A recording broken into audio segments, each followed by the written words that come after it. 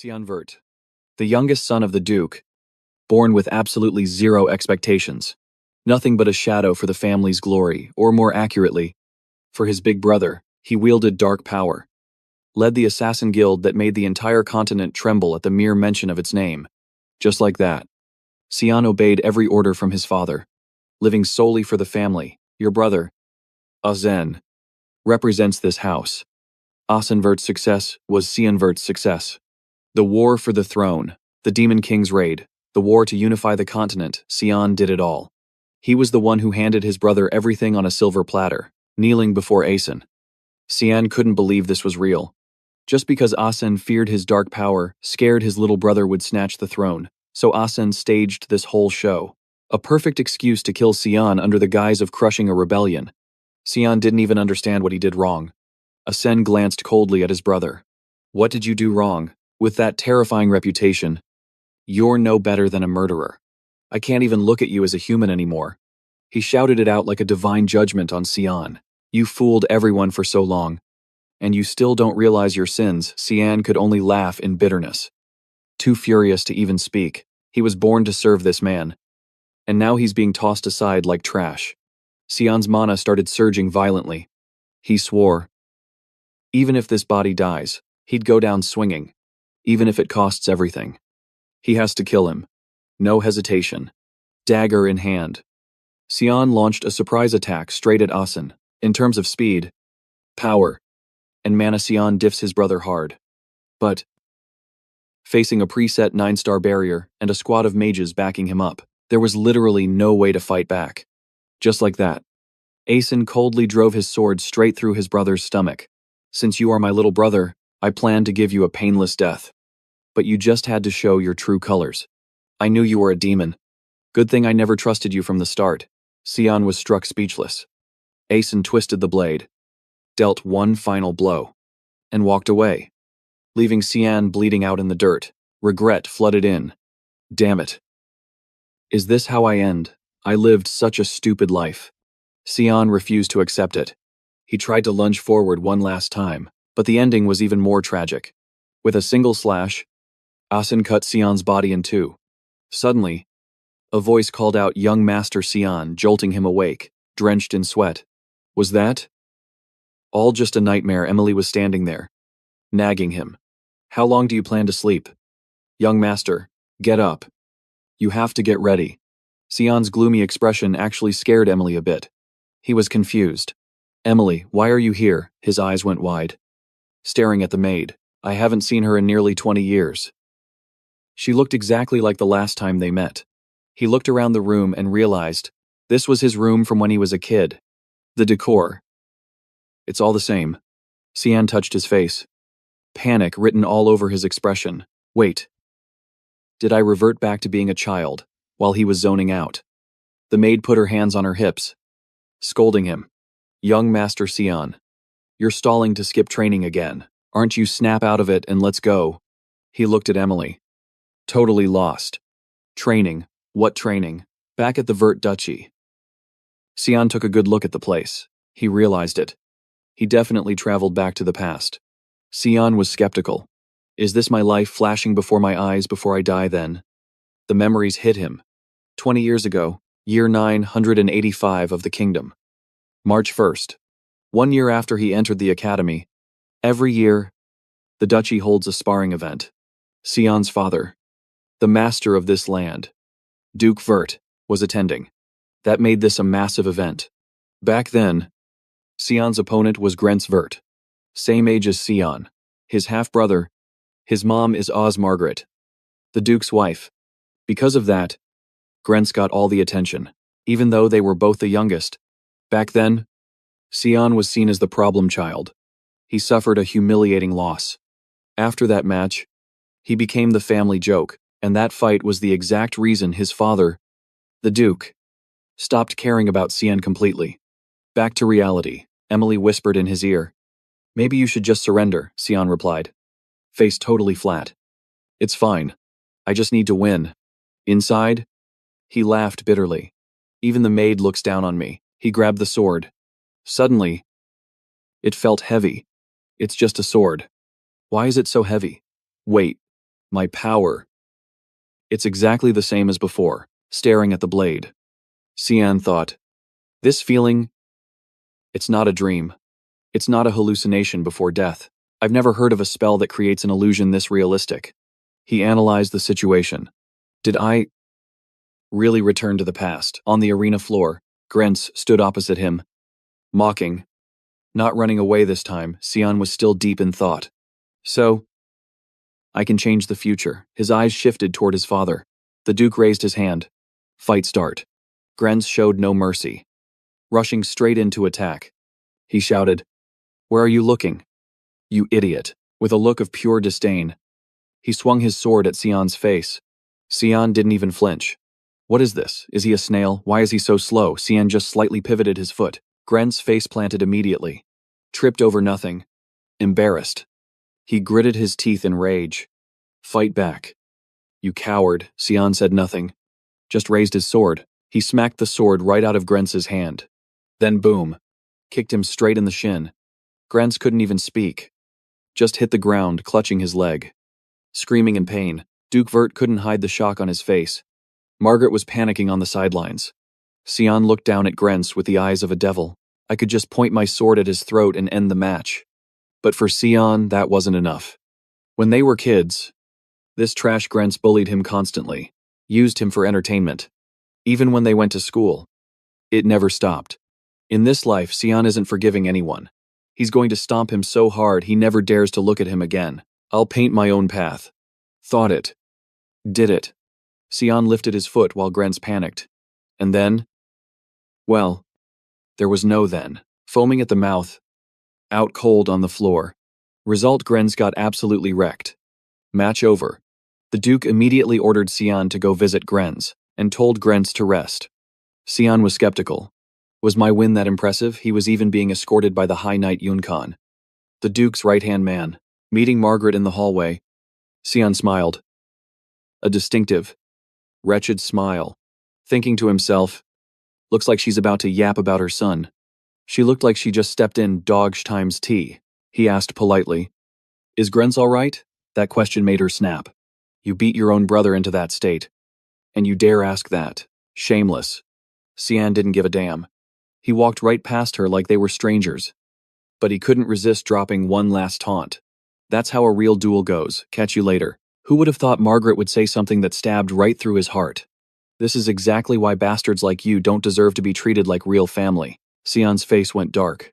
But she wasn't done yet. Like mother. Like son.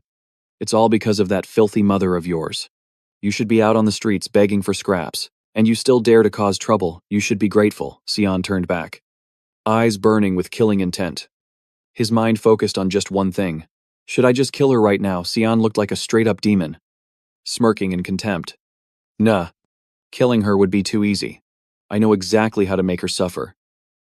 Better than anyone. I'm gonna let her taste the pain. Nice and slow. Xian lowered his voice.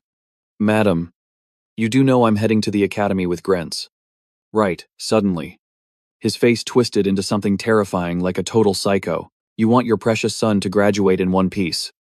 Don't you? Or maybe you don't actually care about him that much. Do you? Madame Margaret was losing it. She snapped and raised her hand to slap Xian. You little trash, how dare you? But before she could even touch him, Kyun blocked her. Apologies. Madam, the Duke has summoned the young master for urgent business. I don't think we can delay this any longer. We need to leave. Now. Kyun shot Margaret a warning glare, then turned and walked away with Xian, leaving Margaret standing there, looking totally frozen. Xian saw her face and laughed with pure satisfaction. The Duke's orders are absolute. And right now, the knight following those orders is protecting him, a knight who doesn't even bow down to the Duke's wife. Kind and reliable. Xian opened the door and stepped in. He immediately bowed his head. Xian, youngest son of the first family, greets you. Father. His mind was racing. It had been 15 years since the two of them had met privately like this. He was Duke Quilius I, the great lord of Velius, a territory in the west of the Usip kingdom. The world knew him by another name, Guardian of the Continent, the hero who stopped the demon invasion with his terrifying mana and immense wisdom. a man who shouldered a responsibility no one forced upon him, fighting until his very last breath against the Demon King's army. All he wanted was peace for this continent. But Sion's memory of his father was completely different, a man who willingly spent his entire life serving others. To Sion, his father was nothing but a fool. Sitting across from him, Quilius questioned his son. Your eyes followed the blade and you dodged it with perfect precision. Sion flinched a little when he heard that. Quilius continued. The moment Grents rushed in, you looked straight at the swinging blade and twisted your body to dodge. Since when have you been learning swordsmanship? He was kinda impressed. As always, the old man was sharp. Sion came up with a reasonable excuse. I wouldn't call it learning. I've just been training by myself every night. Quilius was still skeptical. As I recall, you had zero interest in swordsmanship. Why are you hiding your ability? Sion scratched his head, pretending to be embarrassed. Honestly, I just didn't want to draw attention to myself. He cut him off. Even so, you really gave it your all to defeat Grens. But wasn't what you did afterwards unnecessary? Sion suddenly realized, wait, is he testing me? Is he trying to gauge my power? He countered. I wanted to prove myself. The Duke pressed on. Prove yourself. Prove what? Exactly, Sion answered with full confidence. Prove that I'm better than Grents, even though we share the same blood. That's the conclusion I came to from our duel. Quilius suddenly burst out laughing. He praised him. Excellent. A clear answer. You've perfectly demonstrated your class. I had no idea you were this talented. I'm very pleased. One day, you will surely become a powerful right-hand man for arson. Hearing that, Sion froze dead in his tracks. What? Why the hell would I be his assistant? It was always the same, he only cared about his eldest son. Arson. Sion just clenched his fists, unable to do a thing, but Quilius just kept rambling on. This isn't exactly a trophy, but I want to reward you for that duel. If there's anything you want, just say the word. Sion's eyes went cold, a bold idea forming in his mind. Fine. Then I'm going to ruin everything that bastard Arson is trying to achieve. Scene switch. Emily was freaking out when she found out her young master wanted to go to the battlefield. Have you lost your mind? Do you even know what kind of place that is? Terrified. She described it as a place crawling with horrific demonic beasts. Deep within Velius, the western territory of the Usip kingdom. It was the only place on the continent that could truly be called a battlefield. Even then, within this territory, only the Limi Valley served as the front line. It was a brutal arena, where the war against the demons had been raging for hundreds of years. That's why when Sion stated his wish, Quilius refused immediately. But he didn't reject it completely, he offered a condition. Sion just had to prove he was worthy of going to Limi Valley within 1 month. He stared at his hand, wondering, I don't know what criteria he's going to use to decide. Sion became more determined than ever. In the meantime, I have to boost my physical strength. Compared to others my age, I'm still way weaker, unless I'm lucky enough to keep my combat intuition from before the regression. Plus, there's this tiny bit of mana I can feel inside. If I train my body with my current ability, I can definitely make the most of it. I gotta start training today, but before he could even start, the door was slammed open. Alice stormed in, looking huge. Without saying a word, she rushed over and grabbed Sion by the collar. Have you lost your mind? I heard you asked Father to send you to the battlefield. Didn't you? Sion was shaken so hard he almost passed out. Alice. Let me go, but she kept yelling at him. You think just because you beat Grents you can get all cocky now? Sion collapsed on the floor, trying to explain. It's not like that. Alice wasn't listening. She shouted angrily. Follow me to the city walls. Move it. He wondered what they were doing at the walls. Turns out Alice wanted to duel her own brother. She warned him. The moment you draw your sword, we start. If you can survive my attacks for 3 minutes, I'll let you go to the battlefield.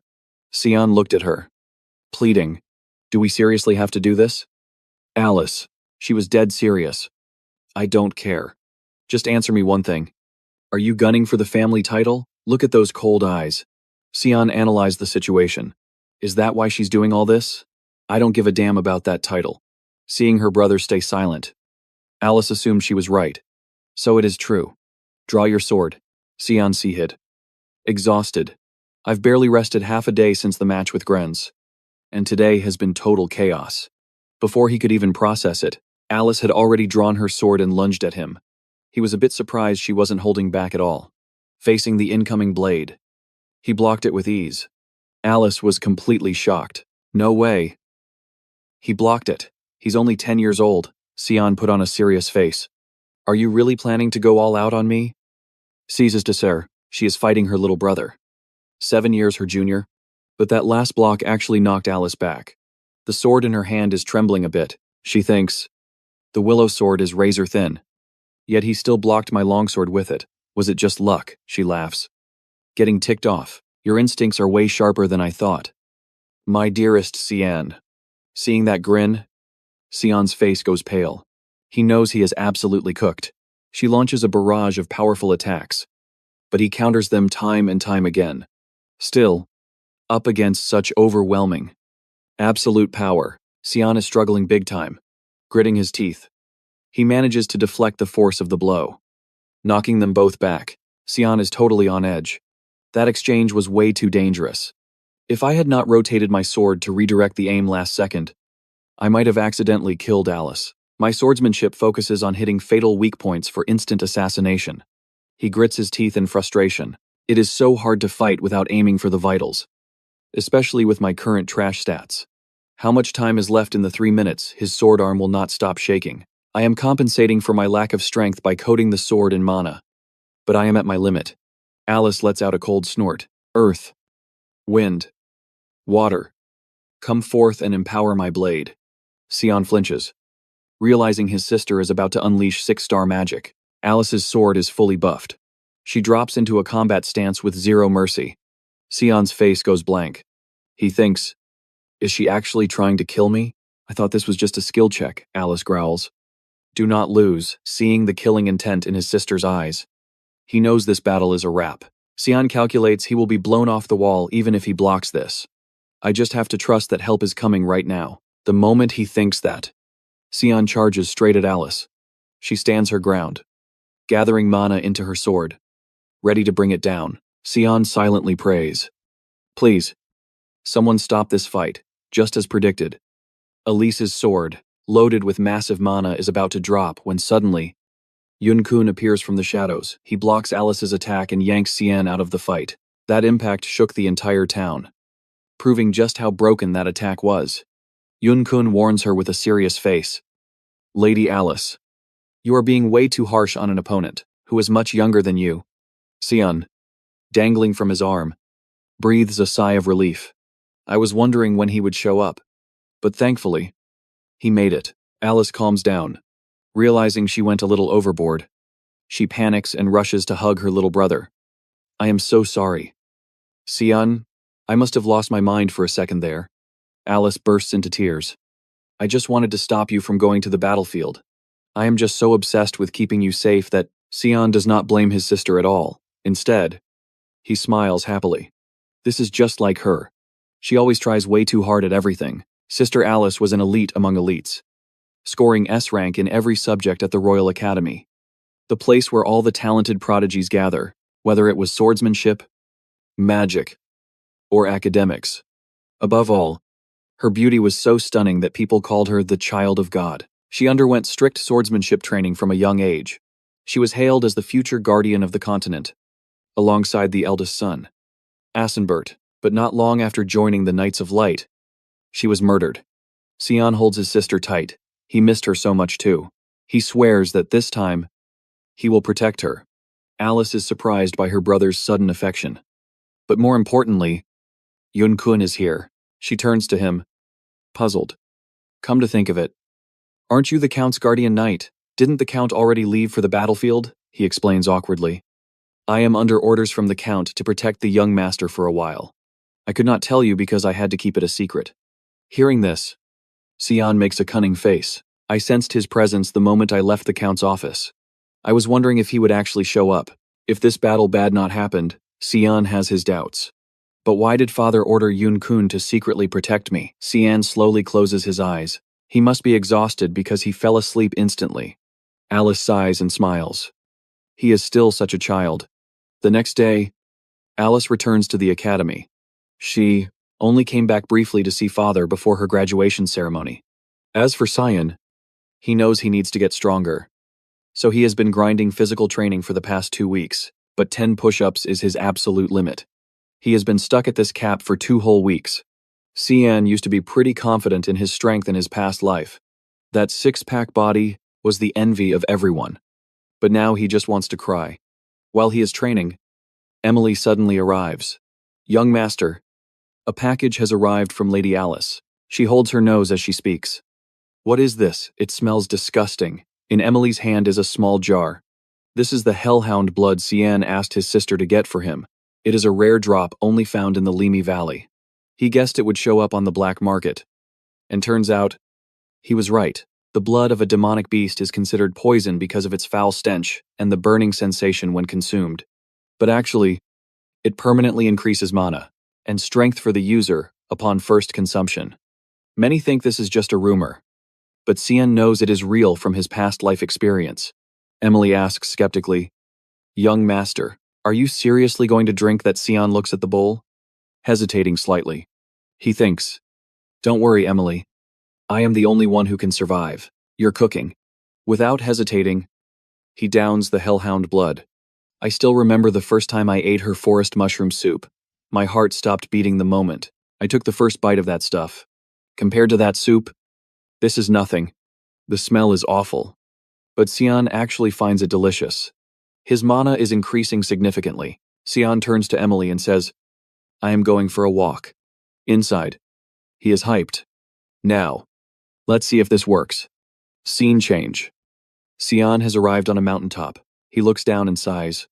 It has been a while since I was last here. I have been waiting for this moment for 2 whole weeks. A private moment where Yun-kun is not following me to report back to father. I used to come here whenever I wanted to be alone in my past life. Until one day, Asenbert received a revelation from the light god. Lumen. They said an ancient temple was hidden somewhere in these mountains. Cyan did not fully believe it. But there actually was a place where the flow of mana, alright, lock in. The divine revelation is here. Obviously. After a moment, Cyan grinned like a total demon, channeling all his mana to wreck the rock layer above and find that spot. Just like that. A tunnel appeared right underground. Cyan couldn't hide his hype. Asen, I bet you can't even imagine what I'm doing right now. Let's go. Unlike the last time Cyan set foot here in his past life, this place was the ancient temple of the light god. Lumenden. At least until the history of this land got wiped out by the war between gods and demons 300 years ago. Who would have thought this place existed right behind the castle? Right, stepping deep into the temple. Cyan saw exactly what he needed, a sword. The master of this castle, in the year 999 before the kingdom was founded. On August 12th, humanity finally succeeded in kicking the Demon King's army out of Velius. The Demon King's army was way stronger than humans. But humanity found an ancient artifact called the Weapon of God. That's what helped them catch the dub. One of those artifacts, Durandal, is the holy sword carrying the power of the light god. Lumenden. This sword was probably the main reason humanity could beat the demons. It's also the sword that caused Cyan to die a trash death in the future. The one Asenwood owned. Observing it for a bit, Cyan judged that Durandal seemed linked to his regression. He touched the sword to feel it. But just as predicted, nothing happened. Cyan kicked the holy sword in annoyance. His face looking totally pissed. Total buzzkill. Stupid sword, done here. Let's bounce. Once you step through the light, a strange shadow appears. At a glance, you'd think it's the shadow of a sword. But nope, there's no shadow at all. Where there is light, there must be shadow. Cyan pushed his mana down again, and another path revealed itself. This was the secret passage hidden under the altar of light. He opened the door and walked in. In front of him was the shadow sword, and that was the thing Cyan was actually aiming for in this temple. He grabbed the sword without hesitation. There you are. My sword. Demon Sword Karam. A burst of dark mana instantly exploded. He smiled at it. Good morning. Karam. Cyan swung it a few times, but there was no reaction. You still not awake, but this familiar feeling is peak. Suddenly makes me want to slash something bad. Suddenly, a voice echoed from the darkness. Hey brat, aren't you scared? Don't you know the consequences of awakening me? Sion didn't care at all. Don't know. Does that mean this sword is mine now? Darkness suddenly covered the space. Awakening the sleeping demon sword. It's too late to regret it now. Kid. She grinned with excitement. Your body belongs to me now, as soon as she spoke. That source of darkness shot straight towards Sion. But life ain't a dream. Before she could even touch Sion's body, he grabbed her by the neck. You weren't this impatient before. Were you demon sword? Karam started to feel fear. What are you? How can you touch me, Sion? Just boldly announced. I told you. This sword is mine. Karam got angry and manifested, using her sharp claws to swipe at him. But he dodged it easily, MC Diff. She took the chance to jump back, escaping Sion's grip. Seeing the aura radiating from him, Karam's face changed color. Who are you? Don't tell me you're the successor. Why do I sense Eru's aura coming from you? Sion didn't hesitate to confirm. That's right. I'm Eru's successor. His voice dropped low. Your master is back, right here. Kneel down. Demon Sword Karam, hearing those insults. She was too furious to speak. You're just a brat. I don't accept this. While speaking, Karam rushed in to attack. But Sion blocked every single hit. He thought to himself, talking is probably useless. The demon sword's ultimate goal is to take over the body of the wielder. I have no choice. Gotta go easy on her, even while losing ground. Sion still smirked. He shouted, Demon sword subjugation. Karam's body suddenly slammed onto the ground. Kneeling, Sion warned, I'm only gonna say this once. Why didn't you accept me as master when I was being nice? Pinned to the ground. She was still talking trash. How do you have that skill? You arrogant little brat. Sion didn't bother answering. Just kept chanting the spell. Every time Karam was forced to smash her head into the ground, he spoke so much that, after a while, half her body was buried deep underground. With no strength to fight back, Karam had to give in. I accept you. Master. Job done? Sion turned to leave, the demon sword in his hand. Did what I had to do. Let's head back. I've been gone too long. Karam in his hand also hid. Been a long time since I breathed fresh air like this. She had now turned into a spirit form. Not a human shape anymore. Karam wondered. Hey master. What's your name? Sion answered casually. Sion Vert. Hearing the strange name with zero reputation, Karam caught an attitude. Sion Eru really chose a kid like you, he answered calmly. Yeah. In my past life, I already died once. Sion's answer confused the hell out of her. Putting that aside, Sion was standing in front of the sword Durandal. Karam was a bit curious. Is he still sleeping? He monologued. That guy has to wait another 20 years for his master. She frowned a bit. You talk like you know the future or something. Sion didn't answer but lifted the demon sword in his hand and directly chopped off the tip of the holy sword. Karam panicked and screamed. What are you doing, holding the tip of the holy sword? Sion smiled like a villain. Who knows, maybe this will make the future a bit more spicy. Morning. A carriage was speeding down the trail as the afternoon sky slowly turned dark. The wheels stopped abruptly, kicking up some dust. The carriage door opened with a clatter. Sion stepped down from the carriage. No way. I can't believe this day is finally here. Time really flies. He bowed low respectfully to greet him. Greetings.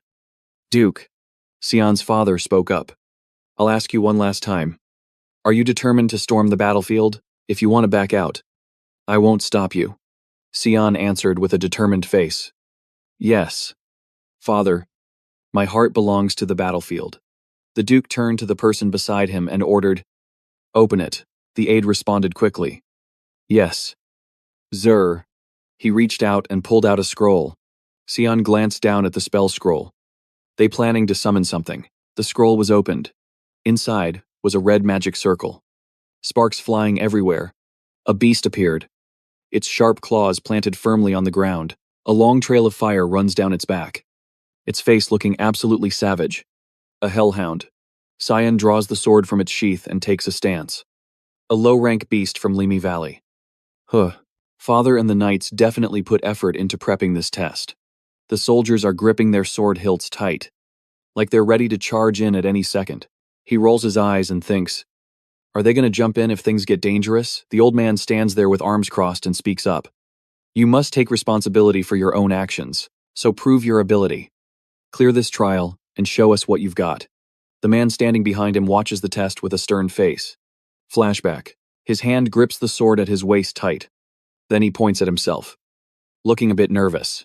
Young master, you want a duel with me? Cyan stands opposite him and raises a hand. I only have 3 days left to keep my promise to father. I can't just keep swinging my sword at the air forever. Right, I need to learn real combat. So help me out. Sweat keeps rolling down Yoon Kyun's face. This duel. At his age, Master Grand would be. He immediately cuts him off. I don't know why. But every time that guy sees me, he runs away. Back then, Grand was running and screaming. Don't come near me. The old man hears that and grumbles. How troublesome. Yes, sir. Then Yoon Kyun agrees, making Cyan super happy. If that's what you want, fine. Instead, I'll only use my scabbard to fight you. I'll focus on defense. You just attack with everything you've got. He draws his sword and grips it tight. Thanks. Yoon Kyun.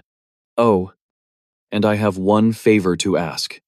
Cyan's eyes suddenly turn blood red. From now on, no matter what happens, don't tell father anything. That is an order. The man hears it and feels confused. Right after that, the boy dashes forward really fast. Cyan swings his sword hard at Yoon Kyun. The man blocks it quickly too. Yoon Kyun holds his sword up and thinks. The sword is heavy. Can't believe this is the sword of a 10-year-old kid. But while Yoon Kyun is thinking, the boy already glides to another spot. He's too fast. The man hurriedly moves his eyes to follow Cyan's direction. In a flash, he disappears, leaving only an empty space on the ground. Cyan flips in the air right behind Yoon Kyun's back. Since when, the man pivots to turn around. Just as Cyan strikes down, Yoon Kyun raises his arm to block the boy's attack. Continuous slashes are swung out. He lands lightly on the floor. Cyan's eyes are still glowing red, staring right at him. He swings a powerful blow from above. Then he lands gently. As expected, I still can't beat you. Cyan sheathes his sword. Good work, Yoon Kyun. Thanks for helping me. His breathing has become difficult now. Well done, young master. I never expected the frail Cyan to improve this much. Hearing Yoon Kyun praise him, he beams a bright smile. He thinks to himself, if my hunch is right, the young master can already pass his trial now. Returning to the present, Cyan is still facing the monster in front of him. It stomps hard and dashes forward. He grips his sword firmly. Watching. It's rushing in. The hellhound opens its mouth wide, revealing sharp fangs. Its eyes suddenly bulge out. Cyan lowers his body slightly and unleashes a slash. He turns to look at the hellhound. With my current power, fighting a monster head-on is too much. Gotta end this battle as fast as possible. I'll finish it with just this one hit. Cyan raises his hand, changing his sword stance. His blade pierces straight through the hellhound's neck. Now Cyan is standing on its head. The soldiers seeing this are totally shocked. Cyan's father suddenly smirks. The boy walks over, looking at the hellhound and thinking, what a waste. This blood could have filled a few bottles. If I do that here, they'll think I've lost my mind. Should have at least brought a cup. ID. He walks up and claps to praise him. Well done, Cyan. Then he flips his cape, making it fly up in the air. See you on the battlefield. Son. Cyan puts his hand on his chest and bows to thank his father.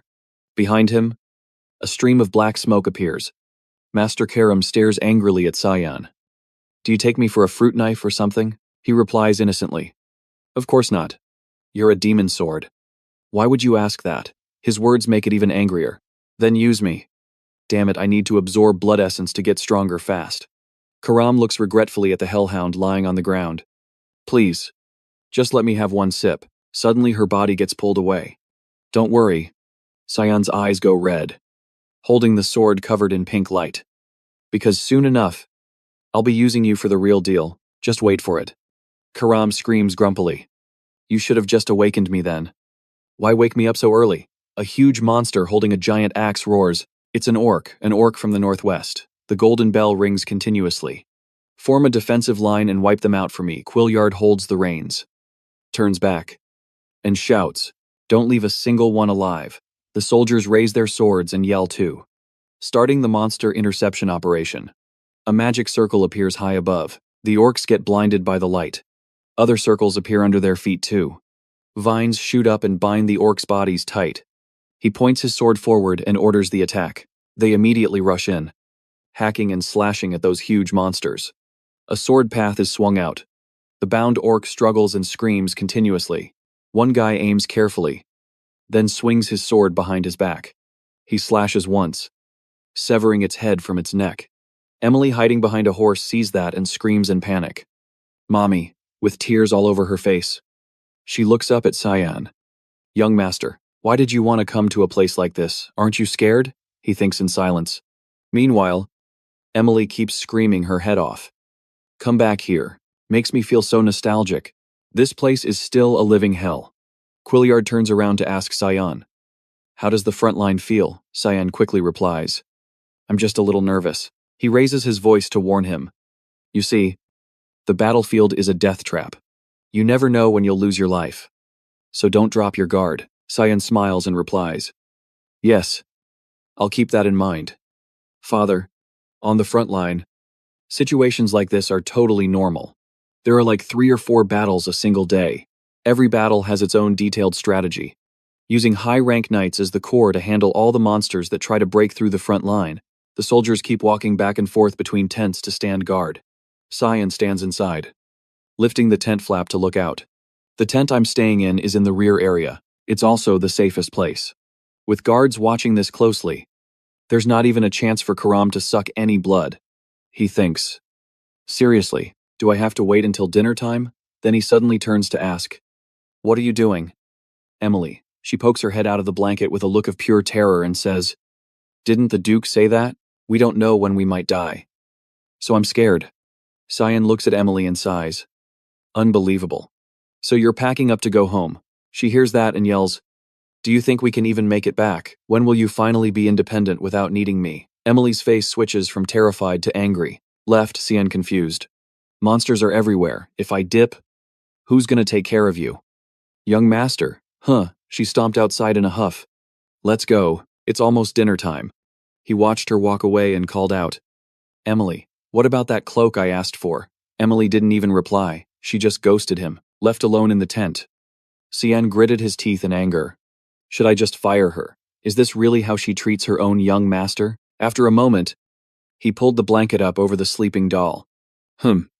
Cyan looked at it and wondered, that should work. Right. Suddenly, a voice made him spin around. You're planning to go out and train even in a place like this, Cyan replied. Confused. Did I wake you up? Emily sat up, rubbing her eyes. You really are a grinder. The Duke would be so proud if he knew. Cyan pulled up his hood and instructed, Hey, I'm heading out. Just go about your business as usual.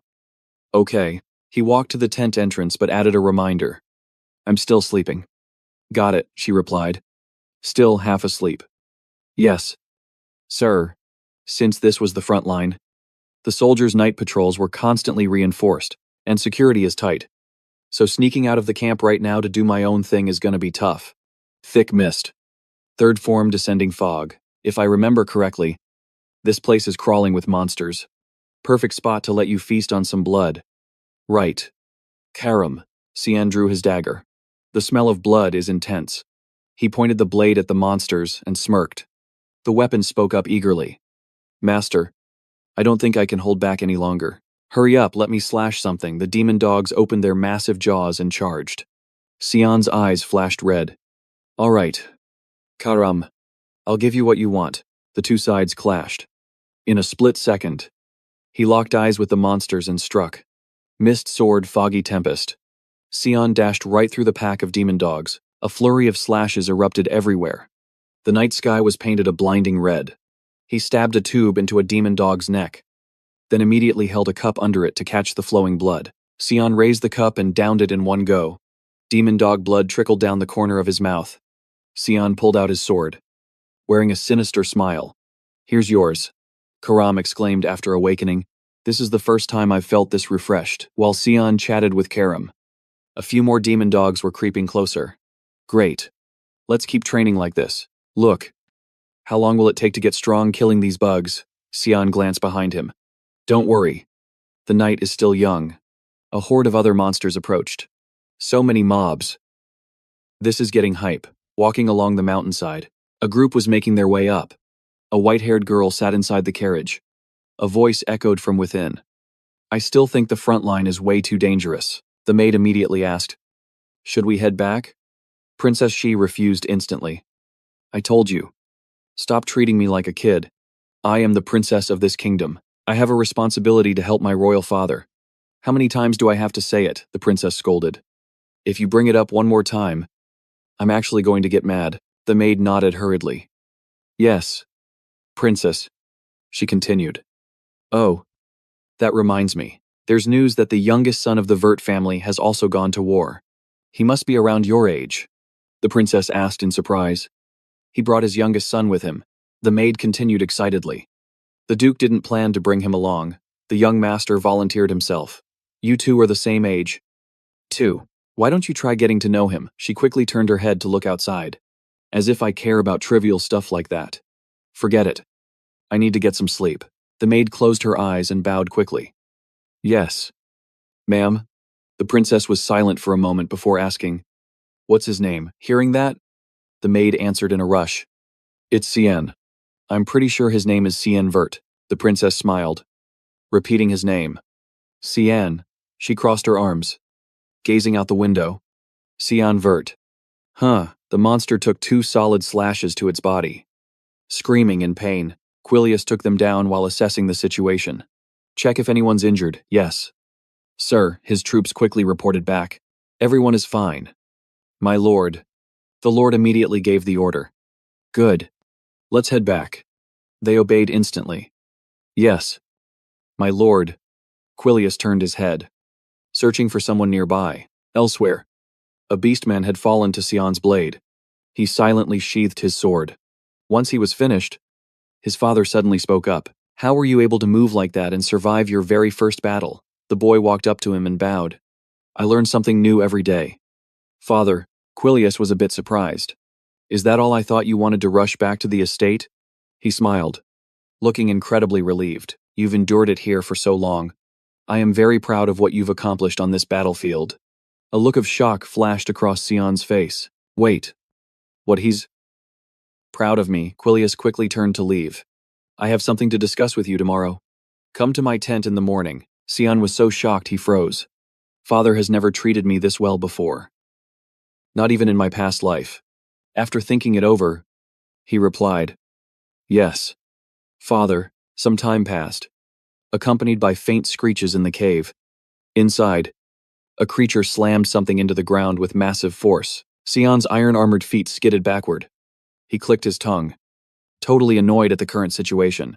A death worm. The monster wriggled around, looking absolutely gross. They usually only spawn deep in the valley.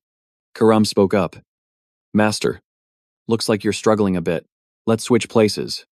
Let me possess you and fight, he asked skeptically. Switch with you? You think I don't know what you're after? She replied casually. I swear it'll only take a sec, and I'll switch right back. The wounds on the worm's body started to blister and emit smoke. In no time, it was completely healed. See that? It regenerated instantly. Keep attacking it like that. And you're just wasting time. Even Cien was a bit hesitant. She's right. If this keeps up, I'm cooked. It's been a month since I came to the front line, and I've drunk the blood of countless monsters. But it's still not enough. The death worm opened its maw full of sharp teeth and lunged straight at its prey. Fine. The sword flashed with light as he gave permission. I agree. Let's switch. Whatever you're planning.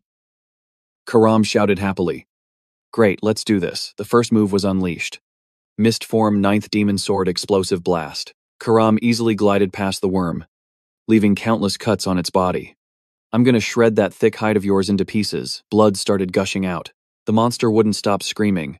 Cien's small frame leaped high into the air. Mist sword 8-petal / Karam dragged a massive sword strike down from above. The point of impact sparkled with red light. The death worm's flesh began to split. And immediately after, its body was ripped into pieces and crashed to the ground. Elsewhere, Someone was inspecting the wolf's corpse closely. It had been dead for a while. As Yunkan speculated, the residual magic here was massive. A demon might have done this. Julius calculated cautiously. We can't ignore this if it involves the demon race. Scour the area immediately and burn these bodies, the soldiers shouted instantly. Yes, sir. Meanwhile, the Lord's eyes were still glued to that wolf. This slash mark looks very familiar. He frowned in suspicion. Am I mistaken? Yunkan suddenly reported. Sir, you need to see this. A torch was raised high to light up the scene. The monster's body had been minced into pieces. That's right. It was a death worm. He was shocked. Who could butcher it like this? But Julius worried about a worst-case scenario. Could it be that organization, the Demon Sword manifestation? It allows Karam to control my body and unleash full power. But I can still take back control if she lets her guard down. During combat. Later, Xian was resting on the bed. That's why I let her take the wheel when fighting monsters. He struggled to sit up in his fatigue. I drank all that monster's blood after taking them down. My strength increased a bit too. My body aches like hell though. If this was a month ago, I would have collapsed. Karam's voice suddenly rang in his ear. I see, she emerged from his body. You look like a brat on the outside. But you don't talk or act like one. When we fought, you were fast and skilled. You also know the terrain of Rime Valley way too well. Your swordsmanship is the same you've practiced for at least 30 years. The demon sword giggled. Plus, you said you died once. Right, I'm certain now. She came to a firm conclusion. You're a reincarnator. Aren't you? Xian wasn't surprised at all. I literally told you I died once. It's obvious. Karam yelled out. How is it obvious? You never explained it to me. He just turned away coldly. Too much effort. She continued her deductions. Killing someone like you isn't easy anyway. I guess. Every word Karam spoke was sharp. You were killed by the wielder of Durandal. Two possibilities: you died in a duel, or you were betrayed. She flew circles around him as she spoke. I feel like it's the second one. Xian asked. Why do you think that? Karam explained quickly. Because you despise the holy sword, so I'm guessing you've got beef with it. Her smile grew more amused. So your goal is revenge. Either way, remember this.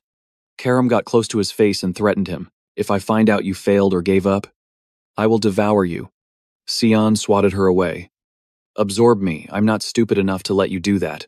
Karam crashed into a pile of books. Dizzy for a moment, he whispered with a smile. She hasn't changed a bit. Same personality as her past life. Xian threw a shirt on and opened the curtains to head out. He scanned the situation as he walked. What's going on? Everything looks chaotic. Emily rushed toward him. Young master, you're awake, he turned to ask. Emily. What happened? She reported immediately. Sir, we suddenly found the corpse of a high-rank monster at the valley entrance. Xian flinched internally. Is she talking about that worm? Emily added worriedly. It's been ages since a monster like that appeared near the campsite, but he ignored that and asked, anything else? She was so surprised she froze. Xian was sweating bullets. Besides that, is there anything else like suspicious people or news about me? Just then, Yunkan approached them, young Master Xian. He placed a hand on his chest and delivered the message solemnly. The Duke wants to see you right now. Xian went into shock. Crap. I couldn't get rid of that massive carcass immediately. He remembered the wolves in the cave because the patrol soldiers suddenly showed up. Xian gritted his teeth. My plan to live a chill life before the academy. In the end, he still had to face his father. Father, I've arrived. He thought to himself. He won't know it was me. Julius turned slowly. Come here. Xian, meanwhile, his mind was racing. What if he asks about yesterday? The Lord looked at his son with cold eyes. Sit down. Xian grew more and more tense. How should I explain this? Julius got straight to the point. I'll be blunt. What did you do last night? Xian frowned anxiously. I went to sleep early because I was tired. The father thought. Sleep early. But those slashes were clearly Xian's sword style. Am I overthinking it? Xian asked back. Why do you ask? Father, he didn't answer, but silently observed the boy's expression. It is hard to believe a child like this could handle a death worm. Moreover, seeing Julius silent, Xian asked nervously, Father, Is something bothering you? Julius lowered his voice. You probably heard what happened near the camp. Last night. Right, I still need to investigate. But it looks like the work of a secret assassin organization. The Mist. Xian immediately became serious. The Mist. An organization that has existed for ages. No one knows their true goal. But they have assassinated countless nobles in the name of purging. A black fog follows wherever they go. But one day, they vanished. Their last activity was 300 years ago. But the death worm last night was covered in black mist. That black mist is the trail of Ero, the god of darkness, the god whom the Mist organization worships and the root of their power. If my guess is right, they killed that death worm. Xian couldn't help but feel amazed. Incredible. Just like that, Father figured out who's behind this. Even though that organization hasn't been seen for 300 years, Julius warned him. I don't know why they've resurfaced, but you need to be careful. I will report this to the king and investigate further. Xian replied quickly. Yes. Father, Xian exhaled gently. Looks like he believes me. Yes. That's all. The Duke said to himself. It would be ridiculous for Xian to be involved with them, especially at his size. By the way, who did you say was visiting today? Xian answered immediately. I heard the king is visiting. Supposed to be today, Julius smiled. I have a favor to ask you as well. Bro's eyes popped open.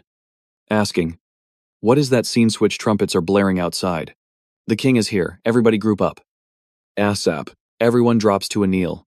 Your Majesty, I, Lord of Velias, am at your service. The king spots Quilius, smiles, and goes. Velias. He slowly dismounts and walks over, helping Quilius up. Dion speaks. We go way back. Bro. Drop the stiff formalities. Quilius hesitated. But, Your Majesty. The king shifts focus to Xian. Oh. Is that the kid? He immediately bows respectfully. It's an honor, Your Majesty. I am Xian Vert, the youngest of the Vert clan. The king lowered his voice. Impressed. So young. Yet already out on the battlefield. Your children really are built different. Xian's internally like, I was wondering what Dad wanted. Didn't expect him to make me introduce myself like this. In my past life, I always hid in the house when the king visited. Back then, I'd stand in my room gasping. Look, Emily, it's the king. She'd rush me. Let's get inside. Young master. Back to reality. Xian couldn't help but feel it. Dad trusting me like this, kinda touching. Then the king softly called out to Strandon. I want to introduce someone else. A figure slowly stepped down from the carriage. This is the 5th princess of the kingdom of Yusip. Azin Severus. Xian saw her and thought, Azin Severus, the tragic 5th princess. Before this, the quest Quilius gave him was, I need you to escort Princess Aeson. That day, Xian was totally confused. Say what? How am I supposed to do that? He reassured him. Don't stress. Just stick close to her. She's about your age. 2. When you enter the academy, you'll see her again. Xian frowned slightly. Thinking. I remember meeting her in my past life too. A few times in classes at the academy, Quilius continued. Getting to know royalty won't hurt. It won't be for long. But I want you to get close to her. He pursed his lips, replying in his head. I don't want to do that at all. But I get Dad's intention. He probably wants me to build a connection, just like Dad and the king. But Dad picked the wrong person. She can't be my friend. Even though I can't say the reason why out loud, because that's a future only I know. Back to the present. Xian let out a long sigh. This is so annoying. But I'll just pretend to go along with it. Just then, Asin suddenly asked, Why is that river red? Xian looked over. You mean the Blood River, Asin repeated. Surprised. Blood River, he slowly explained. This current flows through the Limi Valley. There's no complex reason why it's red. Old or injured monsters, near death and unable to survive. They instinctively jump into the Blood River. Then their bodies decompose in the flow and convert into mana, turning the river red. Asin was shook by this. So it's really all blood and flesh, he replied casually. Yep. They even drink and bathe in that water. So it's disgusting. Don't get close to that river. Her face turned pitch black. Gross. What's at the end of the river? Sion bluntly introduced it. The demon realm. Asen looked blank. Demon realm where demons live, he smirked. Glancing at Asen, that's right. If you follow this river, you might even meet the Demon King. Sion thought to himself, not that anyone's crazy enough to do that. Just scaring her a bit. Right then, a blinding light beam shot down from the sky right at them. Asen stared up blankly, asking curiously, what is that light? That's the signal from the third west outpost. Yellow. It means demon beasts have appeared. Asen frowned. Surprised. There are monsters here, Quilius immediately shouted. Protect the king. Guardian knights. Scouts. Follow me to the third west outpost. The king lowered his voice. Don't be like that. Quilius. He didn't get it. Your Majesty, the king quickly drew his sword. Do you think I came here just for sightseeing? I'm actually feeling pretty bored. Quilius couldn't help but sigh. Yes. Your Majesty. He ordered. We will join the raid on the demons. Kill every last one of them. He had to obey. Yes. Your Majesty. Quilius turned to Sion. You're joining too. Sion responded quickly. Yes. Father, Asen heard that and asked. You can fight demon beasts, Sion replied humbly. Yeah. But I'm just support in the back. You should get to the shelter. Before he could finish, she cut him off. Take me with you. Sion was totally confused by Asen's words. What did this girl just say? She looked determined. You said you're the same age as me. So I want to go too. The maid next to her tried to stop her softly. But, Princess, he frowned. People die out there. It's not a playground. Asen insisted. I don't care. I want to go. No one can stop me, Sion. Angry. Gritted his teeth and called out.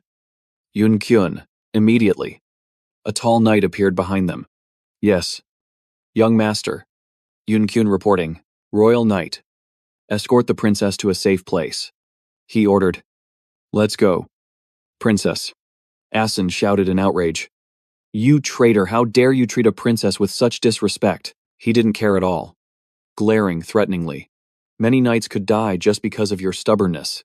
Just one stupid moment decides life or death on the battlefield. Sion's eyes glowed as he looked at her. Do you dare to take responsibility? Responsibility for those lives. Asen was scared to the point of tearing up. She couldn't say another word. He turned and walked straight ahead. Go back and cry like a baby. Princess. Everyone started moving toward where the demons appeared. Soon, only Asen, her maid, and Yun Kyun were left. Meanwhile, on the other side, the warrior knights. They were fighting giant monsters. The beasts used their power to swallow quite a few people. Shouts rang out constantly. Don't falter, charge, someone shouted. Breaking formation, Quilius raised his sword and ordered. Protect the king and kill them all. Do not show mercy to a single demon. The soldiers immediately charged forward. Dionysus, king of the kingdom of Usip, had 2 wives. Diana Quizel was the first wife, but she passed away. Cassandra Nephilis is the second wife. Considered the powerful judge of the kingdom. The previous queen gave birth to the first princess and the second princess. The current queen is the mother of the third and fourth princes. However, Azine Severus, the fifth princess, is a daughter of low birth, with a commoner mother. People treat her like a puppet princess because of her mixed blood, but she didn't give a damn about the haters. She stepped up, fulfilled her royal duties, and studied harder than anyone else, but those jealous snakes branded her a traitor, and the royal family and kingdom just kicked her to the curb. Rumor has it she died alone on some island from a disease. They call her the tragedy princess. People say she could have had a happy life if she wasn't so greedy. Someone like her shouldn't have had ambition, Karam asked. Curious. Didn't your dad always tell you that in your past life Sean casually one-shotted a monster and replied, it's different. Royal politics are just built like that. Lightning kept striking down. The light and destructive power of that magic wiped out tons of monsters. The king is definitely top tier. He slammed his sword into the ground with insane force. Dionysus gritted his teeth. Activating his skill Holy Lightning, dark clouds obeyed his command, unleashing a storm of lightning magic. Those slimy creatures cowered on the ground. After wrecking them, he calmly stood up. Emperor Dionysus is famous for being an S-rank mage. If he wasn't king, he'd be running the Mage Association. Sean forced a smile. That had to be a mid-rank monster. It was nothing to him. Being king is probably just a side hobby for him. That night, they rested. A bottle of fine wine chilling in an ice bucket nearby. Been a while since we had a drink together. Huh, Doingbury. Quilliot, he sounded sad. Drinking alone gets pretty lonely. Though, Quilliot remained stoic. Forgive me, Your Majesty. But I don't allow myself to drink on the battlefield. Dionysus got straight to the point. By the way, about the kingdom's situation you asked about. Blood is staining his Uship empire. Lately, there have been too many noble assassinations. It's concerning. Quilliot asked cautiously. Do the assassinations have anything in common? The king answered immediately. Yes. Dionysus' face went dark. Every noble killed was a corrupt official. He quickly added, plus, black mist appears everywhere at the crime scenes. What do you think? Quilliot reported his own intel. Yesterday, I found traces of them here. It seems the believers, assassins from the Black Mist Society, are making moves again. The king agreed. That makes sense, but you need to investigate thoroughly. Wine rippled as it was poured into the glass. Thanks for taking out that trash. By the way, but I can't just sit back and watch them, live in fear like that. Dionysus suddenly continued. There's one more thing bothering me. The Lord asked. What is it? Sir, he quietly let it out. Those damn nobles keep running their mouths. Blaming the fifth princess. Even Quilliot was surprised. You mean they're framing Princess Ajin for those murders? Exactly. The situation looked bad in his eyes. I shut down those rumors to silence them. But it seems a faction is trying to use her. Dionysus seriously instructed the man in front of him. I'm asking you this as a friend, not as a king. If I die first, please take care of her. Quilliot placed his hand on his chest in a pledge. Quilliot replied, As you command, Your Majesty, the king said with satisfaction. Thank you. That day, rain poured down from a red sky, but the tent remained bright because someone was still awake. Emily gasped in disappointment. That's it. Sean buttoned his coat and asked, What else were you expecting? The maid immediately scolded him. She's a princess. You just escorted her here, and that's all. Emily looked so annoyed. At this rate, you're never going to get married. He felt a bit awkward. It's not like I'm on a date. Sean ignored that and pulled back the curtain. I've got business to attend to. I'm leaving things here to you. She immediately reminded him. Are you going training again? It's pouring outside. Sean calmly reassured her. Unaware someone was approaching from behind. Don't worry. And don't wait up for me. Emily suddenly screamed in terror. Who's that? He froze in his tracks. The mysterious figure pulled down their hood. Are you going somewhere? Ajin suddenly asked. I'm sorry. But if you're not busy, could we talk for a moment? The second she saw her, Emily's eyes lit up. Princess outside their tent. Countless soldiers were standing guard in the rain. Ajin looked around and asked, How long have you been here? He answered briefly. About a month. Sean asked cautiously. Why did you come to find me? She suddenly trembled for a second. Ajin hesitated. Could you give us a moment alone? Emily just stared. He immediately ordered. Get out. Emily. She happily left. You got it, have fun. You too. Soon. Only two lonely figures remained in the room. Sean sighed internally. Have fun with a 10-year-old kid, hell no. I'm mentally 40 years old. Ajin blushed and turned away. I'm sorry about earlier. I feel like I didn't act the way a princess should. He scratched his head. Don't worry about it. I'm sorry for being rude. Too. She laughed softly. Not at all. If I were you, I would have said the same thing. Ajin's voice got quieter. You're recognized by so many people. Unlike me. Plus, you're so much more mature. Sean glanced up at her. So that's her true personality, the princess continued. By the way, you're planning to join the academy too. Right. Or maybe... Before she could finish, he cut her off. Sorry. Ajin flinched at his tone. But I don't think I can be of any help to you. Sean drew a hard line. If you're here to make friends, you can show yourself out. The fifth princess said sadly. I just wanted us to get along. Why are you so difficult? Ajin glared at him. Tears spilling out. Do you also think I'm just a useless princess in name only? He was suddenly put in a tough spot. Sean didn't say a word. But she looked even more broken. I get it. Being friends with me probably has no benefit for you at all. Sorry for wasting your time. Ajin rushed away. I must have been blind. I thought we could at least talk to each other. As they passed by each other, Ajin accidentally murmured. But it turns out, you're completely different from Lord Asen. Sean's eyes went wide in shock. Huh, did she just say? He suddenly grabbed her arm. Ajin struggled to get free. What do you want? Sean interrogated her with a grim voice. Asen, how do you know? My brother Ajin struggled to answer him. I met him last year walking around the Royal Academy. He told me not to care what others think, and to just focus on being a princess. Pure hatred surged inside Sean, boiling over. Advice, my ass. In his eyes, Asen was nothing but a schemer. I know that devil's personality better than anyone. The moment she met him, everything was already rigged. The thought of Ajin becoming his puppet terrified him. The plan to overthrow the princess. Ayin, I'm warning you. Before he could finish his warning, the ceiling suddenly shook. Emily rushed in from outside. Young master, she screamed. Run, don't let them escape. Suddenly, a massive log crashed down from above. The shockwave blasted Emily outside and destroyed the wooden tent. Soldiers swarmed the area. Damn it, it's the young master's tent. Hurry, check on the young master. Is he safe? Emily was so wrecked she couldn't even scream. Tears streamed down her face, her voice choking in her throat. That massive monster smugly hoisted its log weapon. Amidst the distant calls of young master, the news had already reached the lord and the king. It caught them off guard. What Dionysus asked, his face darkening. Say that again, the soldier reported urgently. High-ranking monsters just ambushed the border camp. Sire, I believe the princess is there. He immediately waved his hand, commanding, all royal forces, to the camp immediately. We must ensure the princess is safe and sound. The soldier obeyed instantly. Yes.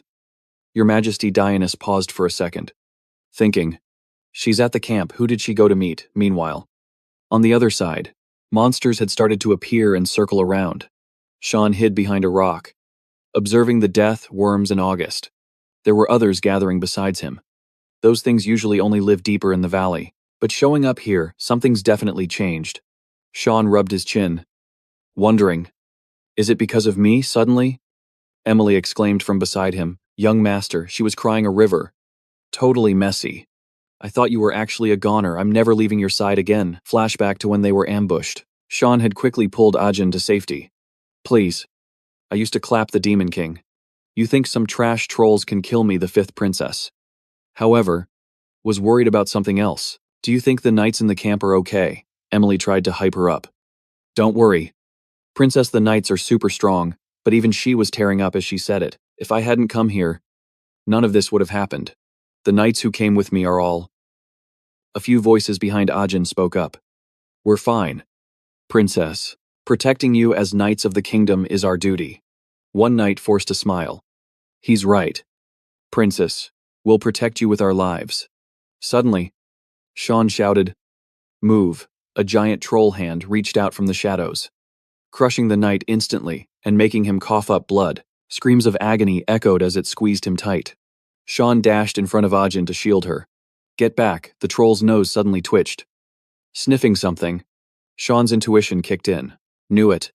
The knight was tossed aside like a toy. It's targeting me. I'll distract the troll. You take the princess and hide. Before he could even finish, Emily cut him off aggressively. Done. She dragged Ajin away at light speed. Hey, knight. What are you waiting for? Let's go. Emily's reaction annoyed Sean. Is she seriously dipping that fast? The troll went berserk, letting out a massive roar. Sean dropped into a fighting stance, gripping his sword tighter. He vaulted over its shoulder, leaving deep slash marks in his wake. He suddenly wondered, why am I attracting all these high-rank monsters? It feels like they can smell something on me. Karam's giggle echoed in his mind. You've consumed the blood of countless monsters to get stronger. She continued to mock him. That's why you reek of them. It'd be weirder if they didn't target you.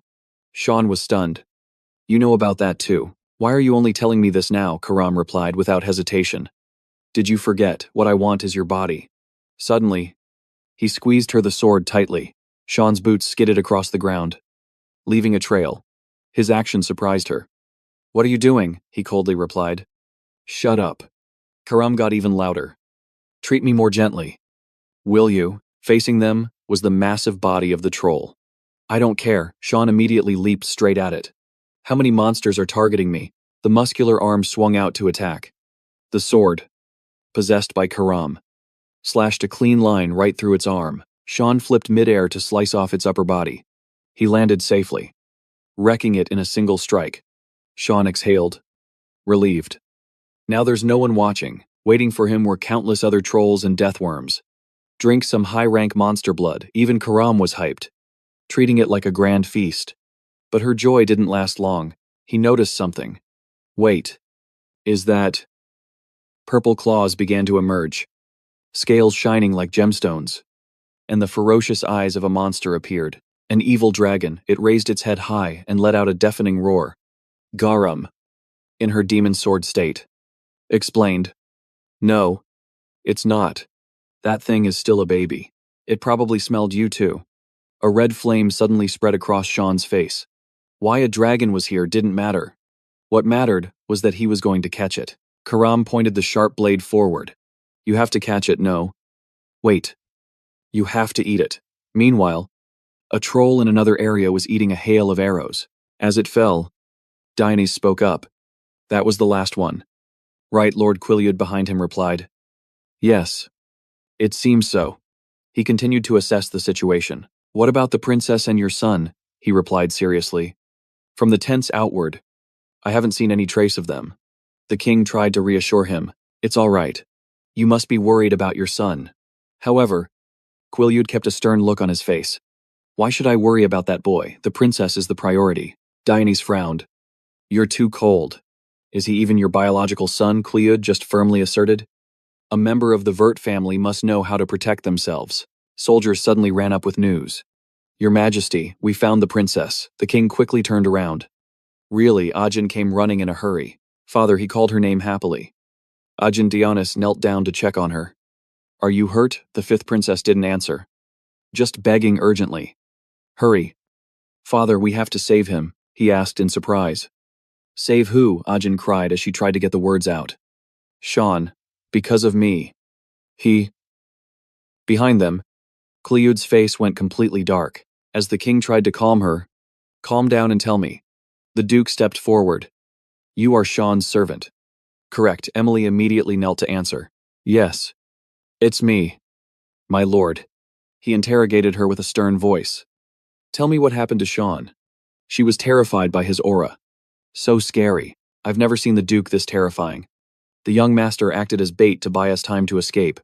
Quileute's eyes narrowed. Full of rage, the knight nearby spoke up quickly. I remember where he was. Just give the order, and I'll lead a rescue team for the young master. The king also urged him. What are you waiting for? Quileute, hurry. He fell silent for a moment, then spoke coldly. No need. Ajahn and Dionysus were shocked. Quileute, are you serious? The lord stated his decision firmly. I must stabilize the situation first. The camp has fallen, and the surrounding area is wrecked by monsters. The monsters will flood into the kingdom. Armor and swords lay scattered everywhere. I must rebuild this place immediately. It is the only way to prevent further casualties. Emily asked blankly. But what about the young master? He looked at her with heartless eyes. He did his duty by keeping the princess safe. That is what a Vert must do. Ajahn began to panic even more. Why would you? No guilt consumed her. It's all my fault. Suddenly, a shriek ripped through the tense air. That scream, the fifth princess looked up. That sound, a vile dragon was flying past the full moon. A dragon. Her tears stopped cold at the shock. Someone was clinging to that monster's leg. As it flew off, Sion was crying his eyes out. Helpless. Just letting the monster drag him away. Arin gasped. Sion. Dragons are the closest beings to the Creator. They're noble. A once-in-a-lifetime sight. The ultimate species. Lowly humans can barely get close. But that just made Sion hyped. What an honor to fight alongside such a noble creature right now. But why does it keep flying back and forth where I can't see? The princess spotted the dragon appearing, hovering in the air. She panicked and screamed. Sion, even the king couldn't hide his shock. I can't believe it. That's a dragon violet. Why is your son riding that thing? What are you thinking? Go save him. Unexpectedly, Sion got bucked off the dragon. So close. Damn it. I really wanted to drink its blood. Didn't think this would happen. Suddenly, he got urged on again. A vile dragon. You have to catch it. No. Devour it. He glared at the monsters and roared. All of you? Beat it, I don't have time for you. Sion instantly used Mist Sword Storm Fog. One swing sliced the dragon's tail into chunks. Then he landed. Looking at it, Sion realized something. It's not an adult. The size gives it away. The dragon's maw opened, lighting up the sky. But Sion didn't flinch. He charged straight at it. The ground beneath him got torn up. Then boom, a massive explosion rocked the sky. Sion tried to dodge midair, grumbling, "First date and you spit in my face, fine. I'll wreck yours." The dragon opened its mouth again, showing off razor-sharp fangs. It launched itself into the air with a roar. Sion just smirked and flew straight toward those sharp spikes. He combined Mist Sword with the 8-flower slash skill. Another deafening explosion. As his feet hit the ground, Sion let out a tired sigh. Guess I can't ride it anymore. My shoulders are killing me. And time's almost up. He dove back into the fight, reminding himself, I won't get played again. He looked around. Then his face dropped. That damn lizard ran away. Stand still, don't you dare run, he caught up. Lucky me. But how to handle this now, Karam? Right beside him. Asked in panic. What's wrong, why aren't you doing anything? He snapped back. What do you mean, can't you see the people watching us down there? He looked at Karam. She didn't back down. Screaming. So what, you chose me. So do something. Sion got even madder. You want me to use the demon sword and kill everyone down there. If they see that, I'm cooked, they'll burn me alive, Karam kept pushing. So, you just gonna hang on to that dragon forever? Sion gritted his teeth. I'm thinking, okay, down below. Violet started using his sword arts. Sion's eyes went wide. That's 8-star magic. Is he using the heavenly secret sword? He knew his son was about to get blown away. Dad. You really are the continent's guardian. Dad, seeing the dragon wobbly in the air. Looking tamed. Sion got hype. That's it, who's a good boy? Come here, I don't think you should dodge like that. Unexpectedly, the dragon flung him off again. Sion was crushed. Damn it, no way, I just lost my chance for a legendary meal. It's gone. Karam nagged him. What are you doing, Fly Up? You want a faceplant? Sion yelled back. I can't, if I use the mist technique now. I'll burn up, she sneered. Then just fall and die. Sion started. I don't know. Maybe I should. Then paused. Face lighting up. Wait, I got an idea. Karam teased. You don't want to kiss the dirt. Huh, that's water. Sion shrugged. No other choice. He slammed into the rushing current. Sion held his breath, scanning the area. Meanwhile, the Demon King walked on land, musing. A vile dragon around here. Rare sight indeed. His follower analyzed. It's small. Looks like it lost its prey due to some trouble. The Demon King guessed. A strong demonic beast. The follower corrected him instantly. No. A human. The Demon King gasped. A human. No way a vile dragon let a human get away. The Demon King went silent. His follower asked. Something wrong, he answered. I sense a weird energy there. Strange. But familiar. The follower got impatient. Go check it out then. But please, don't go on a killing spree just because you're bored. The Demon King smirked. Fine. Fine. I won't cause drama. Then he vanished into thin air. The calm water surface broke. Sion couldn't hold his breath anymore and burst up. He dragged himself onto a rock, gasping for air, totally drained. Sion looked at the sky and screamed. Damn it, Karam. You alive? She appeared, groaning. Don't talk to me. I'm figuring out how to kill you right now. Sion snapped. Don't be crazy, I have to go back. Karam was shocked. You serious? We should stick together. This is the demon realm. Sion waved it off. Chill. There's no way a high-ranked demon is in a dump like this. Suddenly, a voice spoke up. Knew it. Knew something fun was waiting for me. Sion froze. I know that voice. It's burned into my brain. I could never forget it. The Demon King looked down. Are you a human? Sion confirmed it with terrifying certainty. Demon King Velkarion. In the past, everyone who met him said, it feels like I'm staring at the definition of evil. and he's standing right in front of me. Damn it. Why now of all times? I asked if you're human. Why aren't you answering? His eyes are getting impatient. You want to throw hands. Kid, Cyan glares at him. Pure hatred in his eyes. He doesn't hesitate, he attacks. Straight up. Valkyrion looks actually surprised. He stays quiet for a sec. Then bursts out laughing. I heard you humans have infinite potential. But you actually dared to cut my hair. Guess the rumors were true. Huh. Karam gets curious and asks, I know this is a bad time. But who is that guy? Cyan drops the bomb, the Demon King. Karam gasps. The Demon King, bro. Look at you. How are you gonna beat him in your state? Cyan admits it straight up. It's impossible. My only play is to run. His hands are shaking. Mind racing, but can I actually survive against Valkyrion? The Demon King sees him panic and actually gives advice. Chill out. What am I gonna do to a tiny shrimp like you? Seriously. Calm down. Look, I'm not gonna hurt you. For real. If you're that scared, I'll even lie down while we talk. I might be a villain. But I don't beat up kids. Cyan is totally confused. Why is he lying down, after waiting a bit? Valkyrion asks again, let me ask you one more time. You're a human. Right, Cyan nods. That's right. Then the next question hits. How did you get here? Cyan answers honestly. I followed the river. Valkyrion gets even more curious. So, is this your first time in the demon realm? Your aura feels weird. Who are you? Cyan tries to explain. Just a normal human? But the king stays chill. A normal human who seems to know exactly who I am. Cyan flinches but denies it coolly. We've never met before. Valkyrion lets out a bored sigh. True. This is the first time I've ever seen a human too. When would we have met? Cyan thinks in silence. Is this really the Demon King I know? Cyan gets bold and asks. Why are you here? The answer comes fast. I sensed a strange energy while I was on patrol. As the Demon King, I obviously have to look after my territory. Wait.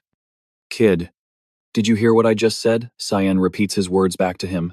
That as the Demon King? You have to look after the territory you rule. Valkyrion sees how chill the kid is and gets annoyed. Aren't you surprised I'm the Demon King? I know you've heard of me somewhere.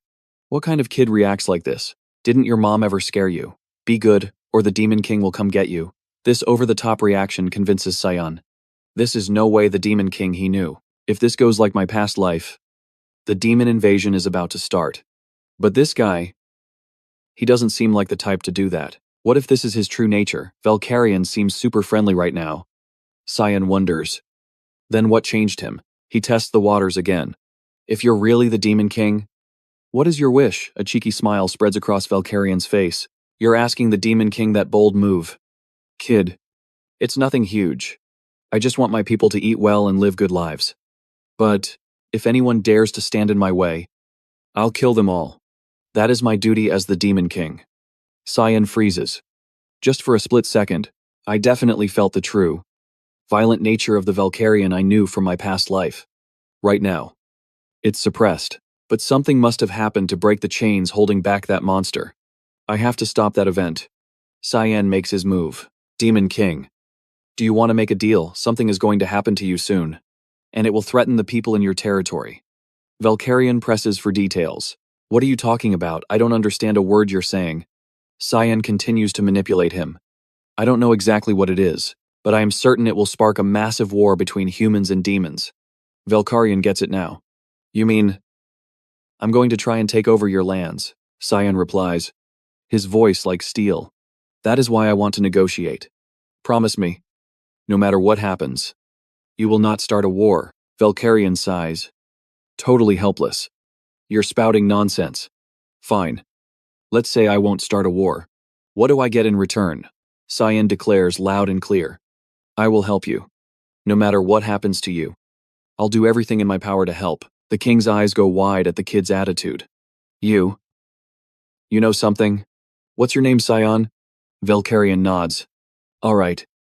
Cyan, as the ruler of the demon realm, I promise you, no matter what happens, I will not invade your lands. He spreads his wings and takes flight, but drops one last warning. But you better take responsibility for your promise. 2. We made a deal. After all, Cyan looks at him with pure determination. Velcarion smiles. Satisfied. Good. The pact is sealed. After the deal with the Demon King, the soldiers are relieved to find their master. Young Master Cyan, it's a miracle the investigation team found him passed out. He made it back safely. Now they call him the boy who survived the dragon's claws. They return to a monastery at the Velius border. It's being used as a temporary military hospital. While recovering, Cyan suddenly jolts up. Say what? His mind is spinning. I thought everything was resolved.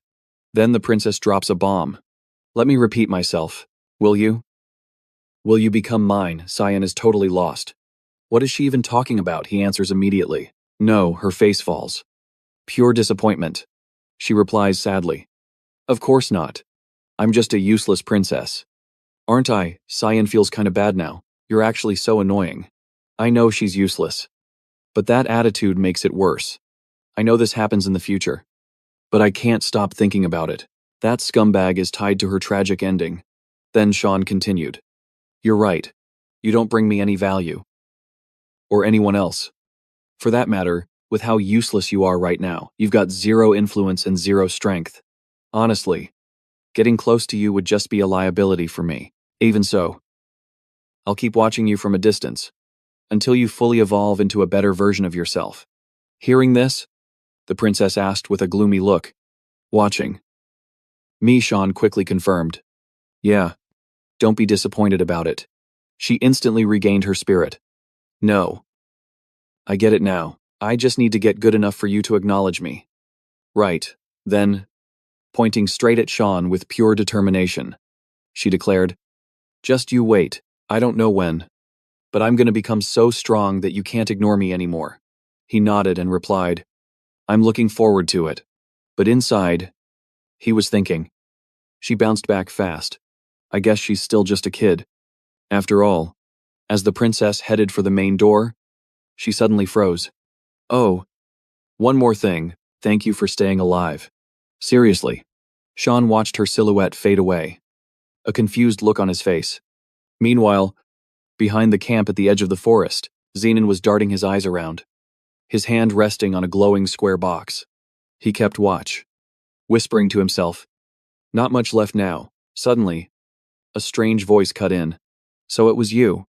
Zenon panic set in as he realized his body wouldn't budge. It was like invisible chains had him locked down. Sean, cloaked in shadows, continued speaking. A small spatial box. Looks like the surrounding mana has already leaked out, an artifact that creates a dimension with infinite storage capacity. It's a masterpiece from the Garum Kingdom's Mage Association. Isn't it? I've been tracking this for a whole year. I had a feeling someone from the Empire was smuggling it. So that's how you were pulling it off. I'll be taking this. Zenon, 7-star mage, Knight of Garum. Hearing this, he panicked. Who are you? Wait. Sean. Why the hell are you here, Sean? Just glanced at the corpse nearby and pointedly added, I assume you extracted blood from the demonic beast's corpse and smuggled it onto the supply wagons to cross the border. Looks like you had a spy in the logistics division helping you with the box. 2. Zenon completely lost it and screamed. What the hell are you talking about? I don't know anything, Sean replied with chilling calm. No need to play dumb. Their blood is already being sold on the black market. Internally, he recalled, Alice must have gotten the demon dog's blood through him. So, who's the traitor, setting aside freshness? These things are way too big to just eat, and I can't exactly let him walk away. Zenon assessed the situation, plotting his move. I don't know how he's restraining me, but I can move a little now. He unleashed Dragon's Breath straight at Sean, shouting with confidence, Die, drop your guard and you're finished. You little brat. After unleashing a massive explosion of flames, Zenon realized with horror. Damn it. He's not dead. So the rumors were true. Suddenly, he was blasted backward. Zenon gasped for air, looking regretful. I lost the precious spatial box. I never expected this to happen during the transport. His body suddenly reacted strangely, and he panicked. My hand. What is this black smoke? No way. Then Zenon curled up. Screaming in agony, Sean pinned him down and shouted, Make your choice. Tell me the smuggling route and the spy's name for a quick death. Or suffer through a slow one. I'll make it so painful even Satan would pity you. Meanwhile, at the trading point in West Velius, two figures had just finished a deal. Looking incredibly pleased, they started checking the goods, chatting away. 2 crates, we're gonna make a killing this time.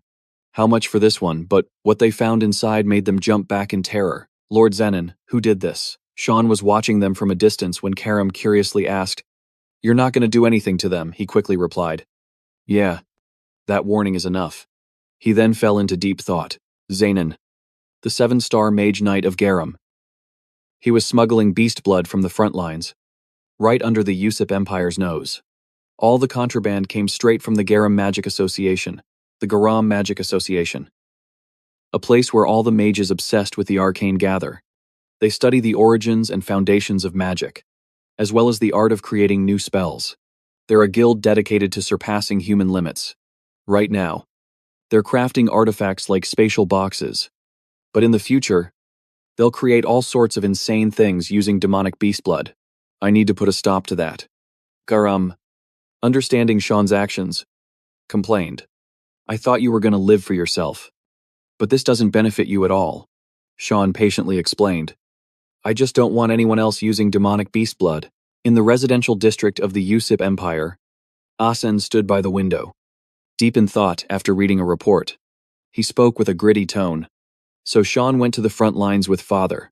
His beautiful companion calmly asked, Sean, that half-blood brother of yours? Asen quickly nodded. Yeah, he's been a bit of a nuisance lately. I need to have a word with him first. Meanwhile, after packing her bags, Emily exclaimed with excitement.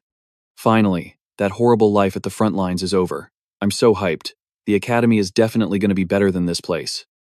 Right. Sean in contrast. He looked incredibly bored. Yeah. But for me, it's the start of a brand new hell. He knew deep down that the academy was nothing like what Emily expected. In reality, it's a snake pit full of schemes and tangled political interests. It's supposed to be a place to make connections. But jealousy and envy run rampant there. Playing politics is way more important than actually studying. Emily, totally oblivious, kept rambling on. I heard there are tons of handsome teachers at the academy. Oh my God. What am I gonna do? Sean just shook his head in disbelief. Why is she so hyped? Emily continued with her incredibly naive fantasies. Do you think I might find a new love there? This just made Sean wonder. Is she seriously planning to tag along with me to the academy? Finally. Sean and his luggage arrived back at the palace. He scanned the surroundings but suddenly froze for a second when he noticed something. A teenage boy.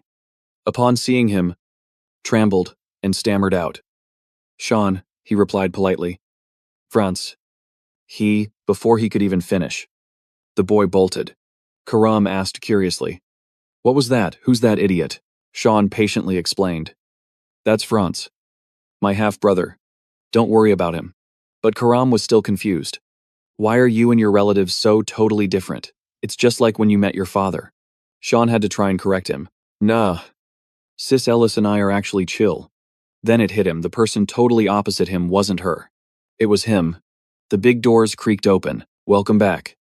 Young Master Cian. The servants bowed low, voices trembling. Cian Froza. What is this? Before they treated me like heir. Now they're bowing like I'm father. Or that scumbag. 1 year. That's all it took for everything to flip. Guess all that grinding paid off. As the door opened, Cian felt it immediately.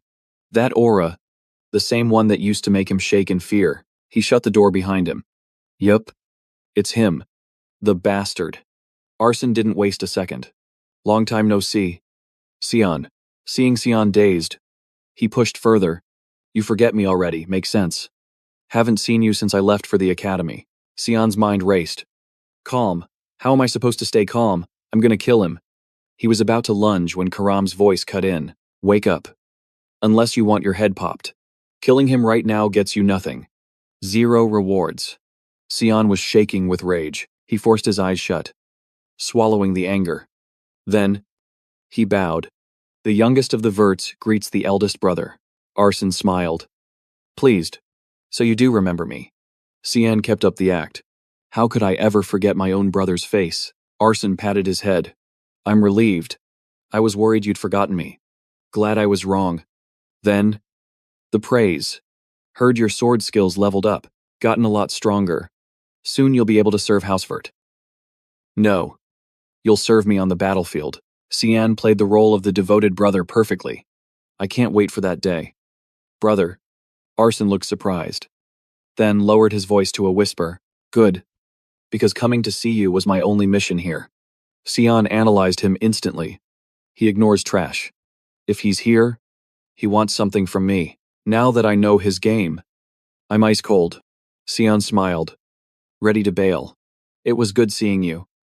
Brother, same here. Little brother. Outside. Emily was struggling with bags. Seriously, he barely has any stuff. Why can't he help me carry it? I'm dying here, young master. How could you just leave me? The door opened. Emily screamed. Lord Arson smiled. Heard you and Cian are close. Must be nice. Anyway, carry on. Yes, sir. As soon as he walked away, Emily slumped against the wall. I thought I was dead, young master. You gotta warn me if he's around. Cian ignored her complaint. Emily, leave. Now. Emily blinked. But Cian's voice dropped. Don't make me say it twice. Terrified. She whispered, Young master. And ran. Cian hunched over, gasping, letting the mask fall.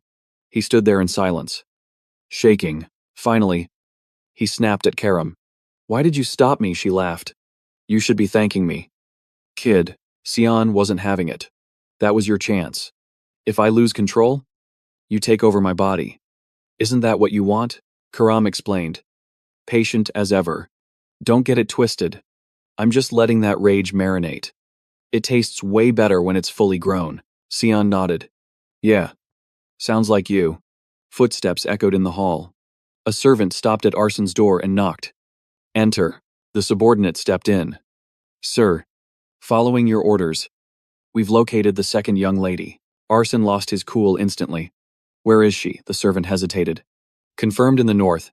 White elf territory. Arson looked shocked. The elves, they hate outsiders. If she's surviving there, she really is special. If she makes a move toward the Empire, tell me immediately. The servant paused. Sir. Pardon me. But you seem in a good mood. Arson frowned. Do I? Yes. The sir. You look entertained. Happier than usual. Meeting your brother was that fun. Arson burst out laughing. Fun, huh? I guess you could say that. But no. I'm actually pissed off. The servant shrank back. Forgive me, I misread the situation. Arson thought back to Cian's face. Those eyes.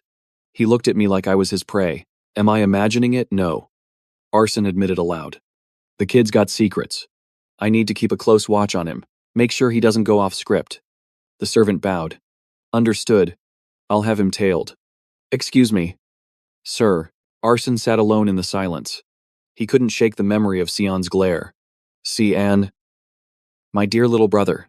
What the hell are you hiding? Next morning. Chaos at the carriage. Emily was yelling. Young master, are you serious right now? Cian shrugged. It's out of my hands. Emily. You think I chose this? Academy rules. No servants allowed. Deal with it. Emily stomped her foot. And you waited until the last second to tell me. How could you? Cian hopped in. Look. Just stay here and don't cause drama. Okay, we'll talk later. Emily sighed. Defeated. Fine. But I'm not worried about me. I'm worried about you. Don't get into fights at the academy. Cian smirked. I'm not a kid anymore. Let's roll. Emily chased the carriage. Don't forget, hey, the carriage was already moving. Be careful out there. If anyone bullies you, tell me, study hard, and come back safe. Cian finally exhaled. Relaxing. Thank God she stayed behind. Too much hassle. But then, a memory hit him. 8 years old. That rainy day. The fever burning him up. I was unconscious. The family, they didn't give a damn if I lived or died. But Emily, she was there. She carried me on her back all night. Running all over the city. She knocked on every doctor's door. Begging. Is anyone home? Please open up. Save my young master, finally. A kind doc nodded. All right. Get in here quickly. Bring the boy in. If she hadn't been there when I was at my lowest, I probably would have died alone in some room. and no one would have even known. Thinking back on that, Sion popped his head out the window and hit her with a smile. Don't worry. I promise. I'll find a way to bring you to the family academy. So don't stress. Okay, I'll write to you. Because of everything she did, Sion didn't see Emily as just a maid. To him, she was family. Hearing his promise, she beamed. Understood. Young master, rest easy. I'll be right here waiting for your good news. With Emily sorted, Sion went silent for a bit. Then it hit him. All right. That's one problem solved. But thinking about it, this is sus. Why would the family send 6 whole nights just to escort me to the academy, I mean? Sure, I'm the Duke's son. But inside the clan, I'm basically a nobody. Why the VIP treatment? The academy's gonna be messy. Lots of unknowns. Still, I'm kinda hyped for it. As the carriage rolled into the forest, the sky turned dark. The 2 guards exchanged a look, sketchy vibes immediately. Meanwhile, Taeyeon was fast asleep from the long ride. Suddenly, one guard stepped up and announced, "Looks like we're setting up camp here for the night." Young master. Sion played along. Fine. Everyone's tired. Let's rest. By the way, how far have we traveled? The reply came quick. We've covered a lot of ground. Young master. Actually, we're almost at the center of the Sephiran territory. By my estimate, tomorrow afternoon, we'll arrive at the city there. Sion nodded. Cool. Rest up and keep me posted. But internally, he knew instantly. Lying straight to my face. I know for a fact there's no forest near Sephiran. They think just 'cause I'm a kid who's never been here, that they can play me. We've definitely veered off toward the border. That's the only place with woods this thick. But why? Why drag me to this creepy forest to camp? What's the play? Then came the voice. Young master. Camp is set. Fire's lit. You can step out now. Sion stepped out of the carriage. Chill as ice. He looked around and sarcastically remarked, Wow. Out here in the woods, it sure is peaceful and fresh. Huh. But tell me, why are you guys circling my carriage? Who sent you to take me out? Caught red-handed, the air went deadly silent. Then, the guards dropped the act, looking at him with pure arrogance. It actually baffled Sion. Are they? Laughing, whatever. He kept his cool and pressed. I'm asking you, who ordered you to do this? One of them sneered. Mask off completely. Sharp kid. But since you're about to die, you don't really need to know. The others chimed in. Ask all you want. It won't change a thing.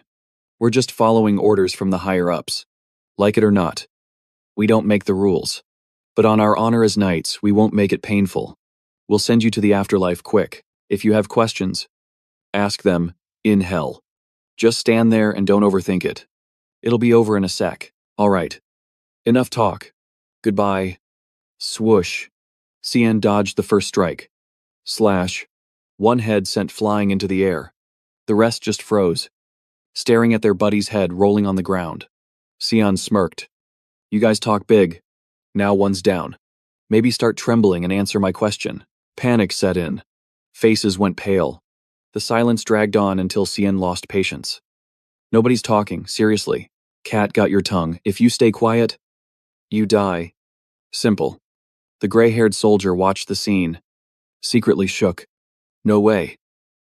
How is a kid this decisive, this strong? Another guard. Clearly having a death wish. Tried to ambush Sion from behind. Nope. Sion saw it coming. Countered. The guy screamed in agony as his hand got sliced clean off. Shoved backward. And bam, Sion delivered a fatal stab. Seeing the kids slaughter them like a cold-blooded killer, the gray-haired guy was terrified. Impossible. He's only 11. How is he this OP? How is he this cold? Sion channeled power into his hand, freaking the guy out even more. This guard had survived a battlefield. Survived being dragged by a dragon to the demon realm. Mission failed. We're cooked. We were way too cocky. Didn't realize he was a monster from the start. Nothing went according to plan. He collapsed as Sion locked eyes on him. Sion barked. Just you left. You gonna talk? The soldier panicked, spilling everything. Young master, it was Duchess Margaret. She ordered us to drag you into the forest and quietly eliminate you. Sion wasn't surprised. Coward. But makes sense, his squad is dead. If he doesn't talk, he joins them. The guy was sobbing, terrified for his life. Moments later, the carriage was moving again. The sole survivor drove while spilling more tea. From what I know, rumors have been spreading in the family. Don't know if you heard.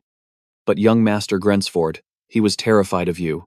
He begged Lady Margaret to do something. My guess, she acted on his request. He wanted to wipe out a future threat. To protect Grensford. Cian got the picture. All right. So it was that punk. Next time I see him, I'm gonna wreck him properly. The soldier, shaking while driving, asked timidly, Young Master, what about me, please? Spare my life. I told you everything, I only followed orders, Cian replied casually. You look like you've completely given up on life. Huh, but hey, at least he still has a strong will to live. He added honestly. Besides, I can't exactly go back to the clan when the quest is incomplete. If the young master wants to slice or dice me now, I'm cooked anyway. So what can I do? Even though I didn't get the hit order from the higher-ups. It's still my fault at the end of the day. Sean quickly cleared up his confusion. All right. Save that for later. Right now, I need a servant. Just keep driving. Talk about living or dying later. I know what you did. I'll decide your fate based on your attitude. Looking at you trembling like that, I have no idea how you became a knight. At least your driving skills are decent. The guy replied with pure gratitude. Thank you for not killing me, young master. Then Sean hyped it up. Looks like we're finally here. Sephiran Central City. Inside the castle, the sound of smashing glass and Lady Margaret's screaming echoed everywhere. What the hell failed? All the knights are wiped out. How is that even possible? We missed one guy. And that brat disappeared too, the subordinate confirmed in fear. Yes, that is correct. Young Master Sean already reached Sephiran, Central City last week. She was absolutely terrified hearing this. 7 bodyguards trying to assassinate one kid and failing. Who would believe that this is completely beyond my imagination? The old subordinate bowed respectfully. It seems we underestimated young Master Sean. He's young, but his power is actually broken. Margaret snapped back. You were the one who told me to do it. That brat is barely old enough to walk. How can he be that OP? We sent 7 knights with him. The old man begged profusely. This is also this subordinate's fault, but I speculate some force must have helped the young master. I beg you, Madame, give me one more chance. This time I won't be careless. Or look down on him. The job at the academy will definitely be a success. Lady Margaret said in a harsh tone. It's done. Just drop it. If we keep pushing and fail again, things will spiral out of control. If he's pushed to the edge, he might do something unpredictable. To me and Grand. She trembled, remembering Sean's threat. If you want to touch me, be careful about yourself and that son of yours. You can't even imagine what I'm capable of. Lady Margaret ordered. Let's end it here for now. Don't make a scene, or it'll get messy. The old subordinate bowed and replied, Yes, I understand. She added a warning. This news must not leak to anyone. Got it. It's a serious matter. So handle anyone involved quietly. A guy hiding outside heard their entire conversation. A few days after leaving Sephiran Central City, Brian remained loyal to his role as driver and servant. She probably guessed part of the story after seeing the cold corpses of those knights in the forest. Of course, I haven't calculated her next move yet, but what I need to do is just head to the academy. Once I'm there, I'll figure out the rest. But maybe after this failed assassination, she'll have to think twice before coming at me. Brian announced excitedly. Young master, we've arrived at the next city, he said wearily. All right, this bustling, wealthy city reminds me of so many past events. Memories from my previous life that gave me plenty of pain here. But this academy also had many events that changed my life for the better. Sean showed his token and introduced himself. I am Sean, member of the Fadden clan. As scheduled, everyone turned their attention to him. A receptionist welcomed him warmly. Yes, young master. Everything has been arranged. Please follow me. All you need to do now is register at the dorm. You can rest there for now. In a few days, there will be an opening ceremony and an entrance-level test for all students registering this term. Sean whispered. That works. Just gotta wait, and it's done. They handed him an envelope and a key. Sean was a bit surprised. Is this the gear I get at this academy? Stepping into the room. Brian's legs went weak, and he dropped the luggage. His jaw dropped in shock.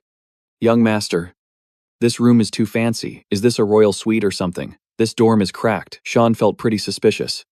No student in the history of the academy has ever stayed in a royal room like this. Even that bastard older brother of mine.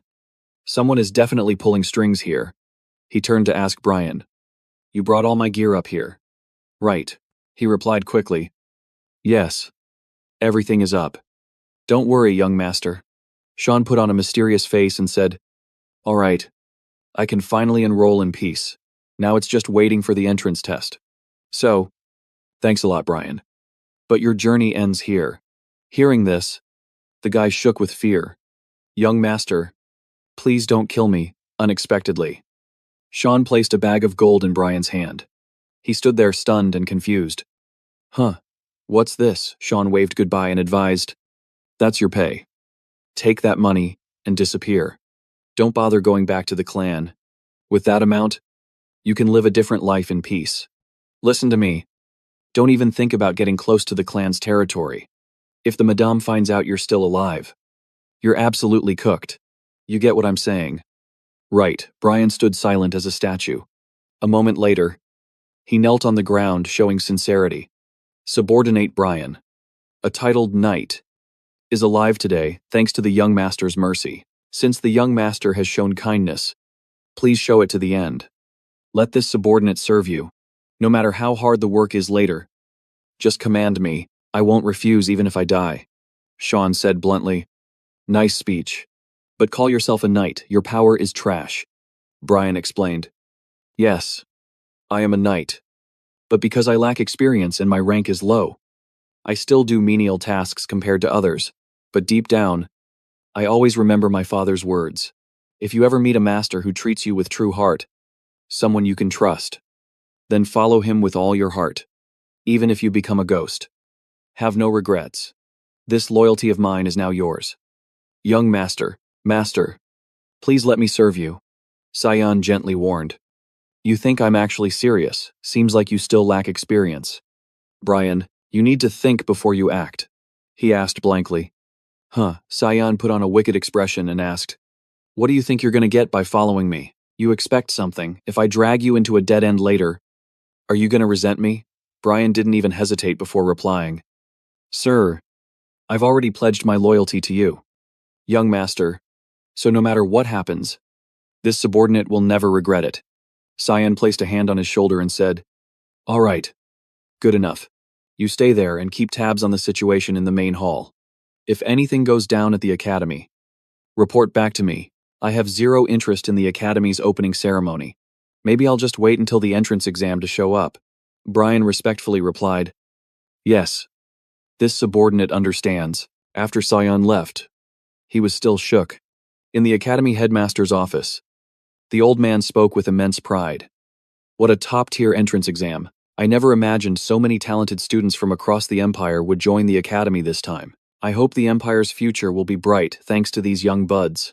All the students focused on a beam of magical light radiating from the center of the stage. The girl who created it is Ajin, possessing 2 circle magic and a 52% light attribute divine body aptitude.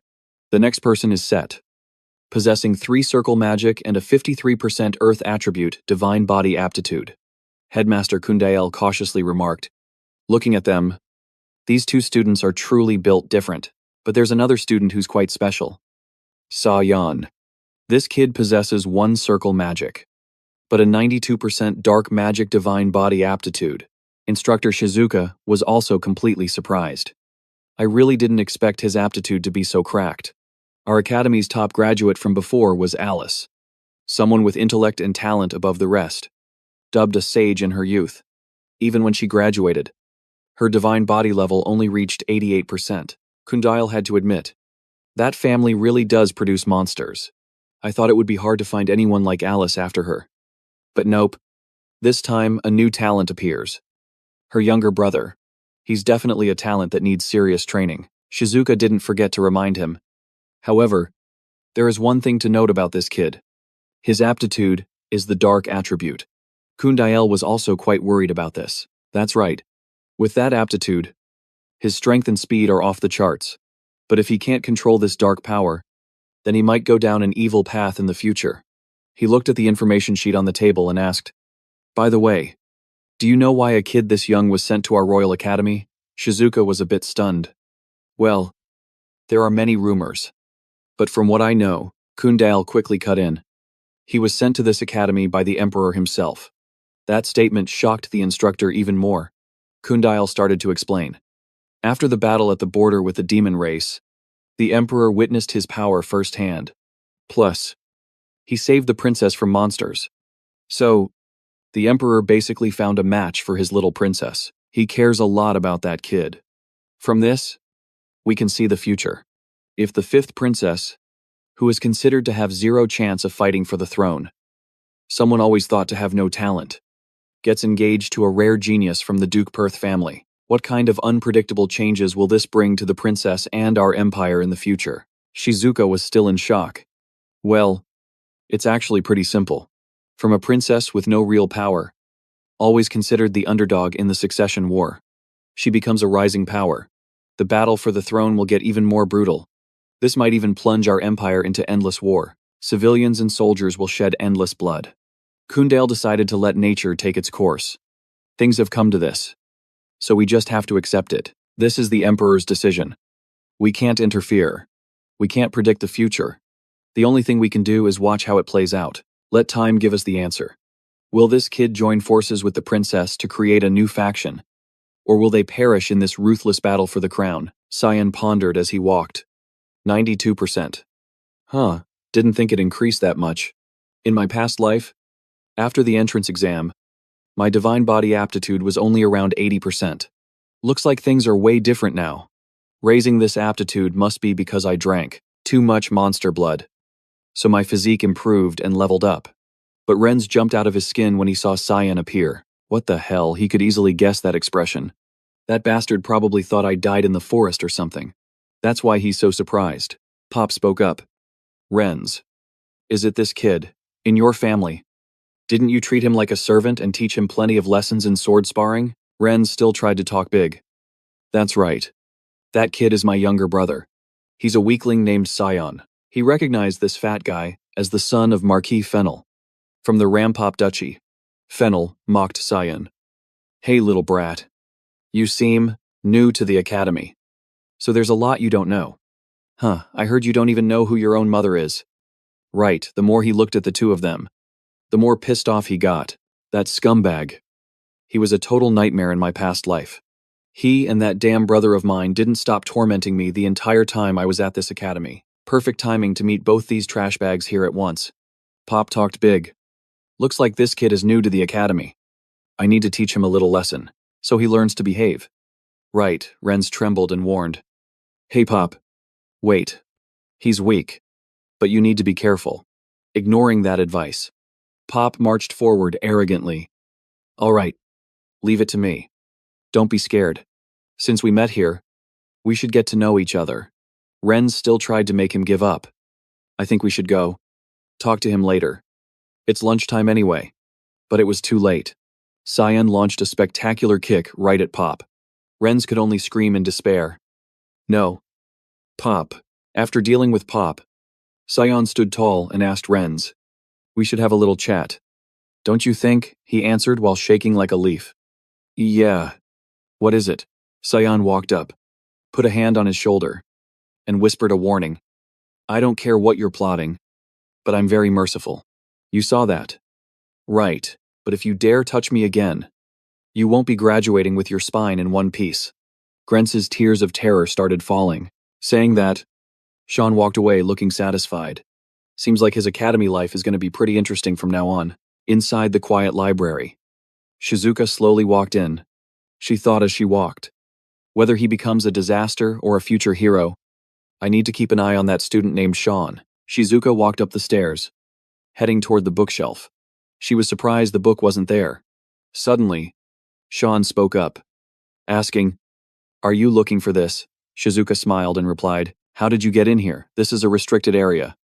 You know, but inside, she was confused.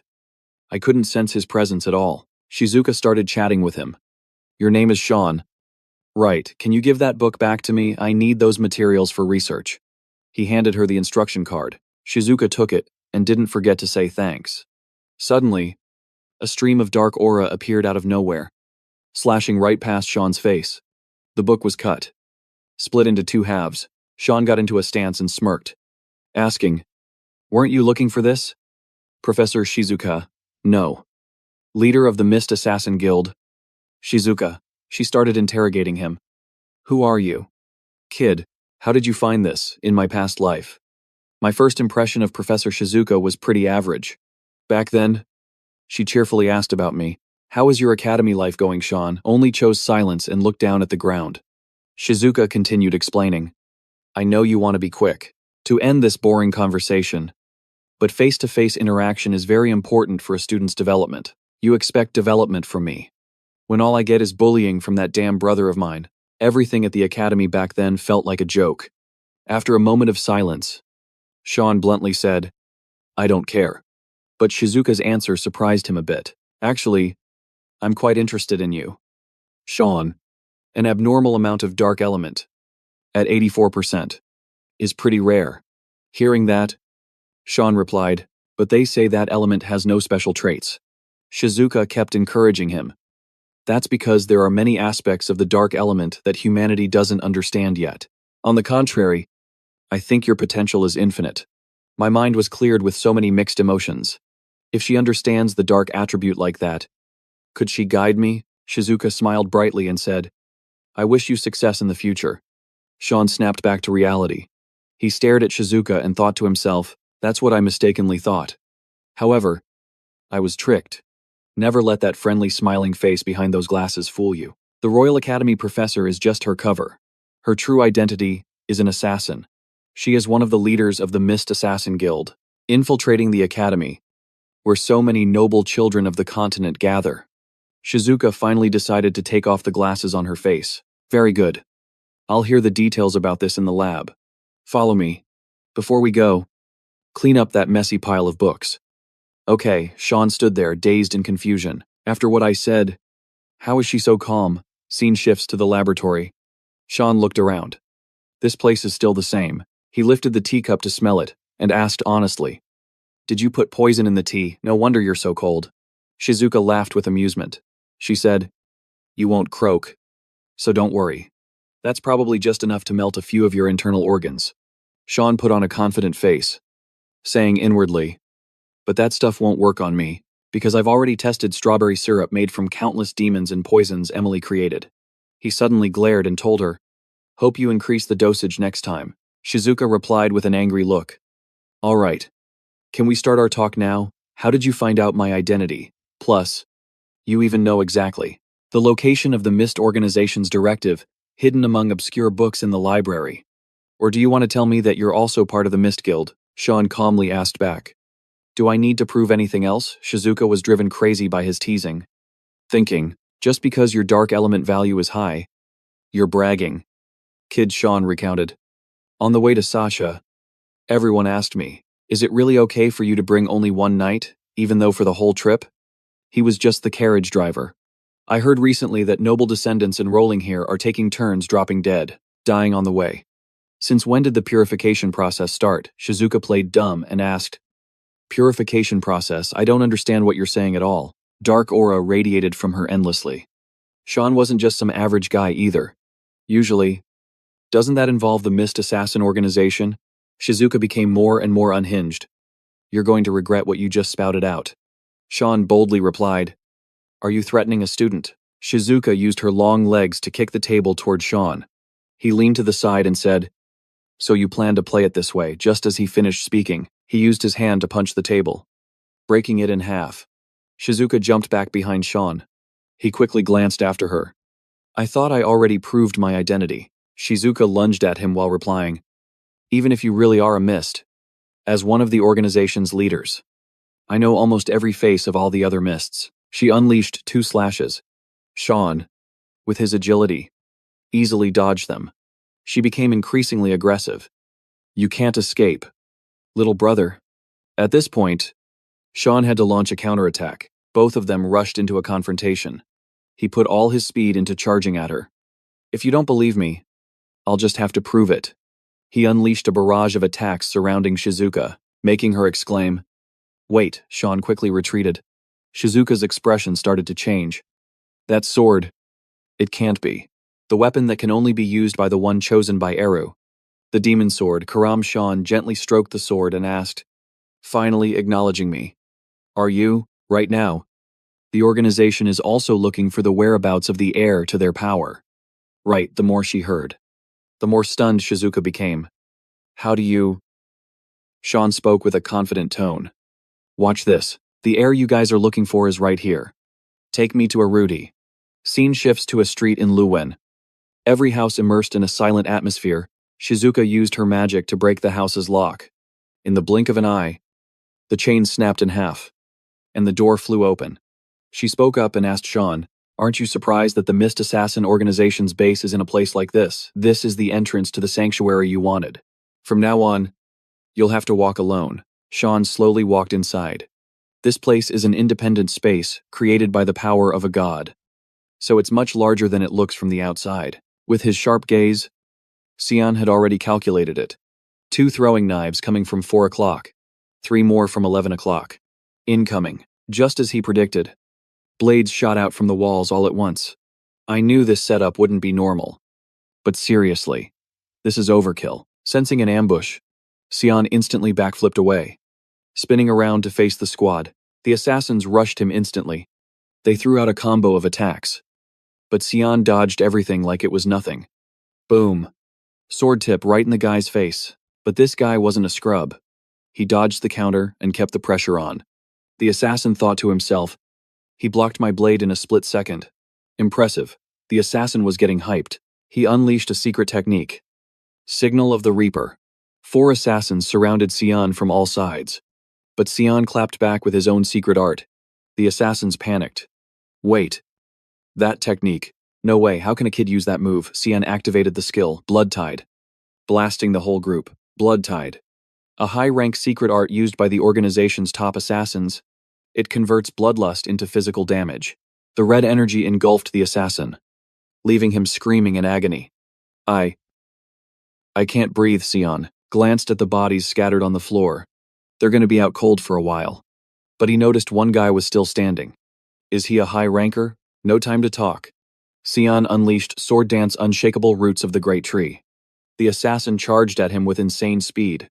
In a blink, he was already there, launching a surprise attack. Xian panicked.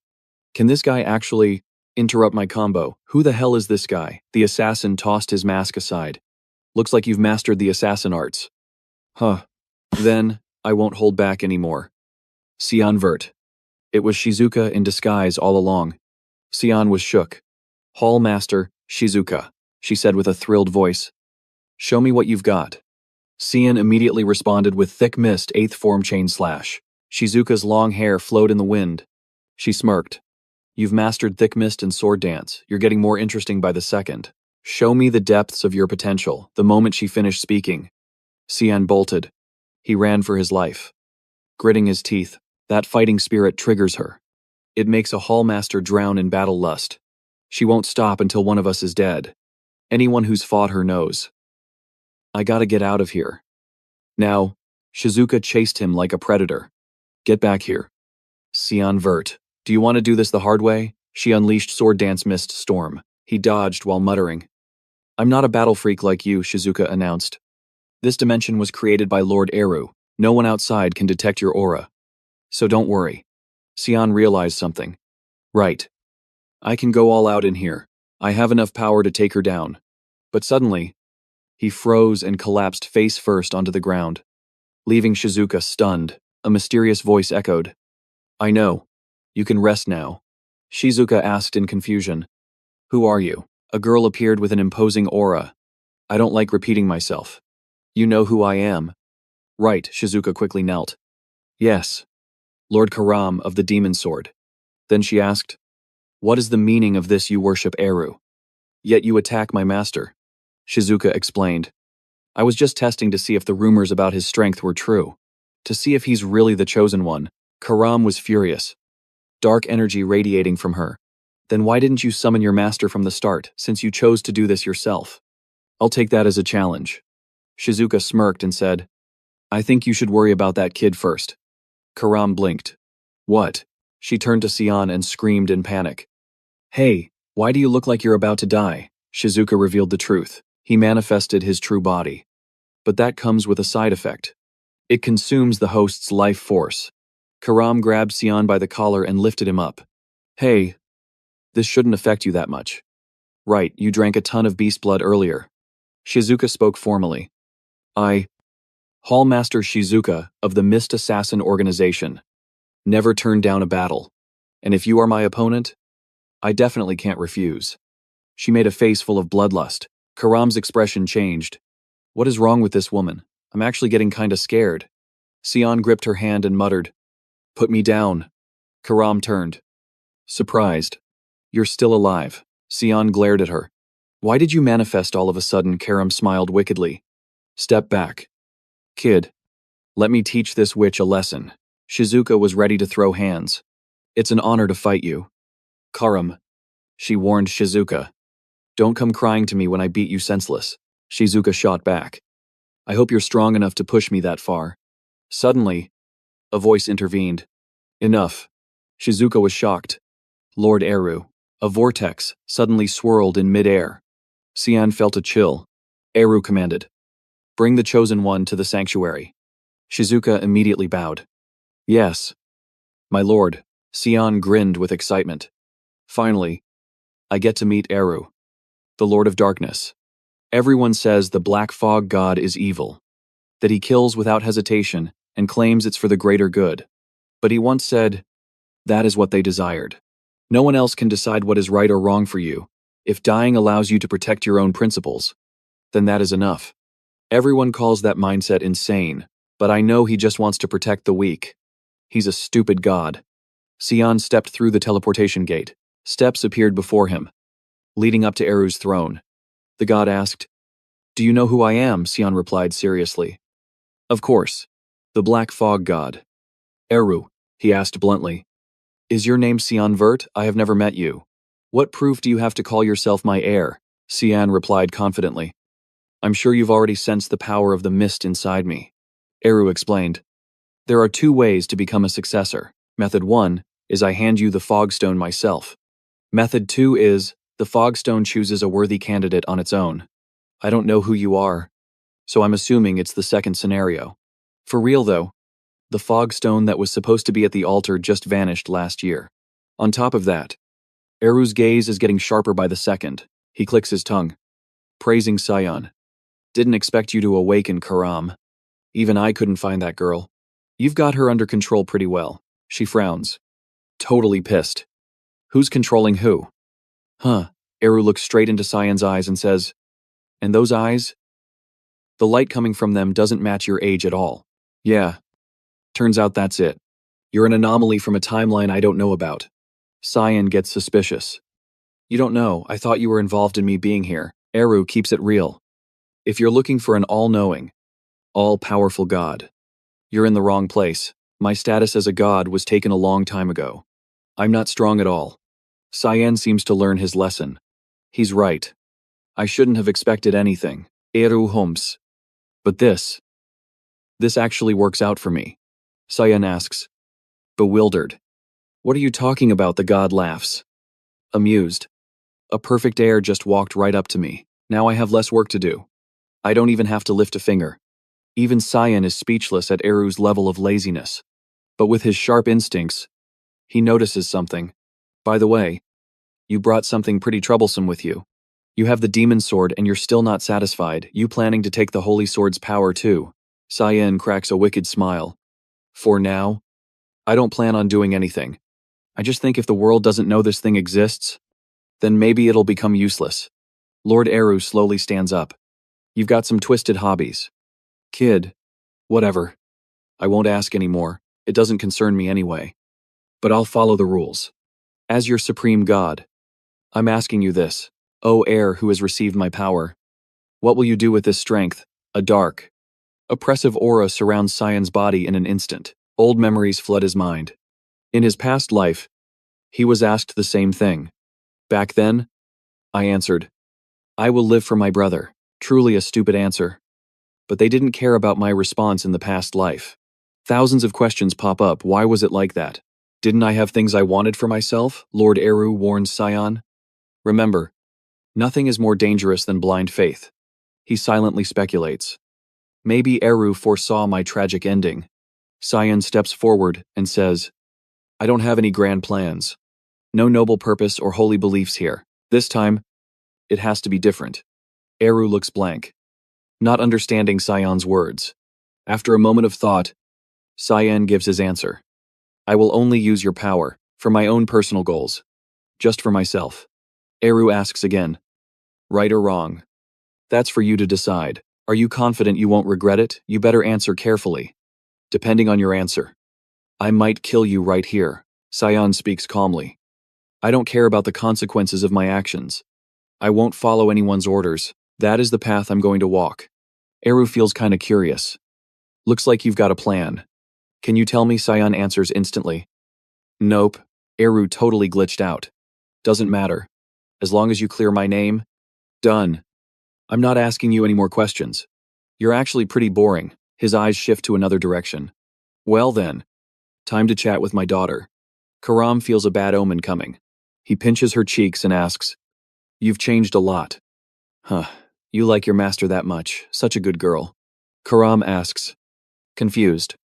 What the hell are you saying? But Eru doesn't hesitate to pout, showing her some love. Seeing you like this makes me happy. Meanwhile, she feels absolutely disgusted. Get away from me. Stop it. But Eru ignores her harsh words. I'm trying to be nice to you since I have nothing to give your master. Karam just screams in helplessness. You crazy old man. Hey master. Do something. Sion looks away and says, truly a touching father-daughter moment. Eru suddenly blows Karam a passionate air kiss. A magic circle abruptly appears in front of her. What is happening? Karam suddenly transforms into human form. She looks at her hands. Stunned. This is... I have a body. Sion stands there. Also confused. It didn't use my mana either. Did Eru use his own power to create that body? Karam snaps, turning to question Eru. What did you do to me? He smiles and explains.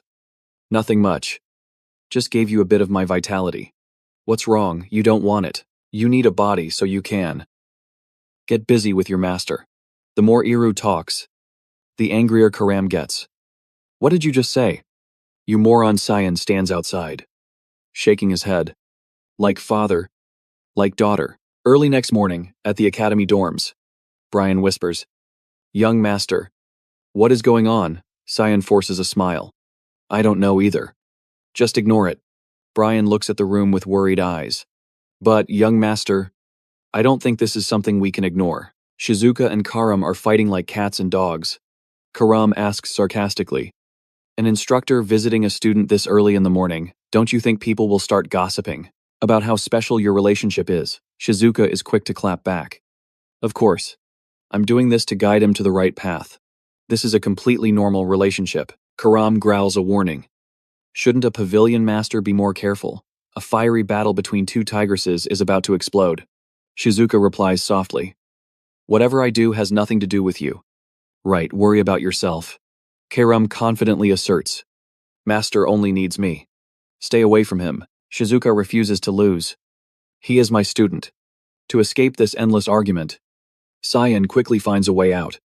I'm gonna go for a walk, Brian begs in fear. Young master.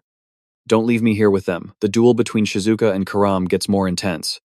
Hey.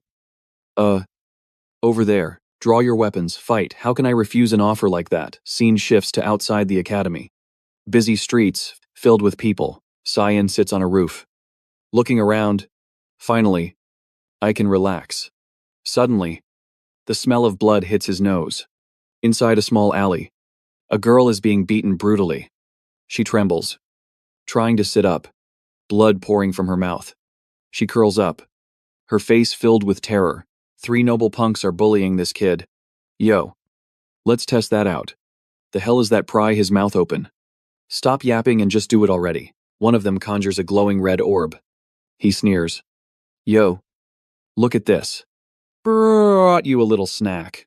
As he speaks, he violently squeezes the girl's jaw. I made this treat just for you. You're gonna eat it. Right, the girl grits her teeth, resisting. Suddenly, a fierce voice cuts through the air. Stop it right now. How can you be so cruel to a classmate? Aren't you ashamed to call yourselves nobles? The guy glances at the girl, then introduces himself. I am Baz Louis Miller, son of the Duke Louis Miller family from the Garum Kingdom. Who the hell are you? The girl declares proudly. I am the princess of the Yusuf Empire. Ayin. Baz smirks in contempt. Thought you were someone important. You're just the fifth princess. He steps closer to Ajin. Pleasure to meet you. She shuts him down instantly. I have zero desire to shake your hand. You better explain this situation. Baz replies with a sly tone. Oh, I think you're misunderstanding something here. Why don't we ask him? Go on. Tell her. The victim flinches. Baz suddenly lunges, grabs her collar, and asks, Are we bullying you? The student trembles and stammers. And no. They aren't bullying me. Ajin insists aggressively. You don't have to hide it, just look at you. The victim looks away and mumbles. It's fine. Please just leave. We're just playing around. Baz laughs with satisfaction. See, you heard him. Right. I'm starting to get annoyed. Ahin glares and declares. Whatever. But he's coming with me. Suddenly, Baz grabs her wrist tight. He asks, irritated. You have a hearing problem or something. Ajin looks confused and demands. What is the meaning of this? Baz glares back. Didn't you hear Lesimud tell you to get lost? Ajin isn't one to back down. She snaps. If you don't unhand me right now, I swear on my name that I will. Hearing this, Baz laughs in her face. You're nothing but a weak little girl. Suddenly, Sion appears like a god. Boom. With just one kick, he sends Baz flying. Ajin's jaw drops. Completely shocked by Sion's entrance, he glances over at Lesimud. That kid is Lesimud. The victim looks terrified seeing Baz get wrecked like that. Garum Kingdom. Clean castle. Sion recalls his duel with Lesimud, the continent's first sword. Lesimud.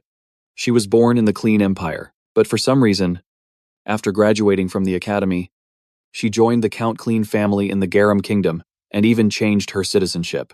The battle was intense. They were evenly matched. The ground beneath them shattered from the sheer pressure of their power. Sion was stunned by Lesimud's attack. She swung her sword decisively at him. But it didn't even scratch him.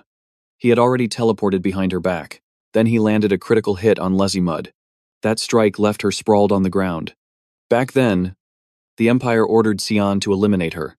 I received the assassination order. However, after infiltrating the castle, I decided to fight her fair and square in a duel.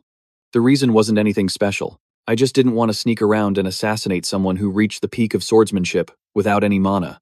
Someone who earned the title Continent's First Sword. Back to reality.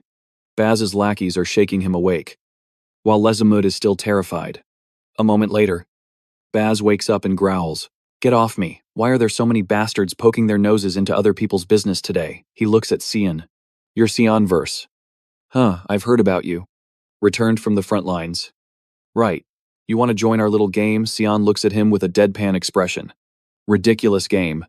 Using a mana orb the wrong way can destroy the mana in your body. He asks coldly. A game where you force people to eat mana orbs, sure. Let's play. Sion instantly conjures a massive sphere. The moment he sees it, Baz starts sweating bullets. Sion's orb keeps growing, looking like it could swallow everyone whole. Sion asks Baz, What are you waiting for? Open wide. After everything's settled, everyone returned to the academy. Lesimud sits in the room, covered in bruises and cuts. Ajin makes sure to remind him.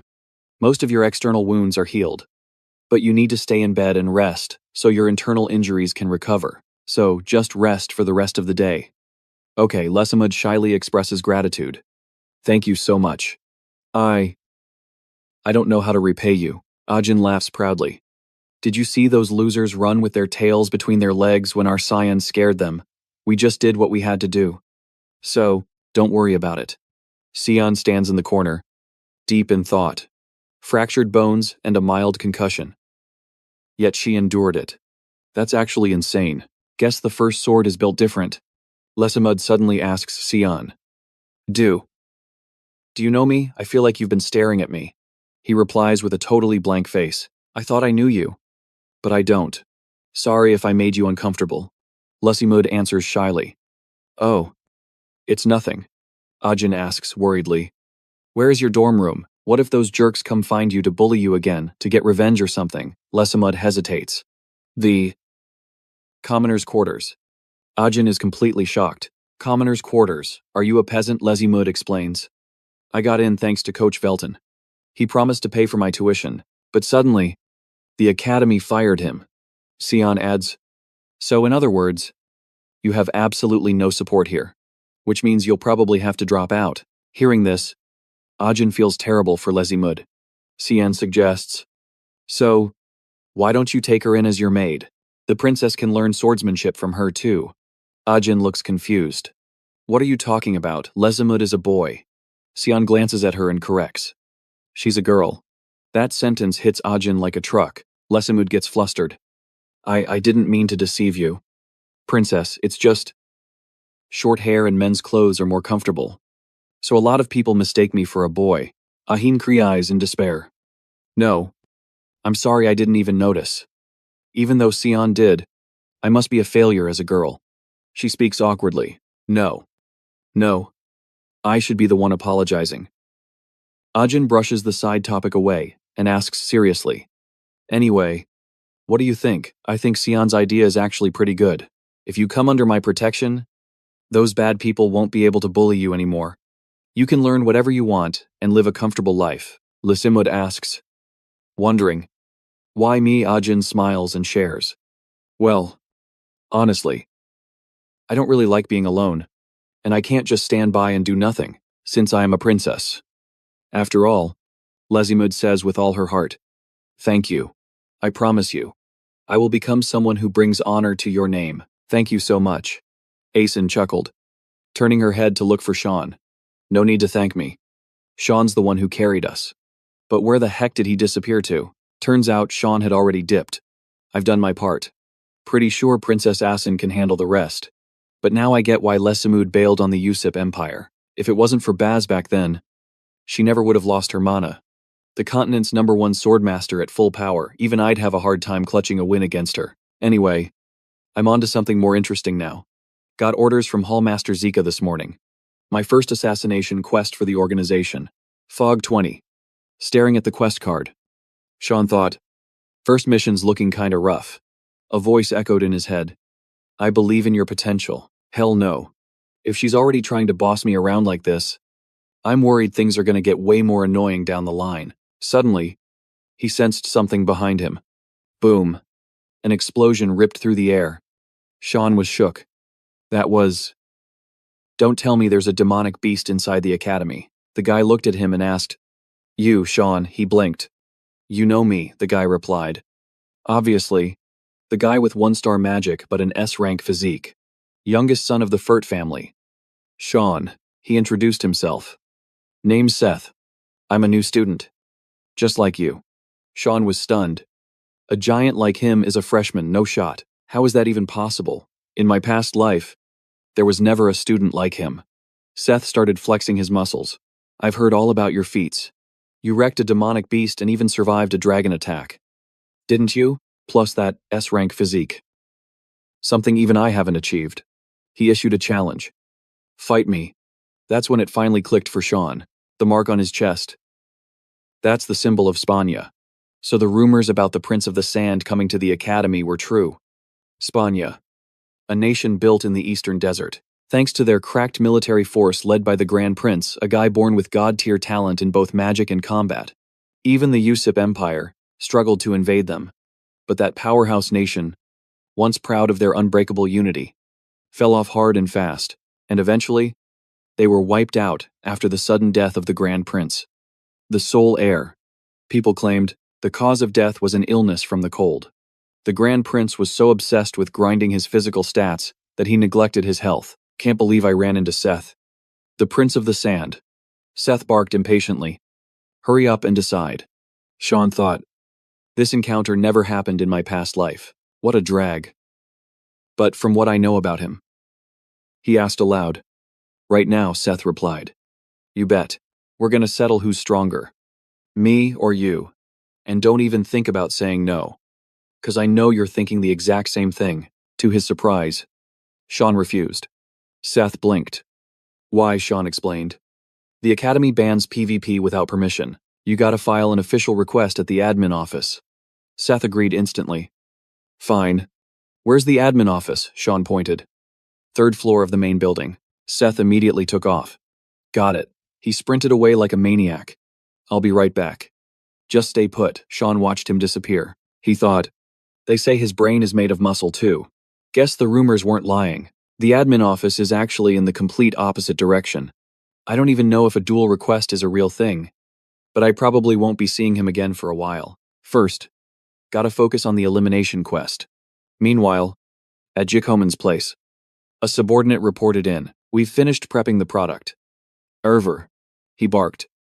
Then don't just stand there like an idiot. Deliver it to the client. He was one of the 3 richest men on the continent. To the public, he was a righteous and generous philanthropist. But behind that mask, he was absolute trash. Owner of a slave market and trader of beastkin. Jikoman declared, Today, I will unveil my greatest masterpiece. Make sure you all watch closely. His close subordinates immediately obeyed. They had no clue Sean had been there the whole time. Target acquired. Looks like I'll be wrapping this up way ahead of schedule. Suddenly, Karam seemed deep in thought. Sean asked, What's up? It replied. I sense a very complex energy signature. Sean raised an eyebrow. Complex energy, Karam explained. That target of yours. He's hiding something seriously weird. Jikoman looked at the person slumped in the cell. Finally, it's obedient. Sleep tight. My golden goose.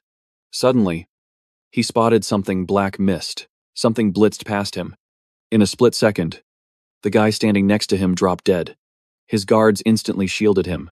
Who's there? Jikoman panicked. What are you doing? Catch him already, damn it.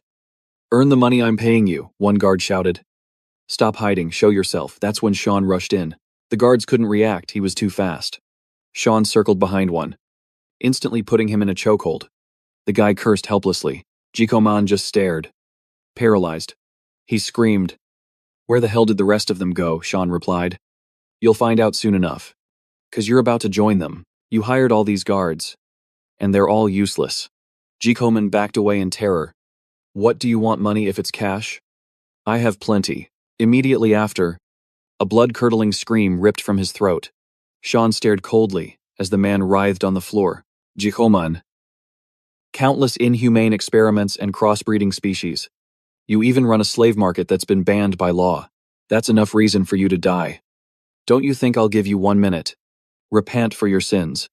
After that, the pain will end. He gasped in agony but managed to speak. So, you're going to kill me. I did all this just to survive. Don't you see, I only sell these products and slaves because there's a demand for them. The people buying them are the real villains. What did I do wrong? Sean spat. You total piece of trash. Looks like you'll never understand repentance. Time's up. I'm taking you out in the most painful way possible. Jikoman shrieked. Wait, but Sean didn't care. 8th assassination skill, Chaotic Strike. He unleashed it on him. Elimination. Complete. Before bouncing, he thought, should I look around? He stopped at a cell. Is this the place? Karam said. Spot on. I sense 2 energy sources merging. Crack. Something shattered. Cian snapped his head around. Is that a girl? She wasn't moving, so she's dead. Right, just a human. Nothing to see here. Karam shrugged. Nah. Look what she's clutching. It was an egg. Cian took it home. Brian was shook. Asking, where'd you even find that? He said, picked it up on my way here. The guy screamed. Who just picks up something like this? Cian replied. For real. I just grabbed it while taking a walk. Cian thought. A dragon egg. Can't believe he tried to sell something this dangerous. Was he moving it? Brian panicked. What if it hatches? Cian replied. That's not happening. So chill. Every dragon is a mass of mana formed from a specific element. Even if you keep pumping mana of the same element into it, there's no guarantee it'll hatch. So usually, A dragon egg without its mother is just a dead rock. Right as Xian spoke, the shell cracked. Both froze. Did it just crack? Then, the egg started glowing. Their faces went pale. The egg was actually hatching. A huge hole formed right before their eyes. Seconds later, a little girl with dragon horns popped out. Brian screamed. It's out. It hatched. What do we do? Xian was confused. This isn't a dragon. Or a human. Is this a dragonkin? A hybrid between human and dragon? This was way more messy than he thought. Then, the girl made a sound. She jumped onto Xian and chirped. Papa. He was stunned. Does she think I'm her parent? Suddenly, someone burst out laughing. Karam was losing it. Papa, 11 years old and already a dad. Xian scowled. This is all your fault. Karam. He looked back at the eggshell, hesitating. Should we just take her? Karam replied. If this falls into normal hands, it's game over. Xian agreed. True. It probably wouldn't have hatched on its own. Right. Karam confirmed. I've never seen a dragon hatch without a mother. It was basically just a dangerous rock. Back to the present. Karam laughed again. You live long enough. You see some weird stuff. Xian snapped. You literally just said you'd never seen it, he shrugged. That's why I said live long enough. To see the weird stuff. Then he looked at the girl. By the way, a human-dragon hybrid. Her existence might be a massive danger. Xian thought. He's right. This is bad. The girl was sleeping soundly. Half human. Half beast. A dragonkin born of two worlds. This world is way too dangerous for a creature like her. If she's found at the academy, the headmaster will instantly see an outside threat and try to eliminate her. Pureblood dragons will hunt down everyone who knows about her the moment they find out. Xian told himself, do I really need to carry this burden? Her fate is just suffering anyway. Might as well end it now. Karam asked. So, you finally decided, thinking about it, this might be better for her. Xian's hand gently wrapped around her neck. Yeah. If she's destined for misery, better to end it now. But then, her eyes fluttered open. She whispered, Papa. Xian froze. She nuzzled into his chest. He was stunned. She's so warm. Her tiny arms wrapped around him. What is this feeling? Xian lifted her up. It's gonna be okay, he said. Let's just keep her. Karam asked. You raising her to use as a tool? So boring. At the Perth ducal estate, Margaret was pacing anxiously. What do I do? What now? That brat Xian. If we leave him be, everything we have is in danger. Just then, Asen stepped out. Mother. She flinched. Huh, he smiled. If you're having trouble, just tell me. Okay, she forced a smile. Thank you. Asen. Then Margaret bolted. I'm fine. No trouble at all, I have urgent business. Gotta go. After she left, Asen said, Report.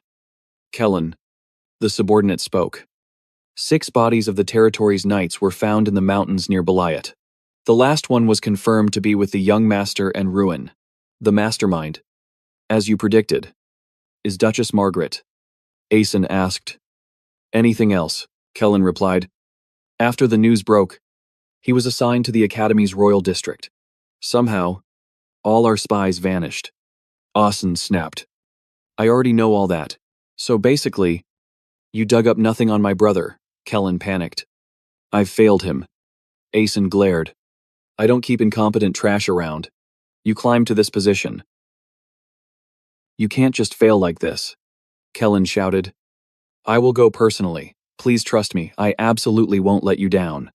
Asen patted his shoulder. I know your passion. Kellen. All right. Get moving. My brother is definitely hiding something. Find out what it is. Kellen bowed. Yes. Lord Asen. Rapid footsteps echoed. Inside the room, Xian and Karam were feeding the dragonkin milk. Xian asked the person in front of him, It's not a school day. What are you doing here? She asked. Why is there a baby in the dorm? Xian sighed. Long story. Just get to the point. She replied. That can wait. We have a crisis. You really messed up this time. Student Xian. He looked surprised. She handed him a paper. Duel challenge. What were you thinking? Not enough sleep. So you decided to seek attention like a maniac, Sion thought. That guy Seth actually sent a challenge. Now she's even tracking me down. Karam frowned. Why the panic? A bunch of 11-year-olds fighting boring. Sion countered. This 11-year-old isn't exactly normal. You know, he asked.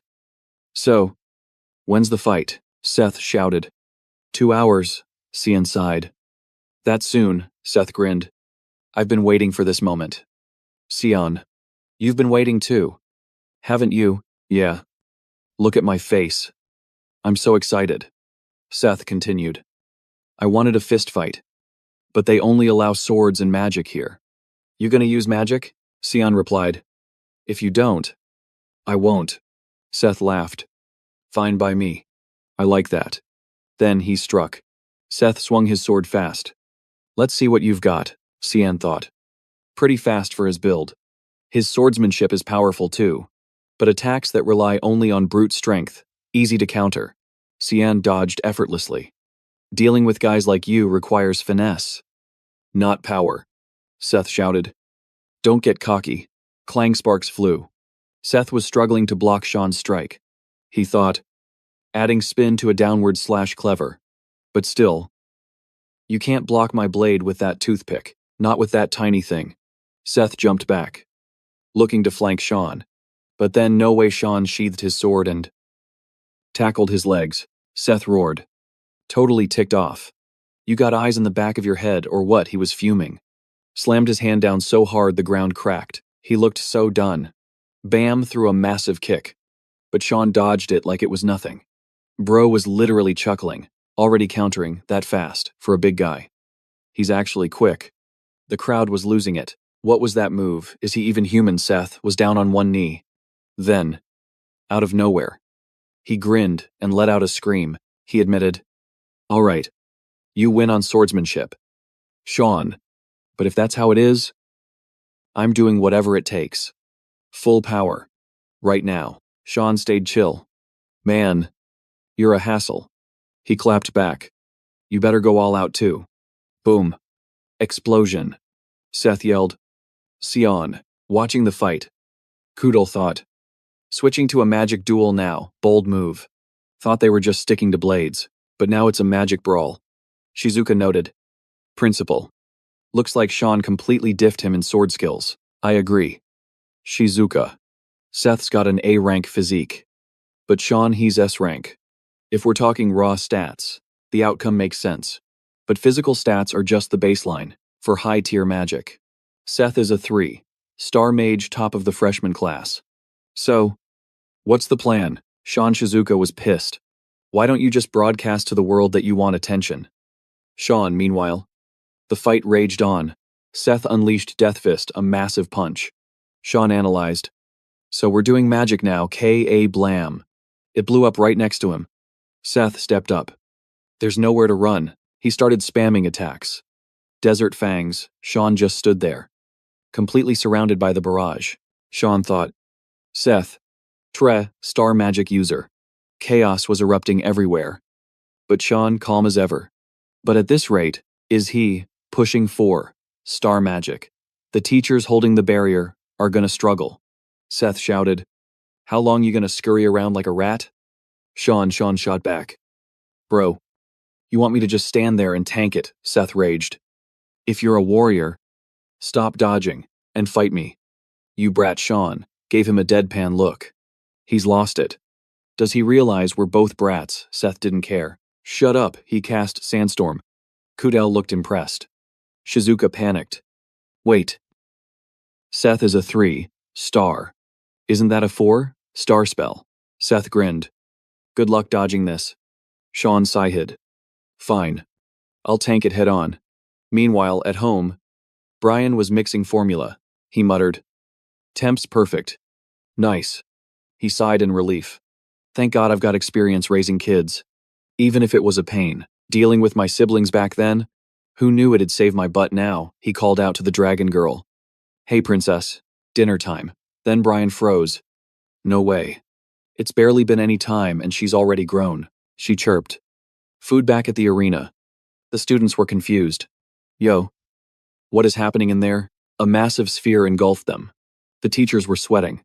Barriers failing. Reinforce it. Now, what are these kids? It's getting dangerous. What's the principal doing? Shizuka yelled.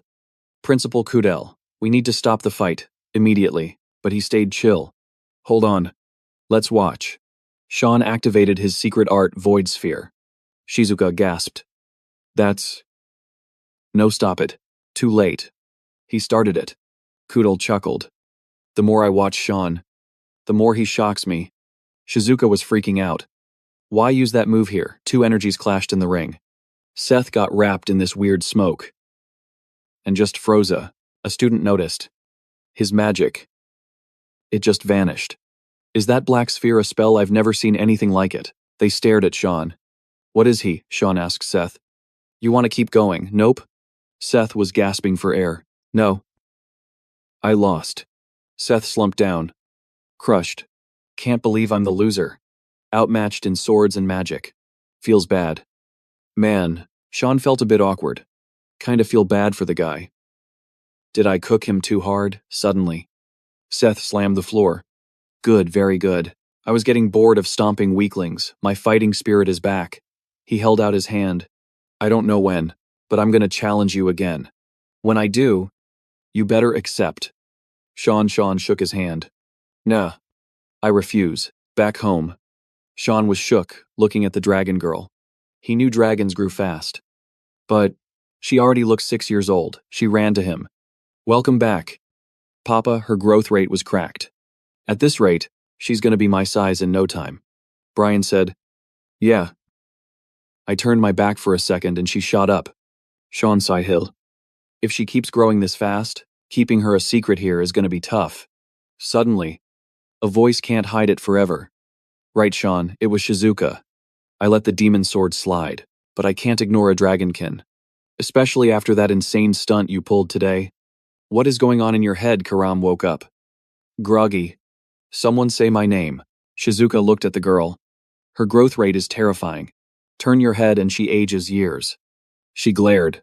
Sean, you need to take responsibility for what you brought back from the quest. But hiding this, good luck. Sean replied. Brian's looking after her. And the dorm has a barrier. So Karam and the girl's presence should be masked before he could finish. Shizuka handed him a card. As long as you don't cause trouble, we're cool. Sion grinned. So this is the reward for winning the duel, gotta admit. Kinda disappointing, she warned him. You better lay low for a bit. Yeah. Drawing too much aggro won't end well. After she dipped, Brian asked, Young master. What's that? He replied. A warning letter. Brian gasped. A warning letter, Sion nodded. Yup. Says we're gonna get expelled for inappropriate behavior. Brian panicked. Huh, expelled. Even the dragonkin looked worried. What are we gonna do? Are we gonna end up living on the streets? Sion blinked. Surprised. Where'd you learn that phrase? Kiddo. Do you even know what that means? She's growing up way too fast. He patted her head. Not happening. Kid. Don't worry. Brian looked gloomy. You sure about that? Sir, if we have to go back to Velius, I'll... Sion cut him off. Chill. I'm gonna file a complaint. He stared at the letter. This didn't come from the admin office. The headmaster sent this personally.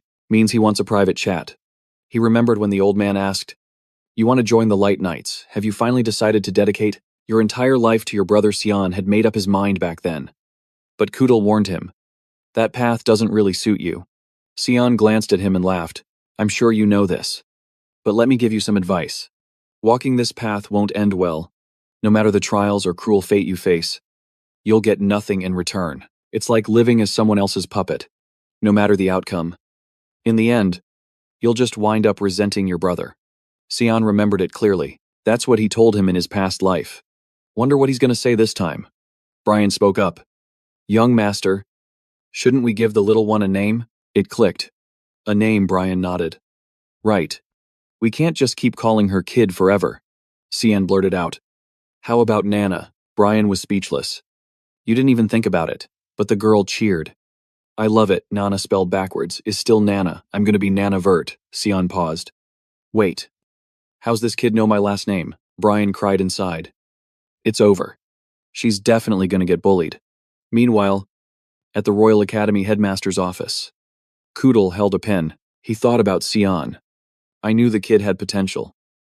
But absorbing 4 star magic with a 1 star dark sphere, that's terrifying talent. And he didn't even seem to break a sweat. I need to know your limits. Sion. Kudel, the man who taught the current Emperor Dionysus and the father of the late Queen Diana, he was one of the few mages of the 9th circle on the continent. After Diana died, he dedicated himself entirely to teaching at the academy. There was one thing Sion couldn't figure out. He always thought the old man was a pacifist. But in this life, he suddenly interfered in the War of Succession. Sion pondered silently. Guess his personality hasn't changed a bit. As he knocked on the door, a wave of energy surged out. Sion grinned. He knew I was coming and still threw up a 9 star barrier. All right then. If you want a test, I'll give you one. Inside. Koodle chuckled, wondering. So, what's your move? Kid, only an archmage could destroy that barrier. Suddenly, Sion jumped straight into the room. He landed perfectly. Headmaster Koodle. Yep. I'm Sion, the new transfer student. I'm here to file a formal complaint. Koodle thawed. He completely ignored the barrier and jumped through the window. I lost this round. He asked Sion. A complaint? Sion nodded. Yeah. About that letter you sent. But after seeing that barrier outside, I'm sure of one thing. That warning letter was just an excuse to test my skills. Wasn't it? Koodle replied. Correct. A bit rough. Maybe. But you've certainly proven your worth. However, I won't withdraw the warning. Unless you can convince me otherwise. Sion asked.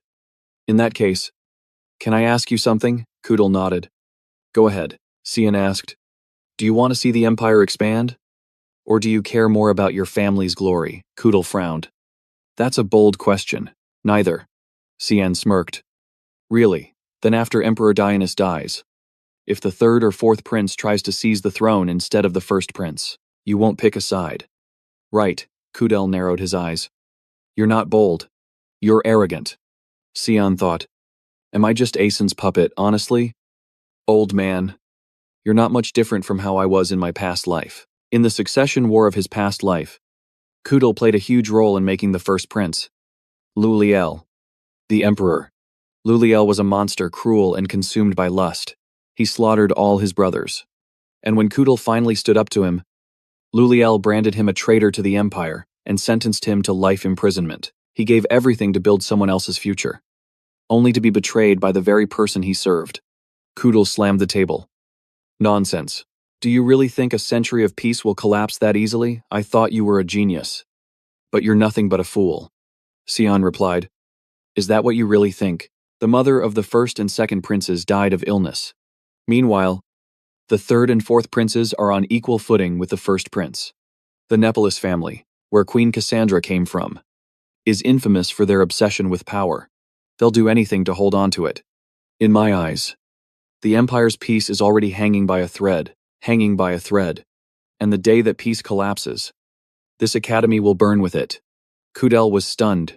Are these really the thoughts of an 11-year-old? He understands the entire political landscape. Koodle asked. Why tell me this? Sion replied bluntly. To negotiate. I'll help you. For the sake of your family's peace and this academy. So, withdraw the warning. Koodle laughed out loud. And do you possess the power to back that up? Feel the weight of your arrogance. He activated a spell. Chains materialized from the ceiling, the chains of judgment. He bound Sion instantly. But the boy just smiled. You want to play rough? Headmaster, even while tied up. He grinned. Bring it on. Headmaster. Koodle scoffed. No matter how talented you are, you can't escape the 9 star wheel of confinement. Seems I overestimated your abilities. Sion replied. Then let me show you. Before Koodle could react, Sion unleashed a combat sphere. Black smoke coiled around the chains. The headmaster was horrified. No way, that's just a rank 1 sphere. How is it devouring my magic? It was slowly corroding his spell. The sphere growing larger and larger. Koodle panicked.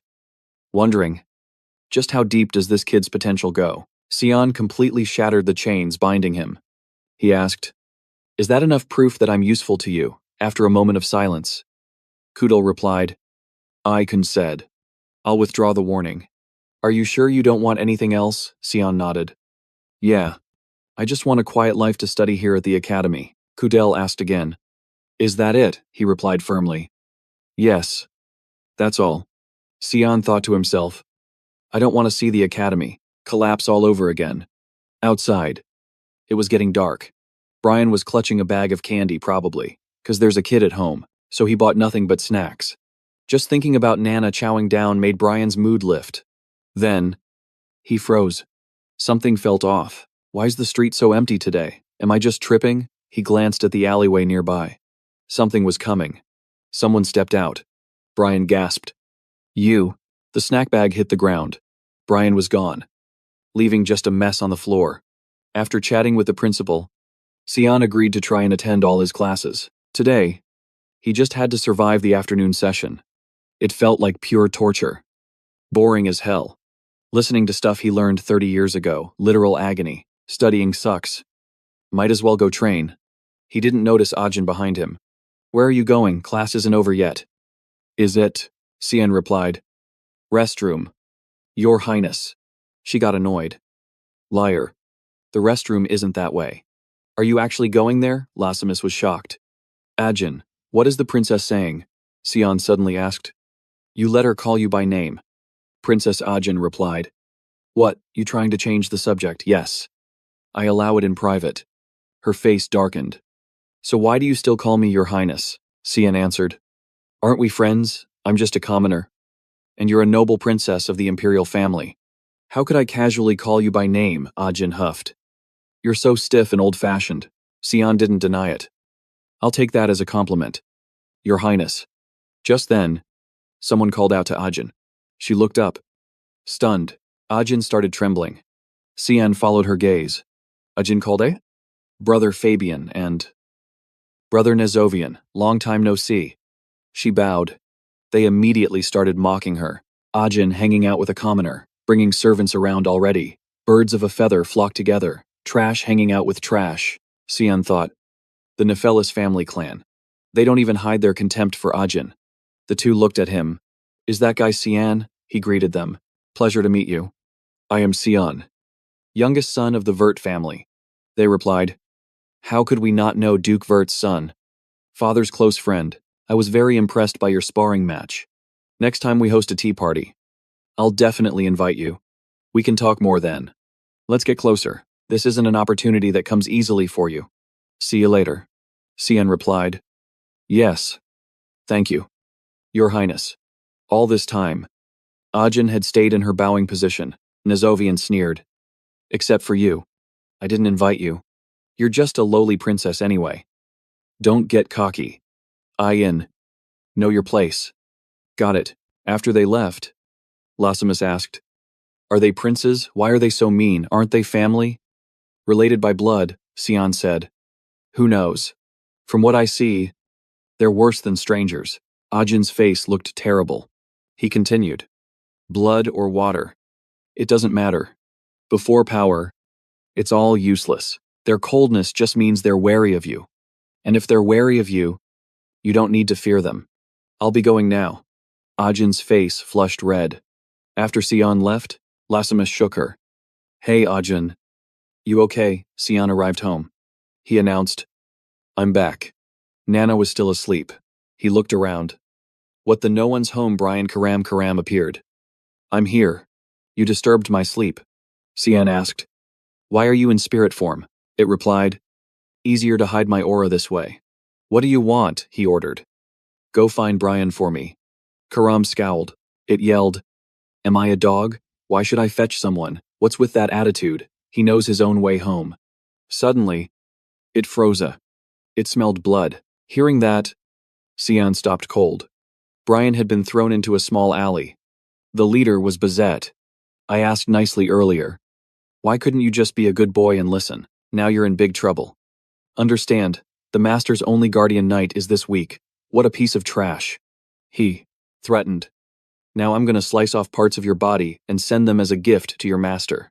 That's the price for lecturing Bazet. Even though he was beaten to a pulp. Brian tried to speak. Just thinking about that makes me want to puke. Bazet was stunned. What did you say? Brian said. You look down on people too much. Who challenged who? That's hilarious. Bazet smiled creepily. Crazy bastard. Beat him till he's delirious. Brian replied, I just feel sorry for you lot.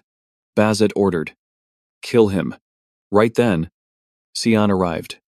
What are you doing? The blonde guy didn't notice his presence. Sion was not happy. Bazet said, Oh. It's you. Brian's face was completely swollen. Young master. Sion's words were sarcastic. But actually caring. You look pathetic. Looks like your vocal cords are damaged too. Bazet laughed awkwardly. You dared to come alone, even better. I'll tear you to pieces. Sion grinned ear to ear. I'm really looking forward to that. He used the 8th killing skill. Chaos Strike. To clear the minions blocking the way. His next target was the leader. Bazet started panicking like never before. In the blink of an eye, he took down the mercenaries. Is there really no way to beat him? What kind of monster is this guy? Bazet readied his attack stance. Damn it. I'll kill you. But Sion didn't let him. He kicked him right in the gut, sending him slamming into the wall. Sion walked closer. You haven't changed a bit. Huh. Is torturing people weaker than you that fun, even now? Bazet didn't see the problem. You want to stick your nose in other people's hobbies. You gonna use this as an excuse to kill me, Bazet? Eldest son of the Louis Mile family. A dominant faction in the Garam kingdom. Even in the past life, his troublemaking nature was infamous. He had a habit of beating servants and burning small animals alive for fun.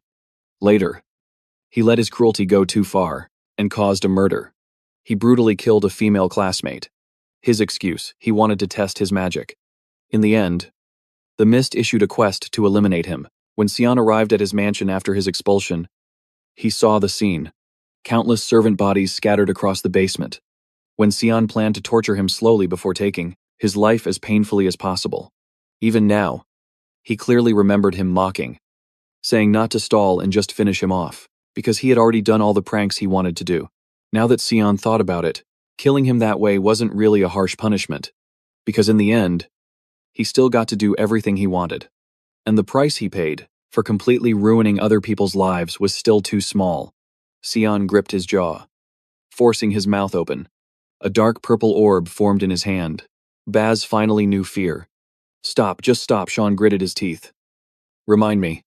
What exactly were you gonna do to me? That ego, gone. You think you can walk away after this? I'm the top dog in Garam Kingdom. Sean didn't waste a second. Shoved that thing right into his mouth. You talk too much. Hate me. Despise me. I don't care. Talk all the trash you want behind my back. But you messed up when you touched my subordinate. This had nothing to do with you. You piece of trash. The moment he swallowed that thing, Baz looked like he was dying in agony. Couldn't speak. Could only scream. Up on the roof, Kellen saw the whole show. No way young Master Sean was hiding this kind of power. I gotta report this to Lord Asen. Sean might actually be a huge problem for his plans. Plot twist, Jika already had a blade at Kellen's throat from behind. So it's you. Huh, the superfan stalking my student for days. Baz handled. Sean rushed over to Brian. The guy looked guilty as hell. I'm sorry. Young master. I didn't think they'd bring a whole mob to jump me. Sean couldn't even recognize him. His face was a mess. Then Sean snapped. Are you really my subordinate? You can't even fight. Why did you try to fight back? Is this the loyalty you talked about? Why didn't you just run? I get what you were trying to do. But, are you an idiot? No loyalty is worth throwing your life away. Stop doing stupid things. It really pisses me off. Unbelievable. Just know you're getting an earful when we get home. Sean switched gears. You can come out now. Jika called out. Oh my. Busted already. Like Sean wouldn't notice. You brought the whole squad. How could I miss that? Jika dropped down from above. I got a present for you. It was Kellen. Hogtied hand and foot. Sean recognized him immediately. The guy stalking me lately. Yeah. I actually knew about him. Jika sighed as she spoke. First off, gotta respect the skills. Power that surpasses the Mist assassins. And smooth enough to negotiate with the principal. And the grit to wield the demon sword perfectly. As an heir, you're absolutely crushing it. But if you keep this up, it's gonna get messy. More people are gonna realize you're different. Sean shot back, clearly annoyed. I'll take your advice, but I'm not gonna let people walk all over me. If anyone touches my crew like that again, I will hunt them down and crush them. Jika smirked. She got it, he protects his circle personally. She didn't stick around. Fair enough. You do you. Mr. Ear. I'm out. Oh. And handle that guy. Yeah, I'll clean up Baz and his goons. Kellen struggled against the ropes. What? What are you gonna do to me? You gonna kill me? Sean's eyes glinted mischievously. Kill you? Nah. That'd be too easy. Kellen was terrified but kept up the front. If you're planning to torture me, forget it. I ain't saying a word. Sean pointed right in his face. You're Kellen. Assen's top dog. Right. Sean flashed back to the past. How could he forget? This guy was always by Assen's side. The one who was jealous of him and Assen in his past life. Looked at another way. This guy was actually quite dangerous. Sean reached out a hand. If I end him now, problem solved. But he belongs to that bastard Asen. He could be useful for my plans. Kellen tried to crawl away. What is that? Get away from me. It was Sean's dark personality creation. The magic drilled into Kellen. Sean had plans for him. Not death. Next morning at the peaceful castle, Simmet was still training with the sword. She was sparring with Ajin. Ajin started on the back foot, then rallied. But it wasn't enough. Simmet was just on another level. I win again. Princess. Ajin pouted and dropped her stance. I just can't beat you. Hey. Didn't I tell you? To just call me by my name when we're alone. It's Lady Ajin. Hearing Brian scream, Ajin spun around. Looks like their training was intense too. Brian was getting absolutely wrecked. Kick to the right leg. Elbow to the gut. Sean didn't play around when it came to training. Claims he's just an errand boy. But he sure can take a hit. His stamina is insane. He's gonna be real useful later on. Sean scoffed. Too hard for you, blood dripped from Brian's mouth. Not at all. Young master. I'll endure it till the end. It was brutal. But Sean didn't have a choice. No guarantee that another Baz situation wouldn't happen. Brian needed to defend himself. Suddenly, Brian asked about Kellen. But young master, is it safe to keep that guy around? Sean replied. Don't worry about him. He's on our side now. Flashback to when Sean took control of Kellen. Even Brian didn't get what was happening. Just watching Sean use some magic he'd never seen before. Sean hadn't used the spell in ages. It was tough. 9-star dark magic, dark personality. A spell that creates a new personality from the darkness. Lets the caster control the target however they want. In his past life, he only used it once. Sean tested him. So, who are you? The guy bowed respectfully. I am Kellen, official guardian knight of Velius. I came to Viewen under orders, to monitor young Master Sean. Sean smiled, satisfied with the obedience. And who is your master? Kellen was ready to spill everything. Originally, I served Lord Asen, but now I wish to become your subordinate. Young Master Sean, please, accept me. Exactly what Sean wanted. Done. Now listen close. Go back to Asen and Velius. Tell him everything. Don't leave out a single word. Got it. Absolute loyalty. Kellen obeys young Master Sean's command. His eyes turned razor sharp. Back in the present, Sean felt the danger. That look of absolute trust. It was actually kind of heavy. He'll probably be fine. Ajin walked up. Training with your guardian knight, didn't expect to run into you here. Sean gave a cold reply. Yeah, your highness is here to train too, Ajin beamed excitedly. Yup, I come here every week to spar with Simmet.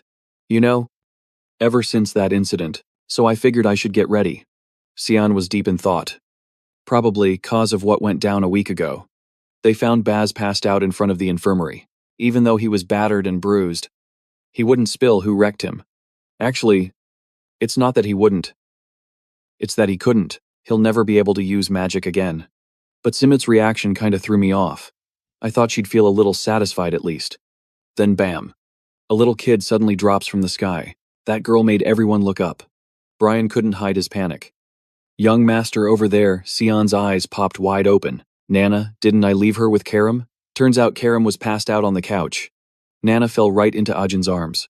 Where did this kid come from? Nana was super hyped. Found Papa. Hearing that, Ajin thought she was hearing things. But the kid wouldn't stop calling him that. Ajin's brain started frying. Since when, and with who? How is that even possible? Once inside, Cian explained everything. And Ajin finally exhaled. So that's how it is. She's not your daughter. Thank goodness. I heard her call you Papa and totally got the wrong idea. Who knew you had such a kind side? Talk about a plot twist. Cian froze. This is bad. At this rate, the princess is going to have leverage on me. Brian was worried about something else if the academy finds out. He'll be expelled. Plus, she knows Nana is a dragon human, but Ajin flipped the script on them. Don't worry. Cian, I won't tell a soul. Cian didn't buy it. Your Highness isn't joking. Right. It was like Ajin was staking her whole reputation on it. Of course. Right. Simit, she turned back with a nonchalant smile. Yes. Ma'am, I don't have any friends. So there's nobody to tell anyway. Cian cut to the chase. What's your reason? Your Highness seems like Ajin was pouring her heart out. But she had an angle. Reason I just feel sorry for her. Since she's neither human nor dragon.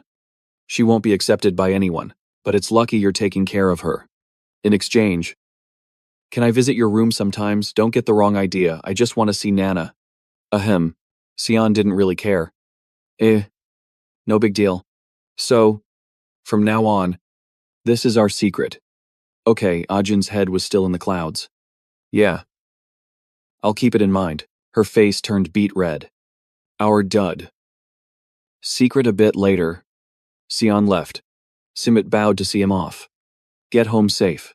But Simit was confused by Ajin's attitude. My lady Ajin was totally love-struck. So, does this mean I've gotten a little closer to Cian meanwhile? Karam finally woke up.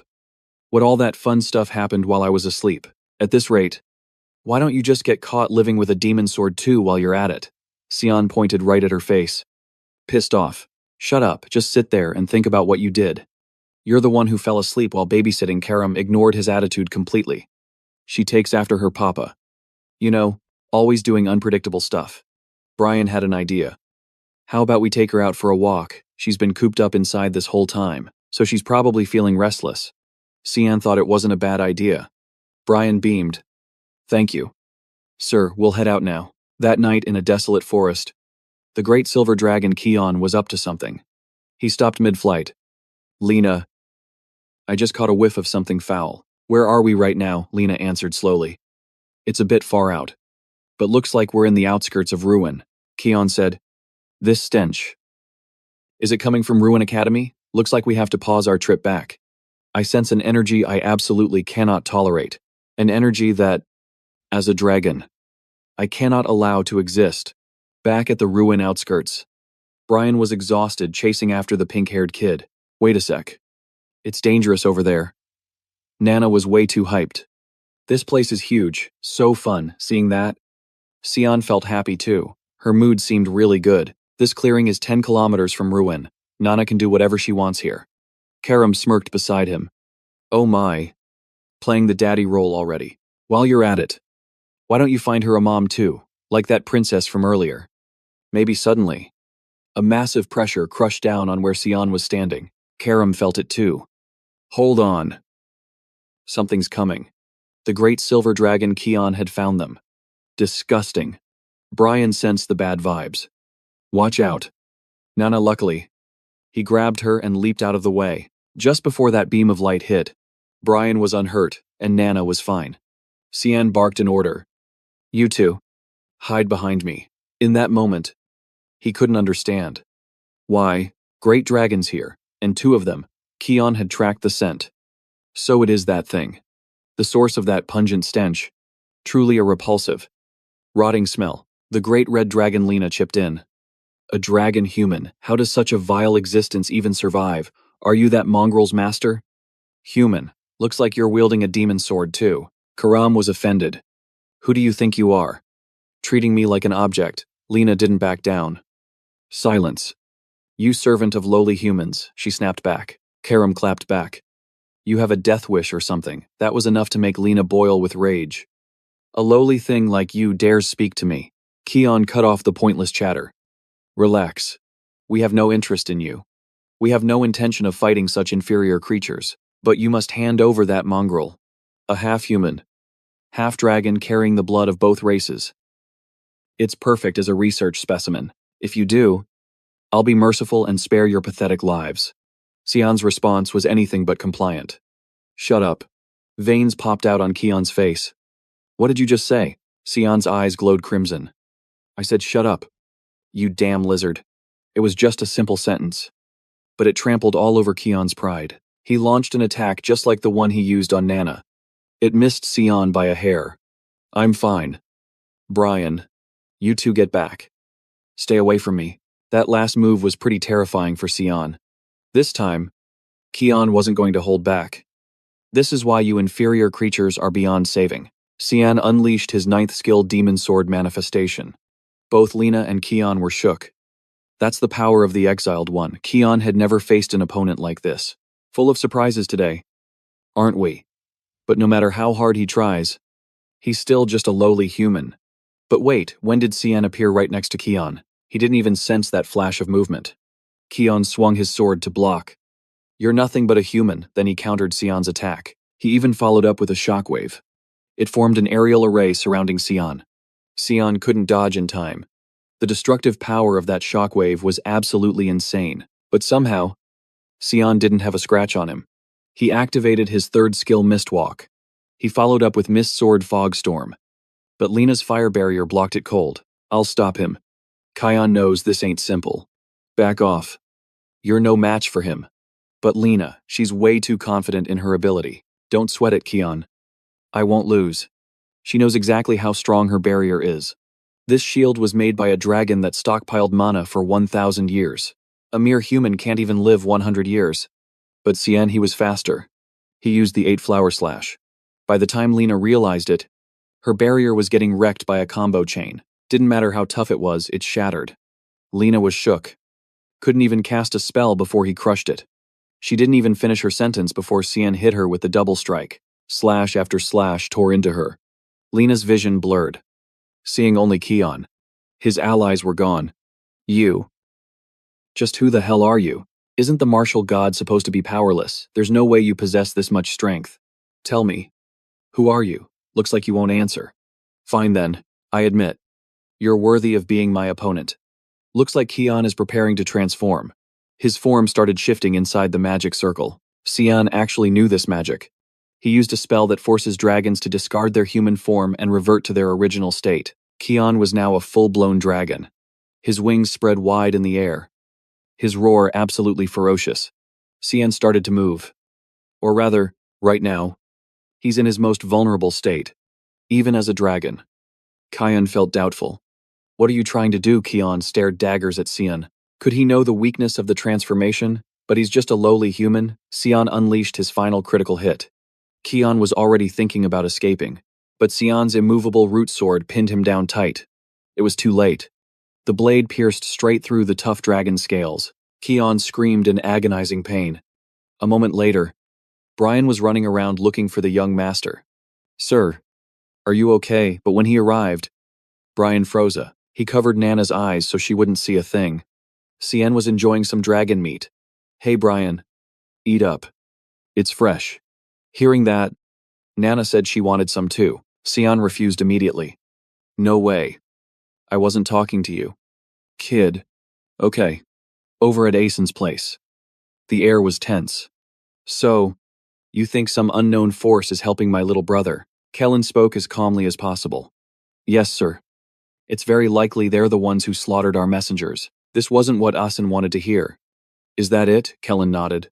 Yes. Please forgive me for the scarce information. Then, Asen started to get suspicious. Strange. On his face, Kellen didn't look panicked like he was before he left. Almost like he was a completely different person. Suddenly, Asen became strangely gentle. I see. Well then. Kellen, there's something I want to ask you. Asen's deep eyes were full of scrutiny. Of course. Kellen had to steel himself. This was a test. He's starting to suspect me. Kellen's next move would decide Asen's attitude. May Menden's blessing always shine upon you. Asen's lips curled up. I'm very satisfied with that answer. Don't misunderstand. Kellen, it was just a formality. You can leave now. Kellen's nervousness was obvious as he left the room. I have to be more careful. If his suspicion gets any bigger, I won't be able to leave here alive next time. I definitely won't become a burden to young Master Sion. Just as he opened the door, Kellen bumped into someone. This girl is young Master Sion's maid. Kellen was trying hard to do his duty. What are you doing here? Asen stepped in to stop him. I called for her.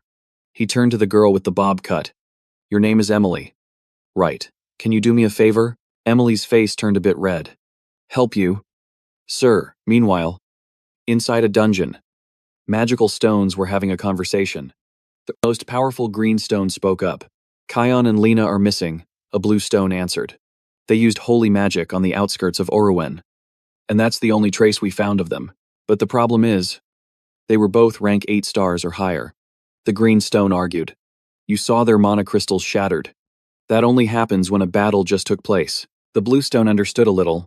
So you mean the person who took down those 2 dragons used magic to wipe out all traces, to do something like that? The green stone continued. It would have to be someone with the darkness element. And the only one who could kill those 2 is Kundal. But he doesn't possess the darkness element. In other words, there's a 4th party we don't know about. The green stone said, right now. The most suspicious one is that brat Sion. He's the only one who can use the darkness element. There are plenty of rumors in the Royal Academy that he survived the battle with the evil dragon on the front lines. So maybe that brat might be linked to the deaths of Zenon and Kerman, since both of them were collaborating to bring us items and experimental materials. The green stone felt curious. Is there a connection here? Looks like we need to watch him closely. Luna, find a way to make my niece get close to Sion. At the Royal Academy dorms, Ajin excitedly brought in some cake. This is a special cake made personally by the royal chef. Enjoy it. Nana, eat as much as you want. There's plenty left. Sion didn't join in. Everyone looks so happy. In the near future, we'll have to live a bit more secretly. If the dragons discover Nana, they'll swarm here and attack again. I won't let anyone touch my people. Since I decided to live for myself in this life, I definitely have to wreck that bastard's plan. Up in smoke. Ajin never forgot to pay attention to her crush. Sion. Is something wrong? You look pretty happy. Sion smiled lightly. I just had a few cool ideas. Meanwhile, in the family estate garden, Neil was receiving guests. It's been a long time since I've seen you. Looks like you're doing well. Asen, it seems Asen was truly happy. It's all thanks to you. Your Majesty. On the other hand, Neil wasn't too comfortable. But how long do you plan to hang around this mansion? I heard Alice had business far from home. It wasn't clear if Asen's inner thoughts matched what he was thinking. To be honest, I'm really worried about her. I don't know where Alice is or what she's doing. Neil's words were 100% sarcastic. Aren't you just worried she'll steal your spot? But Asen changed his attitude instantly. That's not something we should say so openly. Neil just liked being blunt. We're all brothers here. What can't be said between us? By the way, your brother is named Sion. Right, my royal father is very interested in him. He even wants to set up a marriage engagement between him and Asen. I seriously don't understand why that old man stubbornly protects that useless piece of trash niece. Who knows? Asen's smile became even more sinister. Don't be upset. Your Majesty. The more attention and power that brat gets, the more beneficial it is for us. Neil's thoughts were exactly the same. I like how you can see right through me. At that moment, Boris offered some wine. Would you like a glass? Duh. Arsen looked surprised. I've never seen this guard before. Neil hasn't introduced him yet. Ah, right. He's a hidden gem I picked up while strolling through the slums. Arsen narrowed his eyes. Oh, seems you found the brightest gem of all. He smiled calmly. I'm Boris. Pleasure to meet you. 2 years passed just like that. Sion did his best to stay off the radar, and readjusted to school life. Then, Alice returned. At the lavish castle, the door shut with a thud. Kundal greeted his old acquaintance. Long time no see. Was the trip fun? Alice replied. Of course. I even swung by Frina. Kundal was slightly shook. Frina, that place doesn't exactly welcome humans. Of course. Alice knew that. Yeah. That's why it took me a whole year just to get in. But I really wanted to understand that harmony you talked about. Since you said this place would stunt my growth, I had to find where I truly belong. Kundel didn't pry any further. Looks like you've really thought this through. Huh. Alice was hyped up. Yup. I'm joining the Knights of Light. Kundel asked. Following in your family's footsteps then, it wasn't clear why Alice was so confident. Someone's got to take up the mantle. Plus, I'm worried about my siblings back home. Especially Xian, he's super timid. Wait. Why are you laughing? Kundal stroked his long beard. Xian Tamid. That's hilarious. Just then, Xian appeared. Hilarious, you're exaggerating. Teacher, seeing her little brother again, Alice couldn't hide her shock. Wait. Xian, is that you? Xian smiled. Sis, I missed you so much. Alice went for a walk with her brother. You've changed a lot. You're as tall as me now, bet you'll tower over me soon. Xian teased. Or maybe you just shrank. Alice pinched his cheek. Annoyed. Okay. Stop right there. July 2nd. 988. Xian hadn't forgotten this date. In his past life, this was the last day he saw her alive. It had been a while. So Alice had a ton of questions. It's summer break now. Aren't you planning to visit home, truth was? Xian's family life was miserable. The only reason to go back was her. You're the only one who'd welcome me anyway. This was probably the first time Alice heard this. No one else, so that's why you haven't been home in 2 years. Xian actually had plenty of other reasons. First, that guy Arson was there. Second, the Duchess. She was hell-bent on taking his life at every turn, but Dad won't do a thing about it. So going back is basically suicide. I'm definitely not stepping foot in there until I graduate. Alice asked another question. Have you and Gran gotten closer? But Xian's answer confused her. Not a chance. Sis, you know exactly how he treats me. Colin even tried to kill me. Bodyguard Brian suddenly popped up. I can vouch for that. Alice wondered why he'd been tailing them. Oh, so you're a bodyguard. After hearing the story, it all clicked for Alice. Did that really happen? I was in Freena. So I had no clue. Xian dropped another bomb. Those thugs were sent by the Duchess and Gran. It's not your fault. Sis. Hearing Duchess. Her expression changed. Alice's mood turned grim. Seeing this? Xian called out. Alice, she asked. Have you told anyone about this? It was like Xian had no voice in the family. What good would telling do? Sis, it's all in the past. But it seemed Gran hadn't learned his lesson at all. Suddenly, Alice hugged him tight. Okay. Xian, you don't have to bottle it up anymore. It's okay to lean on me sometimes. I'll protect you from now on. She sighed. I really want to stay with you longer. But I've got to go. Be careful out there. Sis. While tearing up, Brian sensed something coming. Alice hugged him too. You better take good care of my little Xian. Okay. Brian suddenly felt a chill run down his spine. Wait. I didn't even do anything. Twilight fell. And Xian saw his sister off from the academy. He thought back to earlier. It had been ages since he'd seen her that furious. Flashback to the past. When Xian wasn't as strong as he is now, Gran had beaten him black and blue. Huh, is that all you got? Get up. You trash. In that moment, Xian begged desperately. Please. Stop, you already won. So. But Gran didn't let him finish. Annoying piece of shaft. Quit your whining, and he continued to beat Xian without a shred of mercy. That's when Alice stepped in. Stop it. What do you think you're doing? Apologize right now. Gran Xian had seen that expression once in his past life. Looks like a storm is about to hit the Duke's household. She needs to see this family's true colors so I can save her from that tragic ending. Brian handed Xian 2 different colored letters. Young master. These are for you. I picked one up from the academy. And the other is from the gatekeeper. Xian only took the black one. Is that so? All right. Brian was confused. Aren't you going to read this one? Xian already knew what it was. That one was definitely from the palace. Now Brian took a closer look. You're right. It has the royal seal. Wonder what they sent. Xian opened the black letter. It was that time of year again. Every year, they host a banquet. The black letter Xian received was a secret assassination order targeting Nian. A serious incident was bound to happen at that party, since he's the younger brother of the current empress. Everyone was freaking out. Xian turned to answer Karam. Yeah. I've got business there. Sion vaguely recalled that in his past life, someone else handled this mission. Guess the guildmaster has taken a liking to me. Huh, what a drag. Karam curiously opened the red letter. Oh, this one's from Princess Azinger. I thought you were just a bratty kid. But look at you getting love letters now. Too tired to deal with it. Sion suppressed the demon sword Karam immediately. He ordered Brian, "Anyway, get ready to head to the palace with me." Suddenly, Nana's voice echoed from the other side. "Papa, I'm hungry." Brian looked over immediately. Sion stared in total shock, unable to look away. What the? She's grown this much already. Back at the mansion, Sion hated. Alice's footsteps were heavy with rage. She threw the door open with force. The butler and servants stared in surprise. The butler asked, "You've returned." Young Lady Alice's face was unusually dark. "Mother, no." "Where is the Duchess?" Margaret was clueless about what had happened. She turned to look at the flung-open door.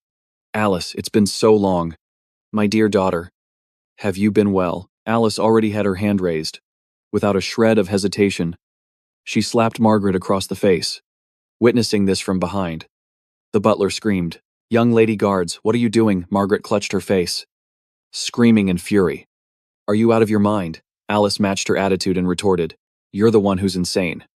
Duchess Margaret. She then exposed how Margaret had tried to frame Sion. Margaret panicked internally. How does she know, but quickly spoke up. "Me, frame Sion. Do you have any proof?" Alice stared her down. "You just confirmed it for me. By asking for proof, so it's definitely true." She stands up, deliberately trying to dodge the subject. "How dare you lay a hand on me without any proof?" Just then, her guards show up and surround Alice. Margaret screams at them. "What are you guys doing?" Drag her out. They rush the young lady, saying, "We're sorry." Alice sees it coming.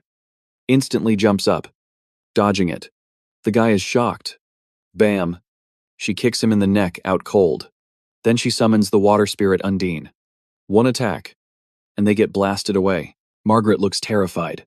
Spirit magic, how did she take down the guards so easily? Alice finishes them off and walks toward her. Seeing her get close, she stumbles back, screaming in fear.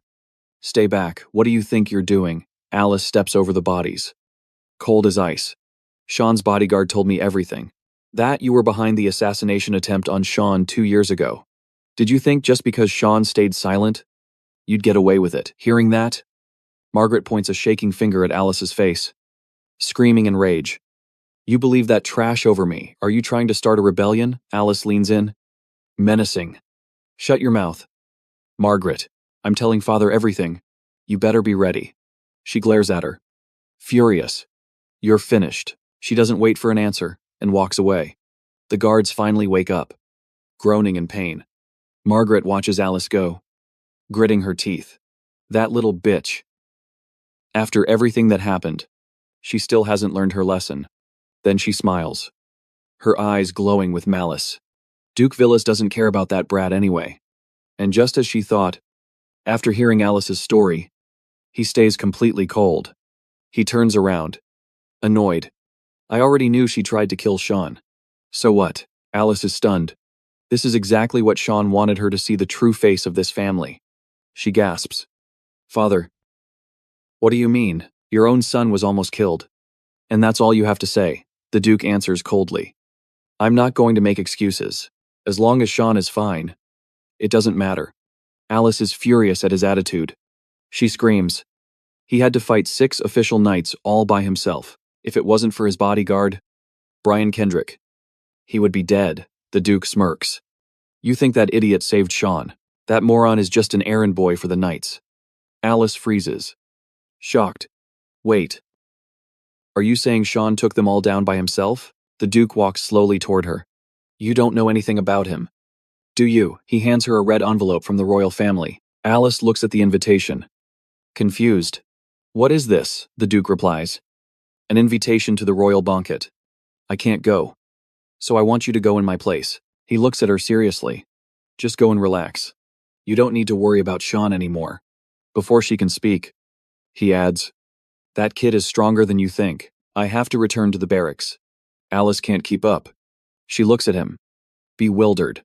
What, but realizing arguing is useless. She stays silent and leaves. On the way, she can't stop overthinking. Don't worry about him. He's only 13. Suddenly, a girl waiting in front of Alice's room spots her. Lady Alice. Alice's face lights up. Cecilia. The girl smiles politely. Welcome back. Lady Alice. Then she rushes in, hugging Alice tightly and sobbing.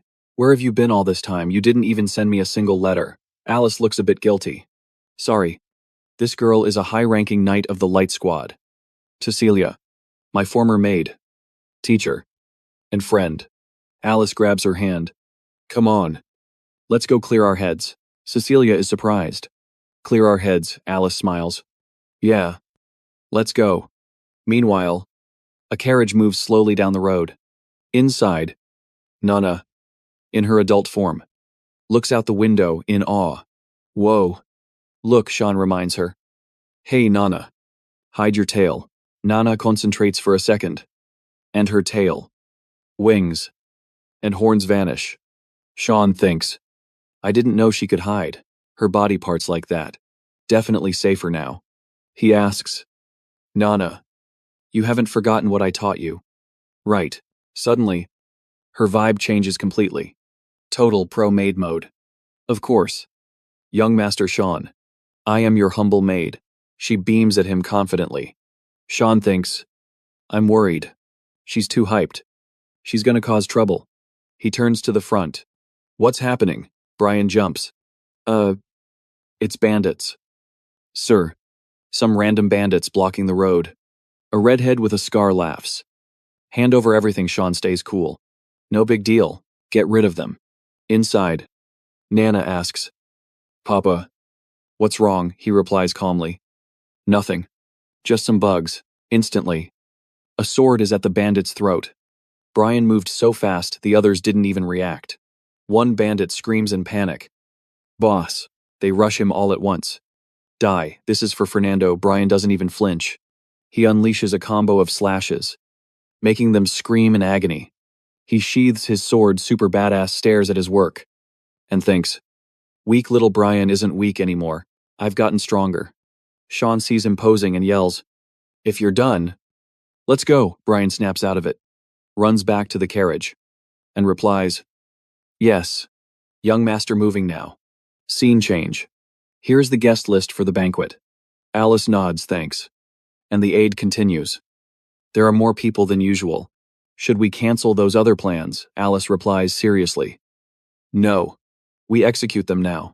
The aide panics. The assassination of René Nefelis. You want to rush it, Alice explains. He's a rapist who uses his power to prey on married women. He needs to die. Immediately. And to think this scumbag is my fiancé. Suddenly, another paper catches her eye. This kid is attending to what a rare genius. With 20% affinity in all elements, even though she missed classes because of her weak body. The granddaughter of the head of the Garum Mage Association, Luna Fenrir. Alice is getting anxious. This girl has never appeared in public before. Why is she even at this party? I was spiraling when the girl in front suddenly spoke up.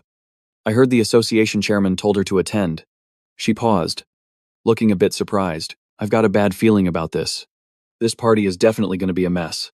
Scene switch. Somewhere in the city. Brian is looking around, totally shook. The roads here are huge. Meanwhile, Nana's playing around, hyped like a kid. When suddenly, bam, she bumps into someone. The guy immediately yells in rage. Who are you? Watch where you're going. Nana gets scared and stammers. I'm sorry. Then she hits him with the puppy eyes. How can I make it up to you? The guy blushes instantly, totally losing his cool. It's fine, little lady. Hearing that, she points at him and tells me, Papa, people here are so nice. I stare daggers at him thinking, hell no. Stay away from him. I forgot she knows zero about the outside world. She needs to keep her guard up. This is bad. Beside me, Brian starts sweating bullets. Young Master Nana's eyes, I panic and check. Damn it. Her pupils haven't gone back to normal. She's leaking aura too. Everyone's gonna notice. I quickly order Brian.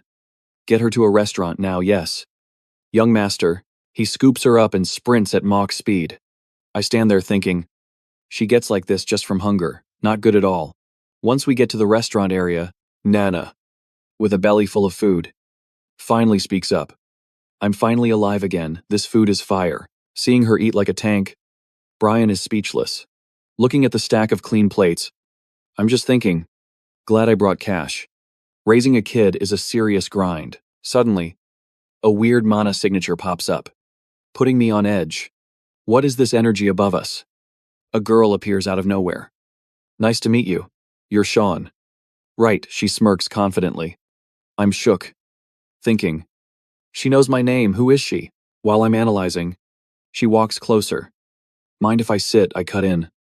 I still haven't gotten an answer to my question. She laughs cheerfully. I'm lunatic. I go to the same academy as you. Senior Sean. Second year. I turn to her. Confused. Lunatic. That name sounds familiar. Wait. When did we meet for her to call me senior? It's like she read my mind. She explains.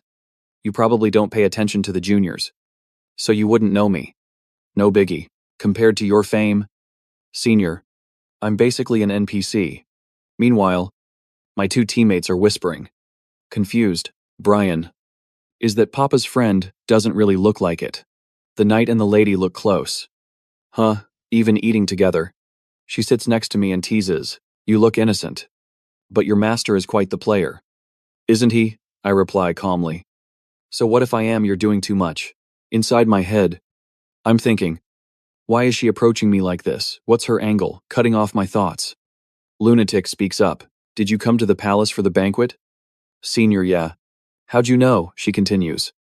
A celebrity who never steps foot outside the academy like you. What other reason would you be here? That's peak. Guess we'll see each other at the banquet soon. I was actually invited too. I'm stunned. Invited? Is she a noble? Suddenly she slams the table and stands up. Just wanted to say hi today. I'm heading out. Remember the name Lunatic. Don't forget it. It clicks. I'm shocked. I remember now. She's Jason's granddaughter, the principal of the Witch Academy. Did that crazy old man send her? In my past life, I remember Lunatic died way too young, while she was still a student. Her body was naturally weak, or was it some human experiment by the Witch Academy lately? I keep running into people unrelated to my past life. Maybe later, they might become key players that change my future. But why does it have to be during the ball, in my past life? This event was called the Bloody Banquet. Cut to a beautiful girl standing in front of a mirror, fixing her hair. She turns and asks shyly, what do you think, Jessie? Simud, look, okay. Simud tries to hype her up. Absolute perfection. Princess, this is the best one yet. But inside, looking at the mountain of rejected clothes, he's crying. I don't even know what number dress this is. Princess is still not satisfied. Please, have mercy. She grabs another outfit. No. Still missing something. Seeing the princess look at him, Jessie sighs. It's fine. Sean's gonna be swooning. The princess turns bright red. She screams. What? This has nothing to do with him, Simud sighs. You literally ordered me to send him an invite. The princess fumes. That was then. This is now, suddenly. A maid walks in. Princess. Prince Louis sent you a gift. He says it suits you perfectly. She's surprised. Brother sent me a gift. She looks in the box. A super luxurious necklace is inside. Seeing the box, Simud teases. Princess. It's gorgeous. Sean will definitely love it. She screams, blushing furiously. No, it's not like that. The scene shifts to the banquet. Packed with nobles and power players, Sean is standing in a corner, observing. Crowded. The target still hasn't shown up. Suddenly he looks back. Kellen, if you're here, that means Essen is here too. Right. From behind, Kellen replies calmly. Yes. He's currently with Prince Louis. Also, I have a report. Please leave this banquet immediately. Sean is shocked. News about the purification, or is something about to go down, Kellen explains. I have a bad feeling. I'm afraid you and many others are in danger. Eason requested I tell you to leave the palace before the party starts. He said a little farce is about to happen. Sean thinks. Stunned. The bloody banquet. Is Essen pulling the strings? Kellen continues. I can't let you get hurt. Then he asked with concern.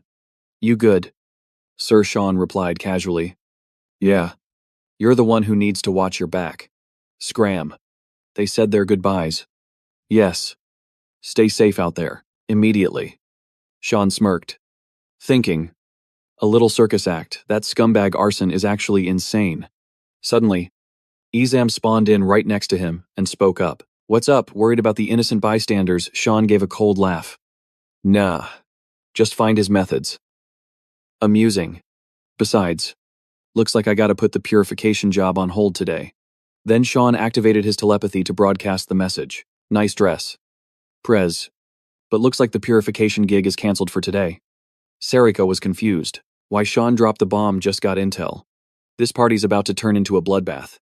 Sarika was shook. What? No time to yap. I'll explain later. First, we gotta scan for monsters nearby. Then we can figure out the next move. Sarika still looked sus about it. You sure? Is your source legit? Sean grinned. Confident as hell, the mastermind. Oh, I know him well. Had my suspicions. But now I'm 100% certain. Don't sweat it.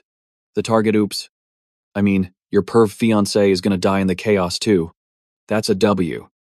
Right, Sarika instantly raged. How the hell do you know he's my fiancé? Before she could finish. Sean was already walking away. All right. I'm off to handle business. Leaving Sarika absolutely fuming. You better explain this to me. Suddenly, Alice spotted Sarika from behind and shouted, Huh. Instructor Sarika. She froze. That voice. Alice walked over. All smiles. Long time no see. Instructor, Sarika asked. Confused. Alice, what are you doing here? She replied casually. Just out for some fresh air. Plus, got some family business. Damn it. Alice got dragged into this mess too. Suddenly, a mysterious guy spoke up from behind. Oh. Sarika and my.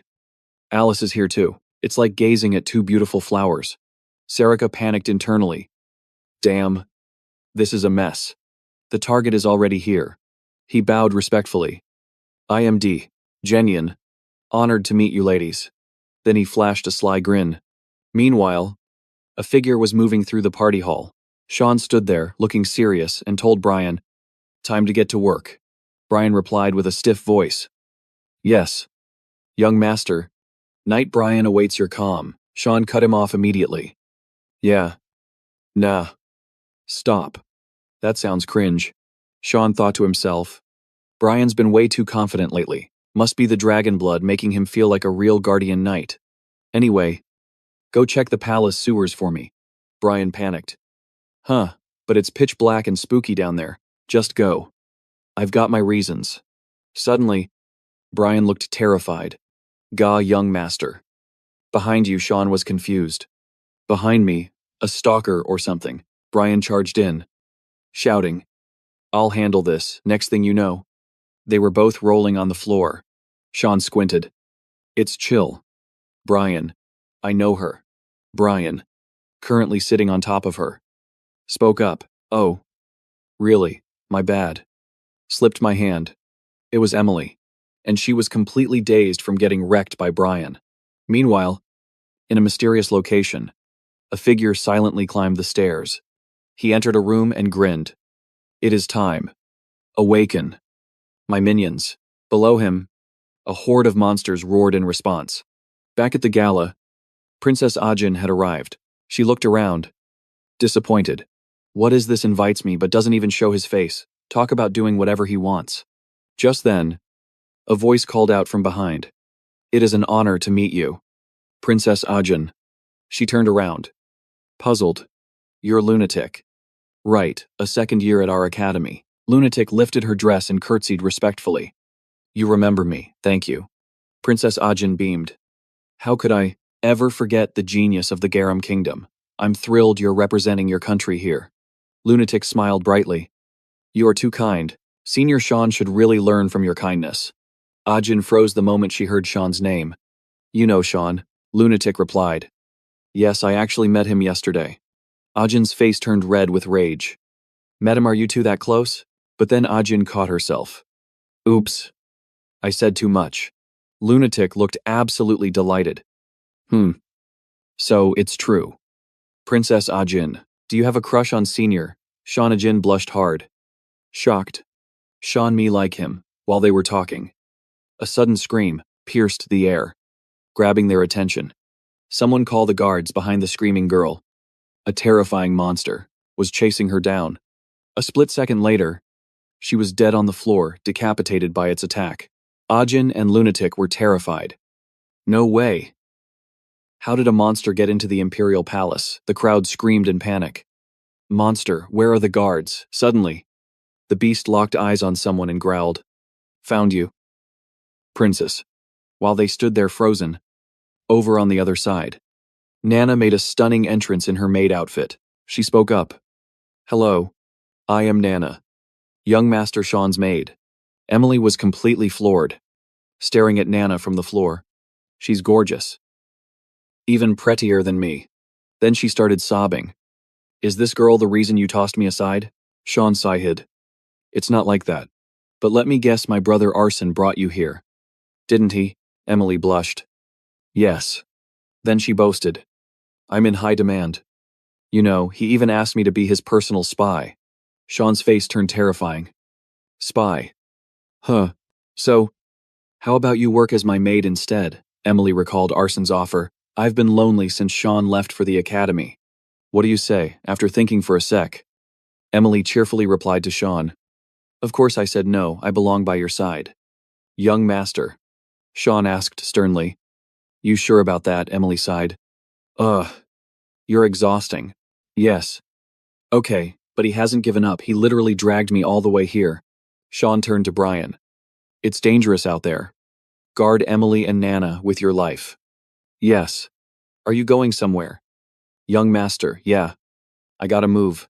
In my past life, Emily was never here, ever since Kellen started tailing me. I knew he was up to something. Don't you dare touch my people. Arson. Suddenly, a noise rang out from inside. Young master, this tie was given to me by Arson. He said it was a gift for you. Then Emily cried out, I don't know anything. You absolute idiot. You came all this way and forgot that Nana stood frozen. Locking in on the scene, weird smoke suddenly drifted up from the red bow. Nana gasped. What the heck is that smell? High up in a nearby building, a mysterious figure appeared next to his sword. Yes. Arson spoke up from the side. It has begun. Prince Buzz. He turned and smirked. The day is finally here. Good work. Arson. Our gift must have arrived by now. That guy Bozid is cracked. He's going to be a huge asset for us in the future. For a new empire? Yes. Time to show them who really runs this place. Back at the social party, everyone was in a panic. A voice shouted urgently. Everyone run, leave this to the guards, Lunatic yelled. Princess. You need to evacuate now. Hurry. It's dangerous, Ajin replied. I'm fine. Prioritize the people first. Luna saw this and said, Then I'm staying right here too. Hearing Lunatic's words, the princess was deeply moved. Thank you. Lunatic. Meanwhile, the monster was wrecking soldiers everywhere it went, dual-wielding swords.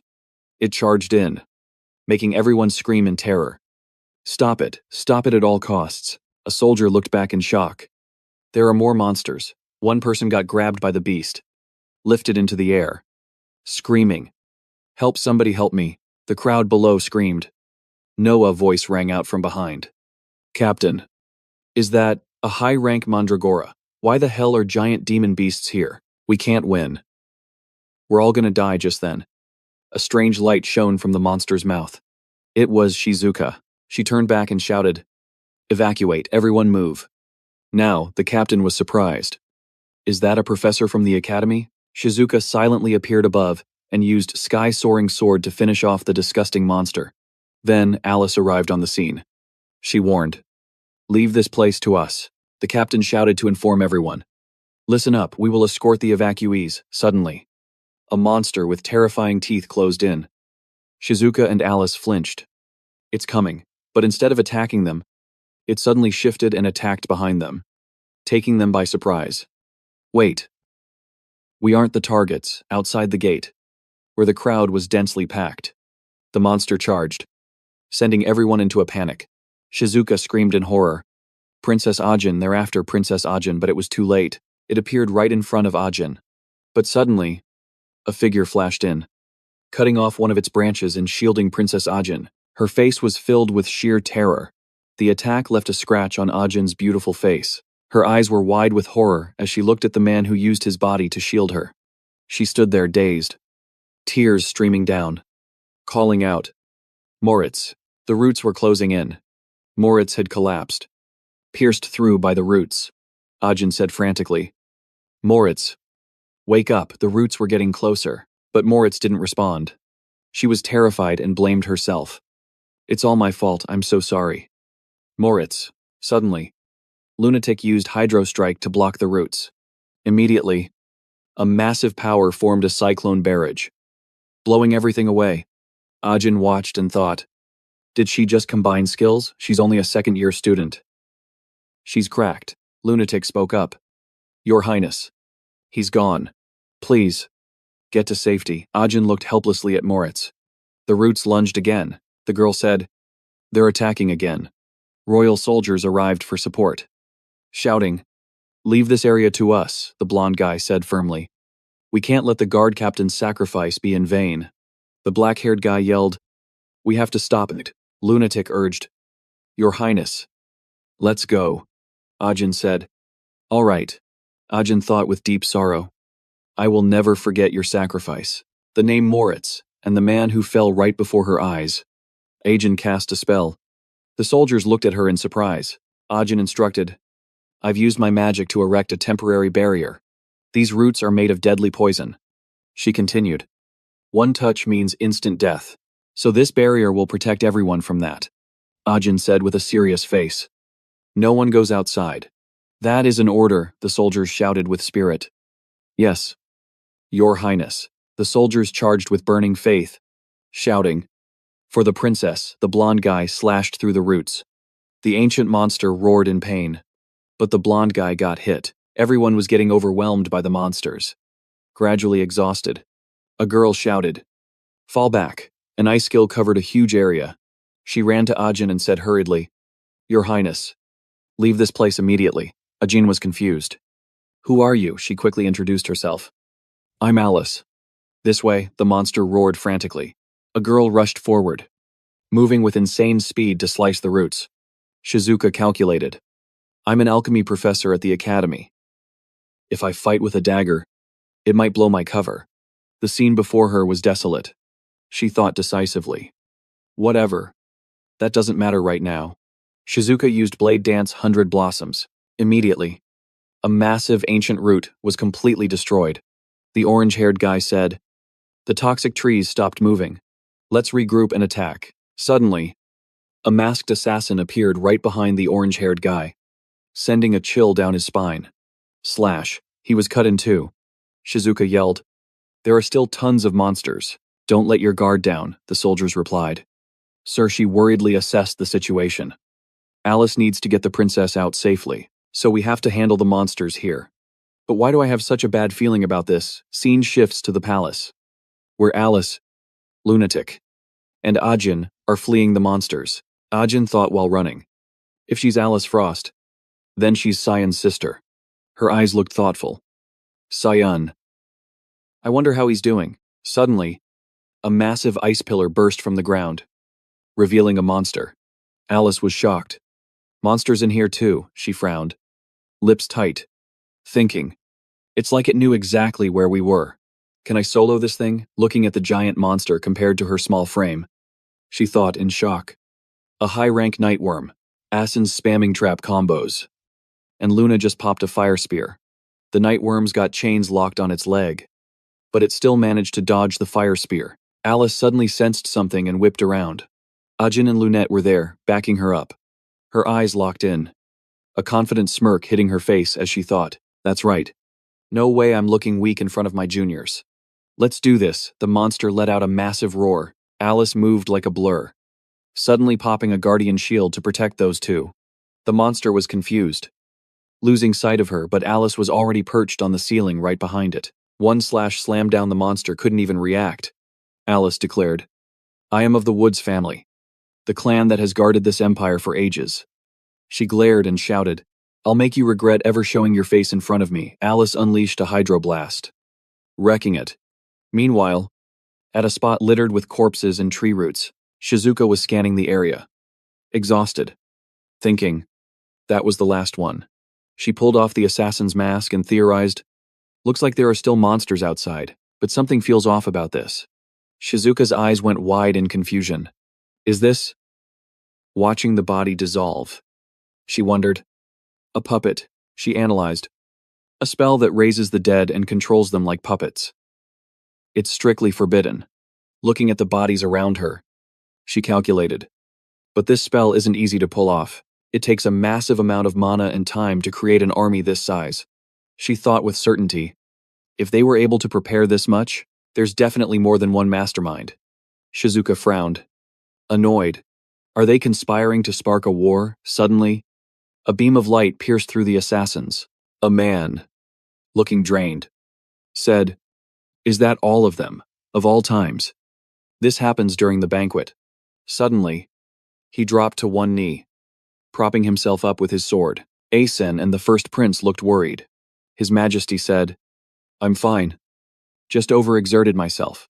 He turned and added, but it is fortunate that both of you are here. The king called their names. Asen. Luniel. Asen spoke up. Your Majesty. Let me help you up. He supported the king's arm. The king said, thank you. The first prince frowned, clearly disliking Asen, then glanced at Luniel and said, I'm fine. Go tend to the others first. The castle knights can handle that. Your Majesty, he put on a sinister look and said, Your Majesty need not worry. We will always be by your side. Meanwhile, elsewhere, the monster was taken down. Alice, Lunette, and Ajin were on high alert. Alice wondered, where the hell did they come from, eyeing the incoming mob they had to deal with? She said, why do they keep swarming like this? Emily was holding a red bow tie with a fancy diamond embedded in the center. Brian pressed her. Did young Master Asen ask you to give that to young Master? Sean Emily replied. No. Brian, full of suspicion, said, weird. I just get a bad vibe from it. Emily looked confused. Is something wrong? He rubbed his chin. Speculating. Not exactly. But he's never given young Master Sean a gift before, Brian thought. Just a quick glance. But, he concluded, I've always sensed that young Master Sean holds some kind of grudge against young Master Asen, a hatred deeper than petty family drama. Suddenly, Nana spoke up. Brian, we need to run. Now. Brian asked. Confused, why Nana's eyes went wide. Radiating killing intent. Something extremely dangerous is coming. Brian stammered. Nana, Emily asked worriedly. What's wrong with her eyes? Suddenly, a massive explosion made Brian and Emily jump. Brian dropped into a combat stance. Get out of here. Miss Emily, Emily asked. Dazed. What is that? A monster appeared, staring them down with bloodlust. He replied, That's a behemoth. A high-ranking monster. Everyone in the mansion was scattering in panic. Degenian gritted his teeth, running frantically. Damn it. It's all ruined. At this rate, I'm cooked too. He plotted. I tried to leave faster than the others, but I didn't expect those monsters to block the entire front entrance. He thought while running, I have to make it out of here alive. I must save my own skin. Degenian's ambitions ran wild. So I can see my beloved maid. Lily. Again, how can I die here? Degenian turned to ask a blonde young man. Are you sure the back exits are safe? The guy replied. Yes. I think so. He looked annoyed and scornful. You think this is a joke? Do you know who I am? Before he could finish, a masked figure sent him to the afterlife. The blonde guy screamed in terror. Marquis de Genien. Everyone was shocked by the scene. Masked figures were surrounding the mansion. The blonde guy said in despair. Damn it. Are we really going to die? He saw something and gasped. Water. Alice swung her sword, creating a hydro vortex that blasted everything away. She glanced over and ordered, Lunette, go now, using ice magic. She struck, trapping the masked group in a pile of ice. Everyone was stunned by the giant ice wall that just went up. Lunette had reached her limit. The blonde guy stammered. Awesome. They wiped out the monsters just like that. He asked. I wondering, who is she? She quickly turned to introduce herself. I am Alice Woods. She added, the battle isn't over yet. Protect your highness. Now, The blonde guy shouted. Your Highness. Are you okay? Ajin replied. I'm fine. But she's… Lunette reassured her. Don't worry. Princess. I'll recover soon, Ajin said worriedly. But… Lune. Blondie barked orders. Formation protect Her Highness. Alice jumped in. I got your backs. Cover fire incoming. She turned to the troops. Guards, pop those barriers, shield the nobles, hold the line till this fight is over. She commanded. Royal Knights, guard the princess and push forward behind me. If we can't hold… Alice flared her mana. Going all out. I'm stopping them right here. Right now, she thought. I've been wrecking them non-stop, but they're swarming from everywhere. It's like they knew exactly where we'd be. Incoming, get ready to engage, everyone locked in. Ajin's necklace suddenly glowed red. Brian stepped up. Shielding Emily. Staring down that nightmare fuel. Emily teared up. Do something, please, Brian snapped. Get behind me now, his mind raced. A high-rank monster. Inside the palace. How? Master was right. Something's definitely going down. Emily was shaking behind him. Brian grit his teeth. Master's always been the one saving me. But I gotta be able to save myself. He panicked internally. Right now. I'm the only one who can protect us, then… His face went beet red. She's clinging way too close, Emily stammered. I trust you. The monster roared and charged. Here it comes, she screamed. Stay on me, Brian shouted. Claws slashed down. Clang. Brian parried just in time. He frowns and says, blocked it. Nice. I got this. Suddenly, attacks come out of nowhere, catching him off guard. He struggles to push back. Emily asks anxiously, Are you okay? Brian replies, I'm good. Don't worry. I won't let it lay a finger on you. The monster bares its razor-sharp fangs.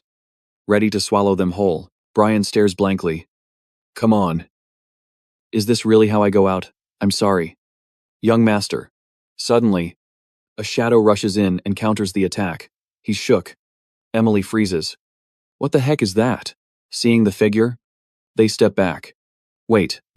It's Nana. She turns to them with a sly grin. Scene shift somewhere under a weirdly full moon. An insane amount of puppets are swarming in. Asin is throwing hands. A black-haired soldier is guarding the princess with his life. And Alice, she's wiping out tons of puppets with a single sword slash. She thinks anxiously. At this rate, this battle's never gonna end. I don't know who's pulling the strings, but they definitely planned this out. Everyone's getting overwhelmed. She worries. The knights are running on fumes. I need a different solution. Bam! A strike knocks a mask right off one of them. The monsters rush in again. Alice sees what was under the mask and freezes. She panics. Undead, are these puppets revived by dark magic? She bites her lip and charges forward, hyping herself up. Think, what magic counters dark magic? Her first thought. The god of light. Lumendel, his light magic. If someone can use that, we actually have a shot at winning. Suddenly, it clicks. Wait. If I do that, she screams. Princess Ajin. The princess spins around. Startled, Alice yells, Imbue your magic into my sword, now. Ajin refuses. No way, if I do that, the protection spell will drop. The blonde guy steps up. Your Highness. Don't worry, he assures her. Please. Trust us. Hearing that, I nods. All right then. She casts Blessing of Light on the sword. Alice thinks confidently. Perfect. Eyes locked in. She thinks. Merging two magic flows is insane difficulty. But if I add spirit magic… The water goddess appears to back her up. Alice is locked in. This has to work. She gambles. Not sure if I can pull this off. But screw it. I'm taking the risk. Sean checks the corpse, recognizing the puppet and the boot print. He grabs the mask. Looks like he teamed up with Asin. His face goes dark. So he's been Asin's lackey this whole time. Karam speaks up. It's necromancy. Dark magic. It wonders. Can humans in this era really use ancient magic? He replies seriously. Yeah, this is a tactic that guy always uses. Sean says, eyes sharp. buffing the monsters with enchantment stones. The mana in the stone draws them in. Karam notices something. I can sense the mana radiating from that stone. Sean doesn't care. This place is a bloodbath. Let's bounce. Wait. Before that, he eyes a corpse. Looks like he needs a change of clothes first. Meanwhile, Alice's fight is getting insane. Lunat gasps. Spirit Marion. Did she use light mana to summon her temporarily? She calculates. Mana can't be mixed like that. She's panicking. She won't be able to hold that form for long. Lunatic shouts. We have to stop her. If we don't. She freezes. Watching Alice fighting with everything she's got, she's terrified. Her body's gonna shatter. Marion hugs Alice tight. Kid. Why are you sacrificing yourself like this? Alice struggles. Thinking. I don't have a choice. Marion looks sad. What a pity. Fate is truly cruel. To the child blessed by Freena. The monsters rush at Alice. Marion winds up an attack. So annoying. Get lost. She unleashes a blast massive enough to blow them all away. The monsters are getting ripped apart by the goddess's power. Ajin is speechless. Just a flick of her hand caused that much damage. Lunat realizes. It's not enough. She watches closely.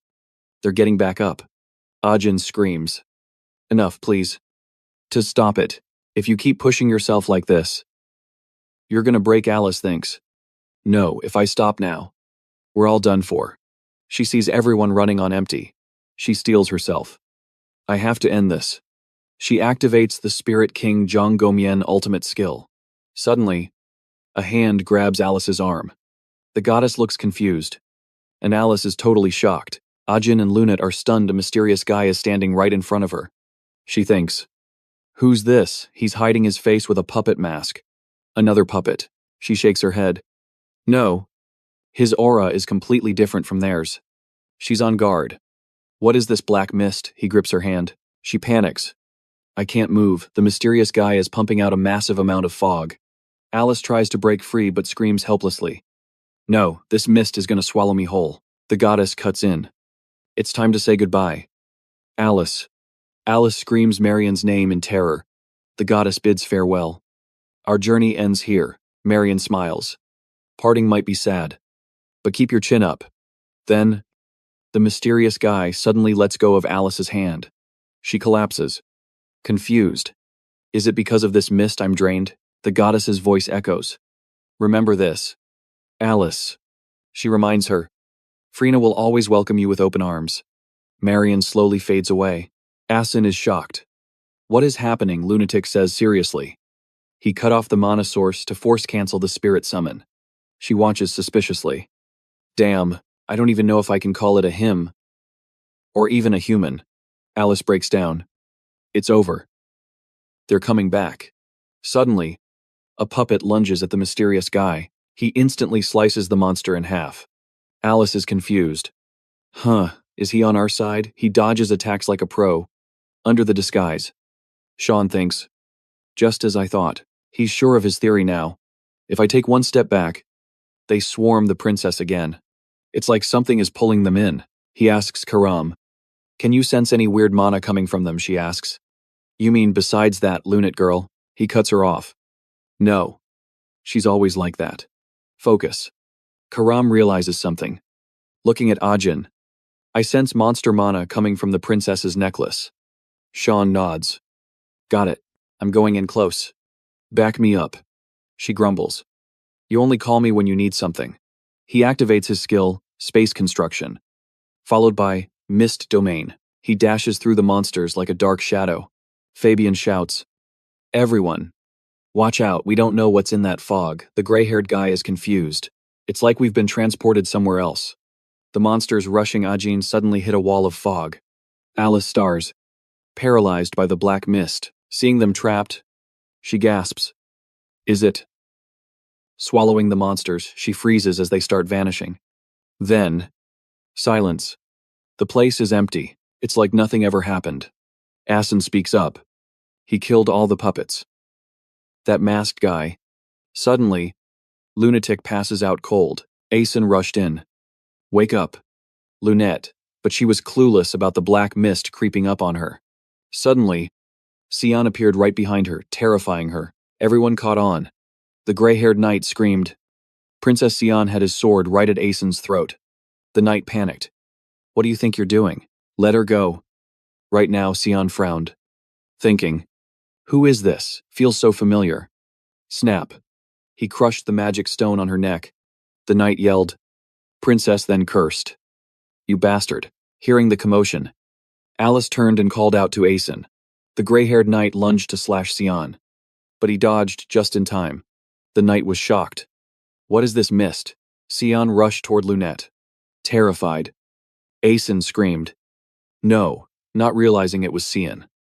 She yelled desperately. Stay away from Lunette, and unleashed a divine strike. Xian watched the attack pass right through his body. She was baffled. He dissolved into mist. The mysterious figure reassured her. Relax. I'm not here to hurt you.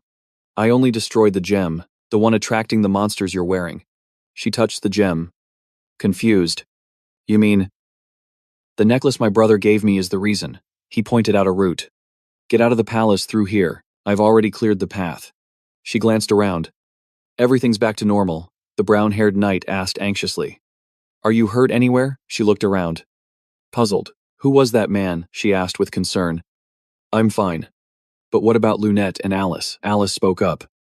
She's okay. Asin sighed in relief. Thank goodness. Lunette groggily woke up. I'm recovered. Let's leave through the main gate like he said. Inside Alice's head, getting these kids to safety is my top priority. I'll think about that guy later. Suddenly, someone's gaze shifted. They recognized Xian. Scene change. A high-rank monster was crushing someone. Blood splattering everywhere. Nana was transforming. Emily clutched Brian's arm, asking, What is that kid? Are you sure she's a maid? Brian was confused. I'm not sure. I've never seen her like this. Nana had transformed into a dragon full of ferocious killing intent. Xian recalled, In my past life, there were rumors of a bloody banquet where countless people died. And they said the mastermind was the fifth princess. Asin Severus, blinded by the desire for the throne. A necklace with a precious blood-red stone, and that phantom stone was the cause. Arson or Luniel probably gave it to her. After that incident, they were hailed as heroes of the Empire and gained the most from it. He held a mask in his hand. Karam understood. So, you mean they staged all this for themselves? Karam scoffed. Selling out their own kind for profit. Sometimes I think humans are even scarier than us, demons. Xian replied. This is nothing compared to what they'll do later. He thought deeply. That's right. In my past life, I aided in massacres way worse than theirs, so I guess I'm not much better. Karam had shifted into human form. She asked. Time to go. Xian stood up, dusting off his clothes. Yeah. Leave the rest to the royal knights. Nana is waiting for us. Still puzzled. She asked. Hey. Something about the princess's necklace has been bugging me. He replied. What is it? She continued. Your maid's name is Emily. Right, look. Karam revealed. She's emitting the same aura as that thing. He froze. Annoyed. Nana had lost all reason. Emily smells so good, Brian tried to soothe her. Calm down. Nana. Emily hid behind him, sobbing in terror. No, I don't taste good at all. Brian wondered. What the hell happened, seeing Nana out of control? He thought. She's acting just like a monster. He gritted his teeth, looking for a way out. Why is she only targeting Emily? I have to stop her. He remembered playing happily with Nana. He hesitated.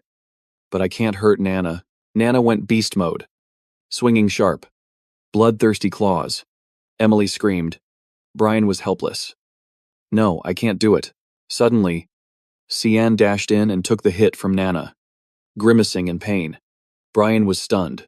He panicked.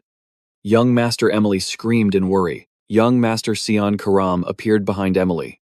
Xian gritted his teeth through the pain. Hurry up. Karam, she held up a ribbon. Found it.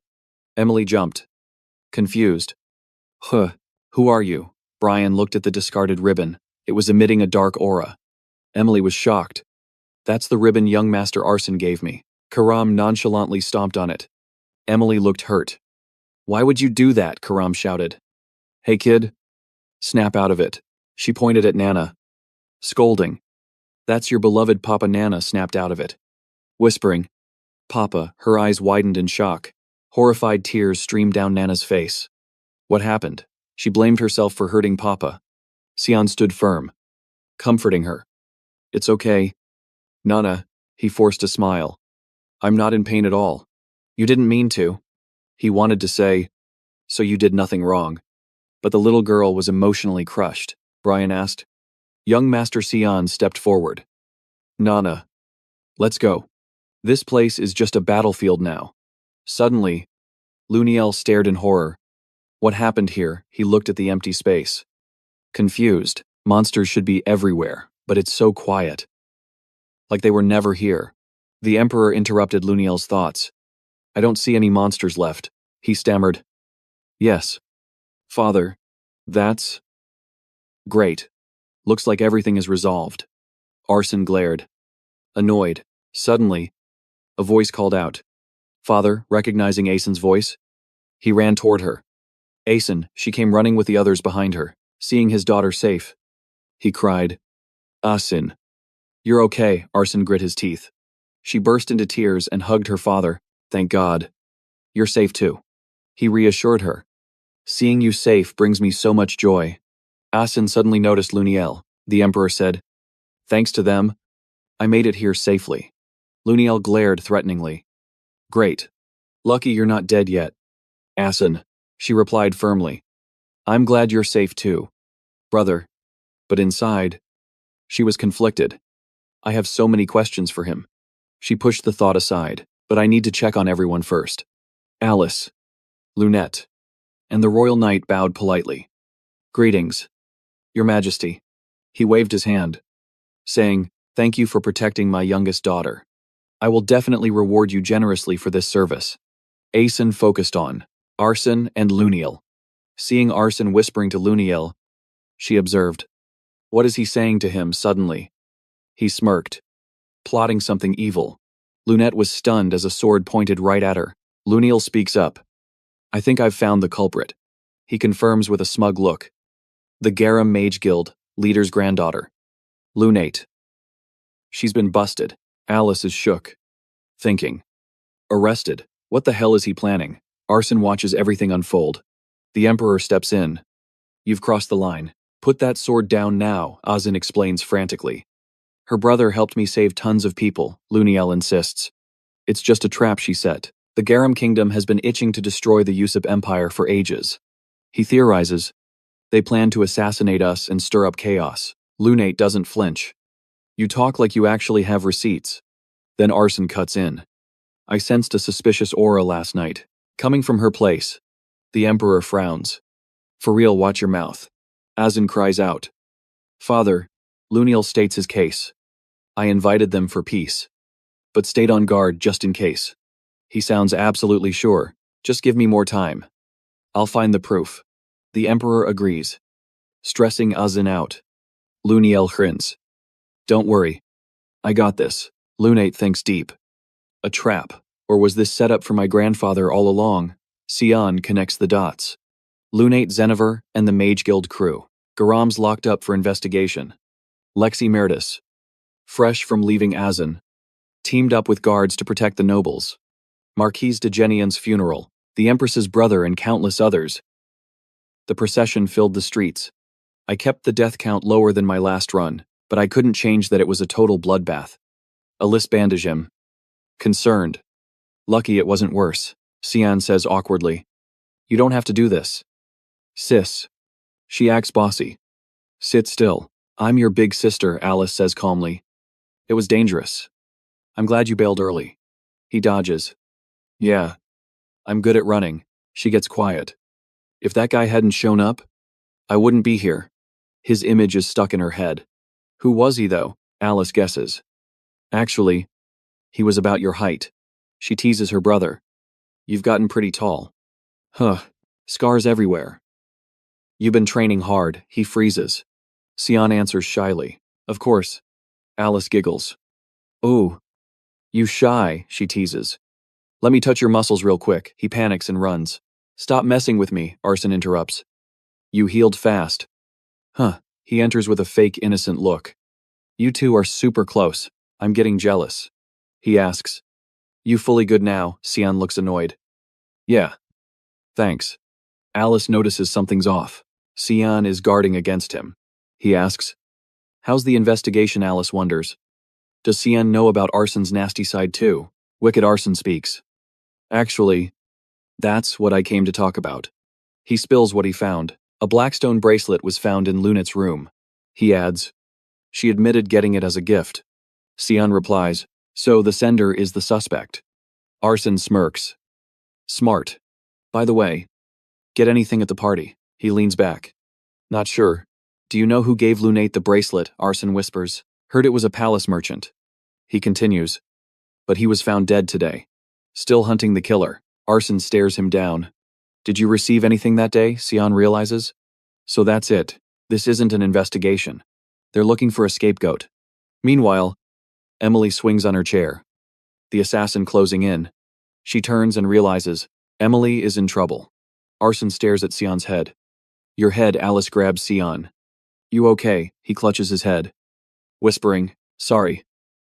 I'm still dizzy. Xian holds his head. His sister warns Arson. He lost too much blood. Doctor said he needs rest.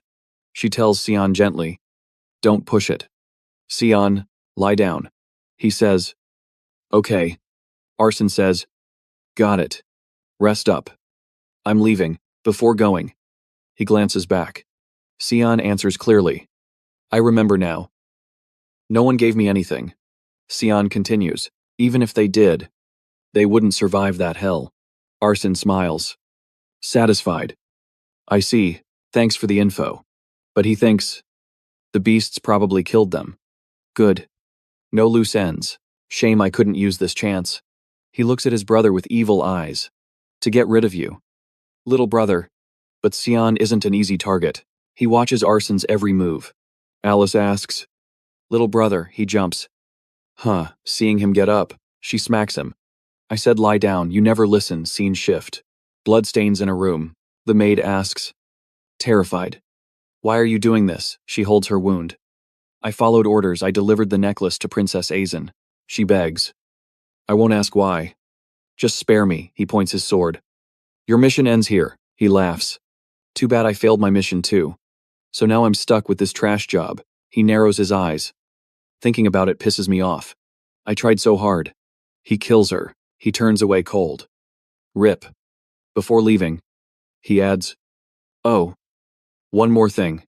He tosses a magic book. Last time a body was found. I almost got cooked. Gotta clean up properly. He activates a monster. He orders it to use Devour. Scene to Emily. Humming.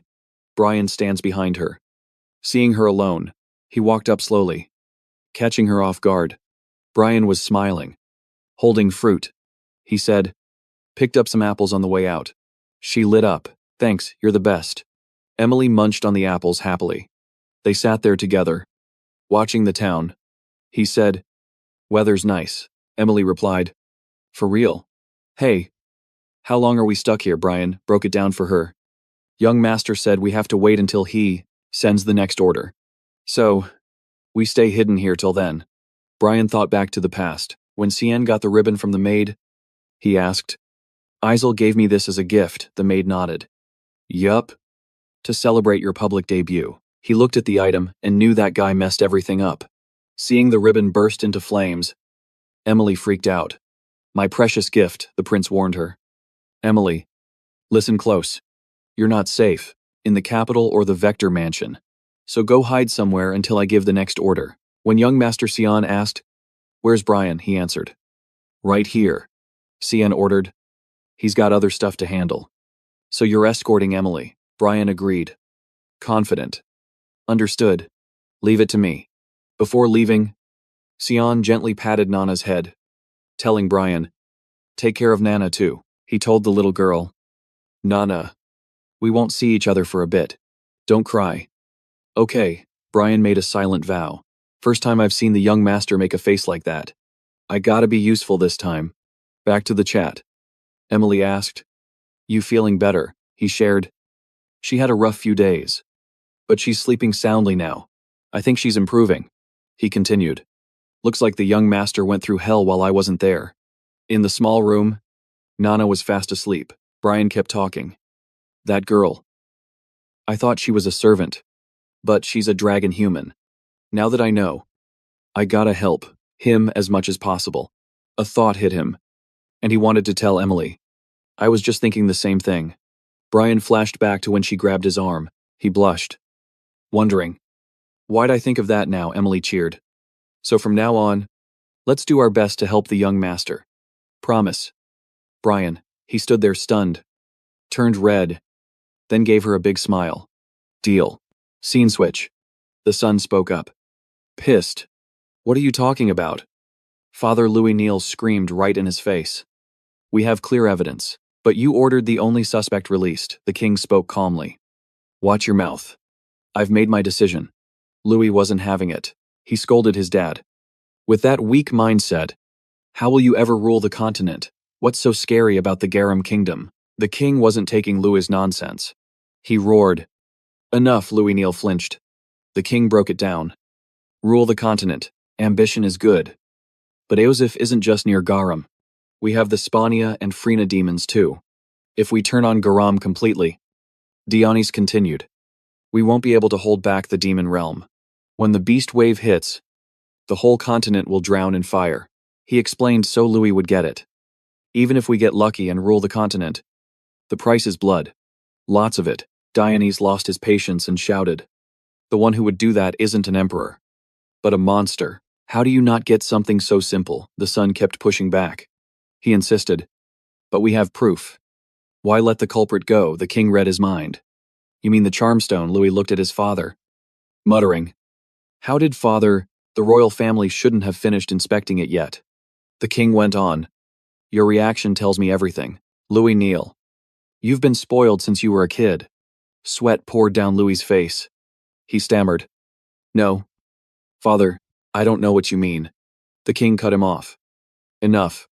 You fool. He glared at him, wondering. How did you become this rotten? Dionys turned to leave, dropping a bomb. Looks like Ajin fits the throne better than you. I don't want to see your face. Get out. Louis felt the sting. Clenching his fist. Ajin, he ground his teeth in hate. Louis Neal thought furiously. That little bitch ruined everything. He stormed toward the castle. A guard asked politely. Prince Louis Neal, he shooed him away. Move it, and barged in. Seeing someone rushing in, Cian warned. Your Highness, the princess needs rest. Louis slapped him.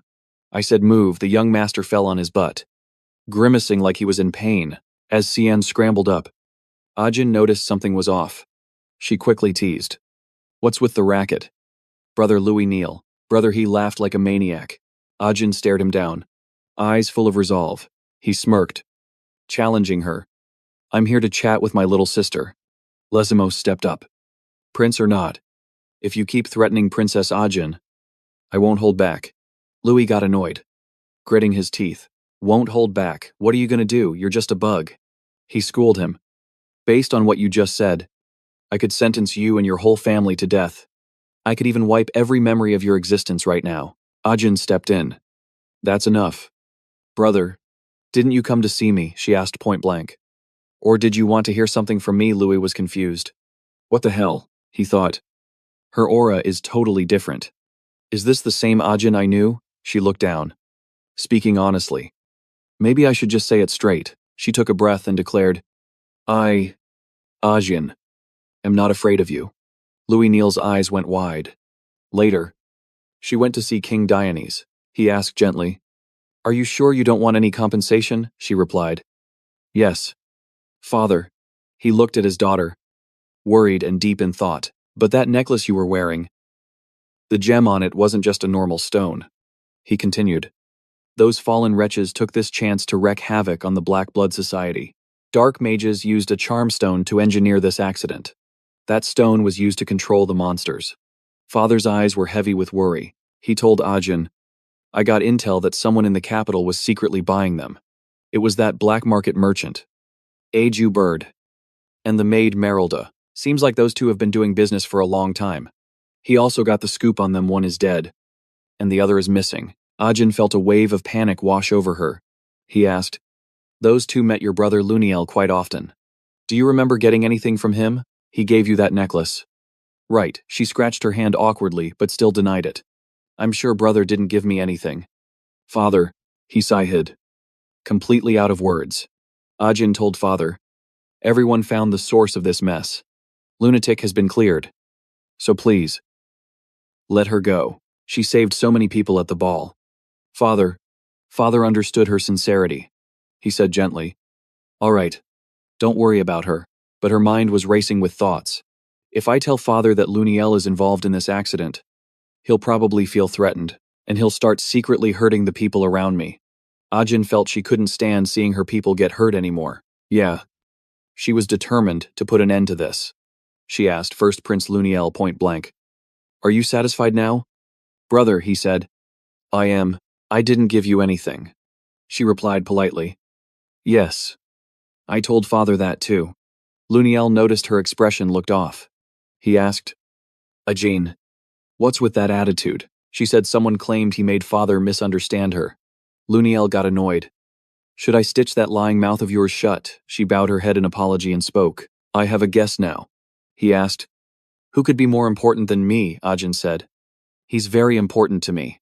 Sean Vert was there, waiting for her. He apologized to Luniel too. I didn't mean to interrupt. Luniel went pale seeing Sean Vert there. He thought to himself, I didn't sense his presence at all.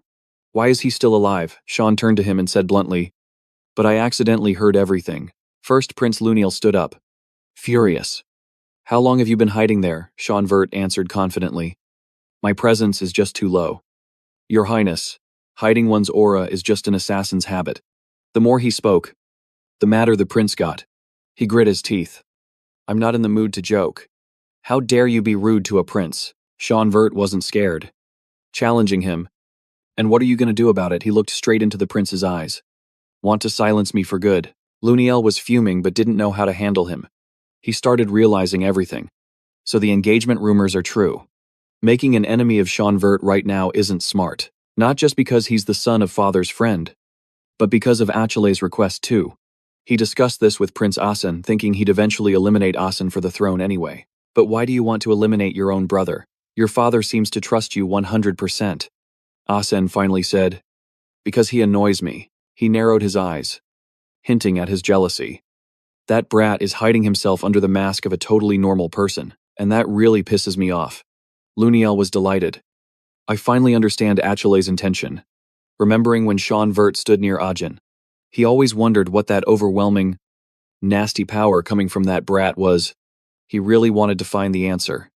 Watching Sean Vert's attitude, he said, fine. I think I've checked enough. Misunderstanding cleared. I'll be taking my leave. Sean Vert looked at his attitude and guessed. Looks like he hasn't gone completely crazy yet. Imagining the prince when he takes the throne. He realized, at least compared to the Mad Emperor title from my past life. Right now he doesn't seem as evil as I knew. Prince Luniel went to see Lesimus. He apologized for what he said earlier. He said, no, Your Highness. I'm the one who should apologize for offending you. He warned, be more careful next time. Lesimus sighed in relief. He muttered, that absolute piece of trash. Thanks a lot. Sean, no problem. Sean realized this was Lesimus's true face, the best actor on the continent. Interesting. Sean surprisingly went to sit near her. He said casually, Princess, you're the one who had it rough. She turned around. Surprised. No. I was confident because you were here. She blushed and blurted out. You're sitting next to me, Sean asked. Can't I? My legs are tired from standing so long. She stammered shyly. It's not okay though. Lesimus came to Ajin and said, I was really surprised. Princess. He was so confident facing that prince, he thought. This guy is such a blockhead.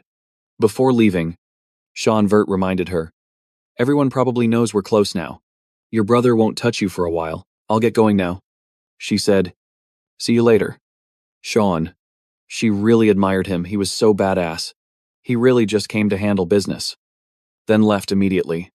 Scene switched to Prince Luniel. He met Asen to settle this. What are you planning to do now? Huh. He was furious. Eyes popping. Gritting his teeth at Asen. You said this plan was perfect, so why are the people we wanted dead still alive? He kept complaining. Blaming Asen. He screamed. Not only that, Father has lost faith in me too. This is unacceptable, Luniel roared.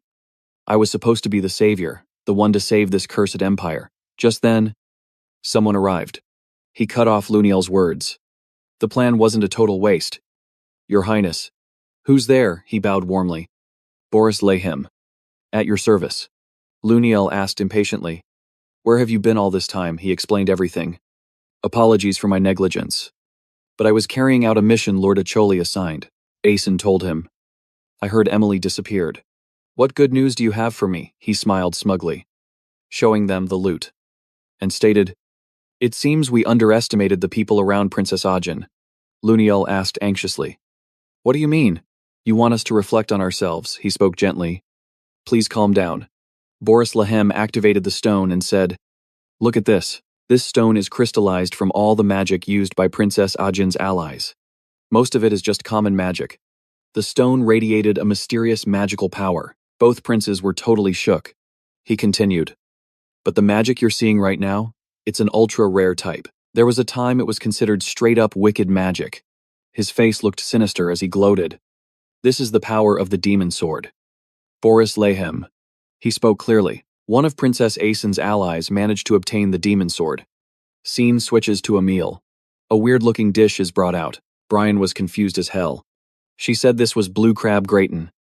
But what on earth is sitting in front of him? He glanced at Zion. Zion and Princess Nana were chowing down happily. He wondered, Why are these two eating like nothing's wrong? Emily happily reminded her. Princess Nana. Please chew slowly. You're really good at eating. Brian looked at her with pure confusion. He felt uneasy about this meal, his face turning pale. He couldn't believe his eyes did that crab just move. Zion stood up. I'm stuffed. Emily advised him. You should eat more. My lord. He replied. Can't. If I stay any longer, Acholi will track you down. She went mad the second she heard that name. That bastard Acholi. Zion continued. I just came to check if you three were safe. It's still dangerous out there. If you need anything, just ask Brian to go buy it. He gave her careful instructions. I've also stationed guards to watch the house from the outside. For now. This is the safest spot for you. Outside. Someone was secretly guarding Emily's house. Zion rushed off. I'm heading out now, Emily said anxiously. You have to promise you'll come back. Okay, he reassured her calmly. Of course. Don't worry. I trust you to protect them while I'm gone. Brian. Brian accepted the order, pledging to him. Yes. Master. The door slammed shut. Zion was disguised perfectly. But someone had been standing outside watching him. She raised her voice. Fun meeting up with old friends. Isn't it? She continued. Now. Explain yourself, Sharika said to Zion. About the bloody ball and my fiancé's death. How did you know these things would happen? It's like you predicted the future. Zion warned her. Watch your answer carefully. Because depending on what you say, I might just become your enemy. She was curious about Zion's identity. Who are you? Really, from the bloody party to my fiancé's death. Everything is a mystery. Shirika said to Zion, There's no way news of my engagement could have reached your ears. So how did you know? Zion spoke up. Dragon is a target for cleansing anyway. Does it really matter? She said casually. Who knows, maybe you're a spy from another organization. He asked her back. If that were true, what would you do to me? She said bluntly. Ask a stupid question. She immediately drew her weapon. Zion was on guard against her every move. She launched an attack at Zion. He wasn't backing down. She planning to interfere just then. Lady Karam arrived. She scolded. Looks like you still haven't wised up. Have you? Didn't I tell you? Not to mess with my master, she retorted harshly. The one who hasn't wised up is you. Lady Karam. Do you know I've never been this excited before? Karam countered. Refusing a toast only to drink a forfeit. Huh. Both charged in, fighting fiercely. Neither willing to yield. Karam said, Fine then. Let me show you a few moves so you can open your eyes. She didn't back down either. Seeming to anticipate her opponent's move, she cheered. Found you, she used the power, indomitable black mist, to deal with Lady Karam. She taunted the lady. She said, Strong move. but I just need to dodge lightly. Karam retaliated by unleashing a lethal strike that made the earth shake. She was excited inside. Is that Karam's power if I get hit or try to counter? I'm cooked.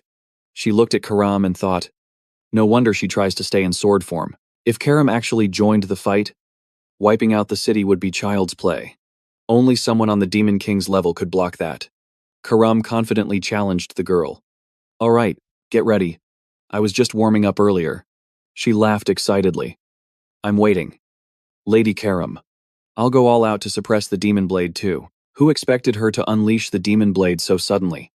Not giving the opponent time to prep, Lady Karam fell back and threw a tantrum. Seriously, I was just getting started, Zion said. You're making a scene.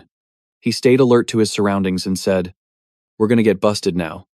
You moron, she realized. Oh. Right. I'll tell them to move to a new place. Zion didn't want to watch two girls fighting anymore. So he walked into the house. Annoyed, you two solve this mess yourselves, he slammed the door. The two girls stood outside looking at each other for a moment. Zion was helpless. He hid. Plans gotta change. Tell everyone to pack their bags.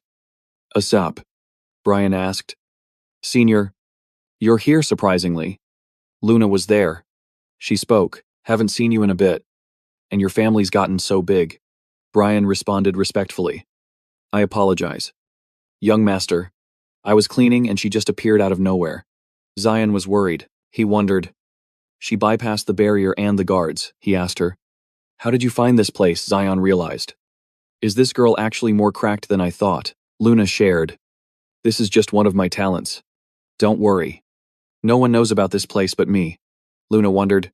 I guess there's nothing to worry about now. But what was all that noise earlier? Zion flinched, trying to ignore it. Skip that. Why are you here? She thanked him. I came to tell you this. Zion was shy. I didn't do anything. Why thank me? She replied. It's okay. I know everything. Luna looked at him with admiration. She said, that day, when you went deep inside me. Emily and Brian looked at Zion with suspicion, staring him down. What does she mean by that? Is it that kind of thing? Everyone thought Luna was in danger and couldn't escape them. I thought she was unconscious back then. She had used her magic, combined with Zion's fire to form a new element. She said, I can use the mana of all elements and combine or change them at will. Tracking someone's mana flow is a piece of cake. Her eyes turned sad as she shared emotionally. Sounds peak. Right. It's a gift left by my grandfather. Zion said, looks more like a curse to me. Your body is damaged. Luna. She was touched and happy. So it really was you. Let's change spots to talk. Brian and Emily were whispering to each other. Zion was uncomfortable with this. He said, you two better get packing. If you're not done when I get back, you're dead. Emily asked him. Where are we going? He wanted to go to Duan Academy. She was overjoyed, with eyes sparkling brighter than ever. She exclaimed, no way. Really, so I can take care of the young master all day. Brian panicked, remembering the meal she cooked. She suddenly asked, what's wrong? He said, I just have mixed feelings. That's all. The scene shifts to Lunette. Remembering her dark past and opening up about it. I spent my childhood years in a place that was both dark and cold. There. They conducted the most painful experiments on my body, but I could only suffer in silence. She teared up.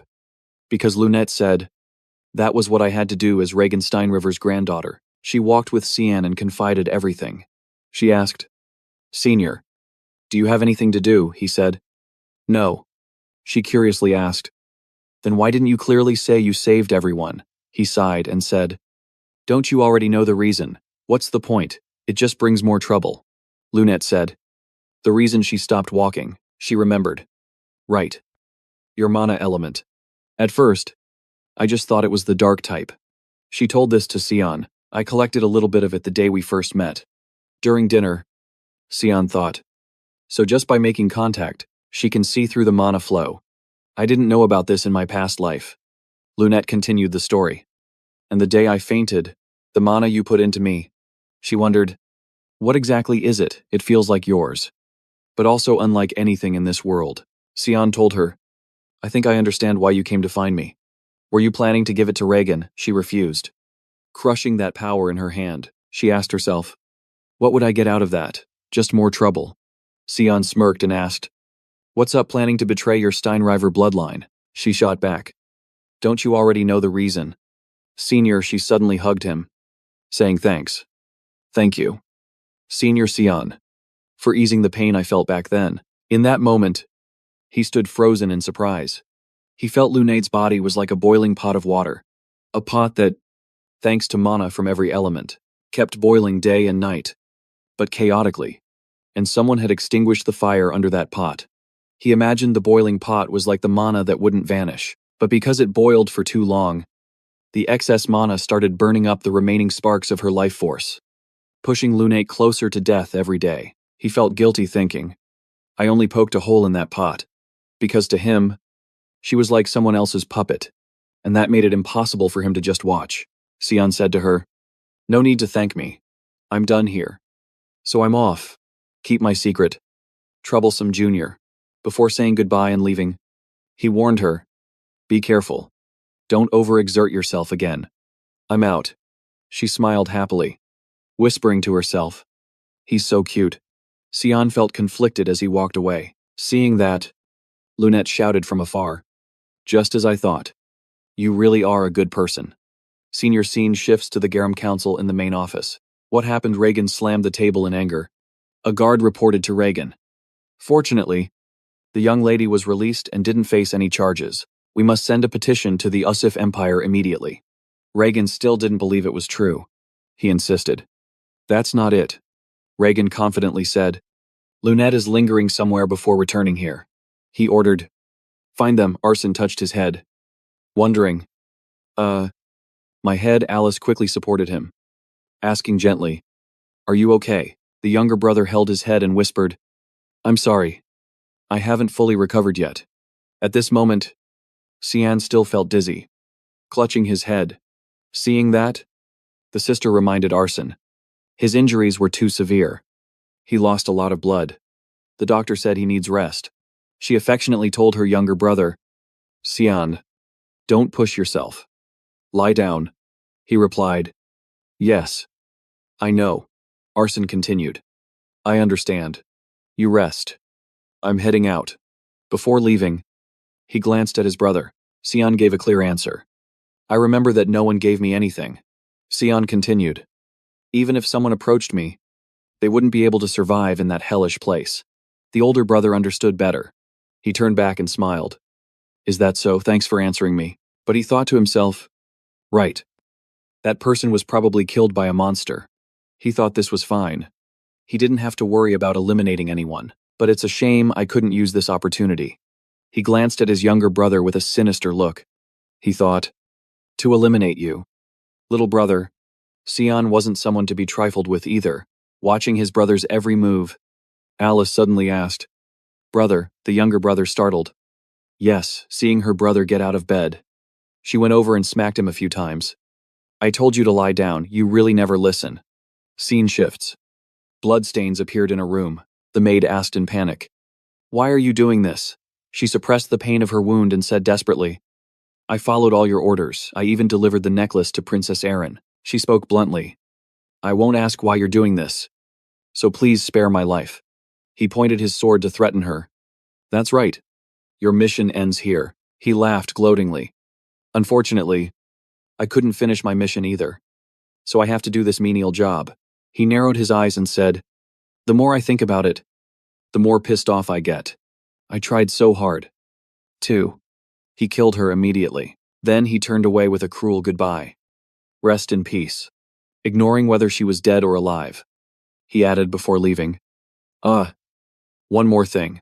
He tossed up a magic book and said, last time someone found the body and I almost got in trouble. I have to clean up myself this time. He activated a powerful monster, then ordered it to use Devour. Scene shifts to Emily humming a song.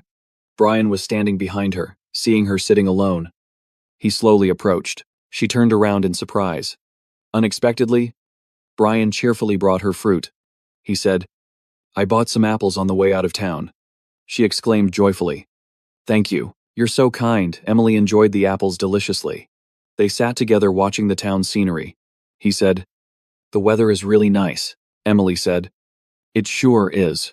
By the way, how long do we have to stay here? Brian explained to her. The young master said we have to wait until he gives the next order, so we have to keep hiding here until then. Brian recalled the past when Sion received a ribbon from the maid. Sion had asked, "Is this a gift from you?" Emily, the maid, confirmed. Yes, to celebrate your first public appearance. He looked at the item and guessed that he had already messed everything up. Seeing the ribbon catch fire, Emily couldn't hide her panic.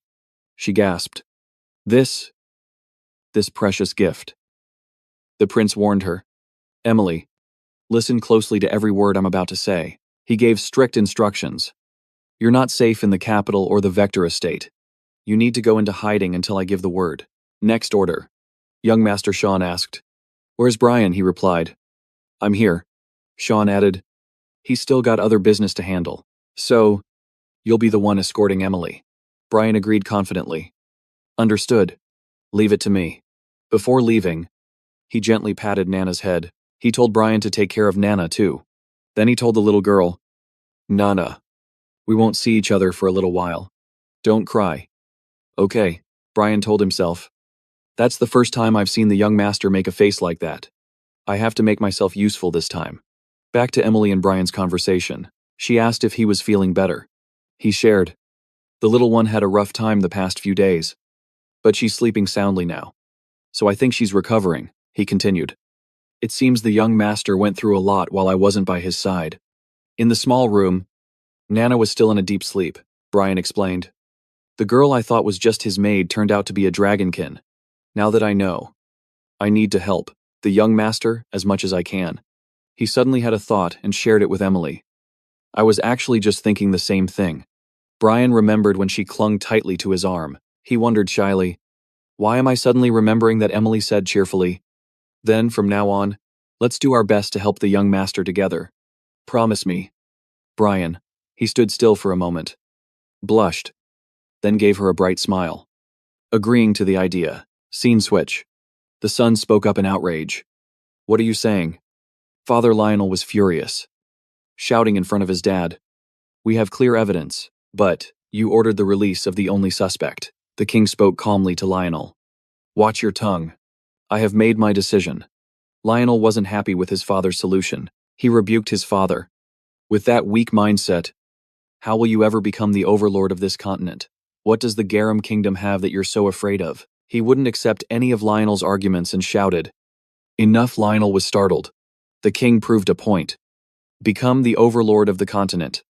You say, ambition is good. But the Yusuf kingdom isn't just near Garum. We're near the Spania and Frina demons too.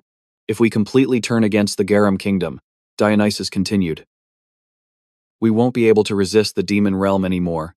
When the beast wave floods out, this entire continent will be drowned in a sea of fire."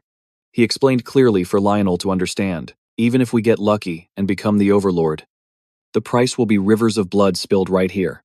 Dionysus lost his patience. He boomed, "The one capable of doing such a thing isn't an emperor, but a monster. How can you not understand something so simple?" The son, always contrary and rebellious, insisted firmly, "But we have clear evidence. Yet we have to set the culprit free." The king understood the implication. "You mean the bewitching stone?" Lionel looked at his father's face and muttered to himself, "How did father know?" "The royal family shouldn't have finished the inspection yet." His father continued, "Your reaction told me everything I needed to know. Lionel, since you were small, you've always been a child who gets whatever he wants." Sweat poured down Lionel's face as he stammered, "No, father, I don't understand what you're saying." The king cut him off. "Enough, my foolish son." He glanced at him, wondering, "How did you become so corrupt?" Dionysus turned to leave. Before leaving, he said, "It seems Aaron would fit the throne better than you. I don't want to see your face right now. Get out." Lionel felt humiliated and clenched his fists. "Aaron," he ground his teeth in hatred. Lionel raged internally. That damn bitch ruined everything. He sprinted furiously toward the castle. A dutiful guard asked, "Prince Lionel," he shooed the guard away. "Move. Get out of my way," entering the castle. Someone saw him rushing at Sean and warned, "Watch out, Your Highness." The princess needs to rest. Lionel slapped him and snarled. I said, move. The young master fell hard on his butt, his face wincing in pain. Sean quickly pushed himself up. Aaron noticed the commotion and quickly teased. What's the matter? Why are you making such a scene? Brother Lionel, he laughed maliciously. Aaron stared at his face with eyes full of determination. He gloated with a challenging tone. I'm just here to have a chat with my little sister. Sean stood up and said, even if you are a prince, if you continue to threaten Princess Aaron, I won't have any other choice. Hearing this, Lionel felt irritated, ground his teeth, and spoke. No choice. What are you going to do to me? You're just a bug. He continued, making sure the boy understood. Based on what you just said, I could sentence you and your entire family to death. I could even have every memory of your existence erased from this world. Aaron spoke up. That's enough fun. Brother, didn't you come here to see me? She asked bluntly. Or is there something you want to hear from me? Lionel was confused and muttered. What is this? He thought. Her aura is completely different from before. Is this really the Aaron I used to know? She lowered her face and said honestly. Maybe I should just be direct with you, she calmly but firmly stated. Irene, didn't receive anything from you. Lionel's eyes went wide looking at her. She went to see Father Dionysus. He asked gently.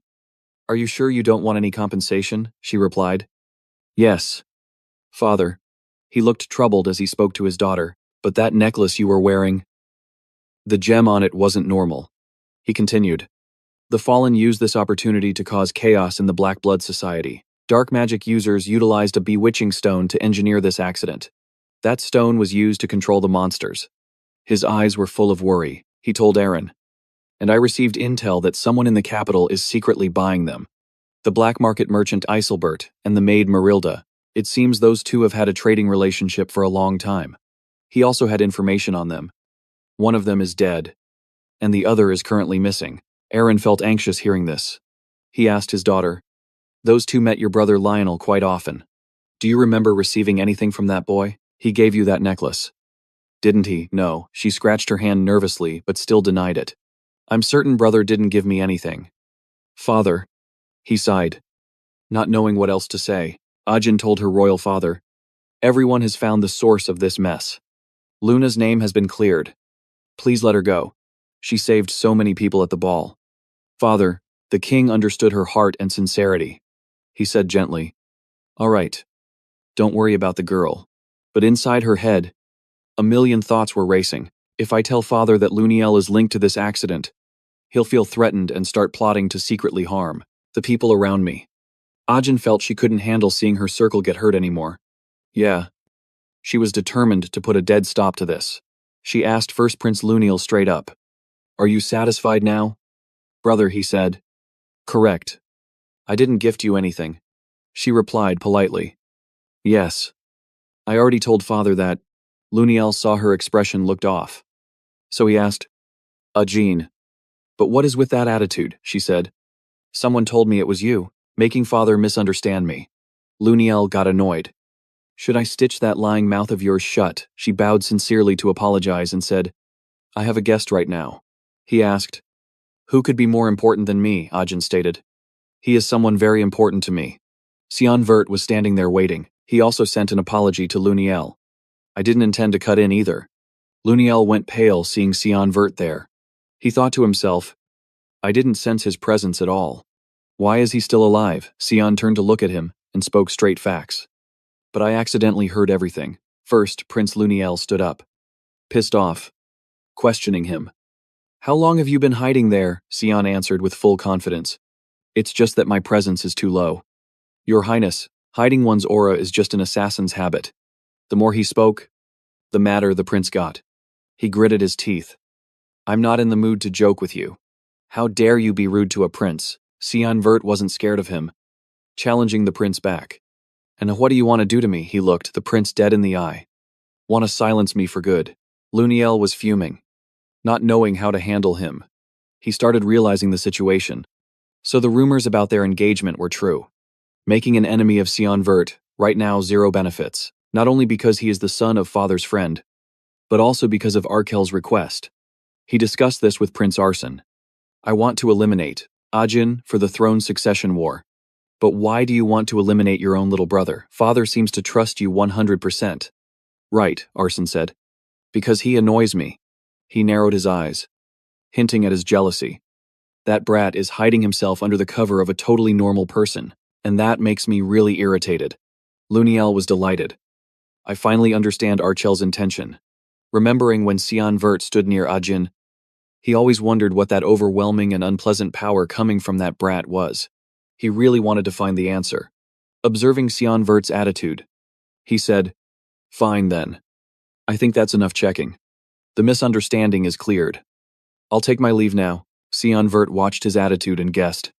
Looks like he hasn't gone completely insane yet. He imagined the image of the prince ascending the throne and realized, at least compared to the Mad Emperor title in the previous life, right now he doesn't seem as evil as I knew. Prince Luniel went to meet Lesius. He apologized for what he said earlier. Lesius said, "No, Your Highness. I'm the one who must apologize for offending you." The prince warned, "You should be more careful next time." Lesius breathed a sigh of relief. He said, "That super scumbag. Thanks a lot. Xian." "No problem." Xian realized this was Lesius's true face. The best actor on the continent. Interesting. Isn't it? Xian surprisingly came to sit near her. He said vaguely, "The princess is the one working hard here." She turned around, surprised. "No.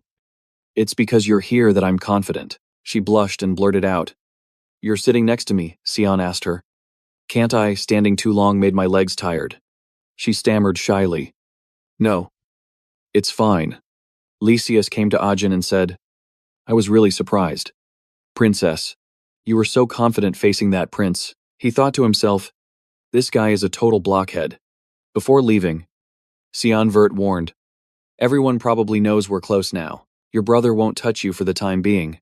I'll take my leave now." He said, "See you later, Xian. I really admire you. Truly badass." He really just came to handle business and left immediately. But switching scenes to Prince Luniel, he met Arson to solve this problem. "What do you plan to do now?" "Huh." He was furious, eyes wide, grinding his teeth at Arson. "You said this plan was perfect, so why are the people we want dead still alive?" He kept blaming, whining, and dumping it all on Arson. He screamed, "Not only that, Father has lost faith in me too. This is completely unacceptable." Luniel screamed, "I was supposed to be the savior, the one to save this cursed empire." Just then, someone arrived. He interrupted Luniel. The plan was not entirely useless. "Your Highness." "Who's there?" The man bowed cheerfully. "Boris Lehem. Ready to serve you." Luniel asked frantically, "Where have you been all this time?" He explained everything to him. "Please forgive my negligence, but I was carrying out a mission Lord Archel assigned." Arson told him, "I heard Emily disappeared. So what good news are you bringing me?" He smiled smugly, showing them the loot, and claimed, "It seems we underestimated the people around Princess Ajin." Luniel asked impatiently, "What does that mean?" "You want us to self-reflect," he said gently. "Please calm down." Boris Lehem activated the stone and said, "Please, take a look. This stone is crystallized from all the magic used by Princess Ajin's allies. Most of it is just common magic." The stone emitted a mysterious magical aura. Both princes were surprised. He continued, "But the magic you are seeing right now is an extremely rare type. There were times it was considered an evil magic." His face turned sinister. "Heh." He gloated. "This is the power of the demon sword." Boris Lehem continued, "It's very clear. One of Princess Ajin's allies has obtained the demon sword." Scene switched to a meal. A strange dish was brought out. Brian felt confused. She said this was blue crab gratin. "Right, but what is this thing in front of me?" He saw Xian Vert and Princess Nana eating deliciously. He wondered, why are those two eating like nothing happened? Emily happily reminded, "Princess Nana, chew slowly." "Okay, you're such a good eater." Brian looked at her with confused eyes, feeling uneasy about the meal, his face turning pale. He couldn't believe his eyes.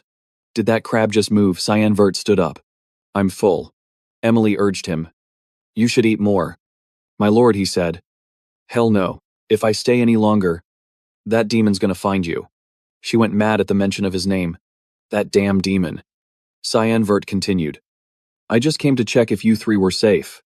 It's still dangerous out there. If you need anything, ask Brian to get it. He gave her strict instructions. I've got people watching the house too. For now, this is the safest spot for you. Outside. Someone was secretly guarding Emily's place. Cyan Vert rushed off. I'm out, Emily asked anxiously. Promise you'll come back. Okay, he reassured her. Of course. Don't worry. I trust you to protect them while I'm gone. Brian. Brian accepted the order. Yes. Master. The door slammed shut. Cyan Vert was well disguised. But someone was watching him from outside. She raised her voice. Fun running into old friends. Huh, she continued. Now. Care to explain? Sharika asked Cyan Vert. The bloody ball. And my fiancé's death. How did you know all that would happen? It's like you predicted the future. Cyan Vert warned her. Watch your answer carefully. Because depending on what you say, I might just become your enemy. She was curious about Cyan Vert's identity. Who the hell are you, from the massacre to my fiancé dying? Everything is a mystery. Sharika said to Cyan Vert, There's no way you could have heard about my engagement. So how do you know? Cyan Vert said. Dragon was a target for purification anyway. Does it matter? She said casually. Of course. Who knows, you might be a spy from another organization, he asked her back. If that's true, what are you going to do? She said bluntly. Stupid question. She drew her weapon. Cyan Vert watched her every move. She launched an attack at him. He didn't back down. You going to interfere just then? Lady Karam arrived and checked her. Looks like you haven't learned a damn thing. Have you? Didn't I tell you? Not to mess with my master, she retorted fiercely. You're the one who hasn't learned. Lady Karam. Do you have any idea how excited I am right now? Karam countered. You really want to do this the hard way, both charged in. Fighting fiercely. Neither giving an inch. Karam said, Fine. I'll teach you a lesson. She didn't back down. Anticipating the move. She shouted gleefully. There it is. She used her indomitable black mist to counter Lady Karam. She taunted. Strong move. Too bad I just have to dodge. Karam replied with a critical strike that shook the earth. She thought excitedly. So that's Karam's power. If I tank that or try to counter, I'm cooked. She looked at Karam and thought, no wonder she stays in sword form. If Karam actually fights, she'd wreck everything.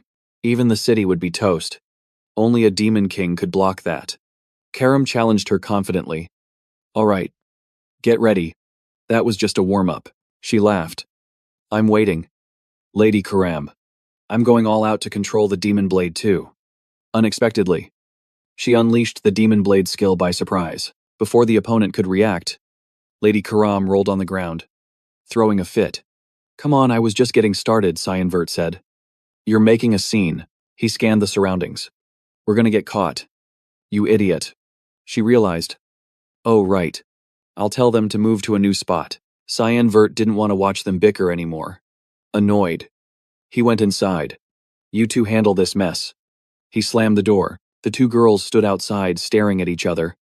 Cyan Vert sighed helplessly. Change of plans. Tell everyone to pack up. Brian asked, Is Senior here? Surprisingly, Luna was there. She said, Haven't seen you in a while. And your family's grown so much. Brian apologized respectfully. I'm so sorry. Master, I was cleaning and she just appeared out of nowhere. Cyan Vert was worried. She got past the barrier and the guards. He asked her, How did you find this place? Cyan Vert realized she was more cracked than he thought. Well, Luna shared, This is just one of my talents. Don't worry. No one else knows. Luna wondered. I guess it's safe now. But what was all that noise earlier? Cyan Vert flinched and tried to ignore it. Forget it. Why are you here? She thanked him. I came to tell you this. Cyan Vert felt awkward. I didn't do anything. Why thank me? She replied. It's okay. I know everything. Luna looked at him with admiration. That day, when you went deep inside. Me? Emily. And Brian questioned Cyan Vert, staring at him. She said, What does that mean? Is it about that? Everyone thought Luna was in danger and couldn't escape them? I thought she was unconscious back then. She had used her magic combined with Cyan Vert's fire to create an element. She said, I can use the power of all elements. and combine or change them as I please. Tracking someone's mana flow is easy. Her eyes turned sad as she shared emotionally. Sounds cool. Right, it's a gift my grandfather left me. Cyan Vert said. Sounds more like a curse. You're hurt. Luna, touched and happy. She said. So it really was you. Let's go somewhere else to talk. Brian and Emily whispered to each other. Cyan Vert felt uncomfortable. He said, You two better pack up. If you're not done when I get back, you're dead. Emily asked. Where are we going? He wanted to go to Duwen Academy. She lit up. Eyes sparkling. For real, then I can take care of you all day. Master Brian panicked. Remembering her cooking, she asked. What's wrong, he said. Just mixed feelings. Scene shifted to Luna. Recalling her dark past. My childhood was spent in a dark, cold place. They did all kinds of experiments, inflicting pain on my body. But I could only suffer in silence. She teared up. It was something I had to do, as Regan Rainriver's granddaughter. She walked with Cyan Vert. Opening up. She asked, Senior, do you have something you need to do? He said. No, she asked curiously. Then why not admit you saved everyone? He sighed. Don't you already know why? What's the point? It's just more trouble, Luna said. The reason she stopped walking, realizing, right, your elemental power. At first I thought it was just dark type. She recounted the story to Sign. I actually gathered a bit of it the day we first met at dinner. At least, that's what Sign was thinking to himself. Just making contact lets her see the mana flow. I had no clue about this in my past life. Luna continued her story, and that day, I passed out. The mana you poured into me. She kept wondering, what on earth was that? It felt like yours. Yet it felt like it wasn't from this world at all. Sign spoke up. I think I get why you came looking for me now. You planning to hand it over to Regan? She refused, crushing that power in her hand. She asked herself, what good would that do? It'd just bring more trouble. Sign gave a faint smile and asked, What's this? You planning to betray your own Len River bloodline? She shot back. Don't you already know the reason? Senior, she suddenly hugged him tight, whispering her thanks. Senior Sign, thank you for easing the pain I've carried all this time. In that moment, he stood there, stunned. He felt his body heat up, like a pot of water boiling over, a pot fueled by mana from every element, boiling endlessly day and night, but in total chaos. And someone had finally doused the fire under that pot. He imagined that seething pot, just like her mana, wouldn't leak away anymore. But because it had been boiling for so long, the excess mana had started burning up the very embers of her life force, pushing Luna closer and closer to death's door. He felt a pang of guilt, realizing he'd only poked a hole in that pot. To him, she was just someone else's puppet. And that was why he couldn't just stand by and watch. Sign told her, No need to thank me. Job's done. So I'm heading out. Just keep this a secret for me. Got it. Troublesome Junior. Before leaving, he warned her. Be careful. And don't push yourself too hard again. I'm off. She smiled happily, whispering in her heart. He's actually so cute. Sign walked away, feeling conflicted. Seeing him leave, Luna shouted from afar. I knew it. You really are a good person. Senior scene shifts to the Garum Council. What happened in the main office? Regan slammed his fist on the table in rage. A guard approached Regan, saying, Fortunately, the young lady has been released and cleared of all charges. We must send a petition to the Yusuf Empire immediately. Regan still refused to believe the truth, denying it stubbornly.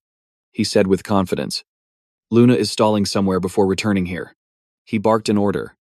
Track her down and drag her back to me. Meanwhile, Sign boarded a carriage. He was leaving the palace to return to the academy. Accompanying him were his close maids. Emily, in particular, couldn't hide her excitement for the trip. Curious, he asked. Are you really that happy? She couldn't suppress her joy. Yes, because I get to serve you again. Young master, suddenly. She remembered something. But aren't maids forbidden from entering the academy? Sign nodded. If it's a request from me, they'll probably allow it. He went to convince Principal Kundal, but the principal refused. The student tried to plead his case. Professor, I won't let anyone find out. Please, just let this slide, Kundal demanded. Give me one reason why only you should get an exception. Sign looked away helplessly. I won't skip a single class. The principal got annoyed. I'm not accepting that reason. That's the bare minimum. Besides, you're planning to bring in not just one, but two maids. Then answer me just one thing. Sign acknowledged, wondering what info the principal was digging for now. Kundal asked bluntly, does this have anything to do with the bloody banquet? For you to ask this much? It can't be for a simple reason. He was dead serious. Sign's expression darkened. That, he composed himself. If you grant my request, I'll tell you. Principal Kundal agreed. Fine. Do whatever you want. Even if I said no. You'd just find a way to do it your own way regardless. Sign opened up to his teacher.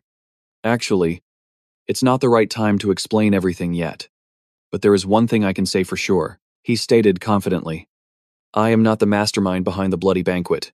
Isn't that what you wanted to know? Kundal stared intensely at his student, gauging his reaction. He asked, are you certain? Sign replied. Finally, Sign showed some frustration. Just how bad of a person do you think I am? The teacher averted his eyes. Just remember not to skip any classes. The talk with Principal Kundal went smoothly. Afterward, Sign was deep in thought, conflicted inside. No. How would he react if he found out his own nephew was the mastermind behind the massacre? He tried to recall that horrific event, thinking deeply. From what I know, Luniel isn't smart enough for that. He quickly deduced another possibility. The plan was probably Asen's doing, and Boris was the executioner. Sign thought of that trio. Always inseparable. They're likely the ones behind that bloodbath. While walking around the academy, he bumped into Seth Sahakan. He was doing push-ups. He looked hyper-focused, grinding out over 1,000 reps. Sign approached him. He's here again. My friend Seth stood up to talk, dripping with sweat. But then, Seth Sahakan boldly threw out a challenge. Spar with me. Sign, let's see who's stronger. He waited for a response. Sign thought to himself, it's been 2 years and he still hasn't missed a single day. He turned down the challenge. Seth replied, busy as always. Huh. My friend, next time then. Sign returned to his room, only to find Brian lying on the floor. He was motionless. Looked like food poisoning. Sign asked, concerned. Is he cooked? Emily ran out to greet him. Young master. You're back. Panicked. He asked Emily.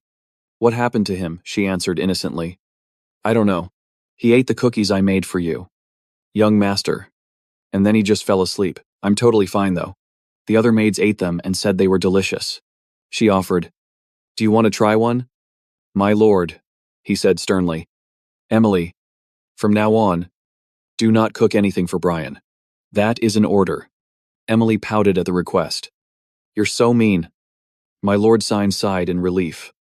Sitting back to rest, I'm seriously worried about the future. He noticed a letter on the table and asked, where did this letter come from? Still grumpy. Emily replied, Brian accepted it. I wouldn't know. He opened the letter. Is this from Luna? Just then, Luna appeared. She called his name. Sign was shocked. No way. Why are you here? She asked. How have you been? I ran away from home. The scene shifts to outside the academy. 2 figures were lurking. The Garam Association guards will be here soon, she reassured him. Don't worry. I've handled everything. He added a warning. Don't forget. This is the only way to stop Regan Lenriver. She smirked. Afraid I'll feel a guilty conscience. After all, he used to be your student. Right, she showed pure disgust just hearing his name. Ms.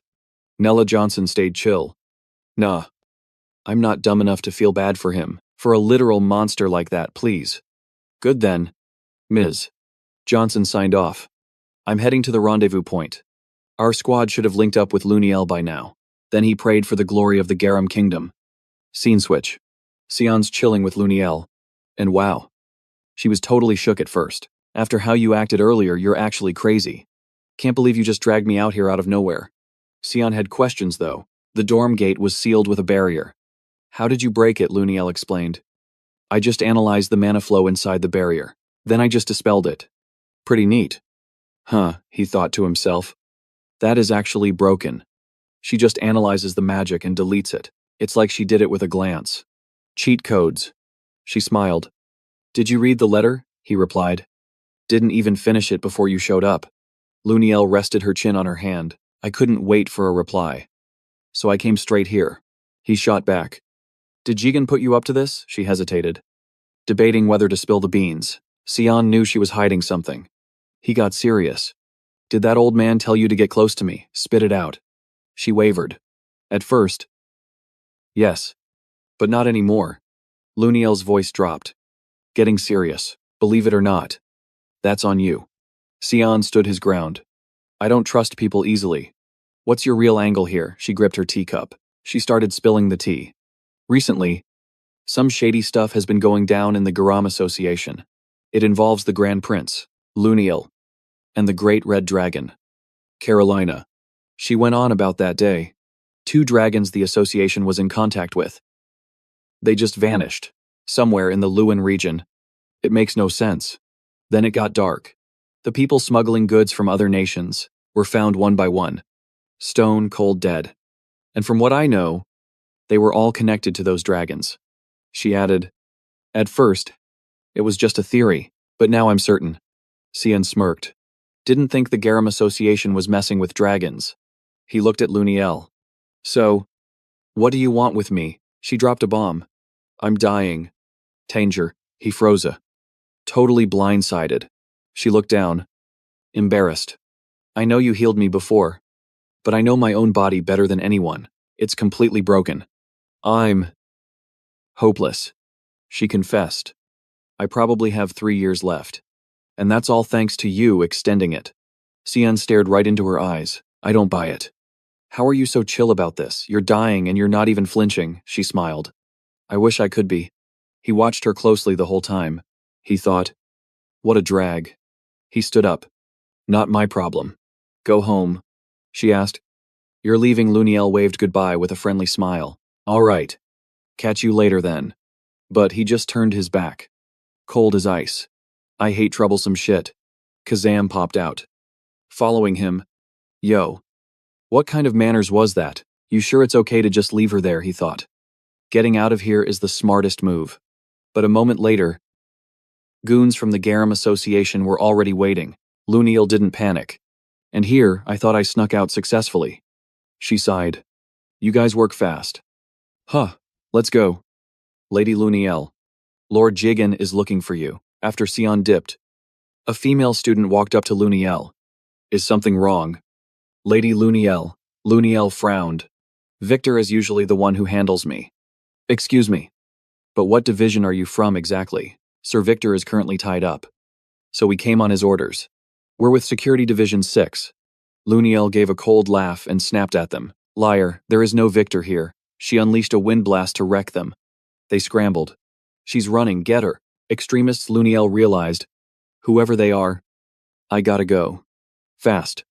But she let her guard down. They hit her with a sleeping spell. And her vision started blurring. The leader scoffed. I knew she wouldn't make this easy.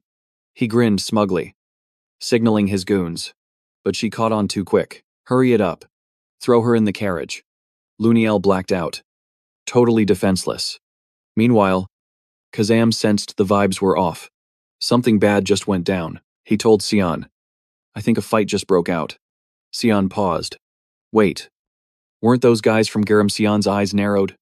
Suspicious. The carriage was already moving, taking Luniel back to the academy.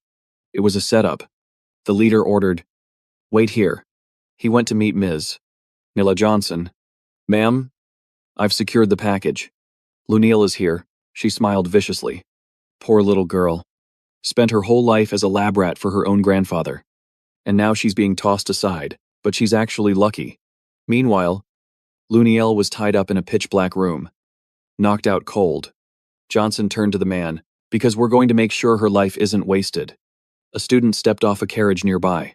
She felt a chill, looked down, and saw a creeping black mist. Everyone was confused. Freaking out about the mist, Marcel guessed. Wait. Is this the Mist organization? She snapped and shooed Marcel away. He zoomed off like a flash. She stood there, sweating bullets. Terrified. What the hell is this? She tensed up and screamed. Who's there? Her breath was shaky. She spotted a hooded figure right behind her. Another male student walked up. You must have seen him lurking around. Looks like we've got uninvited guests. He stared at the path into the forest. Looks like we're being tailed. The mist girl ordered Ralph. Show them. Show them what happens when they get in our way. Ralph nodded. I'll silence them. Permanently. Their masked agents silently infiltrated the academy. They jumped the students. And it was suspiciously easy. But it wasn't over. The real threat was in the chapel. A student sprinted out to intercept him. He taunted. Pretty impressive for a pipsqueak like you to get this far. You come here alone, the intruder replied. I don't think so. He got a vibe.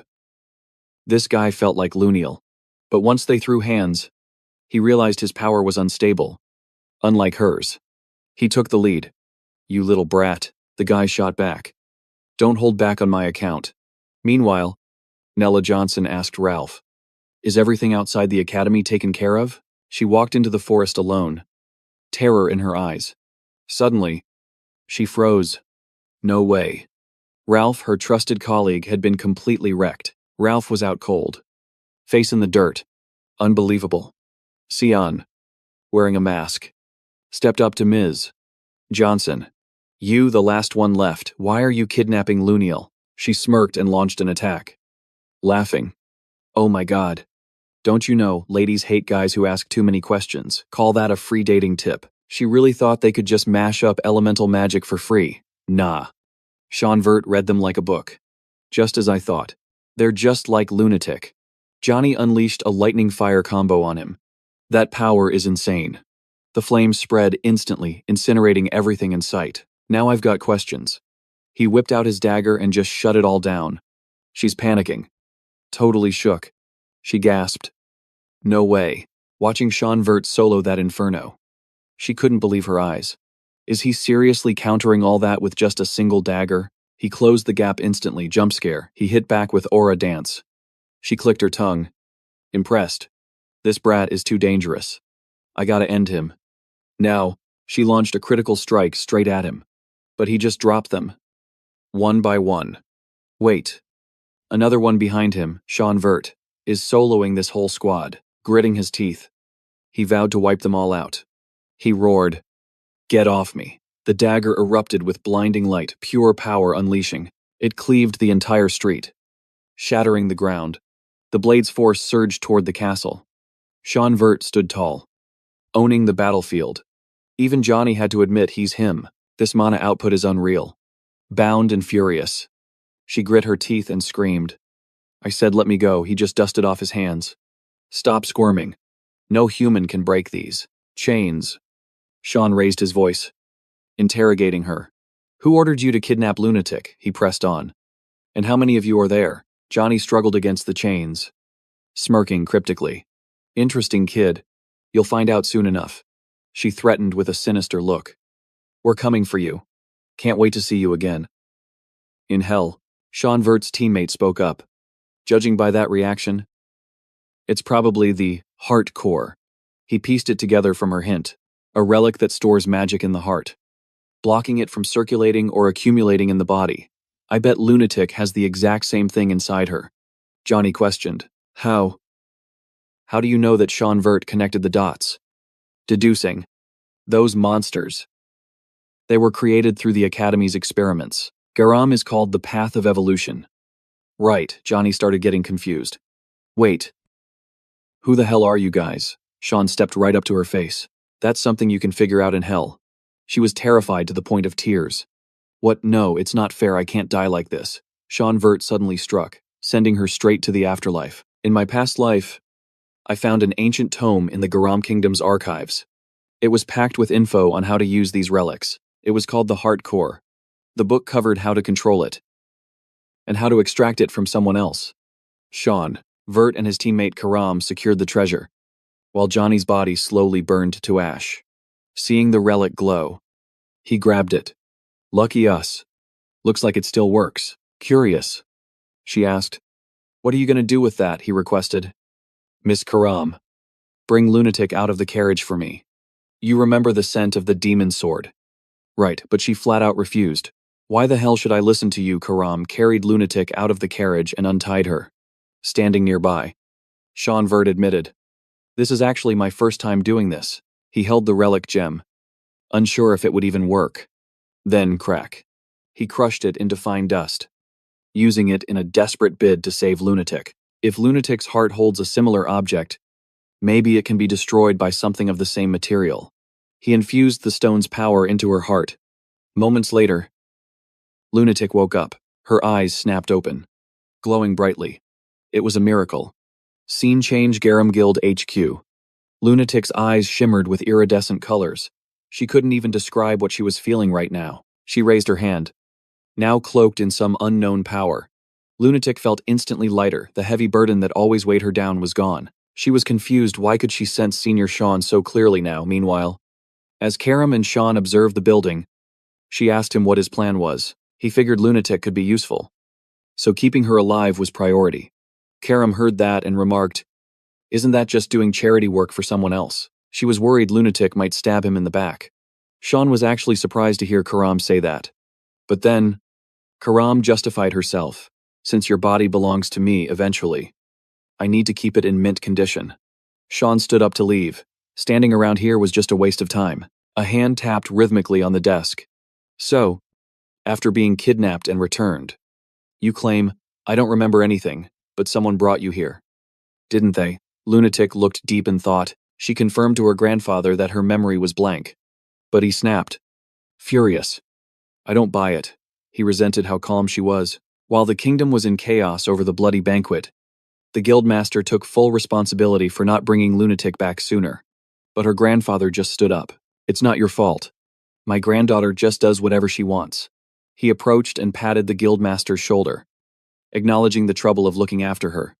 The man replied nervously, It was my duty." Then, Lunatic's grandfather ignited his fire magic. Calling the guildmaster's name, he revealed he'd known about the betrayal for ages and touching his granddaughter unforgivable. Terrified, the man stammered that it was a misunderstanding, but was cut off. "Shut your mouth." Even Lunatic was terrified watching this. Her grandfather was enraged, disgusted by every word that came out of the traitor's mouth. He unleashed his power, incinerating the guildmaster right there amidst agonizing screams. Lunatic trembled, horrified that her grandfather could do such a thing. He explained that this man was one of the people behind her kidnapping. As he wiped his hands, he asked if she had any more information on Sean. Lunatic figured he already knew the truth and was just testing her. But she answered anyway. Nothing special. She knew he'd see through the lie. He didn't buy it. Pressing her for a real answer, she lowered her head, then looked him in the eye, admitting she was late because she met Sean. She claimed their first meeting was nothing special. He patted her shoulder. "Cold. That is not the answer I wanted." Seething with anger, he forced Lunatic to reveal what Sean was hiding. He frowned, calculating. If he's avert, there must be something more. Or someone is helping him. She shot back with a sharp look. "He only has a close maid and a guardian knight." She added, confused. "He has nothing to do with this. Why do you keep, we have to investigate." He lowered his voice, scolding her for talking too much. He suspected his granddaughter and Sean were hiding something together. Then came the lecture as a member of the Rain River clan. "You should know to limit your questions. You act only when given permission." She listened in silence, since he didn't get the answer he wanted. He dismissed her and ordered Lunatic to be grounded. But she just stood there, motionless, staring at the guild leader's corpse he just wrecked. She's feeling low. Deep down, she's totally done with this Rainburg family drama. Cut to Lewin Academy. Seth's just leaning against the wall, shirtless, lost in thought. He's camping out at Sean's dorm. Sean's internally screaming like, "Bro, don't you have classes? Why are you so free? Guess he'll come back later." But wait, crowd's going wild. Classes are canceled, and people are whispering about something missing. Sean steps in, curious. Everyone's praying it's nothing serious, but he's already suspicious. Then, someone drops the tea. Magic instructor Nella Aronis is missing. Sean whips his head around at the name. Suddenly, Shizuka spawns in and presses him immediately. "Why did you take out the magic instructor?" Sean's confused. He's like, "Hell no. Wasn't me, I don't even know who that is." Shizuka hits him with facts. "You skip every single class.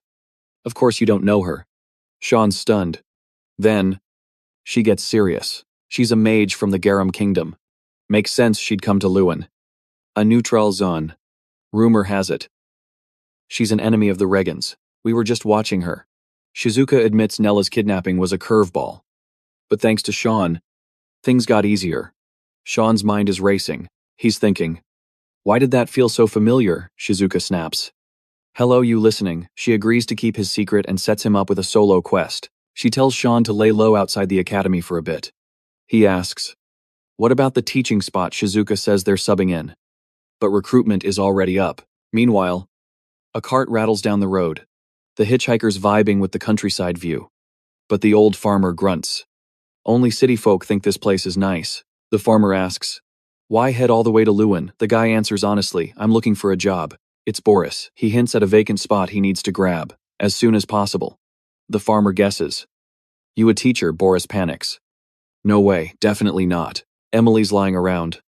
Sighing. So boring. Karam tries to kick her off his spot. But she's not moving. She claims squatter's rights in Sean's dorm. None of this is yours. Her face goes full demon mode. Scary. Then Sean opens the door. I'm home. He pauses.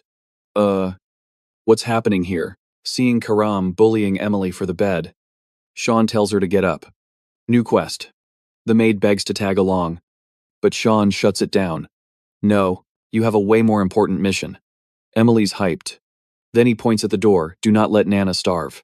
She's fuming. That's it. She thinks he's ditching her. The room gets dark and gloomy. But then it hits her. Wait. If I don't feed her? She remembers Nana's monster transformation. Suddenly, Nana peeks out. Dark aura flaring Papa. Hungry. Emily instantly shoves cake in her mouth. Eat this. Cake consumed. Nana's happy again. Just keep her fed. I'll handle the rest. Sean praises her. And Emily puffs up. Proud of her cooking skills. And don't let Brian eat any. He's recovering. Kara morphs into a sphere and asks, where to? Sean replies, Southwest Usip Empire. Lambaster City, a place where money and violence rule. It's a gambler's paradise. Everyone's screaming their bets in the arena. Desperate for a win. Crowds roaring. Gervant versus. Jabber. Jabber gasps. He's a monster. His opponent taunts him, basically saying, just give up. The crowd wants blood. Gervant taunts him, need a warm-up, calling Jabber a straight-up pig. Big swing, Jabber barely dodges. He thinks, too slow. You'll pay for underestimating me. But before he can even think, boom, Gervant grabs him. It's over.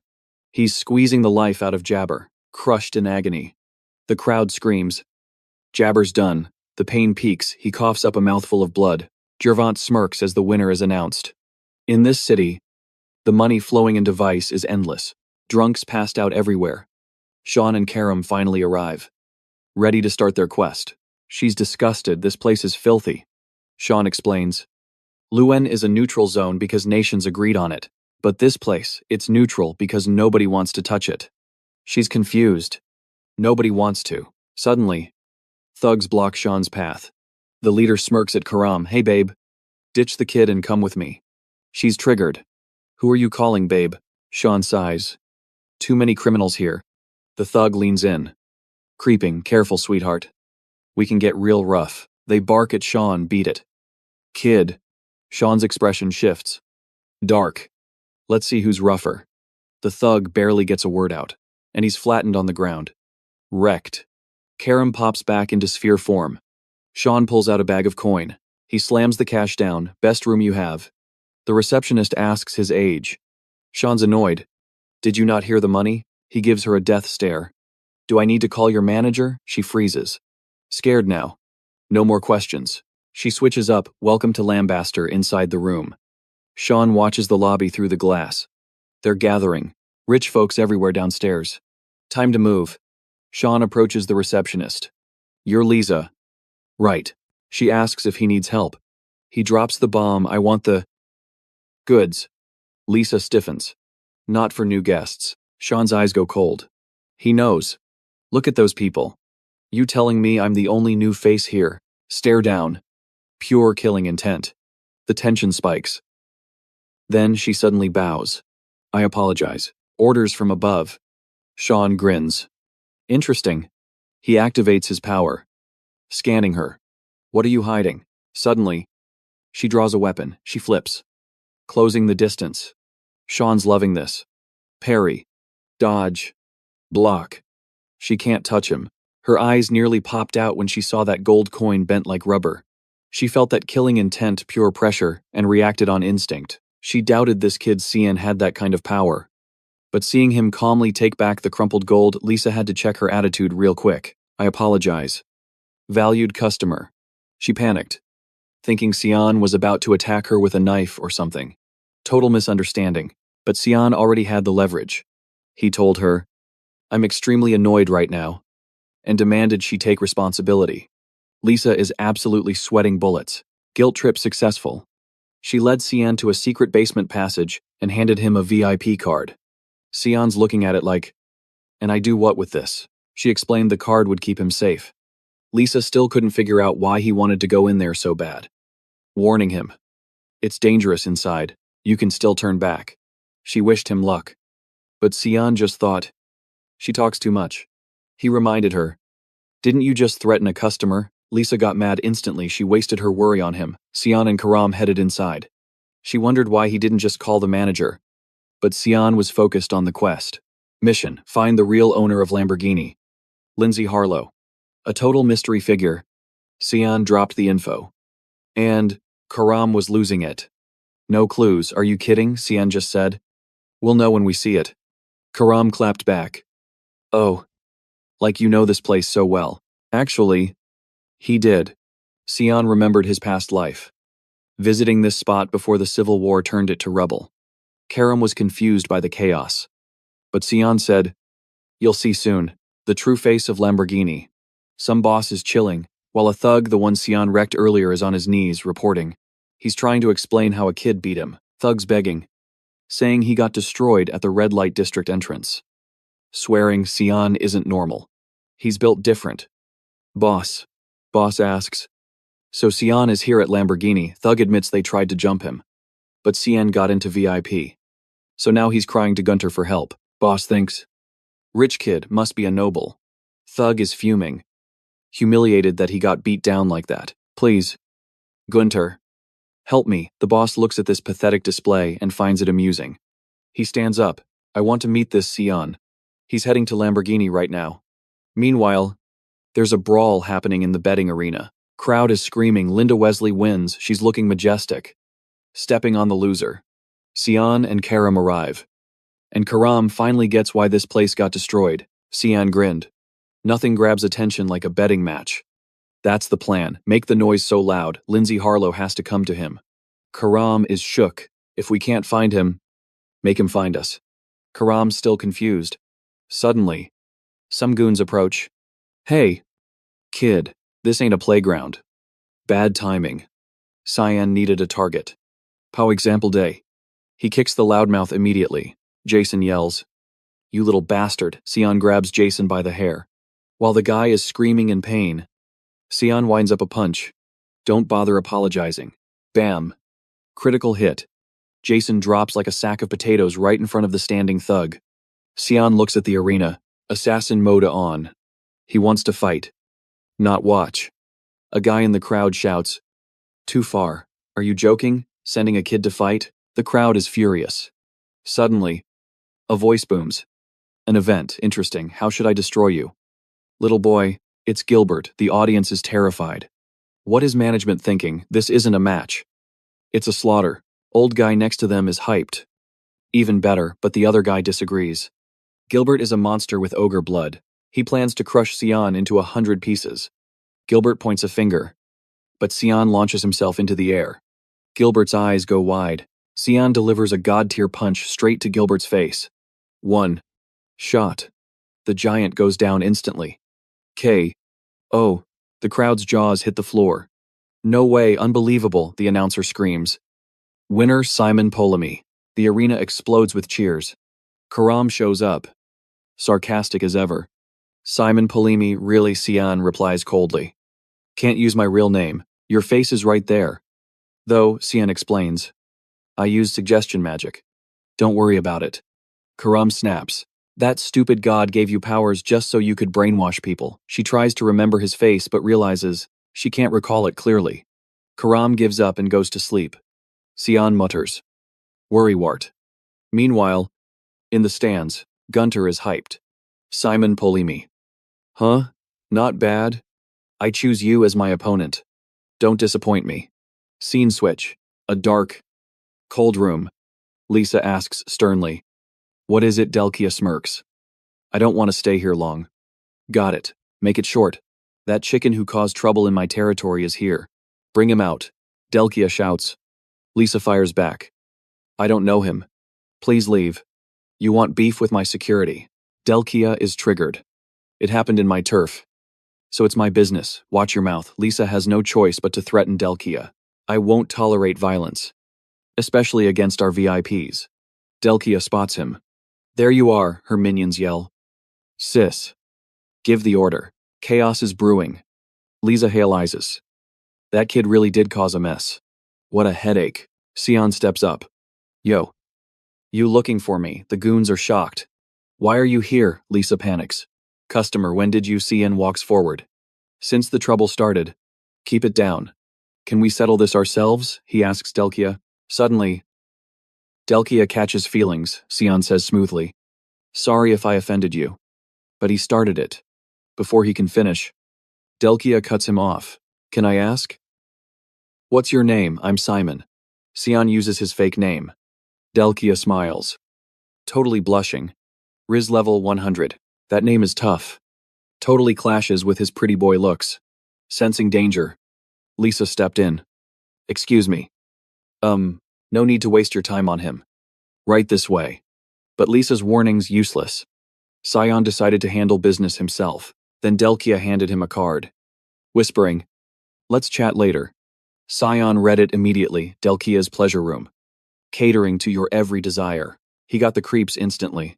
She is a total freak. As he left, Delkia grabbed him.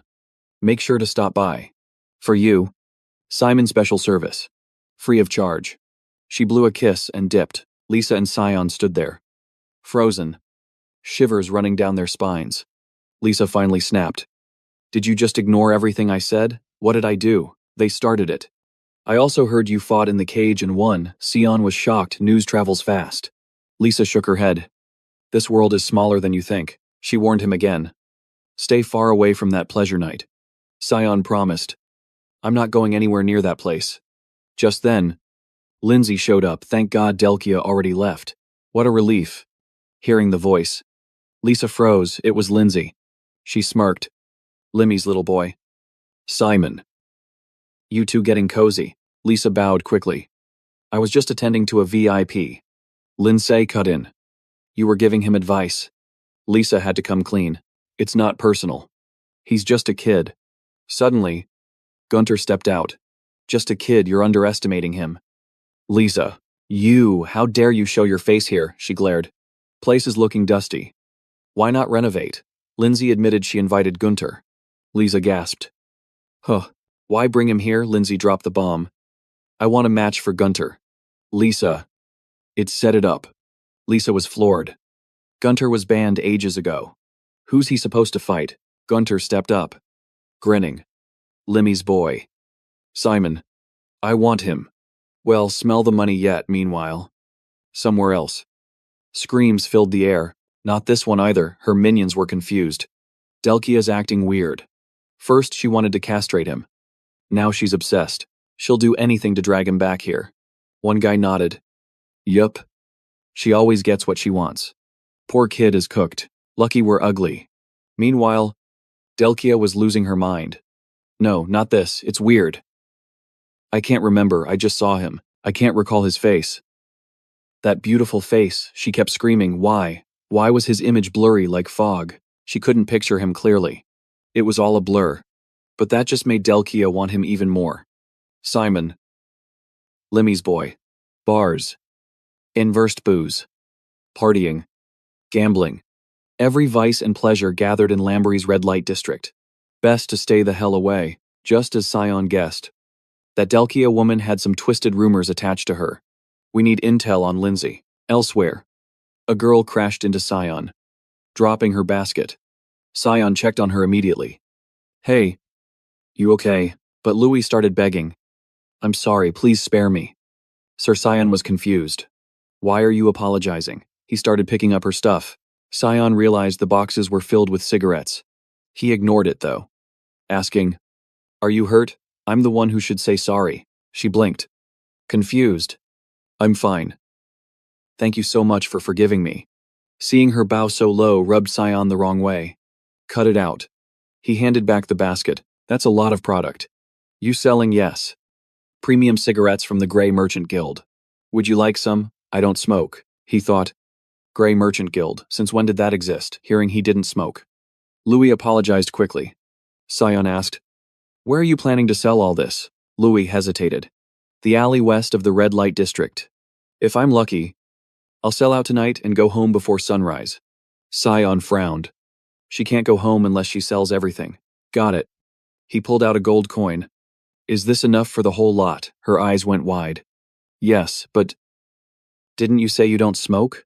Sion smiled. Just take it. And this is for you. Keep it safe. He handed her another coin. Another gold coin. She was beaming. Louis grabbed it and ran, shouting back, Thank you, I'll never forget this. Suddenly, Karim popped up. Annoyed. Why don't you just become a charity worker? Sion shook his head. It's not that. That path leads to the dump. Let's follow her. Karam was confused. Why stalk a kid? Sion smirked. You'll see. When they arrived, Louis was getting beaten. A thug yelled, What the hell, gold coins? That brat held out on us. Bet she lied about selling the cigarettes too. His lackey added fuel to the fire. Teach her a lesson. Boss. The guy was fuming. That bastard Simon humiliated me yesterday. I need to blow off some steam. Perfect timing. Terrified. Louis cried. I didn't steal, please believe me. Sion stepped out of the shadows. She said believe her. Why not cut her some slack? Hearing that voice, the thug froze in fear. Sion scoffed. Grown men robbing a child, pathetic. The thug snarled. You dare show your face, I won't go easy on you this time. Sion didn't wait, he launched a brutal kick straight to the guy's face. Louis watched in shock. Defeated instantly. The thug begged. Stop. We're sorry, why are you doing this? The reason I like simple things. Like torturing trash like you. He grabbed the guy's leg. Wait, please, too late. Crack. Sion snapped it. And the thug screamed in agony. Sion walked over to Louis. He won't be walking for a while.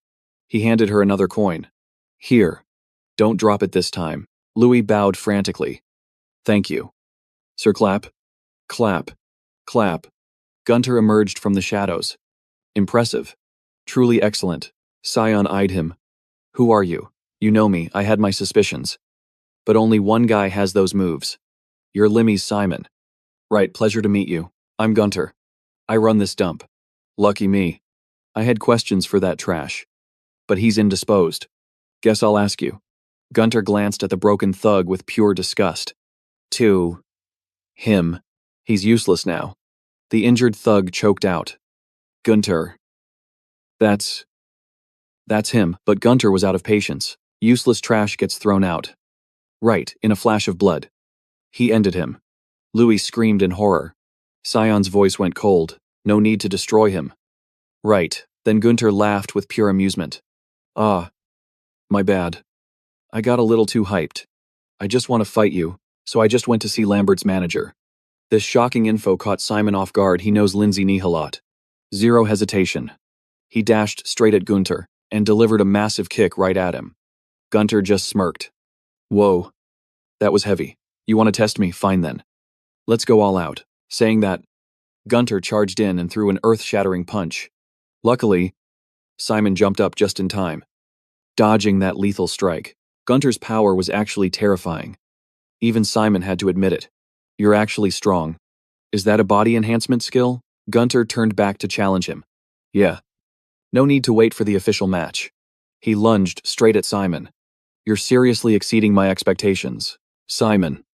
Entertain me more, facing that arrogant taunt. Simon thought. This guy is just as crazy. Before he could even react, Gunter rushed in and slammed a punch straight into Simon's chest. Meanwhile, In the black mist dimension, Shizuka was focusing on her cultivation. Suddenly, Eru's voice rang out. You gave Simon a pretty interesting quest. Didn't you? The name in that quest isn't on the altars list. Not that I mind, though, but it's surprising that you'd drag him into your personal drama. Shizuka smiled and replied, I won't deny that, but I'll have to deal with Lindsay Nihalot myself sooner or later. Since I caused this mess, I want to use this opportunity as a test. Is Simon worthy of being the successor, or will he end up just like Lindsay? An interesting question. Eru cut her off. Shizuka smiled smugly. We'll find out soon enough.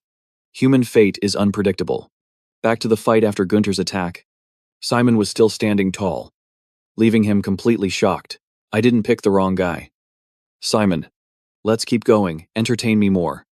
Simon of Limmy. But the moment he heard that name, without a second thought, Simon lunged at him instantly. You're looking for Lindsay, aren't you? You brought that woman with you. Right, Gunter wasn't the type to just stand there and take a beating either. Don't look down on me, he blocked with arms covered in beast hide. Simon stepped back. That arm didn't have a scratch even after taking his attack head-on. Gunter's eyes were hungry for battle. Try dodging this one. His power was so intense it was wrecking the surroundings. But for someone as sharp as Simon, he dodged those moves easily. This might be the first time Gunter met an opponent like this. You're not bad, Simon. You're actually better than I expected. Get down here. We aren't done yet. I'm coming for you. Simon felt it was better to stop. Wait. Someone's here. That voice belonged to Lisa. Stop it, seeing her. Gunter looked annoyed. Why are you interfering? You got a death wish. Lisa walked in with 2 bodyguards behind her. I want to know why you're fighting with our VIP guest, honestly. Gunter didn't throw the first punch, but he definitely started the beef. Lisa obviously didn't buy it. Ridiculous. Seeing that, Gunter got a bit ticked off. I'm telling the truth. Why do you always blame me for everything? Lisa glared at him. Because you're always causing trouble. Realizing he couldn't win the argument, Gunter walked away. Whatever. I'm out. Don't forget about my match with that guy. Simon was speechless. He was way more obedient than his attitude suggested earlier. Then Lisa asked, Are you hurt anywhere? Simon jumped down to the ground. I'm good. Just really annoyed. Lisa looked a bit flustered. Of course. You're a VIP client. We should have taken better care of you. Simon figured it out. You have something to ask me. Don't you? Lisa looked stunned. How did you know Simon heard it from someone else? He told me he met the owner to demand a match with me. I don't really care. Whatever. But I have one condition. Give that girl a job. The girl's name was Louise. Meanwhile, the villagers were buzzing about the upcoming match. Did you hear the news? Gunter is back in the arena. I heard he's fighting Simon of Limmy. I can't believe we get to see Gunter again. That kid is cooked. Lambert was hyping up the upcoming match between Simon and Gunter. During that week, Simon went around to gather some intel. He learned there were rules in the arena. First, no weapons. Second, back off if the opponent loses the will to fight. And of course, the third rule, killing is absolutely forbidden. At least, that was the case until now. The referee made an announcement. This is a no-rules match. The arena owner has granted special permission. Literally no rules. But nobody told Simon about this. Gunter, however, was itching to fight. You have no idea how long I've been waiting for this. Simon saw he had a weapon ready. Where did you even pull that from, hey ref? Isn't this totally unfair? Wait. When did that scumbag disappear? Lindsay was in the audience. Let's see just how good you really are. Simon of Limmy. Gunter clenched his fists tight. Were you not told this is a no-rules match? Simon waved his hand. Nope. Not a clue. Gunter, surprisingly, valued fairness. Then grab a weapon right now. If you're scared, go ahead. I'll allow it, Simon let out a breath. I'm good without a weapon. His body overflowed with mana. I've got a plan. That's different. Gunter grinned widely. Magic. Huh, perfect. I was worried I'd kill you too quickly. Simon just felt this guy was totally unhinged. I don't recall this being a death match. Every time he fought, Gunter became a completely different person. You must not have heard about me. I already know how delicious it tastes to take a life. Simon was just as eager for a fight. Is that so Gunter couldn't handle being provoked like that? I'll gouge those arrogant eyes out of your head first. And he charged in with zero strategy. These sloppy, Unrefined attacks were nothing to Simon. With his bare hands, he sliced right through a part of Gunter's body. The move was precise, absolutely flawless. Only now did the pain actually hit Gunter. The crowd couldn't even keep up. What the hell, did you see what happened? Gunter's hand had been severed, lying on the arena floor. You bastard, I'll never forgive you, Simon warned his opponent. Don't move, or you're actually done for. Even Gunter wanted to keep his life. The referee declared Simon the winner amidst the crowd's awe. I've never seen a match like this before. Gunter got absolutely wrecked. Morris was there too. That black mist and mysterious mana. I'm certain. That's the demon sword. Even though he won, Simon was still kind of pissed. Someone intentionally kept the rule changes from him. Does Lindsay already know what I'm planning? Louise is bringing you some water. You look so badass. Sir Sion takes it. Oh, you actually got a job here. Kiddo, Louise's cheerful vibe is back. Yeah. Manager Lisa said I should start as an assistant first. I really like it here. Sion happily pats her head. All right. Work hard then. Lisa walks over and bows sincerely. I am so sorry. Sion looks like he's about to roast her. Why did you hide the fact that today's match had no rules? Lisa's face looks completely panicked. Hide it. No way, I wouldn't do that. Only Gunter and the master here knew. So I had no clue. I'm sorry. I really should have checked beforehand. Sion cuts straight to the chase. I want to meet the owner of this place. A small fry like Lisa can't make that happen. The owner doesn't want to be seen. Sion figures this approach won't work. Whatever. Just be more careful from now on. As he walks out, Sion bumps into a man who asks, You got a minute? Who are you? I don't think we know each other. The guy bows politely. I'm Morris from the Grey Merchant Guild. I'm here to see you about that demon sword you have. Will you sell it to me? His attitude is really getting on Sion's nerves. I don't know what you're talking about. Morris smiles slyly. You really don't need to hide it from me. 'Cause I'm the only one who could recognize it. I used to be a member of the Ambrose Merchant Guild.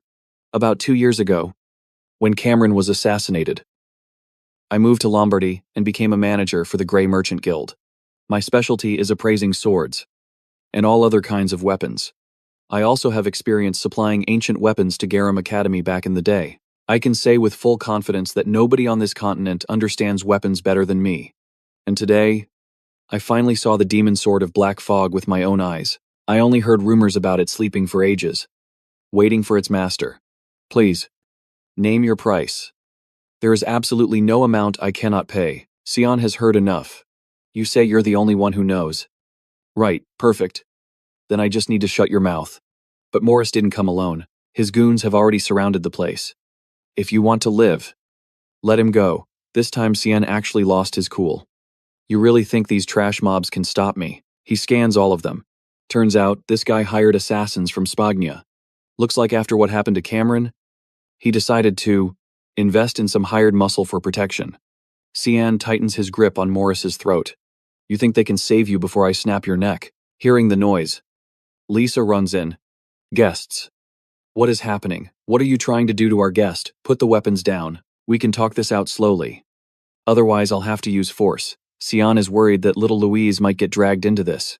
What a drag. Sion just lets Morris go. I'll consider this a warning. Now get lost before I change my mind. His subordinates are clueless. What should we do? Sir, Morris yells. Put your knives away. You really don't know how to read the room. Do you? Young Master Simon, I'll leave you be for now. But my offer still stands. I bet you'll change your mind eventually. They quickly leave the area. Sion thinks back on what happened. The Grey Merchant Guild. That must be a change from my past life. Appearing because I took Cameron out. Louise pulls him back to reality. Brother Simon. Are you okay? You were surrounded by those scary people just now. Sion smiles and pats her head. Don't worry about that. Sion switches gears. But I have a request for you. Lisa. I want to meet your boss, the master of Lombardy. His fierce gaze makes it impossible for Lisa to refuse like before. Somewhere else in Lombardy. People are trying to hold that guy back. Please calm down. Big bro Gunter, your wounds are gonna rip open. Gunter is raging because he lost an arm and lost the fight so miserably. Simon, I have to kill that brat. Or I feel like I can't go on living. The feeling Gunter had when facing Sion was complete and utter helplessness. Gunter felt totally powerless. How do I crush him? What do I do? What am I supposed to do now? Louise's image pops into Gunter's head, and he knows exactly what to do. That's right. That brat, I'll use that little girl to get leverage on him. I finally figured it out, at the place where Louise is staying. She is still working hard. The door suddenly opens on its own. Louise is a bit surprised. Huh, a guest at this hour, welcome to Lombardy. Gunter has crept all the way to her lair. Hello there, kiddo. Remember me, because I need your help. Sion is still dealing with his own problem. Why can't I meet the owner here? Do I have to fill out an official form or something? Lisa says. The young miss isn't someone just anyone can meet whenever they like. Sion is confused. Why are you so obsessed with protecting Lindsay? Lisa shoots him a look. So the guest knows her name. You really aren't an ordinary person. Please listen carefully. Lady Lindsay is currently monitoring you very closely. She is the one who arranged for you to fight Gunter. And she's also the one who suddenly changed the rules. So I sincerely warn you. Please leave this place. If you don't, you won't even be able to keep your life. Cien is drowning in confusion. Whose side is she even on? Is the sense of duty to a guest really that strong? A scream distracts Lisa. It's coming from the main hall. It's Louise's voice. She sprints there as fast as she can. Who could have done this? Cien crouches down to check. I think I can guess. This is Louise's name tag. You stay here. I'll bring the kid back. Lisa says. Wait. But you don't know exactly who it is. This time Cien is genuinely ticked off. I told you. I can guess who it is. Elsewhere.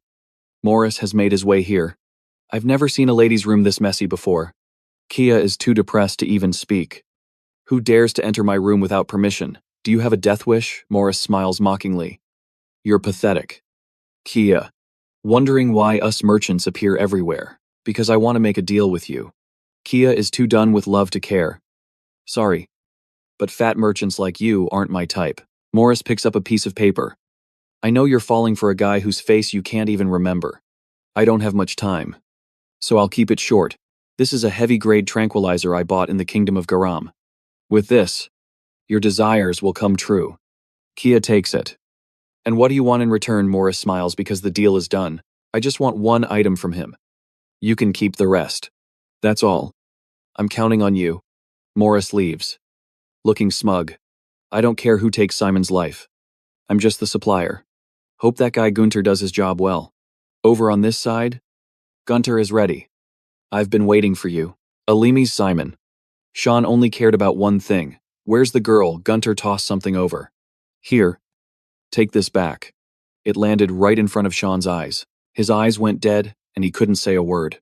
It was a human ear, covered in red liquid. Gunter patted the box underneath.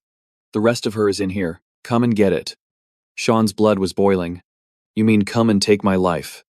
Right, Gunter was ready for it too. Exactly, that's what I wanted to hear. Come at me. Simon, meanwhile. In Lindsay's office. She thought that kid could take Gunter's life. Lisa was totally confused when answering. Yes. Miss. But Lindsay kept asking. You mean I should be worried about that guy? Gunter. Lisa clenched her fist. I haven't felt anything for him in a long time, but I still don't get why you're interested in that boy, Simon. Lindsay's eyes flashed with cunning. So you're doubting me now. Then let me give you some faith. Can you remember Simon's face? Lisa froze. His face, why? Why can't I remember it? Lindsay actually knew everything. It was one of Eru's powers. Suggestion. The name surprised Lisa. Eru, you mean the god of black mist? Lindsay smirked slightly. Exactly. Looks like my past has finally caught up with me. Suddenly, Lisa felt uneasy. What? Then you're in danger. Miss. Lindsay shook her head. No. That brat is a very important guest I haven't seen in years. So I want you to give him the best service, and treat him like a guest of honor. Switching to Gunter's fight. What are you saying? Simon, he had a replacement arm. Even so. His power hadn't dropped. Just a simple attack made Sean struggle. That was enough for Gunter to get cocky. Why aren't you using that power? Bring it out. Limi's Simon, looks like I accidentally dug up someone's grave. Do you know what throwing away means? Simon, it means tossing out things that are useless. And this dump is exactly where all that useless trash is collected. Lambert was drowning in waste. Lisa and Gunter were born and raised in this dump. Gunter did everything to survive in this hellhole. He bit and fought back against anyone who dared to mess with them. And then one day, He remembered meeting that kid, watching a thug beg for his life at the boy's feet. Please, have mercy, don't kill me. Didn't matter. He got smoked anyway. That kid showed up for one day and absolutely wrecked the dumpster lord. He was just passing through, enjoying his Duen Academy break. But he decided to clean house. Took out all the trash in that dump. To this day, Gunter still remembers that face. Looked like a literal angel. Trash is gone. You kids are safe now. That guy became Gunter's hero. Changed his whole life. Gunter grinded. Got strong. And took over the dump himself. His dream: purge all the filth in Lambert. He hit the Lambert fighting cages to stack paper. But then, he got banned. Kicked out for accidentally ending an opponent. Whatever. Guy was trash anyway. Needed to go. After that, even Lisa turned her back on him. Didn't care about that either. He'd become the ultimate garbage man. And he made a vow. He'd wipe every piece of filth in Lambert off the map with his own 2 hands. Sean snapped him out of it. Enough with the flashbacks, bro. Do I look like I care? Focus up. Gunter raged. Fine by me. I was waiting for you to say that I'm gonna crush you with everything I got. Suddenly, chains from the scrap heap started moving. Gunter fused them to his severed arm. Now, let me show you something actually worth your time. Sean squinted. Wait. Is he holding a relic? How did a scrub like him get an ancient relic in Gunter's hand? The gravity chain cube. It warps the space, turning the area into a magic zone. Gunter locked Sean inside and jacked the gravity up 20 times. Let's see you try to stand now. Let's see how long you last. Sean was trapped with a total lunatic. Azin Chimedin. Need an assist. Sean shut him down fast. Nah. Stay back. You don't need to get your hands dirty with this trash. Sean's words proved one thing: he is him. He broke out of that space solo and delivered a heaven-shaking punch right to Gunter's face. Bam! Gunter didn't even see it coming. Huh, how that brat shouldn't be able to move. He's panicking. It's impossible. Sean glared at him with pure rage. Your ears. I'm gonna crush every single part of you except your ears. It's over. Gunter is completely cooked. Zero chance to fight back now. Sean delivers a brutal kick to his back. Snap. His organs pulverized. Gunter's body is absolutely wrecked with injuries that no potion can fix. He went down like an exploding bomb. Gunter has officially failed. He thinks, I know. This is where my life ends. But I have zero regrets, because that girl was finally born here in Lambert, and her fate was set to be trash from the start. Just like Lisa and me. All thanks to this city's disgusting laws made by those ruling elites. That's why I'm trusting you to stop that cycle. I know you can do it. Those were Gunter's final words before fading away. Sean's gaze shifted to the left. No way. He approached the silent wooden box and slowly creaked the lid open. Just then, Lisa rushed in. What? What happened here? Her eyes locked onto Gunter's corpse first. It was exactly what she feared. But looking at her, it seemed like she cut all ties with him ages ago. The VIP's safety is priority number 1. Sweep the area, a guard shouted. Over here, we found him. Lisa just stood there, staring at Sean's back. Her eyes wide with fear. Seeing her panic, Sean spoke up. The little one's fine. Probably just sleeping. Lisa asked anxiously. Are you all right? Sir Sean nodded. I'm good. Take care of Louise. I've got some cleaning up to do. Lisa was confused. Cleaning up. What? Sean's eyes glowed red again. Lambert. Lambert is split into 4 zones. The Lambert cage sits dead center. The dump is to the west. The trade district in the east. And the pleasure district down south. It doesn't just lack a government. It doesn't belong to any nation at all. Instead, it's run by overseers for each zone. Sean couldn't help but ask, why do you even want to conquer a place like that? Azin, if it was a real country, we could just declare war. But it's clearly not. So, please, let me go wipe out the overseers in every zone. But Azin just smiled. No need for that. Sean was stunned. Azin explained. That city is going to collapse on its own eventually. We'll wait for that moment. Then we move. Sean frowned. How can you be so sure about that? Because this place was rotten to the core from the start. I saw it with my own eyes. Cyan thought to himself. I'm still haunted by it, that look in his eyes. But facts proved Ashel was right. The roots of this city were trash a long time ago. And today I'm gonna chop it all down. Scene switch. Cyan is holding a cup of black tea. But it smells sweet, like mint. Meanwhile, Delkia is acting super sus. Trying to hide something. She definitely spiked it. That's gotta be the famous knockout drug from the Garum Kingdom. Delkia breaks the silence. I'm actually really happy. Because you accepted my invite. Simon. You're gonna have a blast on this visit. Cyan plays along. Smiling. Just like this special tea. Right. Delkia starts sweating bullets. Not good. Did he figure out I drugged it? But Cyan just grins. Can't wait. Then. He downs the whole cup. One shot. She panics, crash. The cup shatters on the floor. Cyan collapses right onto Delkia's shoulder. She smirks internally. Got him. Finally. This brat is mine. Meanwhile, at the Grey Merchant Guild, a voice screams. No way Delkia actually caught Simon. Yes, sir, report just came in from the Pleasure District. The boss lights up. Perfect lady luck is finally on my side tonight. Kinda regret giving those gravity chains to Gunther, though. Rare loot from Garum Academy isn't cheap. Ah well. Doesn't matter. Stuffing his face. He gloats. The demon sword is mine.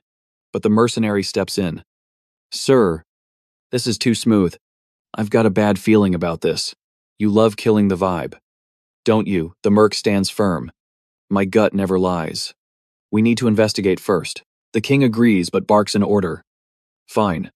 Just don't do anything stupid. Understood. Sir, the merc leaves. The king curses under his breath. Damn Spania assassins. So annoying. Since when do hired guns care so much about their boss? Is he after the demon sword too paranoid? The king rushes out, screaming at the crowd. Out of my way, move it. I haven't got all day, everyone scatters. He kicks the door open. Hype as hell. Delkia, I'm here, she replies. You're fast. Couldn't give us a little privacy. The king waves her off. I don't care about the kid. Give me his sword. Delkia smirks. Oh right.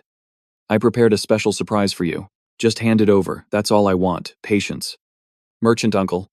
You're so eager. Give it a second. Your jaw is about to drop. Slash. A sharp cut snaps the rope.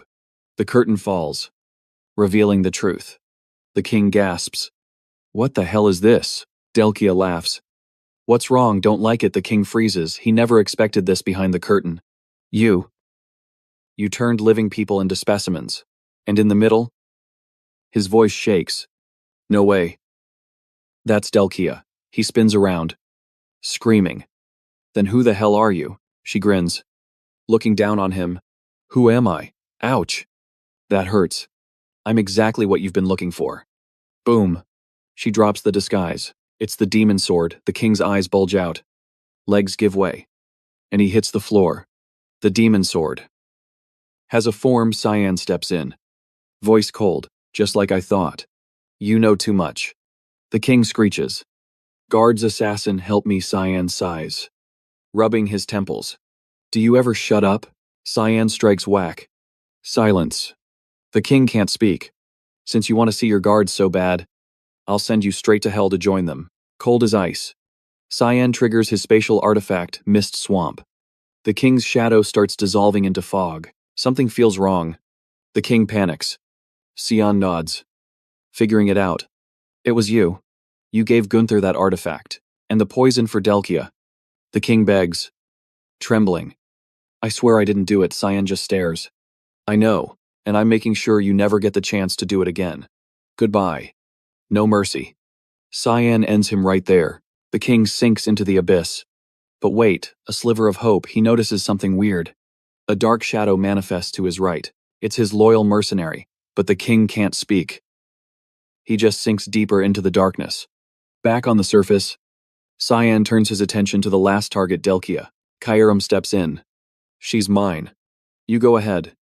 Cyan nods, letting her handle it. All right. Just don't go too crazy. Kairam ignores him, walking up to the girl. So, you have a thing for my master. Delkia is already wrecked. Barely conscious. Kairam knows she's faking it. She whispers, brace yourself. Sweetie, I promise I'll only rip you into 1,000 tiny pieces. Delkia screams, crying.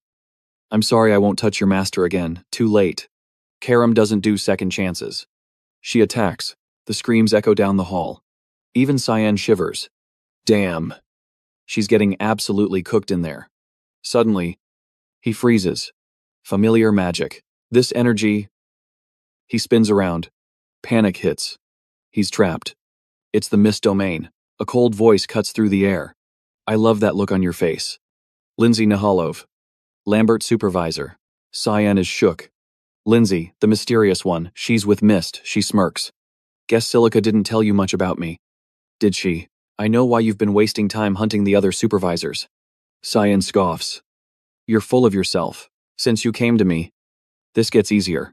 Should I call you Senior, or maybe? Traitor fits better. Lindsay just smiles. You've got it all wrong. I'm not your opponent. Whoosh.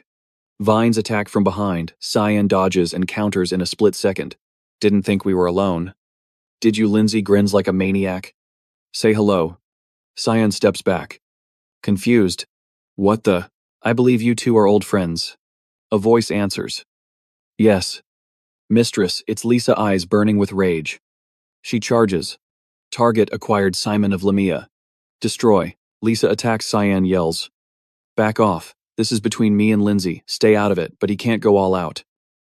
This is bad. I can't outrun her. So I gotta knock her lights out.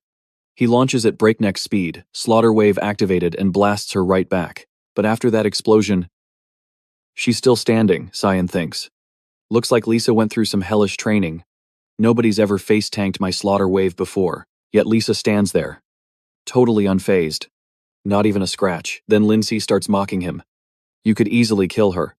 Why are you holding back? Cyan grits his teeth. And how long are you gonna hide in that mist? Suddenly, Lindsay laughs like a maniac. I just wanted to see how well Shizuka trained her little pet. Can you even beat my pawn? Cyan's suspicious. She knows Shizuka. How do they know each other? Wait. Is this really the time to think about that? Right then, Lisa seizes the moment. Sword dance. Cyan instantly counters with a massive explosion. But Lisa doesn't hesitate. She leaps high into the air, aiming straight for Cyan, but he saw it coming a mile away. Countered, Lisa speaks up. Even though I've been away from Gunter, you'll still pay for taking my only family. Cyan finally realizes. Damn. You two really have a history. That look in her eyes. She's obeying the god of black mist. Lindsay definitely used her memories to trigger this thirst for revenge. But getting this close to me, big mistake. Cyan rushes in, chokes her, and slams her into the ground. Then, slap after slap. Painful hits. Until she finally goes quiet. Now it's just you and me. Gonna step out, yet Lindsay reveals herself. You know better than anyone. This domain is me. Cyan nods. I was surprised you were with Mist. But finding out you're a traitor, that's the real shocker. Lindsay freezes. What? Cyan points at the ring on her finger, exposing the truth. That's a holy relic. The Ring of Envari, an accessory that absorbs anything created by magic, even the power of a god. You're using it just to prove you're a member of Mist. No clue how you got that. But you're a total fraud. I'm gonna fix that disgusting tongue of yours. Bow down before absolute power, just as Cyan planned. She took the bait. Lindsay activates the god of Black Mist's authority. Ultimate skill, Silent Mist. Boom. A massive surge of energy explodes. Shocking, even Cyan. Lisa gets knocked out cold instantly. This is getting dangerous, because in this space, only Lindsay can enter or move. How does it feel to be completely helpless? Witness true power. Time to say goodbye. Rip. Limi's poor little Simon. Or should I say, Mist's Simon. But suddenly, a voice cuts through. Finally found this place. What a joke. Crack. Violent lightning erupts behind Lindsay. It's Karam. Karam tilts her head. What's this? You got a crush on my master or something? Lindsay panics. She broke into my space. Does her power rival the god of Black Mist? Wait. The only one equal to Eru is Demon Sword. Karam sighs. Why is everyone obsessed with my property? How many pieces do you want me to chop you into? First, let's trash this embarrassing little dimension. Snap. Just one finger snap from Karam. And the boundary shatters. Lindsay's jaw drops. No, how did you break it that easily? Cyan can finally move again. But he immediately scolds Karam. What took you so long? Your master was in serious trouble here, Karam fumes internally. This guy? Zero gratitude. Suddenly, Lindsay snaps. Cut the crap. You can't be the successor 300 years ago. Eru never picked anyone, and now some snot-nosed brat shows up. Bullshit, you're just a kid. Don't underestimate me. You fake. Lindsay charges in. Karam smirks. Short temper. Huh. She merges with Cyan's body, and he lunges to counter. She's not fit to be an assassin. The clash between Mist Sword and Mist Storm begins. Fierce combat. Suddenly, Lindsay gets blasted back in pain, her weapon flying out of her hand. Cyan gloats. Still doubt me. Prepare to witness the true power of a god. Lindsay scrambles up. Scoffing. She tries to use the god of Black Mist's power again, but freezes in shock, facing a massive energy surge. Cyan's immutability technique is almost complete. Try blocking this with your little ring, Cyan dares her. She's paralyzed with fear. Cyan hurls the energy sphere straight at her. She can't move a muscle, just watching it rush towards her. In that moment, an old memory flashes back. Are you really leaving? Shizuka asks. Lindsay replies, I told you. I can't live like this, hiding in the shadows forever.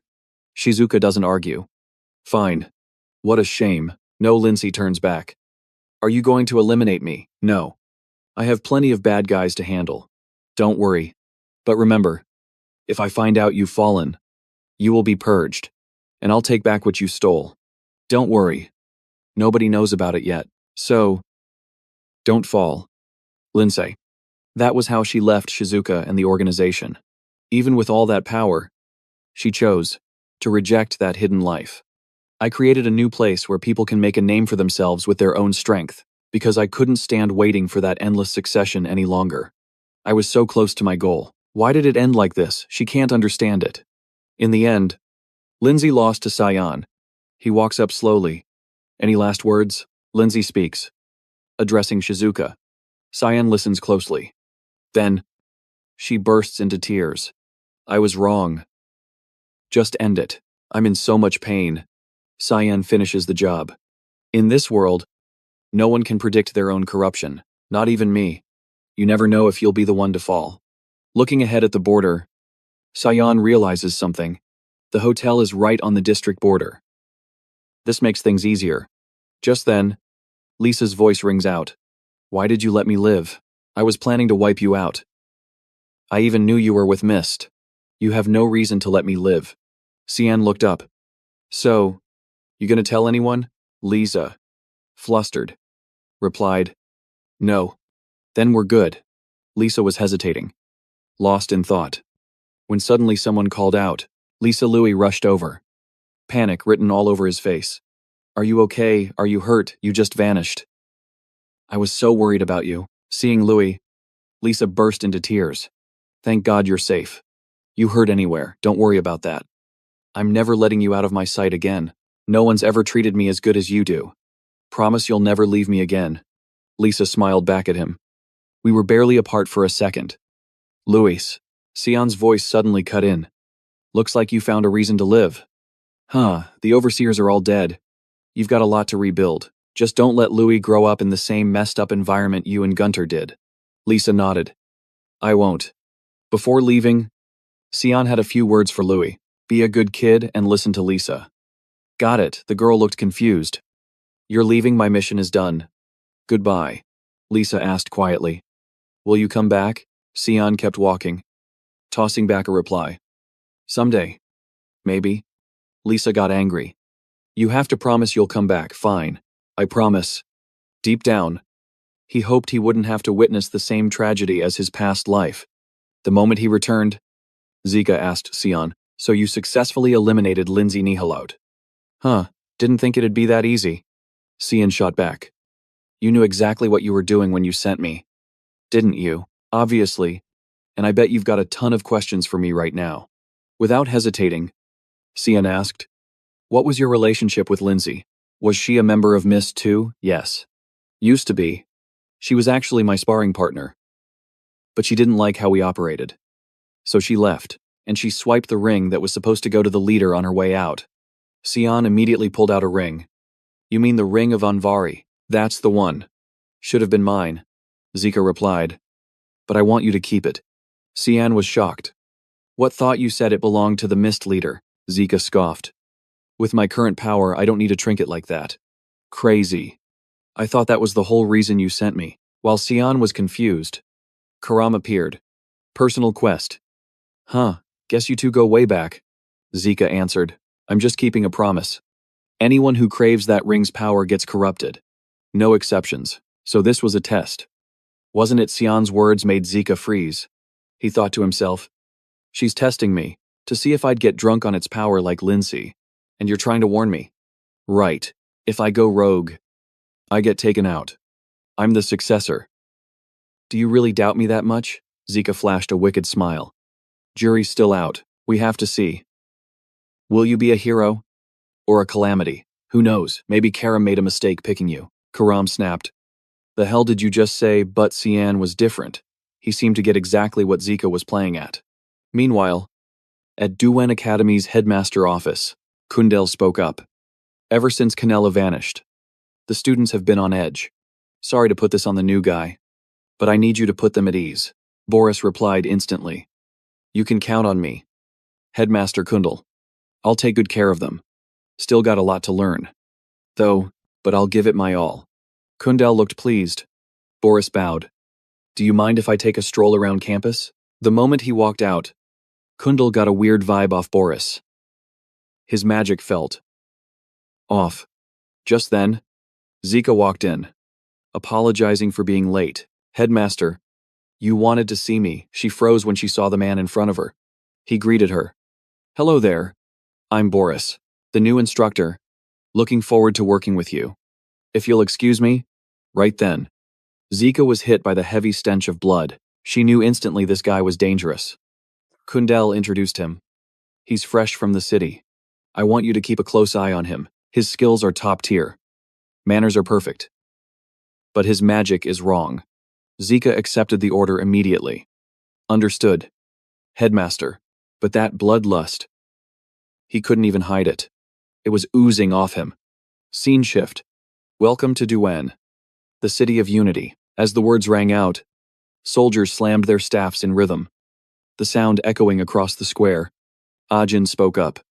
Didn't think security would be this tight. Lesamud nodded. Heard they beefed it up after the bloody banquet. But this is overkill. Look at this line. Suddenly, a voice called out. Princess Ajin. It was Lunak. Long time no see.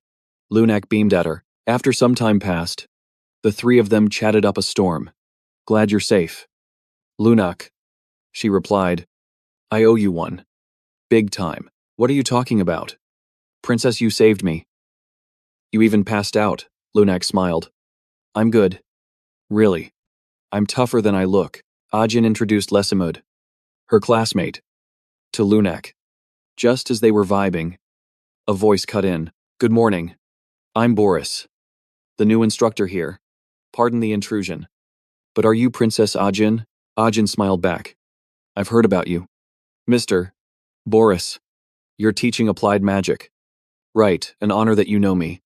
Could I borrow you for a sec? Lunak frowned. Suspicious. When Ajin asked why, Boris shrugged it off. Nothing major. Just a level check. Checking the top student's magic. May I take a look at yours? Ajin didn't suspect a thing and showed him her mana. Like this, yes. Perfect. His tone was dark. Suddenly, Lunak stepped in. Wait. Something's wrong. What, he's just checking my mana. Boris made his move. He grabbed Ajin's wrist. Hard. Boris glared, making Ajin scream in panic. What the hell are you doing? She called out to Sean. But bro wasn't answering. In his head, he's like, why the hell are you here at Duwen Academy, Boris? Flashback to the war against the Demon King's army. Year 1002. Right after the nation was founded. Invaders pulled up, and they instantly cast protection spells, but they got wrecked. Soldiers wiped out. The place was destroyed. But they held the line. The leader struggled to give an order. Hold your ground, or we lose everything. Suddenly, the guy in the back sensed someone coming. He jumped down from above, and with broken power, he one-shotted the monster. Clean kill. They started cheering. He's finally here. I thought he was at the Western camp, true to the rumors. Bro comes and goes like a ghost. When young Master Sean shows up, this battle is ours. Sean spoke up. Anyone injured? Fall back. I'll handle this trash. The monster charged up an attack. It locked onto the target. Fired a massive energy beam, but then, boom. Knocked out cold. The one who did it, none other than Sean. He even mocked it. Heard a special rank monster spawned here. I was actually hoping for a real fight, but you're just too slow. And yeah, the monster got deleted instantly. Sean cast Chaos Sphere, gathering a massive ball of violent energy to wipe the monster out of existence. Boris clapped. Very impressive. Young Master Sean, I see why Lord Arson values you so highly. Sean clapped back. Aren't you supposed to be with my brother in the rear? Heard the Northern Front needed support. So I came here. But looks like you've got everything under control. Boris smiled. Then Sean said, our army is nearly wiped out. The enemy won't stop. We, the Vert family, 1 year ago, led the elite frontline troops to help Emperor Luniel secure absolute power. But ever since then, the frontline forces weakened, and monsters started swarming. The war never ends. All because of Emperor Luniel's greed. If it weren't for my brother, I would have never joined this fight. Boris countered. You're putting yourself in danger saying that, but I can't blame you. I think the same way. Sean asked. Weren't you personally chosen by the Emperor? Boris, that is true. His Majesty said he saw something in my limited power, but my mindset aligns with Lord Arson. This made Sean curious. What kind of power? He replied. Nothing major. Really? I can just collect the residual mana left over after you use it, then condense and store it in a magic orb. Yours is truly unique. Young Master, your potential is insane. Actually, you might be the one I've been looking for all this time. Sean thought back. That was probably when the plot to destroy him started. Back to reality. This time, Sean wasn't going to make the same mistake. I'll never leak any mana in front of Boris. By now, Boris realized the kid blocking him was Sean Vert. Simmet saw them and asked, Young Master Sean, what are you doing with the princess? Situation was tense. So Boris had to explain.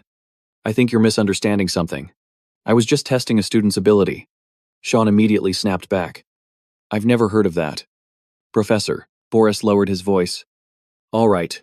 If you're uncomfortable, we can drop it.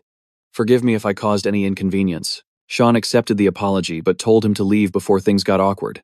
Boris thought to himself, this brat is suddenly showing hostility. Weird. Then he replied, of course. I'll take my leave. Boris bowed politely and dipped. Lunat was confused. I've never heard of this mage. Since the teacher was gone, Simmet shouted, I think you can let go of the princess now. Sean instantly let go. Forgive me, princess. Ajin smiled. It's fine. I know you meant well. Besides, you're mine anyway.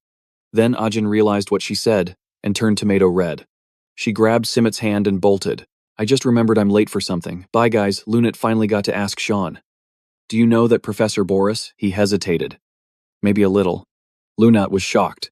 You never fail to surprise me. Senior. Even I haven't heard of him. Before she could finish, Sean cut her off. Stop right there.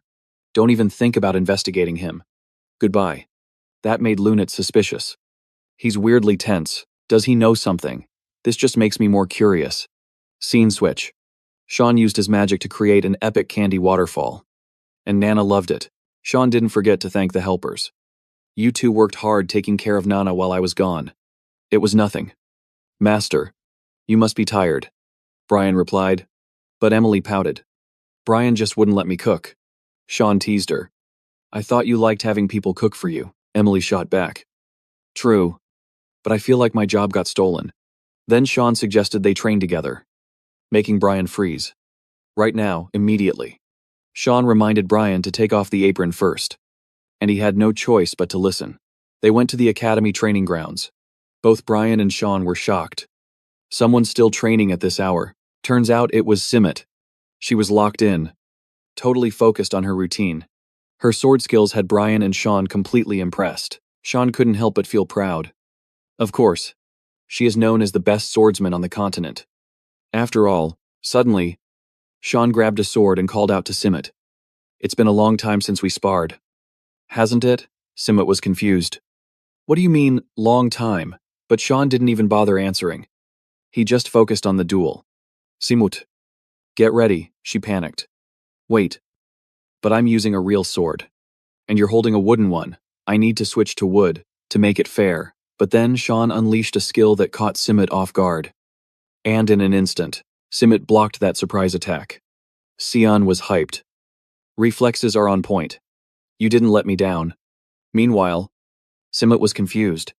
Is that seriously a wooden sword? Why is the power so broken, unable to tank it anymore?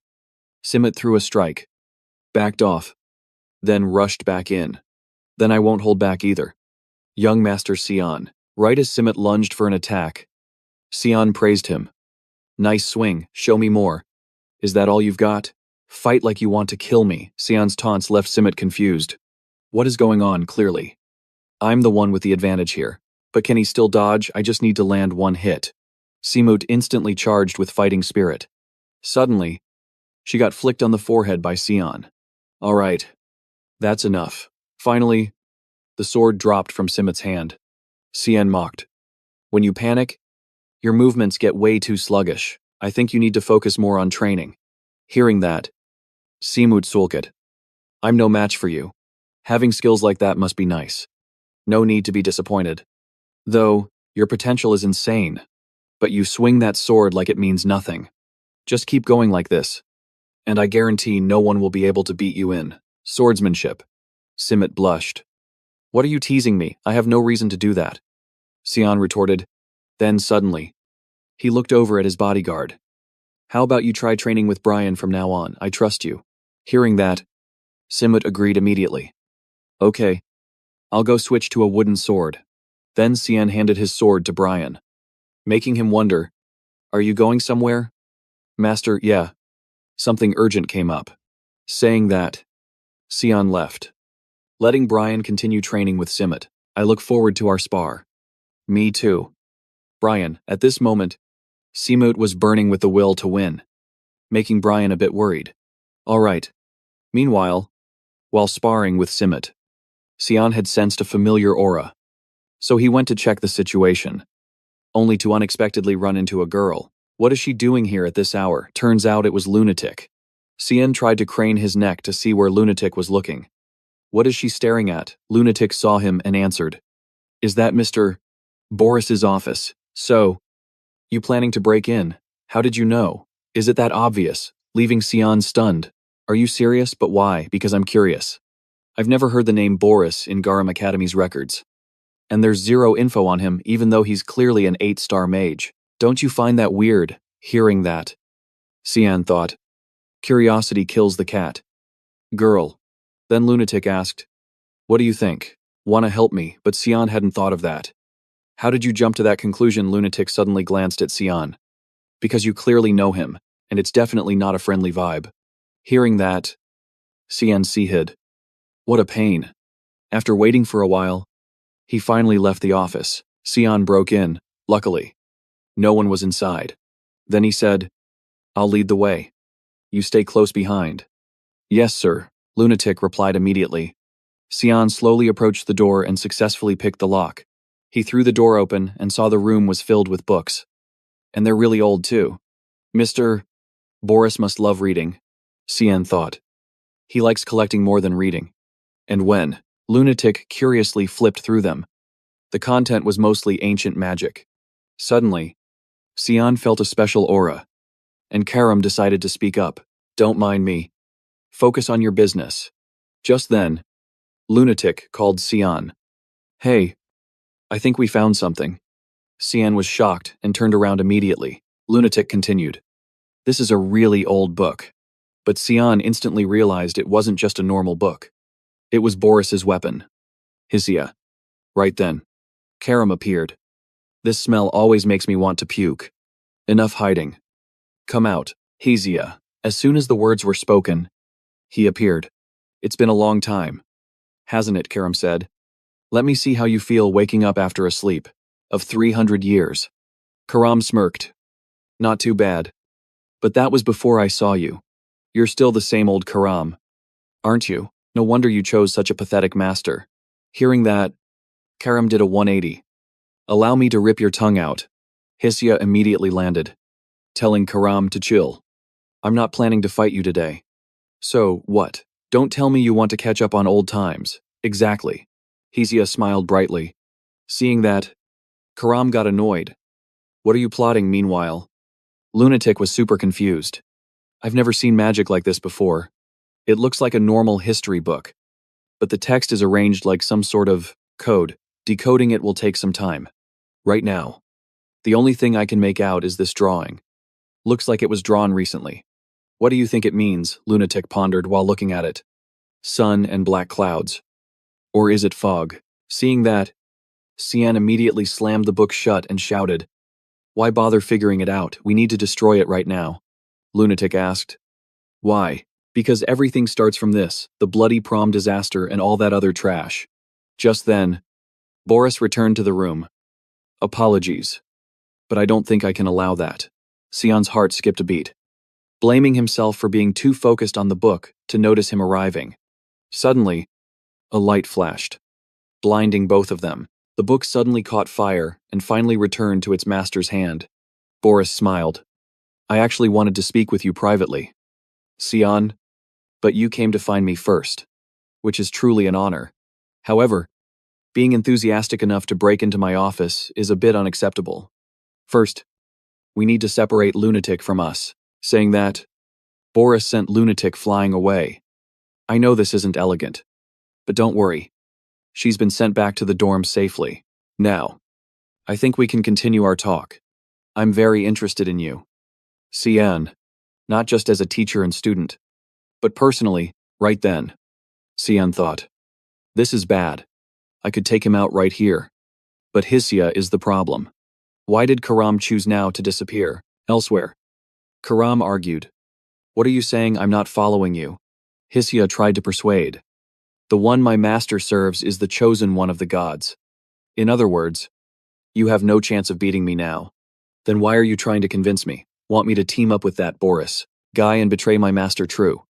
Betrayal isn't strictly necessary, because there are other ways. For example, if you take over your master's body, wouldn't you be strong enough to fight me? Hisya continued. Hearing that, Karam laughed mockingly. If I did that, what do you expect to get out of it? Good and evil. Light and darkness. Rebirth and destruction. These opposing forces are always going to clash. And the story always ends with light taking the win. 300 years after the war between gods and demons, Earth is thriving like never before. But here's the thing, the world is starting to forget us. The respect and worship for the gods is dying out. So, we came to a conclusion. Darkness is absolutely necessary. Why? Because it makes our light shine brighter than ever. Hearing that, Karam immediately mocked him. That logic is actual trash. So basically, you want me to hijack my master's body and cause a scene, just so you can beat me and play savior all over again. Right, Hisya got all hyped. Exactly, I knew you'd get it. But suddenly, Hisya screamed. Karam had already speed blitzed him with an attack. You awake or what? Sucks for you. Isn't the demon sword's destiny to take over its master's body? Or did you go soft on me? Karam gritted his teeth and clapped back. You're the one who called us demons. Deal with your own mess.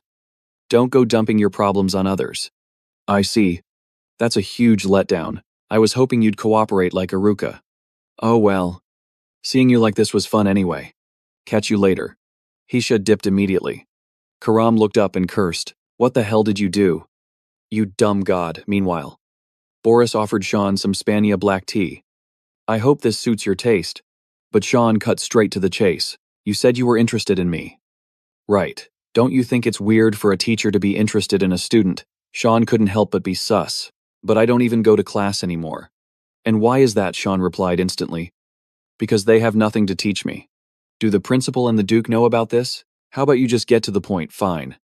Have it your way. Have we met before? The question left. Sean shook.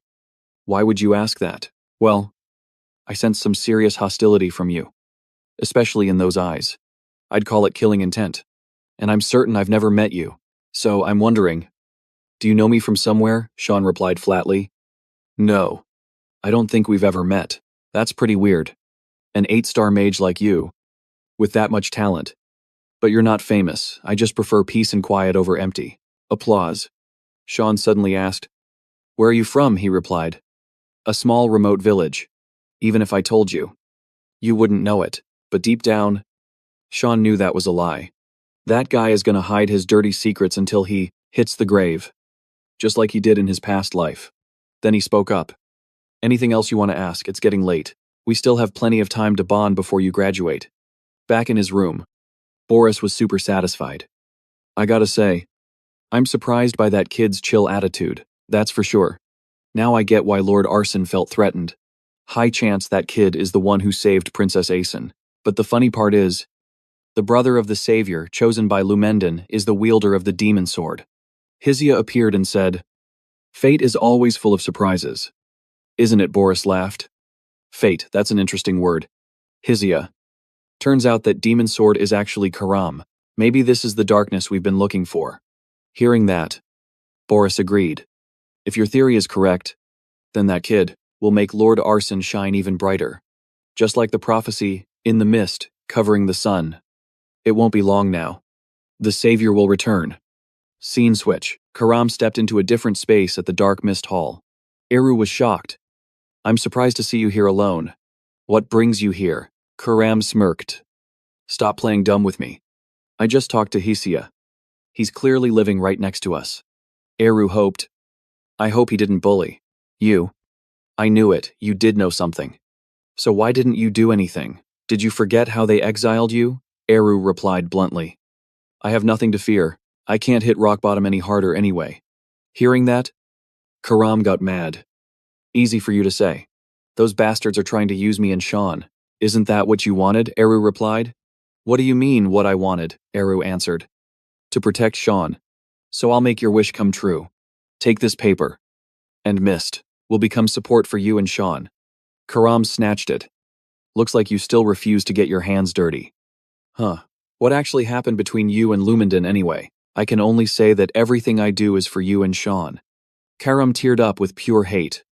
"Now you're just making excuses again. Keep hiding in here. You coward." Eru felt sad and hurt. Meanwhile, a ceremony was happening before the gods. "In the name of the supreme god of light, Lumenden, I ask you one thing. From the bottom of your heart.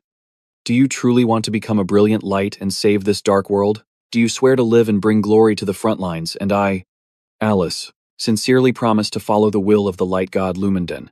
Alice wondered if she was making the right choice. Lately, the Empire has been recruiting a lot of talented soldiers into Might, the Holy Knights, to send them to the front lines. That's why the capital army was so useless during the Bloody Ball tragedy. Joining the Holy Knights has been my dream for a long time. But are the front lines where I should be protecting just then? A voice rang out. "Congrats, Lady Alice." Leah cheered happily. "Your dream finally came true." "My lady."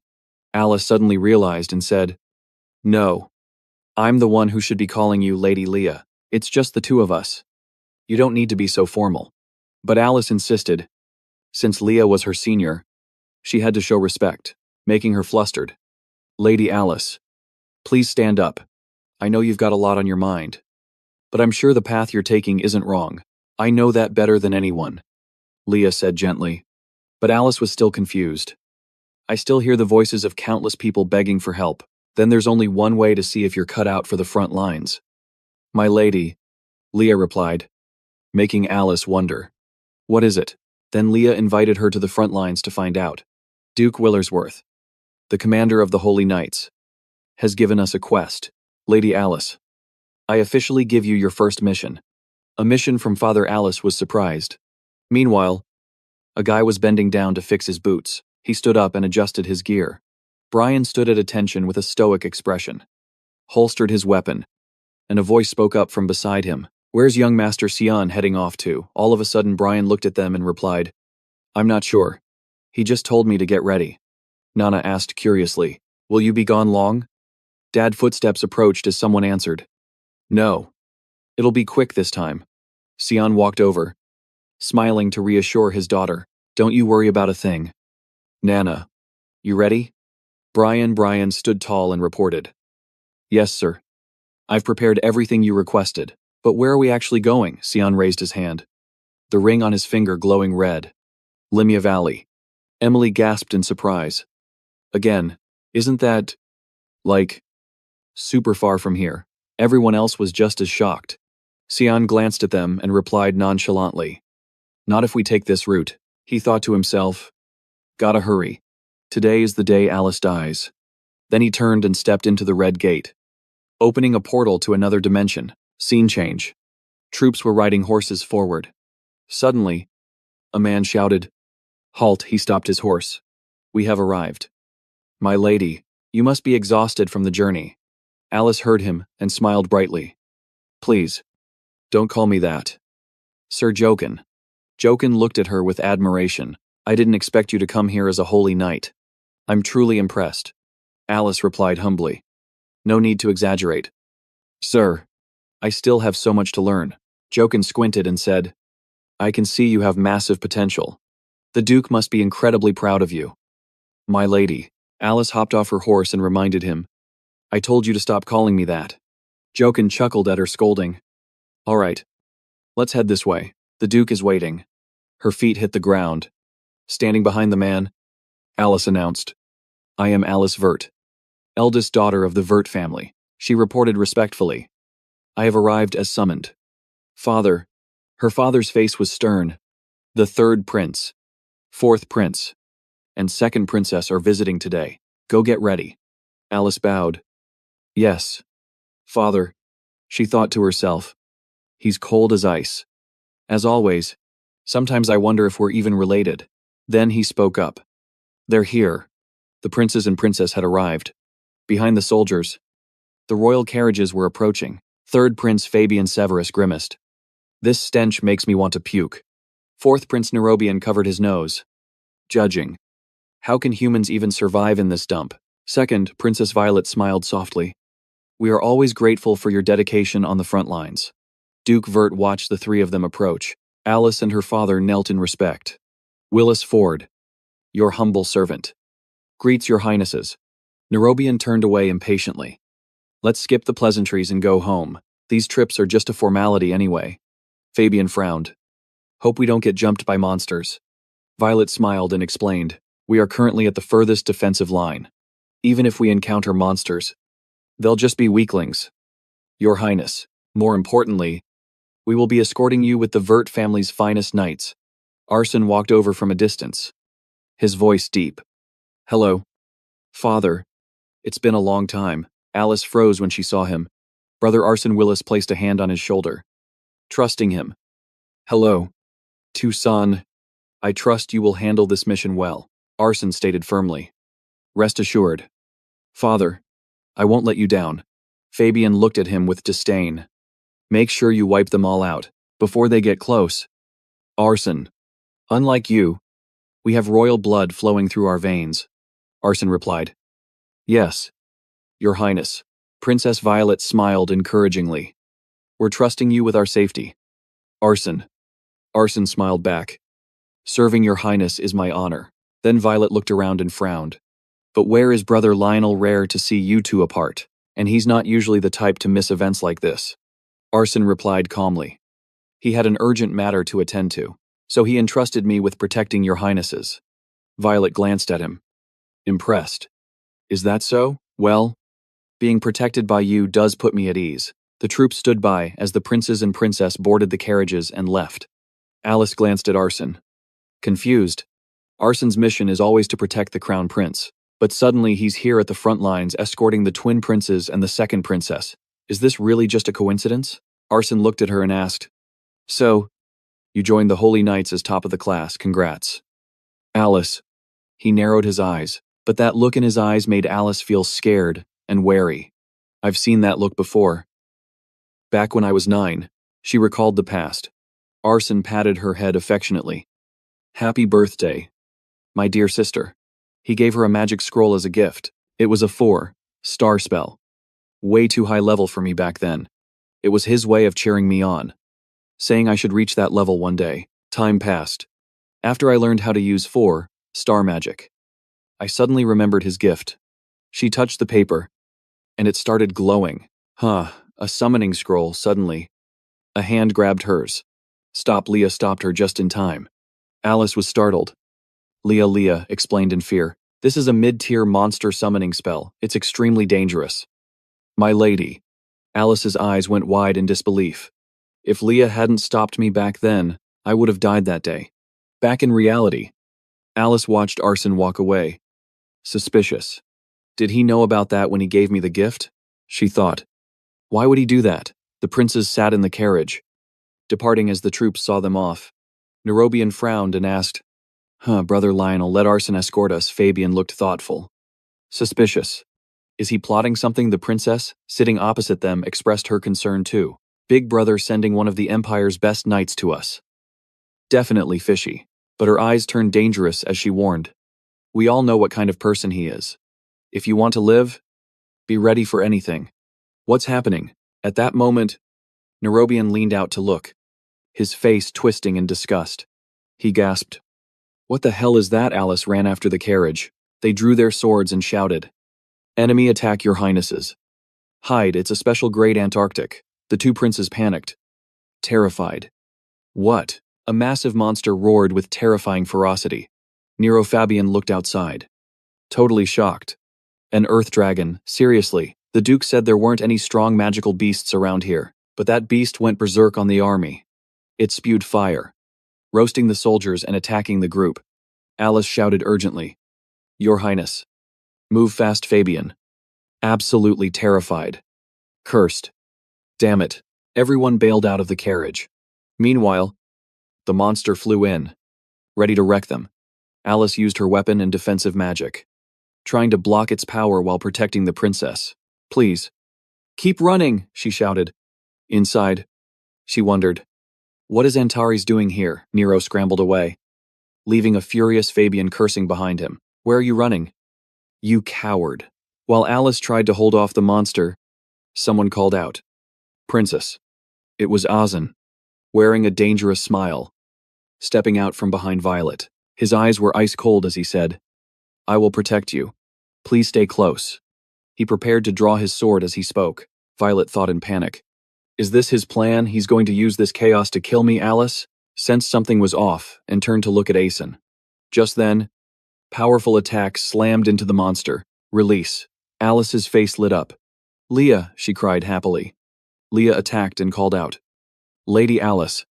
Over here. Then she grabbed Violet's hand and spoke urgently. Forgive me. Princess. They both sprinted forward. Violet asked. Where are we going? Leah replied. We have to get out of here. Alice ran but felt uneasy. I don't like this vibe. Ozan looked at the princess with pure killing intent. Suddenly, Alice's eyes went wide. She screamed. Watch out as the monster prepared to strike. But Ozan didn't flinch.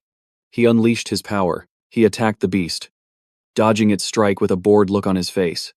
Then, with insane power, he created a magic circle. Blinding golden light overwhelmed the beast.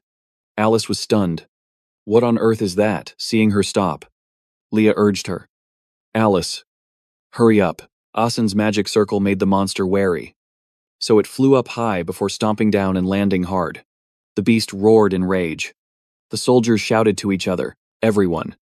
Get in position. Aeson glanced in another direction. He clicked his tongue in annoyance when he saw the spot was empty. That group had already bailed. Jokin ordered. Don't let Antares near the prince and princess. Fix the formation. The monster bared its fangs.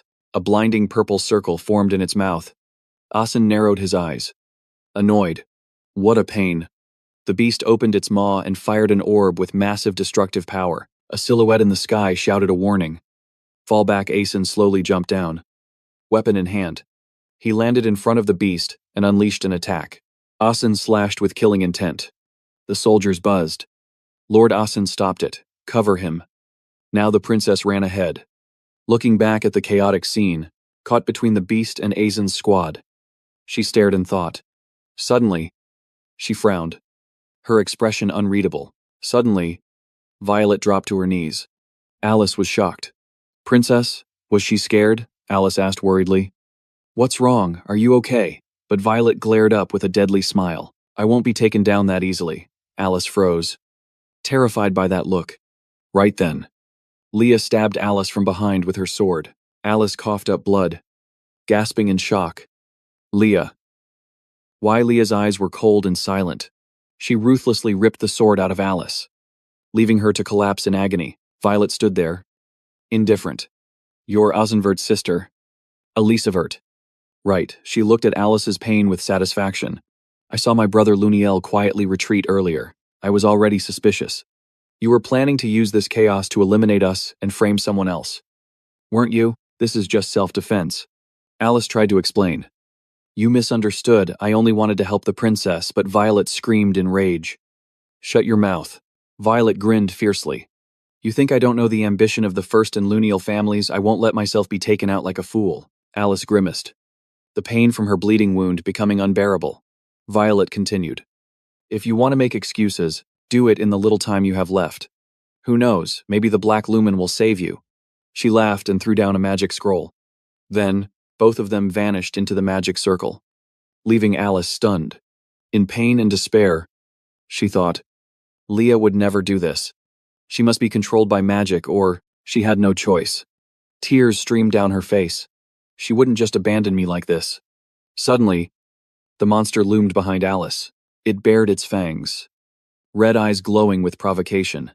More ferocious beasts followed. Alice stabbed her sword into the ground, steeling herself. Wake up, I can't die here. I have to survive. I have to live to ask her why she betrayed me. Alice channeled her mana and chanted, Oh, mother of all things, source of life. Tremble before my fingertips, the beasts rushed her. Spear of Undine, she stood up. Unleashing every ounce of her power, she fired magical blades forward. Meanwhile, a magic circle glowed in a safe shelter. Violet and Leah appeared. The princess exhaled. Finally, I can breathe. She threw herself onto the bed, complaining wearily. The air back there was absolutely disgusting. Wasn't it? Leah replied. Yes, it was, Princess. But Leah looked depressed. She remembered sitting and eating ice cream with Alice. She squeezed her eyes shut, looking heartbroken. Violet sat up and asked, Why did you spare her? Leah was confused for a second. Pardon, the princess spoke coldly. You could have ended her right then and there. I gave the order to kill. Leah glanced away. She's going to die anyway. Back on the battlefield, the monsters were getting shredded by Alice's blades. She fiercely cut them down. She looked satisfied but exhausted because of the wound in her stomach. Alice gasped in pain. It's over. I have to get back. But she thought sadly, how do I report this to the knights, that the princess, that Violet tried to kill me? Who would believe that I need to escape first? Then figure it out. She stood up to leave. Suddenly, Alice sensed something, and her eyes went wide in panic. Behind her was a massive, high-ranking monster, a salamander. Terrified, she thought, I need a plan. I have to survive. The terrifying beast bared its teeth, its whole body radiating deadly fire. Alice's mind raced. Come on. Think of something. But when the beast breathed fire and bared its teeth right in her face, Alice went into total panic mode. Despair washed over her, and her mind just went blank. The monster opened its jaws, flames ready to absolutely destroy Alice. But right at that second, bam, a hand wielding a weapon stepped in with an attack. Miss Dance Violent Storm. He flew right over the beast and unleashed some seriously heavy hits on its body, making it scream in agony. Alice was shook. Who is that guy? She watched in horror as the monster writhed in pain. Then, someone grabbed her shoulder and said, Apologies, milady. Then he scooped Alice up and flew off, dodging the raging monster's attack. Brian held onto Alice tight, booking it away from the fire and claws. Too hot, Alice looked at him, confused. Brian, then the guy with him. No way. The stubborn monster kept chasing them down, relentlessly spitting fire and taunting them. It bared its teeth and sprayed a long stream of flames to roast them. Brian and Alice hid behind a rock, and he gasped. Please just hang in there. Milady, Alice said fearfully. Looks like they're closing in. Brian yelled in surprise. Karam. The monsters were suddenly confused by something strange appearing. Someone popped up in front of them and complained. Do you guys have collective acid reflux or something? He blocked with his shield and yelled. Puking everywhere, Brian got hyped. Karam is the goat, let's go. Cien. That name made Alice freeze, hearing Karam's call. Sion quickly flew up and appeared right above the monster's head. Miss Dance, third form palm strike. Slam. Then he used his skill to charge up a purple orb between his palms. Below him, the monsters were growling furiously, ready to swallow the humans whole. Sion smashed his palms together hard. Disperse, right then. The heads of the monsters were blasted apart by the power of his orb. They screamed in pain. The monsters getting decapitated shrieked in pure terror. More purple orbs appeared one after another, flying straight at the monsters and slaughtering them. The monsters started vanishing, and the scene went dead silent again. Seeing that, Alice and Brian started walking forward. They headed over to Sion. Alice walked and thought, I had a hunch, but I never expected the guy behind that mask. She walked up and touched Sion's mask. The mask fell off and hit the ground. The moment Alice saw Sion's face, she couldn't hold back her emotion and shock. It's Sion. Again. Sion saw her and smiled. Glad I didn't come too late. Brian was healing Alice as she pressed him. Is Leah really a spy for Princess Violet? Alice blamed herself. And I still didn't realize it until now. I'm really stupid. Huh. She looked disappointed, and yet I dared to talk about inheriting the family.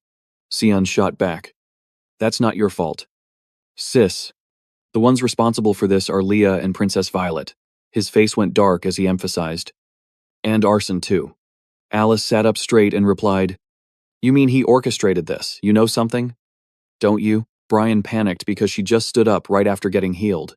Alice was confused, but clearly that was Father's order, Sion answered.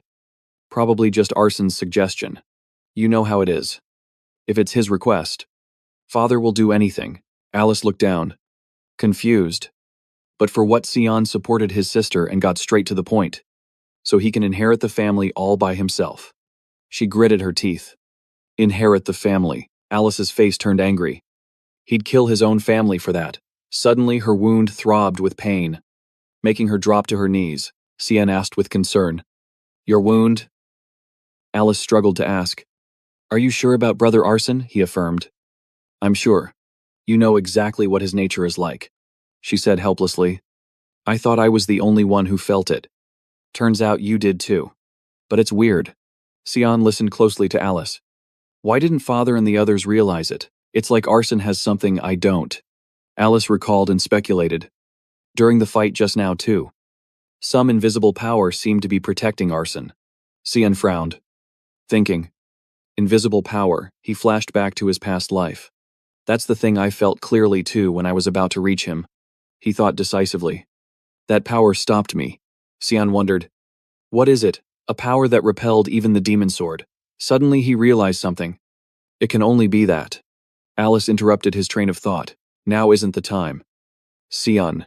We have to tell Father quickly. Sion replied. I'm afraid Father won't listen. She was surprised. If it was just you, maybe, but if we both convince him. Before she could finish, Sion looked determined with a cold expression. Sorry, sis. Trust me this time. If we mess this up, we could turn the entire Knights of Light into our enemies. Alice said blankly. Turn the Knights of Light into enemies. Sion remembered how Arson was praised by everyone in his past life. That lying face of his was etched in his mind. Everyone loved and followed him like they were seeing the Messiah leading them. He watched him. I was one of those people too. Because everyone saw him as a hero. No one suspected a thing. He organized his thoughts. Thinking back, it really is strange, to everyone. He was basically a religion. Sion speculated. If there are believers, there should be haters too. Right, following that logic. He evaluated. But whether it was our late father, or the ambitious Emperor Luniel, or Boris who always seeks the infinite truth, they all trusted him without a single doubt. Sion thought helplessly about his past self. Even I trusted him right up until my final moments. The rage of betrayal surged up, but then he paused and wondered. But I suddenly asked myself, what made me trust Arson so much? Sion concluded.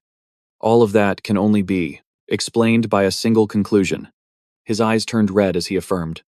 Arson is the absolute entity empowered by the supreme god, Lumendel. He is the savior of this world. The scene shifted to cavalry trying to fight off monsters. Shouting, they're coming. Everyone, prepare to protect the princes. A monster was diving down fast. The dark, red-haired boy said fearfully, I'm cooked. He hid behind the white-haired boy, interfering with his fight, which annoyed him. Idiot. Move. Suddenly something glowed. Arson charged in and blew the monsters away. The white-haired boy praised him. Nice one. Arson said coldly. Get lost. The monster grew furious and roared. Arson declared, This is the end for crazy trash like you. Judgment Aegis Shield. The monster created a massive magic orb aimed right at him. He used Titanic. Instantly, a giant shield with blinding light went up. The monster's magic orb came rushing in. It nearly wiped out everything nearby. The shield was struggling to protect everyone. All those involved in the battle, being pushed back, nah. Axion suddenly charges, catching the monster off guard. Its power is getting suppressed. He bursts forward, closing the distance instantly. He leaps. One perfect slash. Cleaves the beast in two. It shudders in agony before dropping dead. Monster defeated. Axion sticks the landing. He dispels his magic with a wave. Everyone okay. The crowd goes wild. That's Sir Axion for you. Even an earth dragon gets wrecked. The white-haired guy nods. Good work, Axion. The dark red-haired guy beams. We'll report this straight to father. Axion bows silently.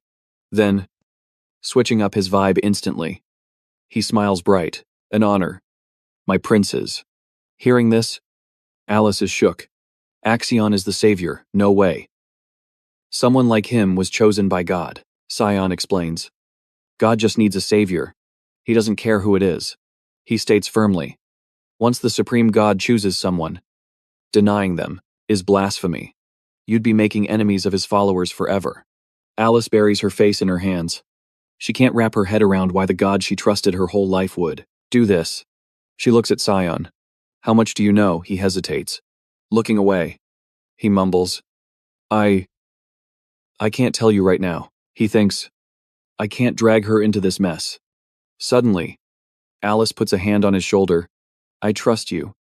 Sion, you must have your reasons. Her eyes are full of faith. But one day, promise, you'll tell me.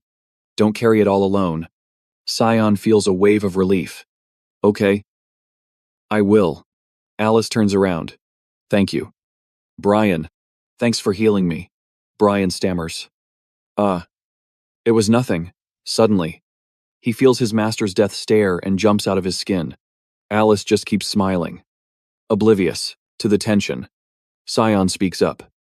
So, what's your move now? Alice's expression hardens. First, I deal with the immediate problem. She looks confident. I'm going to find Leah. I need to hear why she betrayed me. Sion steps up. Then I'm coming with you. You will. Sion raises his hand, his ring glowing with mana. She couldn't have gone far. Meanwhile, at Violet's hideout, Leah senses something approaching fast and flinches. Violet asks, What's wrong? Leah. She looks rattled. Someone's coming. She thinks. This mana. I've never felt anything like it. Violet shrugs. Impossible. No one knows this place but me.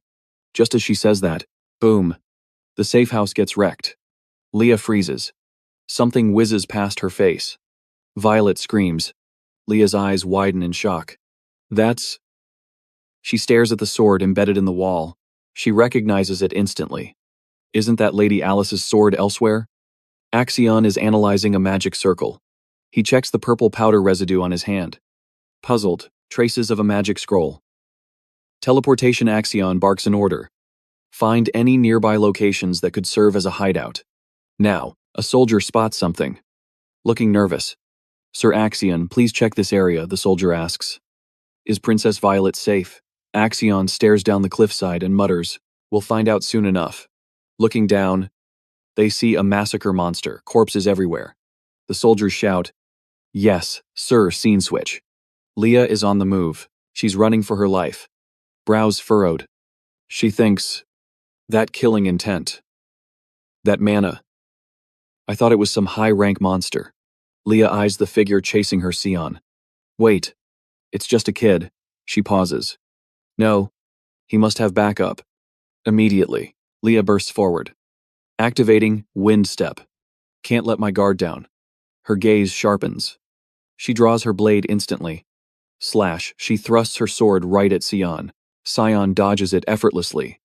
Leah's shocked. He dodged that, facing this mysterious figure. She demands, "Who do you work for? I've never seen movement like that in the House of Vought." Sion stands there, masked and silent. Leah gets serious. "The sword you threw. Did you save Lady Alice?" He listens but says nothing. Leah loses patience. She flares her aura and growls. "Not gonna talk." She's pissed. "Let's see if I can make you scream instead." She triggers wind step again. She launches off the ground, cracking the earth beneath her feet. A barrage of attacks flies at him. She moves like a blur, creating a kill zone. Her blade grazes Sion's body, then barely misses his face. Leah analyzes. "Even in the Night Order, I can count the people who can match my speed on one hand." She leaps back, getting anxious. "I can't drag this out." She strikes. Sion dodges again. She freezes. Her mind races. He's still dodging his speed. She stares at him. Is he faster than me? She can't accept it. Gritting her teeth, she realizes he hasn't even drawn a weapon yet. She moves again. She leaps high. "Don't you dare look down on me." Losing control, she unleashes a massive wind strike right on top of Sion. Boom. Debris flies everywhere. Dust covering the area. A silhouette emerges from the dust. He's holding a condensed sphere of magic. Leah panics. No way Sion counters. Launching the orb and slicing through it to trigger the blast. The attack hits her point blank. It slashes through her defenses. She screams in agony. Kaboom. A massive explosion tears up the ground. Through the chaos, Sion walks forward. Leah can't move. Pathetic. She forces a smirk, refusing to beg. "To think I'd get cooked here." She looks up at him. "You look just like the Grim Reaper, silent till the end." Sion steps closer. Defeated. She asks for one last thing. "I'm dying anyway. Can't you just tell me? Is Lady Alice alive?" Sion leans in. "Instead of that? I'm curious why you're making that face." Leah blinks. Confused. "What?" Sion tilts his head. "You look satisfied." Leah's expression softens, a faint smile appearing. "I was expecting you to look more miserable." She whispers, "Maybe. This is my karma, dying like this." Sweet meh. A voice cuts through the air. Karma for what Leah freezes. That voice. She looks up to see Alice supporting Brian. "Lady Alice." Alice stares her down. "Tell me, why did you betray me?" Leah weeps tears of joy, unable to meet her eyes. "Thank God." "Lady Alice. You're alive." Alice is shaking, angry tears in her eyes. "Shut up. Tell me, why did you lie to me all this time?" Leah just sobs. Silent. A painful memory flashes in her mind. My hometown was a small village, wiped out by monsters. A memory of a little girl crying alone in the ruins. I was the only one left. Suddenly, a voice. "We found a survivor." It was a ray of hope. "Hang on. Little one. We killed the monsters. You're safe now." They pulled her from the rubble. Someone barked an order. "What are you waiting for? Get her water and food." Now Leah's eyes locked onto someone. The royal knights came just in time. It was a miracle I survived.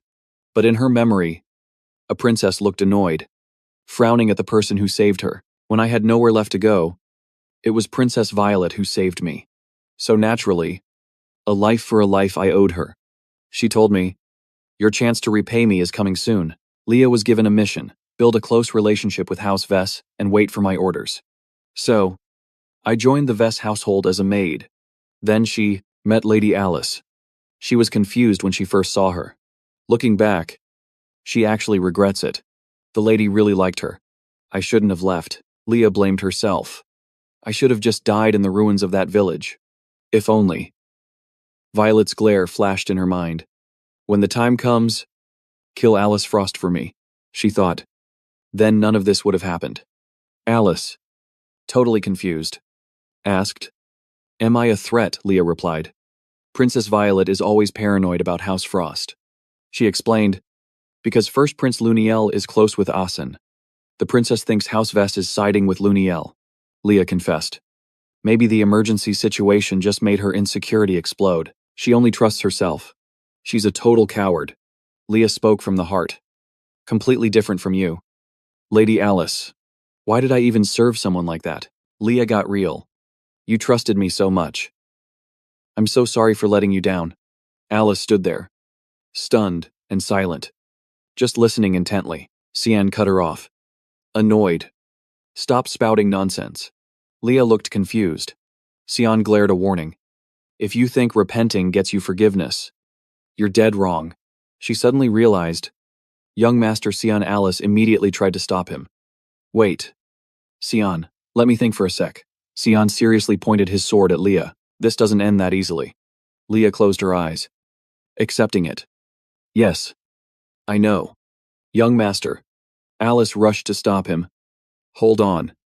Cian, just listen a bit more before deciding, Brian reassured her. Wait. Lady Alice. Please trust young Master Cian. Alice went pale. Cian didn't hesitate, he swung his sword. Alice watched helplessly. Unable to do a thing, he sent Leah off without a single last word. Meanwhile, a door got smashed open. Violet screamed. On guard. Which bastard is this? She panicked. Thinking. Damn it. Where's Leah? Not now of all times, a man walked in. So, you're here. Violet was terrified. How did he find this place? Asen looked cold as ice. I'm here to escort you. Princess Violette. Rain pattered on the roof. Princess Violet raged. You look like you want to kill me. Don't you? What kind of disrespect is this? Asen bluntly admitted. That's right. I did plan to kill you. Prince Fabian.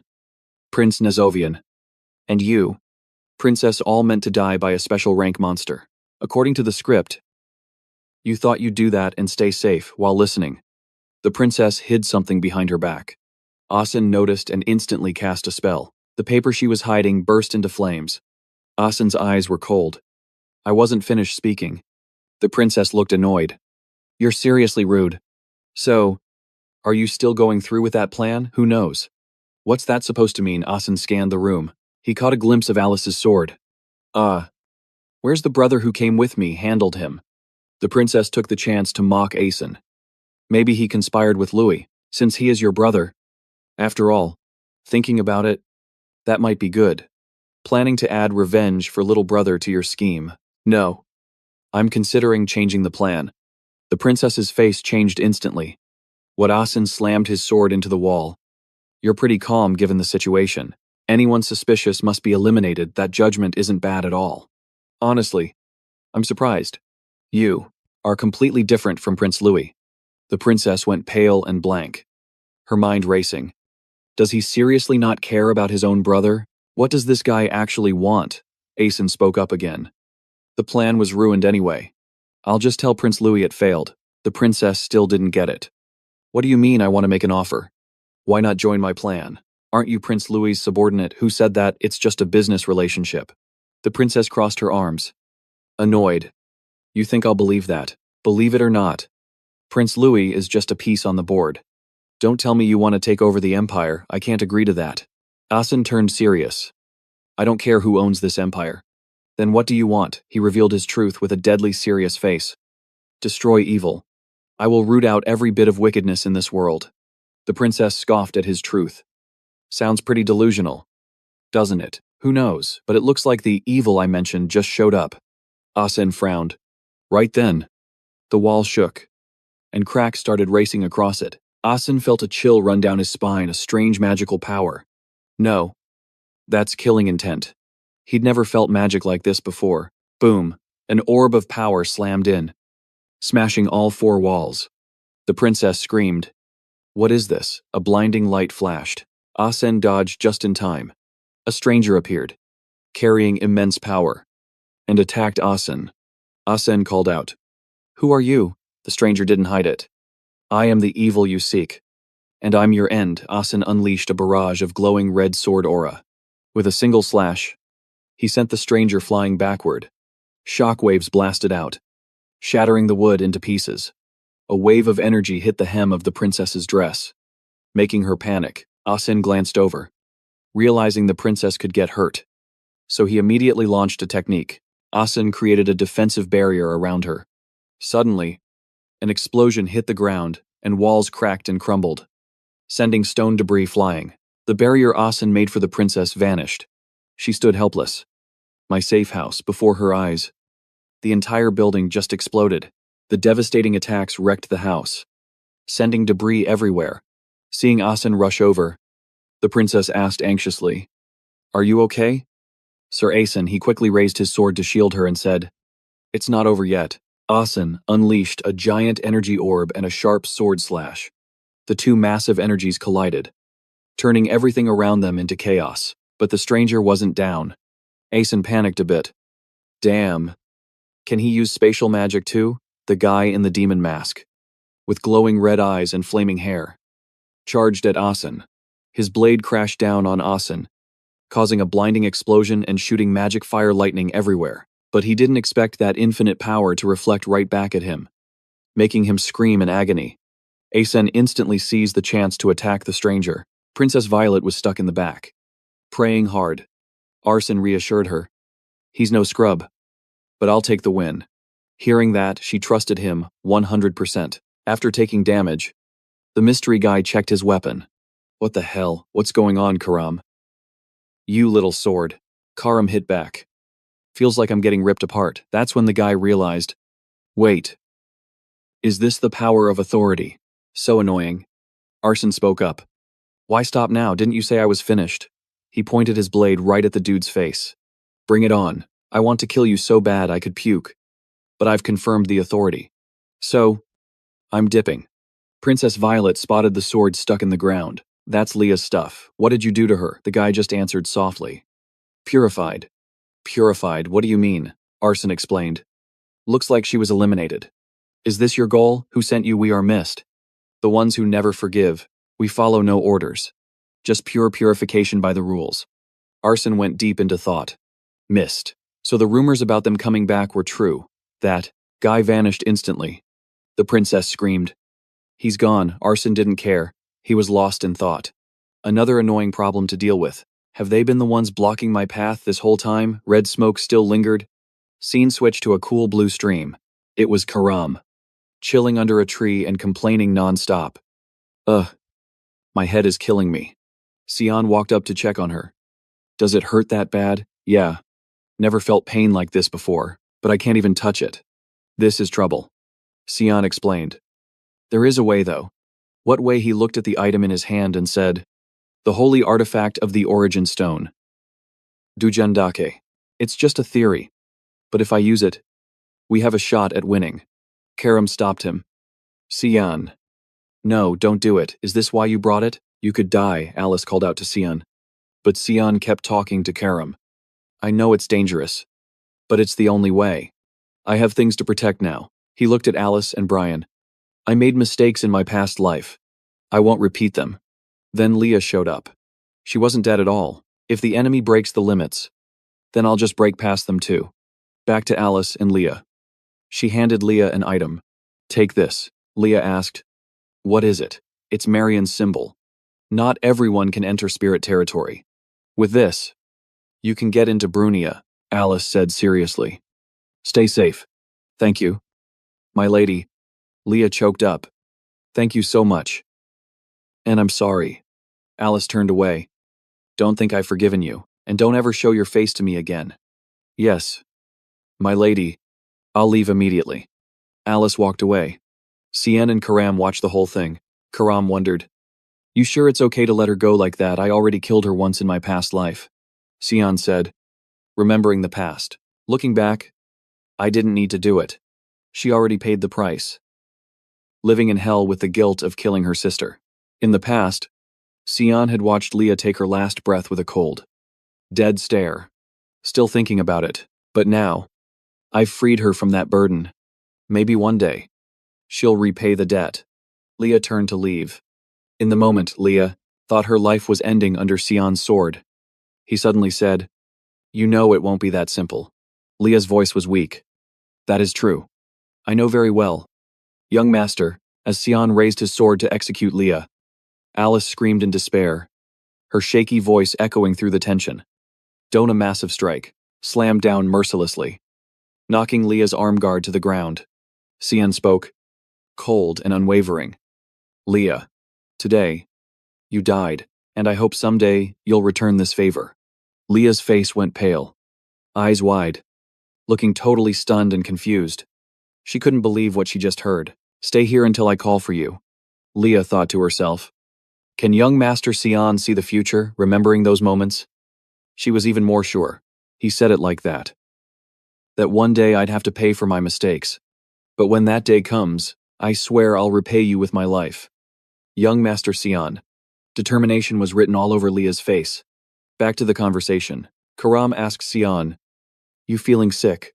Why are you being so nice all of a sudden? She poked Xian's cheek. Did you die from a terminal illness or something? Suddenly, a voice called out. Karam turned around. Alice, did everything go well? Alice replied politely. Yeah. Thank you. I should have told you earlier. Thanks for saving my life. She said it. But inside, Alice was thinking, a demon sword with its own mind. Can we actually be friends? Meanwhile, Karam replied to Alice. No problem. Alice thought. Maybe she has a good demon sword. You and Xian seem close. Huh. Karam denied it fast. Can't say that. We're just master and servant. Master and servant, yup. But his body will be mine soon anyway, so don't get any funny ideas. Alice went blank hearing that, only replying. Okay. She thought. Never mind. This is going to be harder than I thought. At Duan Academy, Principal Kundel was reading a letter from Alice. I finally found the answer I was looking for. I've decided to leave the Holy Knights. They've lost their way. They protected the wrong people. Protecting the family image has turned into something completely different now, but my father won't do anything to fix it. I'll visit you soon. Teacher. Because there's still one thing I want to ask you. It's about the relationship between Arson and Luniel. I'll explain more when I see you. Until then, please take care of Xian for me. Reading the end of the letter, Principal Kundel felt for Alice. Seems like both of us suffer because of family. Oh. Alice, I get that you're still worried about your little brother. I'll put some effort into it then. He turned to Boris. Sorry for making you wait. It is fine. Principal, how is your life at the academy? I think I'm getting used to it. I called you here because I'm curious about something. The principal paused. Boris replied, Yes. Principal, when were you planning to confess that you work for my nephew? Luniel, any reason you're hiding it, I am not hiding it. Principal, I just thought it wouldn't affect my work here. The principal sat silently, looking deep in thought but serious. Then can you tell me? Why did you come to this academy? Facing that firm attitude, Boris sighed and admitted, I'm looking for someone. And have you found them yet? I think I have. The principal's face went dark, a terrifying aura radiating off him. He declared to Boris, Leave that person alone. If the one you found is who I think it is, then I suggest you don't touch them. Boris smirked, his eyes glowing with that strange light. I'll carve that advice deep into my heart. Principal, I've never seen Principal Kunder react like that. I might have been a bit rude. In the forest, Boris was talking to his tool, a small scroll named Hisia. Seems Sean did a great job winning everyone over. He's truly a clever one, never a dull moment with the reports. The scroll floated up instantly. What will you do now? Things get messy if more people get in our way. I know that. Hisia transformed into a small shield. Warning Boris. You better be careful. I'm just in spirit form right now. But Karam has a real body. Then let's start by wrecking everything around her. Boris sneered. Hisia praised. Great idea. Boris continued. Leave it to me. Suddenly, a woman walked up and asked, You wanted to see me? Professor Boris, thanks for coming. Shizuka. No. I was planning to talk to you too. Boris got straight to the point. I want to ask about Sean. He stays in the dorms all the time and skips most classes. Yet his grades are still cracked. Shizuka added, I think he's just a natural-born genius. You interested in him, that's right. At first, he was the one interested in me. Boris slowly approached Shizuka with a terrifyingly cunning look. But now I'm starting to get curious about everything related to him. Professor Shizuka, or should I say, Disciple of the Black Mist, Shizuka was shook, but quickly unleashed waves of dark purple energy, churning the air. Boris didn't just stand there, he cast his magic. With a wave of her hand, Shizuka unleashed the Jade Hound skill. The monster morphed into a grotesque form, with dozens of glowing red eyes and razor-sharp teeth. It lunged and bit down hard, leaving a trail of fiery light. Shizuka jumped up, relentlessly attacking the monsters he summoned, with a flurry of vertical and horizontal slashes. Each sword strike glowed with purple magic, piercing through the monsters. She activated Power of the Black Mist, radiating insane killing intent. Darkness erupted with true power. Not stopping there, Shizuka unleashed another skill, Mist Domain. The monsters screamed in agony and flew into the sky. Boris stood aside, squinting with a mix of surprise and admiration. You can even open your own domain. This I didn't see coming. So this is how you keep magic from leaking out. Shizuka landed on the ground. She looked at Boris with a sinister expression. I don't know how you found out who I am, but you surely know this could cost you your life. Right, if that's your wish, then I'd be happy to help you out. But a book appeared in Boris's hand, and he gave a faint smile. It won't be that easy. Shizuka was pissed, confident. Let's see how long you can keep that up. From behind her, a group of swordsmen appeared, rushing in on Boris's command. She raised her knife to his face. Boris declared, I will begin your purification. Boris didn't fear her. Challenging. Fine by me. I can take all of you on. Back with Nana. She saw her dad and called out. Papa Sean looked exhausted. I'm back. Brian was starving. She threw herself at Papa, hugging Sean tight, while Brian was famished, and immediately asked Emily to cook something to fill his stomach. As for the reunited father and daughter, she hugged Sean while he thought, she's grown so much, it's getting hard to hug her. He asked, how's your health lately? You still doing okay? Nana was overjoyed to see her dad. I'm great, I listened to everyone just like Papa said. Hearing that, he breathed a sigh of relief, patting her head, reassured his daughter was safe. Looks like everything's fine. Sean thought about Shizuka's training course. I asked her to train Nana to control her outbursts so that bloody banquet wouldn't happen again. The president's training might be brutal, but she's the best fit for controlling instincts. Her training sessions are terrifying, all those scary images of her appearing clearly. Eyes full of hatred, strict and frightening. From her perspective, everything is just battle, blood, and cruelty. He recalled those images and praised his daughter. Good job. You worked hard. Yes, but today the teacher was busy, so I couldn't practice. Hearing this, he thought, busy, probably out cleansing. A woman's voice spoke up. It was Karam. I told Shizuka to go cleanse that guy Boris. Sean asked. Say what? She explained. He's working as a teacher here. And since Shizuka is also a teacher, it's easier to get close. Sean turned around. Eru isn't going to like that. Do you know what she's up against? You mean the scripture. You worried Shizuka and her mist can't beat him. Sean stood up. You clearly know exactly what it is. He was furious. And you still didn't tell me. You want a beating, Karam awkwardly explained. I didn't think I needed to report every little detail. Sean listened and sigh hid. No time to rest. Karam asked. You going to her? He explained. I have to. That guy's lineage is dangerous. He probably went to support Shizuka. Sean ordered Brian. I gotta go. Watch over Emily and Nana here. Brian, mouthful, asked. Sean asked. What are you eating? Brian explained. I was starving. Do you need me to come? He asked while chewing. Sean refused. I'm going with Karam.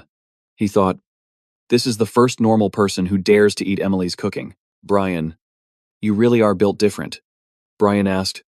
So we just wait here, take Nana and Emily to Breno. Nana was surprised. Papa is leaving already. He spoke gently to her. Sorry.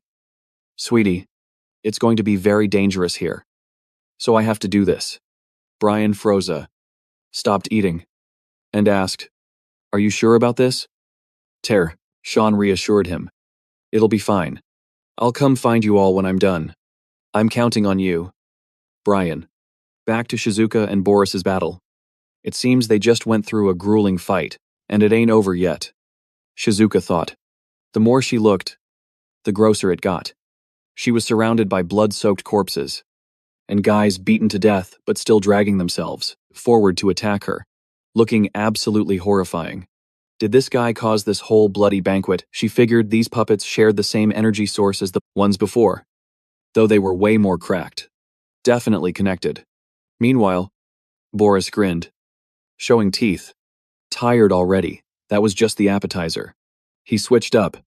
Main course and dessert are still coming. She sensed a glitch. The puppets lunged at her. She kept the combo going, forced to solo the mob.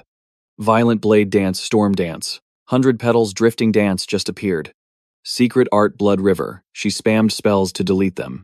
Suddenly, Boris used blood spear to counter her magic. She was pissed. He kept spamming high-tier magic, giving her 0 chill time. Plus, these puppets kept attacking non-stop, and they were swarming, getting too heavy for her to hold off. Not only that, they were reading her moves, or so she thought. Human puppet art fused them all into one massive tank. She couldn't fight him. She got knocked back. Unable to 1v1 this alone, she wondered, do they store that much mana? These weren't normal NPCs. Looking wrecked and covered in blood, she had to grit her teeth and endure it.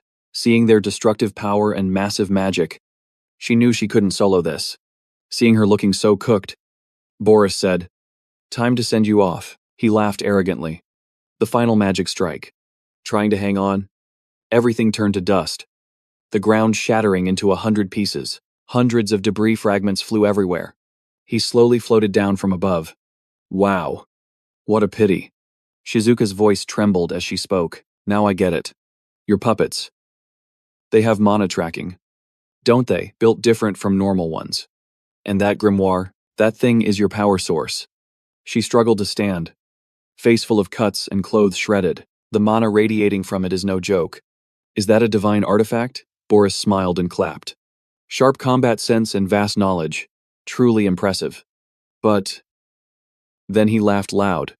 What you gonna do next? Another puppet appeared, rising from the ground. Maybe. Boris was commanding his puppets with magic. I have infinite puppets. Just give up.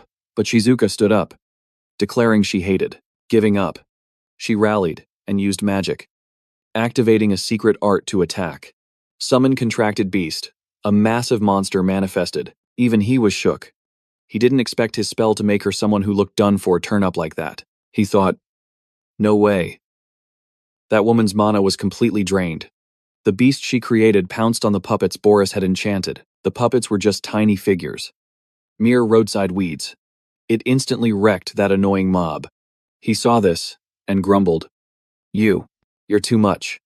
I grinded hard to collect those puppets, and you turned them into a contracted beast, talented. He figured it was just a temporary buff. Now you're just an empty shell. 0 mana. Can't even use basic spells. Shame. That's where you're wrong. He held up his grimoire, mocking her. In a flash, she blitzed right in front of him. Then suddenly her voice came from behind his back. Hey, you're talking as if you're completely untouchable. He cast a defensive barrier to block her, but he couldn't even track her movements. She's moving like that. With 0 mana. Weird. She was stronger than ever. They fought, but she took 0 damage. Before that, she rushed with her sword and stabbed him. He resisted. Checkmate, but looks like he dodged it for a sec. Straight after, she rushed in, full send, and covered his mouth. Even he didn't expect her to reboot that fast. He was secretly queuing a spell. Then, instant cast. Earth Mine. It blasted her away from him, sanctified sun judgment used against her. But she tanked it like nothing. The more he cast, the stronger she scaled. He was gassed. She was fine. They traded blows back and forth. She decided it was time to end it. That's it for today. Boris. Oh. A barrier was shielding Boris. It pissed her off. She couldn't get close. She thought the divine artifact was blocking. The Bible spoke to Boris. Too little data on her. Thought she was just an Eru follower. Outside, Shizuka tried to breach. With that skill, she's at least a leader tier. I can't beat her now. Suddenly, Shizuka spotted something. A trail of blood from Boris's mouth. She wondered, is that black blood? She was shook. You're from the Black Blood clan. I thought you guys were extinct. He wiped the blood. That's why I hate this bloodline. So annoying. The puppets and the stone from that day. The blood banquet. The Black Blood clan created them first. Shizuka's expression changed. Hey, were you the one behind that massacre? Boris sighed. Admitting it. Finally caught on. Guess I can't keep working here. Shame. Shizuka lunged. Boris, shut up. But Boris was chill.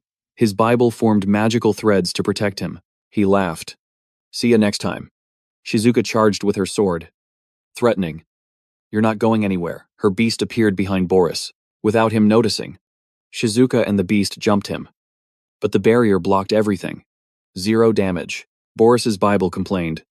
Such a troublesome woman. Boris added. Forgot she was here. Looks like my puppets got used as fodder. Shizuka kept trying to pierce the barrier. No luck. She was raging because she couldn't break the shield. Shizuka thought, if not for that grimoire, I would have won. Suddenly, she felt a glitch. Who's there? Who interfered with my space? Boris thought. He has allies, Sean appeared. Boris didn't expect Sean to pull up right now.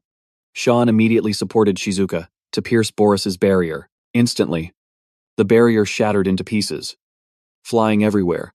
Karam stepped on the shards, smiling with contempt. Pathetic. Shizuka. Karam was still acting smug. Shizuka. Surprised and triggered. Snapped. How the hell did you find me? Why did you come here? Karam remained cocky. My predator instincts. I can sniff it out. And the stench of a hypocrite, like you, makes me want to puke. Shizuka glared daggers. Didn't I warn you last time you picked the wrong side? Buddy. A blinding golden light flashed up. Shizuka popped his supreme divine magic, sprouting massive white wings before instantly morphing back into a Bible with one giant eye. God mode activated. That eye spawned thousands of weird runes, weaving them into chains. Suddenly, a massive golden monster burst out of the book and lunged, straight at Shizuka and Sean. She couldn't tank the hit and got yeeted away. But Sean, he was still standing, fighting back with everything he had. Shizuka thought, how is he tanking the power of a supreme god? What kind of strength is that? No way that demon sword is that OP. The grimoire was shook, totally confused. Sean's eyes were full of bloodlust, brows furrowed in pure rage and determination. Looks like he's hiding something way more dangerous than I thought.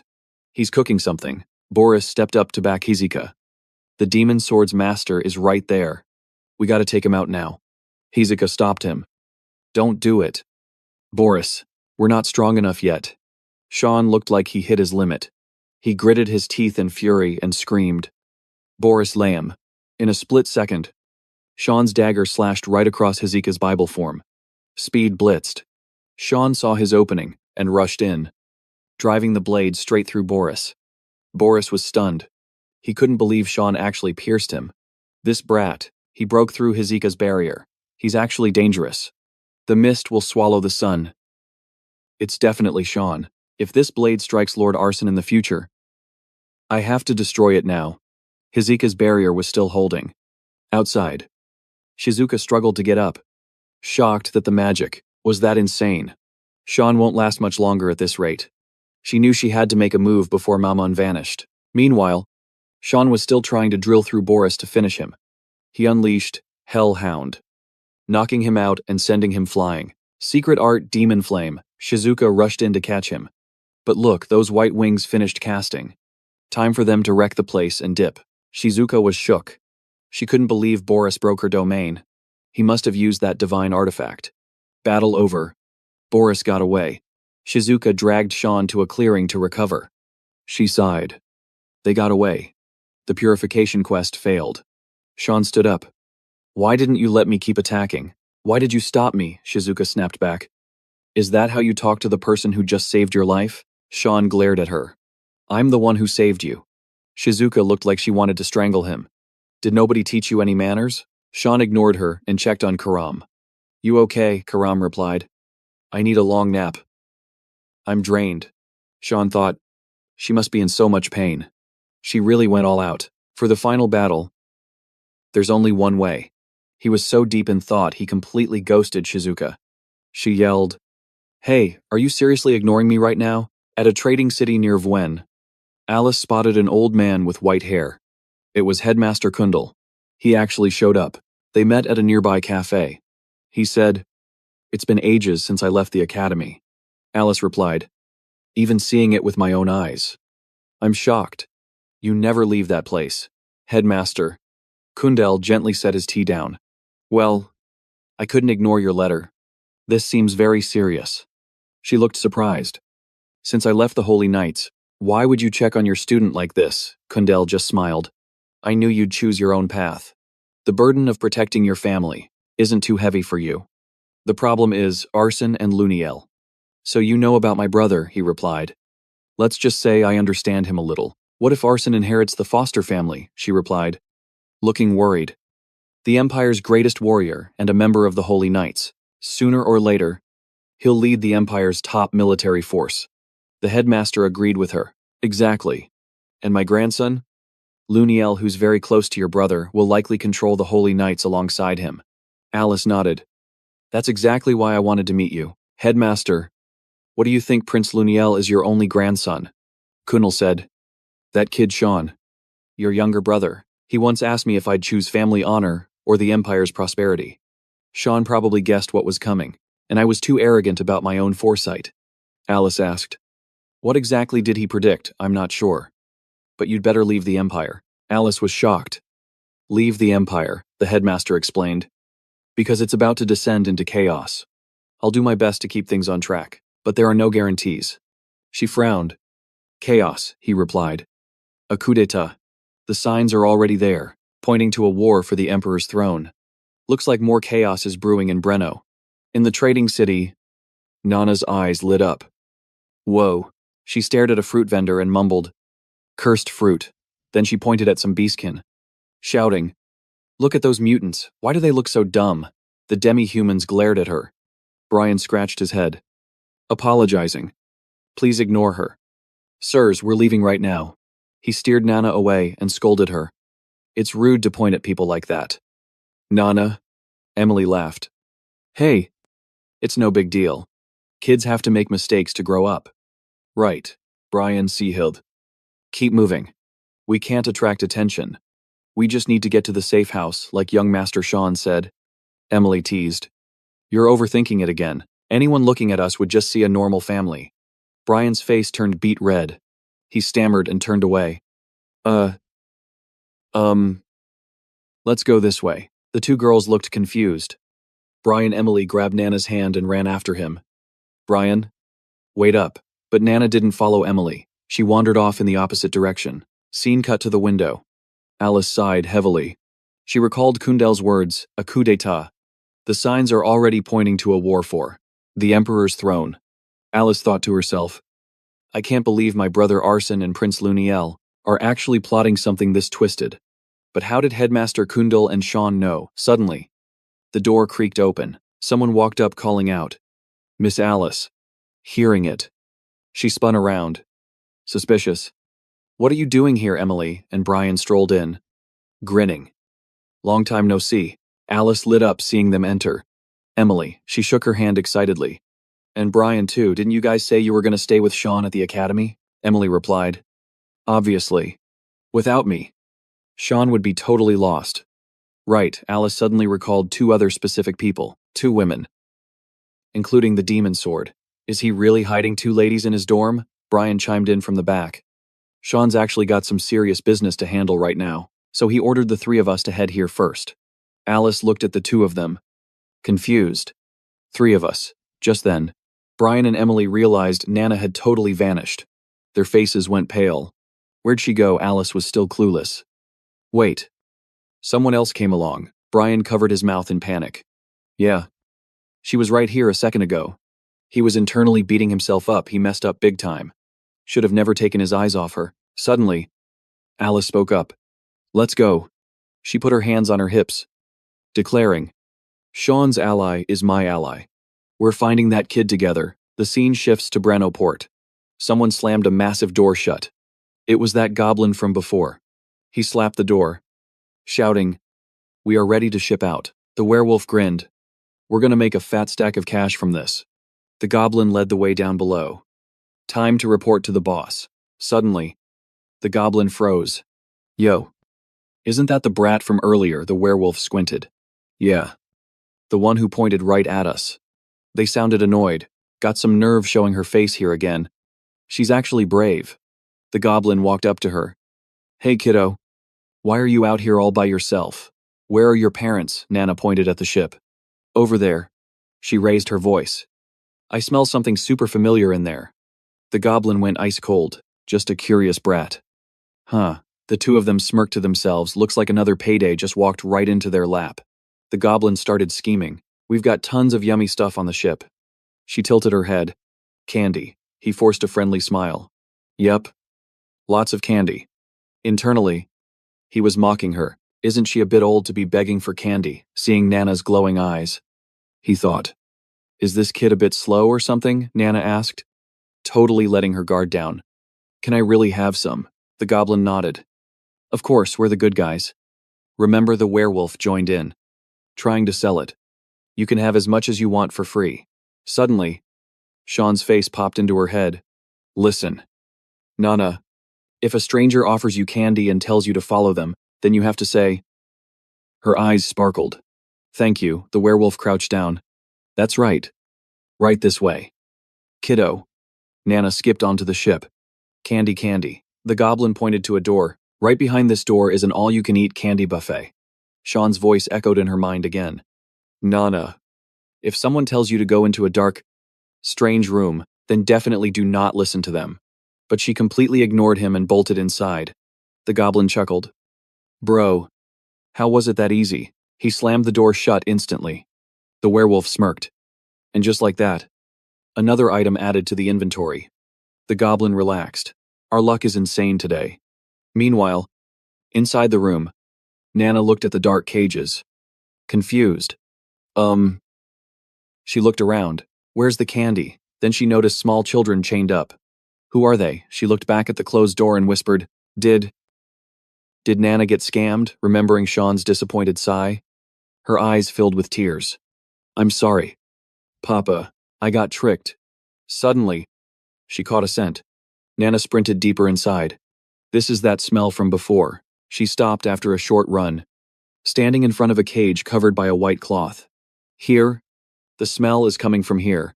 Her golden eyes glowed as she lifted the cloth. That delicious smell, it's a high-rank monster. A red hyena. Nana mumbled. Is it you? She reached her hand toward its head. But it growled, guarding itself. Suddenly, Nana's small hand patted its head, making the beast freeze in confusion. She praised it. So good, then she asked, Why are you in here? Do you want to get out? It wagged its tail. Nana happily snapped the iron bars like twigs to let it out. Suddenly, a voice called from behind. Hey, she looked back to see the kids whispering, Big sis. Can you free us too? Hearing that, she grinned. Hee. Scene shift. The two traffickers approached a figure sitting on a throne. Everything is ready. Dur Zur. It was Chairman Tozino of the Red Hyena Merchant Guild. He smiled. Excellent. Let's roll out. A dwarf asked, Are we doing the deal directly today? 2. Sir. Yes. Tozino grumbled. That guy Moritz vanished. So the Grey Merchant Guild is cooked. He rubbed the red hyena's muzzle and continued. No middlemen getting in the way anymore. Gazam Academy pays big bucks for these kids. So we're going to cash out huge on this one. Suddenly, the dwarf goblin added, First Aubart died. Now the Grey Guild is gone. Call it a woman's intuition. But I've got a really bad feeling about this. The others heard the dwarf's voice and questioned their entire existence. That dwarf is a girl. She ignored them. We need to be super careful this time. Sir, he remained confident. Nothing to worry about. We've got a solid ally this time. Suddenly, boom, the ship exploded in the distance. What? That's my ship, Tozino screamed in rage. Who's there? Nana had already escaped. She scolded them. You guys are bad adults. Her 2 dragon horns poked out. Her voice dripped with killing intent. Nana is going to make you pay. Tozino was shocked. Is that kid?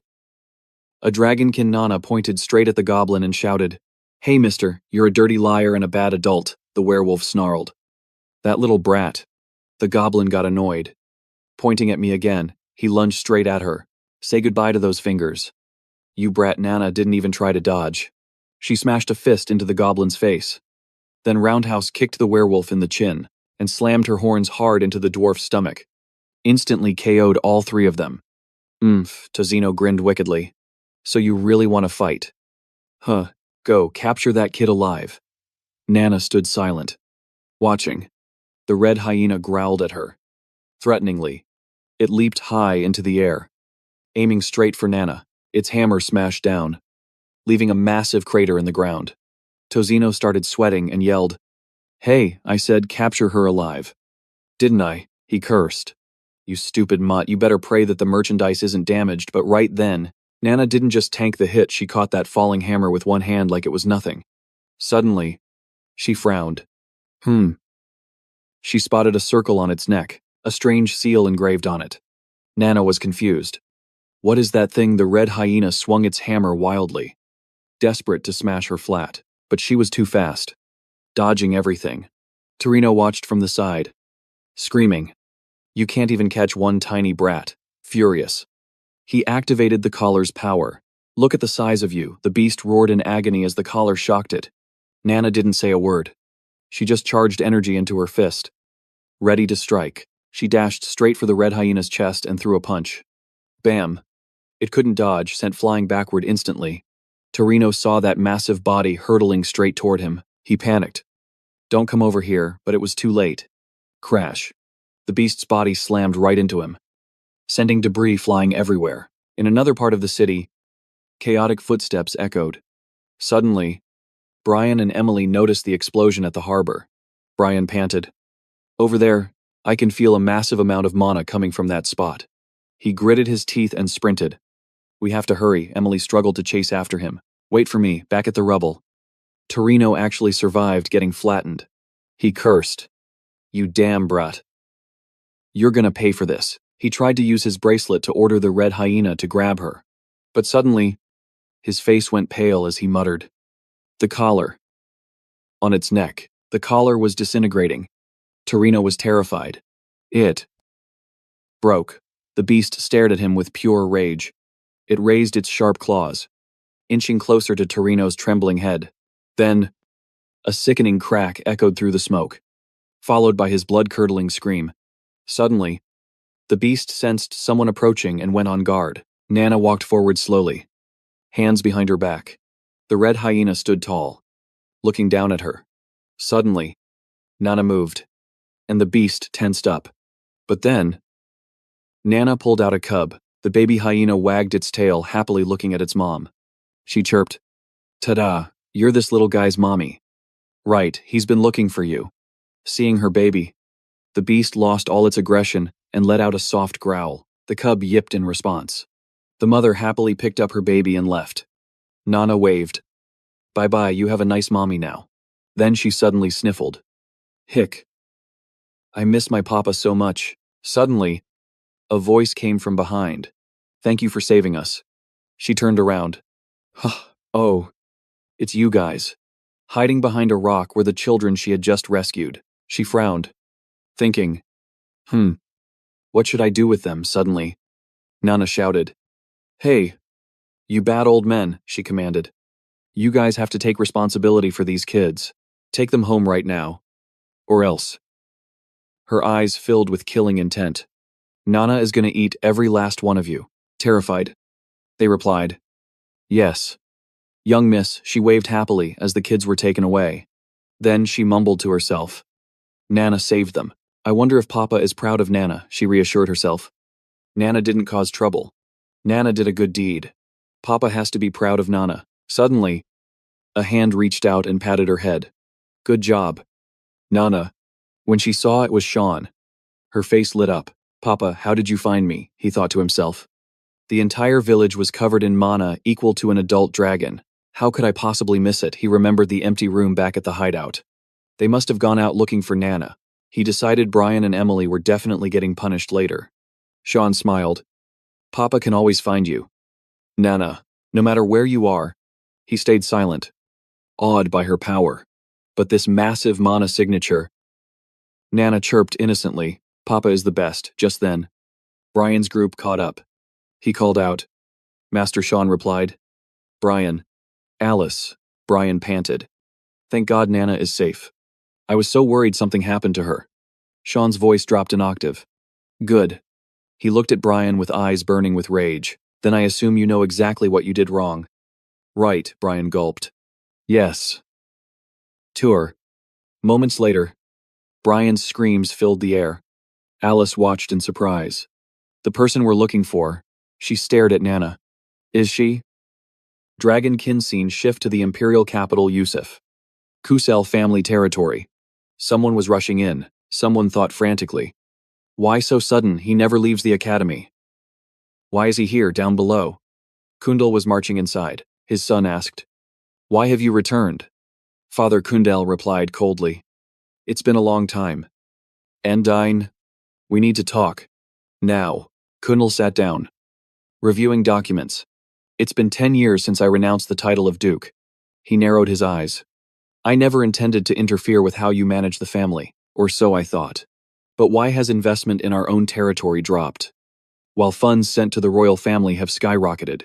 Is that how it is? The son replied. His voice irritated. You know exactly why.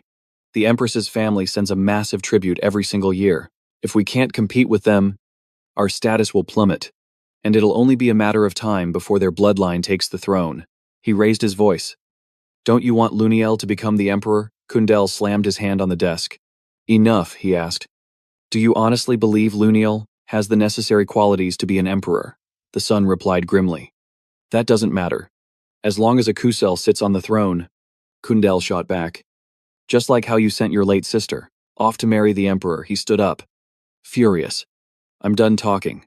Cut off all support for Luniel immediately. The son yelled.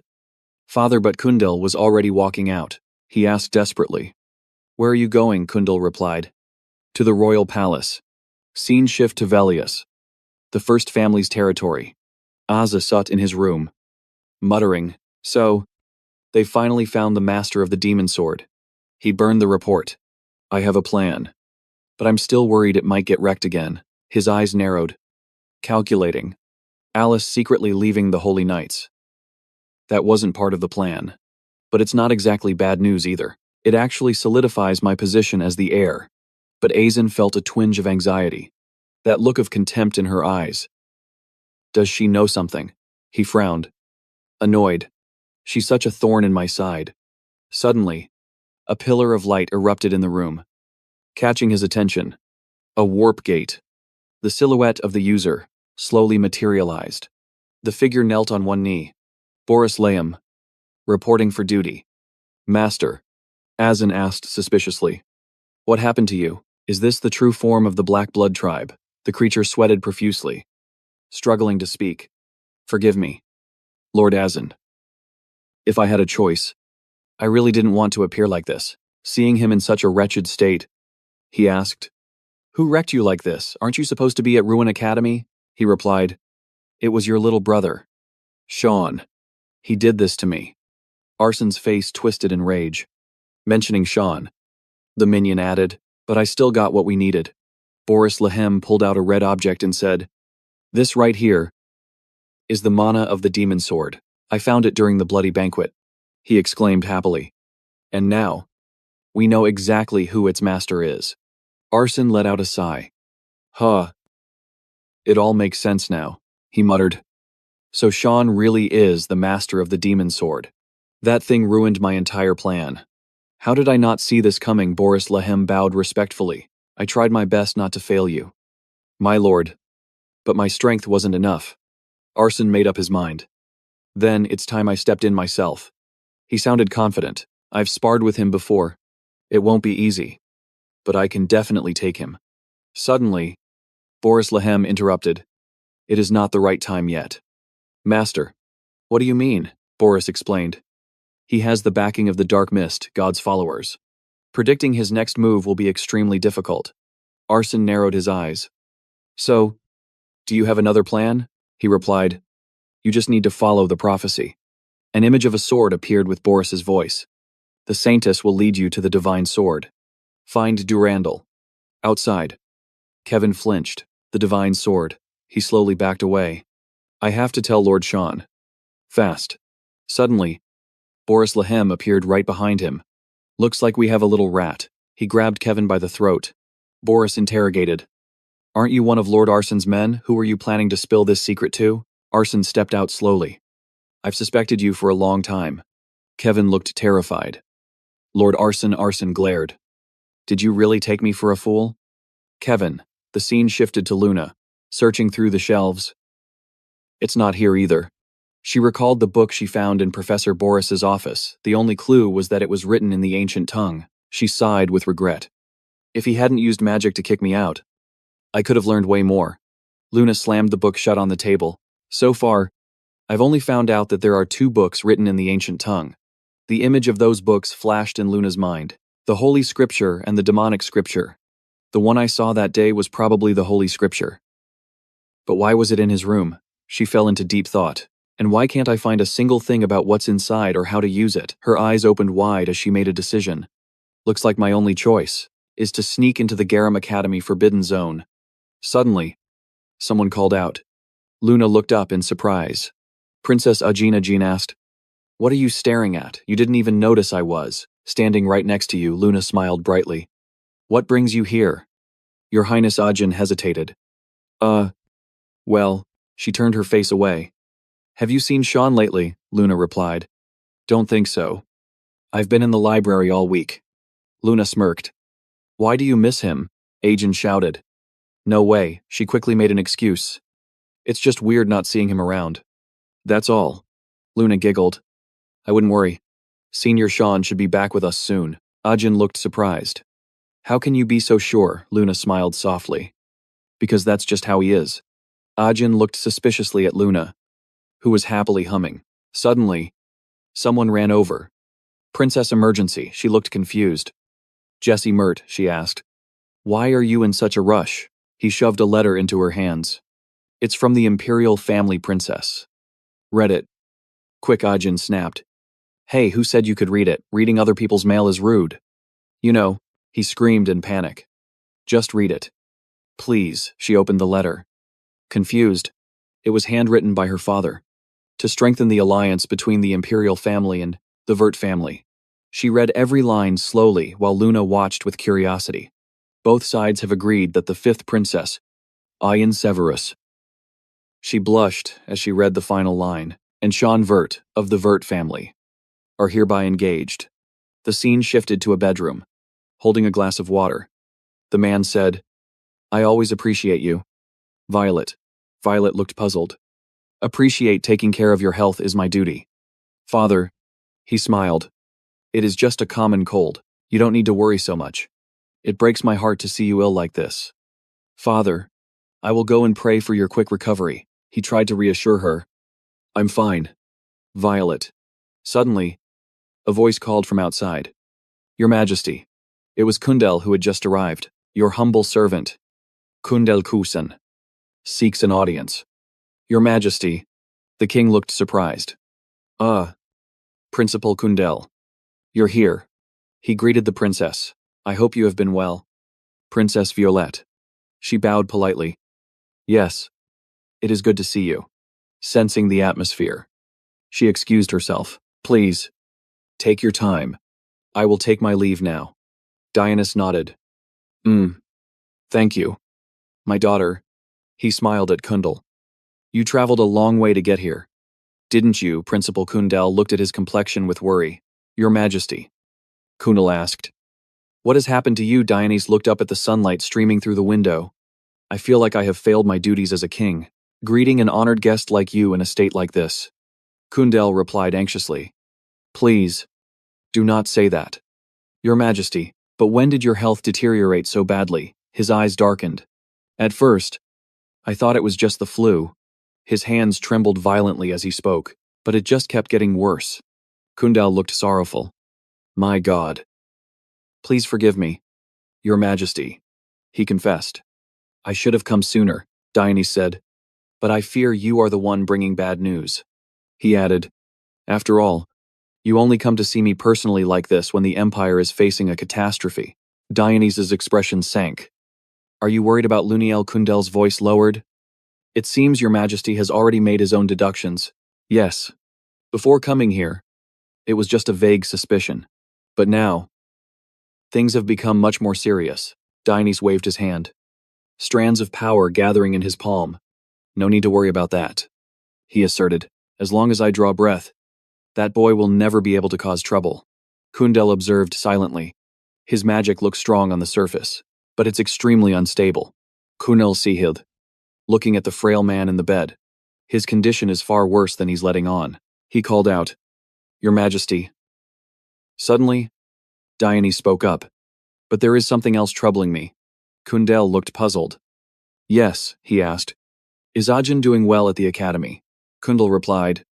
The princess is an excellent student, possessing both natural talent and a diligent spirit. One day, she will surely be a great asset to the empire. He reassured him. Your Majesty, no need to stress about her. Dionysus nodded. Satisfied. That's a relief. Recalling Ajah's past, he chuckled. She used to be such a crybaby back in the day. I finally feel like I can stop worrying about her. He explained. 3 years ago, she really matured after meeting that boy. Kundel was surprised. You mean young Master Sean? The king smiled. Exactly. I trust that young man will protect her with his life until the very end. That's why I arranged their engagement. Kunal Sihid, making Dionysus raise an eyebrow. You're not surprised, Kundal replied. I figured this would happen eventually, especially since you personally nominated Sean for our academy. Dionysus grilled him. So, what's your take on the kid whenever Sean was mentioned? Kundal got salty. That brat is absolutely hopeless. Dionysus was confused seeing his friend so heated. Why the anger? Kundal raged. That kid never shows up to class. I've never even seen him hold a book. In my 50 years of teaching, he is hands down the most ungovernable student I've ever met. Dionysus' face dropped. Did I bet on the wrong horse? Kundal smirked. However, his talent is truly 1 in a million. He guaranteed it. As long as he's by the princess's side, she'll survive anything. Dionysus sighed in relief. Thank God. Kundal asked. But what exactly are you worried about? Your Majesty. His eyes went cold. I fear a bloody war is brewing between the siblings. Meanwhile, in the hallway, Violet and her maid were walking out. Luniel called out. Violet. He frowned, clearly annoyed. You just met with father and grandfather, didn't you? Why is the old man here? Violet walked past him. Unbothered. No idea. Why don't you go ask him yourself? Luniel snapped when she ignored him. What? Hey, I'm not done talking to you. Violet stopped dead in her tracks and cursed. You're such a plague. He went ballistic. What did you just say? You want to challenge your own brother? Violet sneered with contempt. Not in a million years. Who do you think I am? You. Luniel screamed. Violet. What the hell do you want? She grabbed his face, staring him down with her red eyes. You know exactly what I'm getting at, don't you? But if you insist on hearing it, she whispered into Luniel's ear. Word by word. You're planning to kill off the other siblings, aren't you? Dearest brother, terrified. He slapped her hand away. Don't accuse me without proof. Luniel turned to leave. I'll go ask grandfather myself why he's here. Watch your mouth. Violet Luniel's face was dark as night. Which rat betrayed me? How does that brat know? Damn it. This is a disaster. Seeing her mocking smile made his blood boil. What are you planning? Violet. The scene shifted to Ajahn, who was currently panicking. I'm getting engaged to Sean. Why did father agree without asking me? Luna replied calmly. If you don't want to, just refuse. Ajahn pouted, her voice weak. It's not that I don't want to. I just have to be careful not to affect the relationship between our families. But why didn't father tell me first? Suddenly, a foot stomped on the ground. Jesse Mert shouted, This marriage. What are you doing? I support it with all my might. He was shipping them so hard she blushed. I saw everything. Princess, I saw your heart flutter for young Master Sean. He reached his hand out into the sunlight. This is destiny, or perhaps the will of the gods, he rejoiced. Making young Master Sean belong to the princess, tone it down a bit. Will you? Suddenly, someone walked in and asked, What are you doing, Jesse Mert? This is a library. Sean pointed around. Libraries are for quiet reading. Right, Sean saved the day. You're making the princess awkward. Ajahn grabbed Jesse's collar and dragged him down. Ouch. Ajin dragged him by the collar and bolted out of Sean's sight. He was confused. What was that about? Luna called out coolly. Senior, she asked. Do you like Ajin? He answered casually. No. In reality, Sean was mentally pushing 40. And Ajin was just a kid to him. Sean shuddered internally. I wouldn't dare. Luna closed her eyes indifferently. Is that so? Suddenly Sean asked. What are those books? She said. I'm looking for clues about a book. He was curious. Which one? Luna replied. The one we found in Professor Boris's office, right now. I only know it's written in an ancient language. Sean squinted and thought. Maybe that's all we can find out. If you want more info on Hesia, or the Holy Book, you'd have to go to the Forbidden Area. She seemed to realize something, grabbing a book on the table. Have you read this one before? She flipped it open. Chronicles of Swordsman Fenelon. Isn't this just a travel diary? He pointed to a spot in the book. Here. Right here. This line, he read aloud. A mountain covered in pine trees. It must be a very ancient mountain, where demons hid after being defeated, in the war against the gods. Sean asked Luna. This part. A mountain covered in pine trees. Do you have any leads on this place? Luna blushed slightly as he leaned in close. No. But do you want to do something with the Holy Book? His eyes sharpened. What I'm looking for isn't the Holy Book. It's the book related to this. The Demon Book. Hazam. Luna was shocked, thinking, even in this academy, at Garum, only a handful of people know the names of the Holy Book and Demon Book. How does Senior Sean know? She hesitated. This is the first time I've heard of that. Sorry. He shook his head. Why apologize? He turned to leave. But if you find anything, let me know. Luna waved. Yes. Take care. Senior. Sean walked away under her gaze. Once he was gone, Luna called out. I know you're there. Lamella. The voice replied. Forgive me. Lady Luna. Principal Jagan ordered not to leave you alone. Luna frowned. I knew it. This bodyguard is just his way of surveilling me. She commanded. Just stay there and answer me. Hizia and Hazam. How many people in Garum Academy know about these names? Lamella answered. Very few. My lady. Those are forbidden books, so no one is allowed to mention them. I don't understand how young Master Sean knows. Luna asked. Can you go to the forbidden area and find information on them for me? Lamella panicked. That request puts my life in danger. My lady, Principal Jagan would be furious. Luna snapped. And it only takes a few words from me to make him just as furious at you. Whatever Senior Sean knows, I must know it too. So, what's the move? Lamila, she was shaking from Lunatic's aura. She dipped, looking super down. As you wish. My lady. Lunatic touched the book, deep in thought. As for how Senior Cian knew their names, I'll figure that out later. Her gaze turned sharp. Right now. I gotta focus on getting close to him. He's definitely hiding something. Scene shift. Cian is walking down the hallway. Lost in thought, a mountain covered in casuarina trees. I thought Lunatic would know something, but looks like I have no choice but to look for it myself. Suddenly, a voice popped up. That look on your face. Something's bothering you. Isn't it? Cian Seth stood there, arms crossed, trying to look badass, and said, at times like this, you need a wise and sharp friend. Someone like me, he asked. So what's eating you? Best buddy, let me help you out. Cian's face went dark. I think his brain actually short-circuited. He asked suspiciously. What are you plotting? Seth just grinned and said to himself, I get it. You're shocked by this wise side of me. Cian brutally walked right past him. Sorry. Not in the mood for your jokes right now, he called back. Annoyed. Hey. Wait up, let's talk. I might actually be able to help. Cian was roasting him in his head. His brain is 99.9% muscle. How could he possibly help? So annoying. Suddenly, Tifrozi. Wait. Seth's hometown. Spania. Isn't that a place full of sand? Cian asked. Have you ever heard of a mountain covered in casuarina trees? Seth mumbled.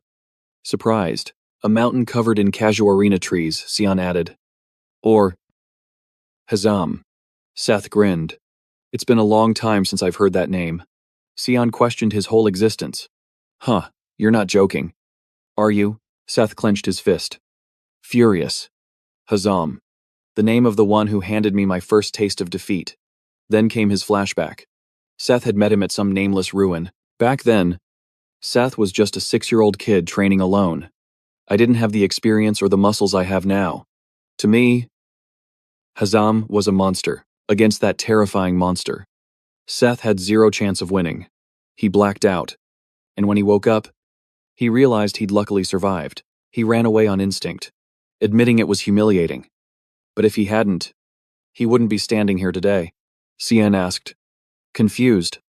You mean that Hazam is a monster, not a book? Seth nodded. That's right. Just thinking about it makes my blood boil, he thought. Looks like I have to check it out. Even though I really don't want to, he asked. Can you tell me where you saw it? Seth replied. It was a nameless ruin, but it's in an area called Nautilus. In the ancient Spania dialect, it means forest of casuarina trees. Hearing this, Cian jolted. He shouted excitedly. Can you show me where that is? Seth looked confused. Show you, you mean? You want me to go with you? Cian rushed. Exactly, I'll go get ready. We leave right now. Seth thought. Does Cian mean? I'm going on an adventure with a friend. Memories came flooding back. He was sobbing back then. Sniff. Mom, she asked. Prince Seth. Why are you crying? He cried out. The other kids all ran away from me. But I didn't break anything this time. She smiled gently and wiped his tears. Don't worry. Little Seth. She comforted him. One day, you'll find a friend. Seth asked. Really? Mom, she smiled. Of course. Just keep training hard. And I know you'll meet a friend who can go on adventures with you. Back in the present, he thought happily. Mom was right. Seth shouted. All right. Cian, I'll go get ready right now. Then Seth turned and ran. Cian yelled. Wait, there's a wall. But Seth didn't hear a word and crashed straight into the wall, leaving everyone shocked. Cian stared at the hole in the wall. Confused, why is he so hyped up, lunatic? Standing behind them, had heard the whole conversation. Scene shift. The door opened with Cian's voice. I'm home, Brian called out frantically. Master A letter arrived from the palace. Emily held her face, squealing. Oh, young master, you're going to be so surprised. He snatched the letter. Suspicious. Did you guys open my mail without asking again? Emily panicked. Sorry, young master, I didn't mean to. Cian read the letter. Skeptical. What is it that's got you two so excited? Emily chirped. Young master is getting married. He was horrified. Married why? To who? Emily beamed. Princess Ajin. Cian remembered Lunatic's question from this morning and realized, so that's why she asked me that. The list of things giving me a headache just got longer.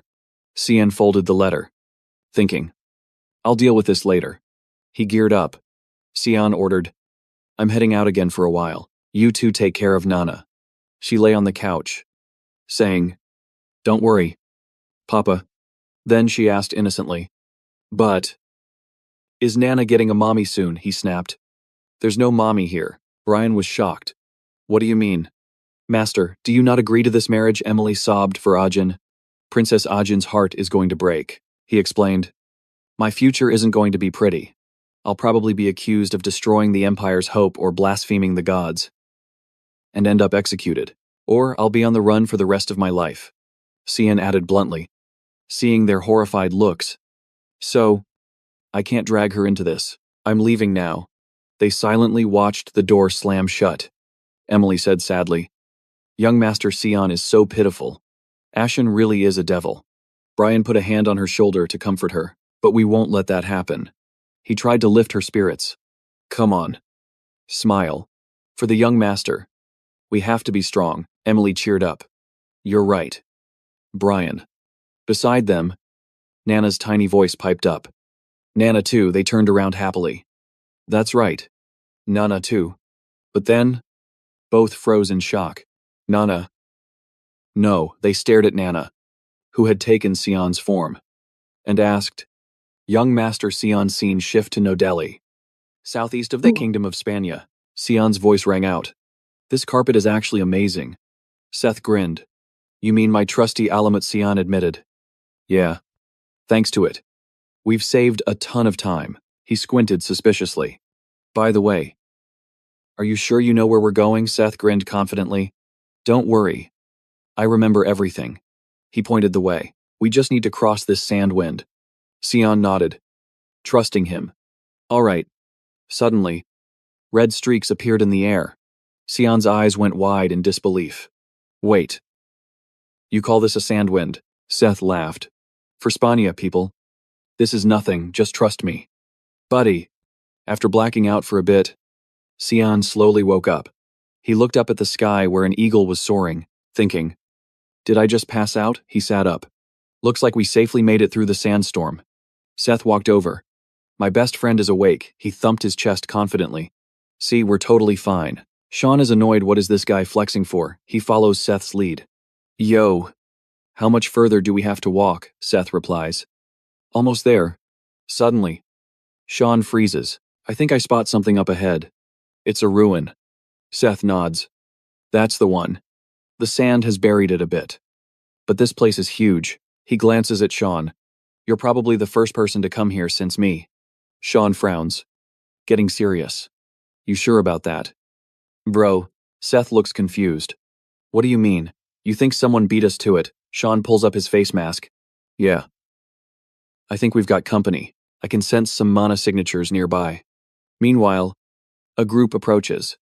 The leader commands. We're on foot from here. Father John warns. Stay sharp. We don't know what's inside. The group chants. Yes. Sir John stands silent, staring at the ruin's entrance. Sean hides behind a rock, muttering. Where the hell did they spawn from? He whispers. Let's camp here and watch. But Seth launches himself forward. Sean yells, Oi! He dives straight at Father John, looking for a sneak attack. Seth's heavy fist slams into the ground. Boom. Dust flies everywhere. Seth grins. Nice dodge. John snaps. Who are you? Sean fumes in the back. What is wrong with this guy? Seth announces. I am Seth, Prince of Asphania. Identify yourselves. Also, I'm not solo, my best bud. Sean is camping right back there. John looks at the rock in shock. Sean, is that seriously you? Sean scratches his head. Annoyed. Ugh. What a headache. John lowers his hood. Prince Seth, the weapon of Asphania. And Sean, youngest of the Perth family. What brings you two all the way out here? He charges his magic. Voice cold. Since you found this place, I can't let you leave alive. His eyes flash with killing intent. Thundering, John throws a massive punch at Seth. Seth can't dodge in time. Wham. Lightning crackles everywhere. But John's eyes go wide. He's just a brat. Seth had activated Sand Shield. John panics as his attack gets stuffed. How the hell did he block my magic? He swings again, using Blink. But the counterattack slashes John's face. Bam! He gets flung back, smashing into the ruin walls. John wipes the hot blood off his face. He actually countered my spell. I underestimated these brats. Suddenly, a loud scoff catches his attention. Seth clicks his tongue. Tisk. Missed. Thought I put that through your skull. John rages. Stop being so cocky, Azaza Mauger Kendall. Don't just stand there. He looks back. But his goons are already unconscious in Sean's grip. Sorry. Father John. John freezes. When did that kid get over there? John loses it. You little rats, you dare mock me. High voltage electricity explodes from his body. Try blocking this. Suddenly, a voice cuts through. Stop! Sean blinks. That voice.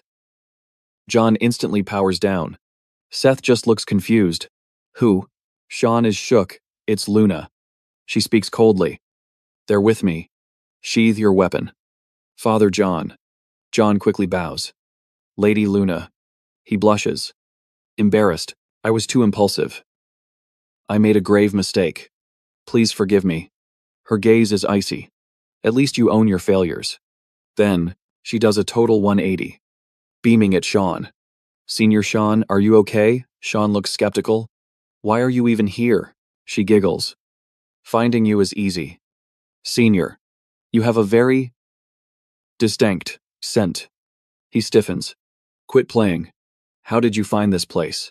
Father John watches her flirting, his eyes burning with jealousy. Meanwhile, back in Sean's room, Nana sits obediently in Shizuka's form. Muttering, "Transform," she explains. Nana is an adult dragon now. Mimicking a human perfectly is only a matter of time. She pushes up her glasses. Usually, this magic is just to hide a dragon's true form, but with Nana, who knows? None of us have ever actually seen a fully grown dragon. She pictures a white dragon in her mind. Actually, it's not quite like that. Brian sweats nervously. If I correct her, she'll eat me alive. Shizuka asks, "So, where is the real Sean?" Brian scratches his head. "Sorry. We don't know." She fumes. Playing hide and seek again, Brian and Emily bow apologetically. "I'll make sure he doesn't skip class next time." "Ma'am." Shizuka stomps out. "Useless. All of you." Slam. Brian sighs. "Covering for young Master Sean is a nightmare." Emily nods. "Agreed." Back at the ruins, Father John asks, "You intend to enter the ruins with him?" He protests. "Absolutely not. Our goals may align, but it's too dangerous for you." Lady Luna, she stays calm. "I can vouch for my companions. They are elite warriors." She narrows her eyes. "Besides, I've never heard of anyone entering this ruin and coming back alive. Shouldn't we be teaming up?" John raises a hand. "But we are all 7-star rank or higher, please. Trust me on this." Suddenly, Seth cuts in. "Excuse me." Seth smirks. "Actually, I made it out of here alive." John screams. "Bullshit. There is no way you defeated what's inside." Seth rolls his eyes. "It's true. I can even guide you. For example, right after the gate, lizardmen." Sean pauses. "High-level monsters right at the gate." He looks at the hole from their fight. "Wait. We just wrecked the entrance." A massive claw steps out. John gasps. "Is that—" Sean yells, "Get ready to fight." The monster's eyes glow with bloodlust. A horde rushes them. Sean nods. "Lizardmen." Just as he said, Lamella steps up. "I will protect Lady Luna." The others join the fray. They quickly fall into formation. Seth unleashes Royal Thunder, slashing through the ranks. Others use Speed Slash to knock them back. Luna casts Glacial Frost to freeze them, but she realizes it's not enough. There are too many of them. She starts casting Void Sphere. She hesitates at the sheer power required. Meanwhile, Sean channels a massive amount of dark mana and splits it. Orbs of darkness materialized right in front of the lizard monsters. Boom. They carried immense power, shredding every single beast to pieces. Anyone seeing this? They just couldn't believe their eyes. No way. A kid like Cyan actually clapped high-rank monsters, unheard of. The scene was total devastation. And nobody expected that kind of S-rank power from just one sentence. Bro is broken. He's actually that strong. Even Seth was shaking in his boots. And Lamella was terrified. Someone asked Cyan what he was doing. And honestly, even he looked surprised. The guy who fought Seth earlier thought Cyan stole his spotlight. But Cyan, he didn't care. He just needed a guide. "You're useful. So you live." Hearing that, the guy stormed through the gate, super salty about being called a tour guide. Everyone else followed. Lamella spoke up, pointing out that these ruins were definitely not normal. Lunatic explained it wasn't simple, there were traps everywhere. They reached the dungeon, and she realized the whole place was built with ancient magic. Behind them, the broken rocks started moving on their own. Creepy. The dungeon gate wouldn't budge. Even with magic trying to force it open, nobody saw it move. Seth tried his unlocking magic, but nothing. Even his minion admitted he'd never seen a gate like this before, so he tried to brute force it like the others. He fired his lightning blast straight at the gate, but it didn't even scratch it. The guy just laughed at him. "Nice try." "Bro, what a clown." Seth was fuming because this kid was acting all high and mighty while challenging him to open it. So, the guide stepped up and used his own magic. He cast it on the gate. And guess what? It actually opened. The kid teased him about using his brain.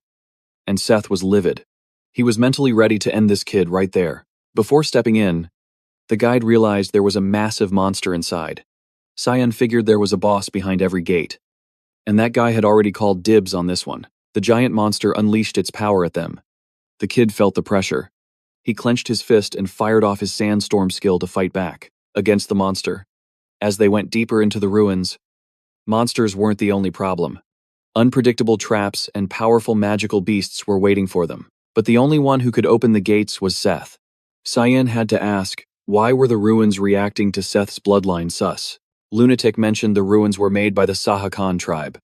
Cyan was like, why didn't you say that earlier? She got all shy, explaining she only found out recently from forbidden texts. Cyan still looked skeptical. She insisted she'd never lie to the person she likes. Seeing her act all lovey-dovey just made him trust her even less. Yeah, right. Lunatic was hopeless with this guy. Suddenly, she dropped a bomb. The Garam Mage Academy has been hunting for the Holy Book and the Demon Book for a long time. Cyan listened closely. They believed those books were divine weapons that would bring glory to the kingdom. She admitted her grandfather practically worshipped them. He thought the key to ruling hell was possessing a divine weapon. Lunatic was shook. Cyan laughed at the idea of ruling hell. He said, it's nothing but bad news just brings death to everyone. She asked him, Tenpai, why are you looking for the demon book then? Cyan got all mysterious. I want to destroy something before someone else destroys it. Just to wreck their plans. Lunatic's eyes lit up. Plot twist. She was surprised. But then she said she wanted to help him. Totally determined to get the demon book together. Cyan just looked at her, said Lunatic, and told her to go to sleep. Bedtime. Kid. She still wanted to talk. But he just went to sleep, leaving her stunned. As he walked away, he couldn't believe he just shared all that with a 12-year-old. What am I doing? Lunatic was still blushing and confused. Meanwhile, someone hiding in the shadows was super salty after overhearing them. Finally, the group reached the last gate. Seth did his job and used his magic to open the final gate. It slowly creaked open, and everyone saw something emerging from the darkness. Cyan wondered, is this Remy Haram? Seth shouted for everyone to be careful because it was strong. But Cyan felt something was off. This ain't it. The demon book should be a mask shrouded in darkness. While everyone hesitated, one guy decided to charge in first. Leroy Jenkins. But Cyan stopped him. Wait. Watch first. The entity released a terrifying killing intent. Lunatic shouted a warning to everyone. I feel a massive magical source. The monster finally revealed its true form. Everyone was shocked as it began to transform. It stomped once, and the ground shattered. A supersized monster with ultimate power stood before them. Cyan realized it built its own domain. This is no ordinary mob. Seeing its aggression, Cyan figured this had to be the demon book. Remy Haram. The monster lunged at the arrogant guy, but he barely dodged it. He had to admit, though, it was strong. This was the demon book they were looking for. After all, suddenly, he blasted the monster with his thunder pressure. He tried to suppress it with his power, but then his jaw dropped. The demon book was completely unscratched. It didn't even flinch. Karen's 3 lackeys shouted, "We'll help." Then came the combo, elemental resonance mixed with void vortex. They launched a massive wave of power straight at the demon book. Boom. The monster actually took damage. It roared in pain and dropped to its knees. Karen was hyped seeing it go down. Meanwhile, Lunatic was charging up her move. I'll hold it down. She used her ice magic, freezing the monster in confusion. Once it was locked down, she shouted, "Now, Lamella." Lamella sprinted up the ice path Lunatic created and leaped high into the air. While the monster was reeling, she activated the magic in her sword. Starlight guidance, the attack slammed right into the demon book's head. But then, she froze. The monster's claw was inches from her face. With a casual swing, it sent Lamella flying. While the demon book was distracted by her, someone hit its other hand with thunder sand magic. The monster snapped to alert after the sneak attack. Seth was grinning, super hyped to see Remy Haram again and finish their unfinished business. He unleashed his full power, blanketing the demon book. Lunatic worriedly screamed Lamella's name. When she hit the ground, Lamella said she was fine to calm the young miss down. Lunatic knew the monster was strong and thought they had a chance. But looking at it now, she was terrified watching the others try to suppress it. Seth's attack. It looked like it did absolutely zero damage to that beast. It's hopeless. Just swung his body and that lightning cut gone. Blown away instantly. He even admits it. This thing is a literal monster. Lunat is just standing there, shook that he wrecked the magic. And the beast, oh, It is raging now. It is rushing straight for Seth. He loads up his cannon skill. He is ready to throw hands with that monster. Xian steps up too. Here we go. Void Sphere. Max output. Then he splits the skill. Genius play. Direct hit. That is critical damage. Seth barely dodged as that beast face planted into the ground. Boom, massive explosion. Xian is shocked, as clap. He did not think it would be that easy to beat. Felt a bit bad for stealing the kill from Seth though, while Xian and Seth are arguing over who carried the fight. Karen is in the back, losing his mind. He does not get it. How is young Xian this cracked? Who even is this kid? Lunat is all over Xian, checking on him. Karen cannot stand it. He is seething so hard he ignores his own goons calling him. Suddenly he snaps, calls them useless trash. Go get Lady Lunat. The trio turns pale. They know they messed up big time. Xian checks the corpse. Nothing but bones. Weird. They left the territory. So where is the beast? Seth has got no clue. He never beat it before. Suddenly, blue flames erupt on the skull. Xian freezes. It is not over. Something is rising from the ground. And the power level. Absolute massive. Seth is pissed. You gotta be kidding me. That energy surges up, trapping Xian and Seth inside. Lunat gets locked out. She is screaming their names. Helpless. Karen's squad runs for it. They do not want to get sucked in. Xian is stuck in the energy vortex. Explosions everywhere. It is chaos. Loud noises everywhere as rocks start piling up. Sealing them in, Lunat cries out for her senior as the mountain forms. Lamella shakes her head. It is too late. She whispers.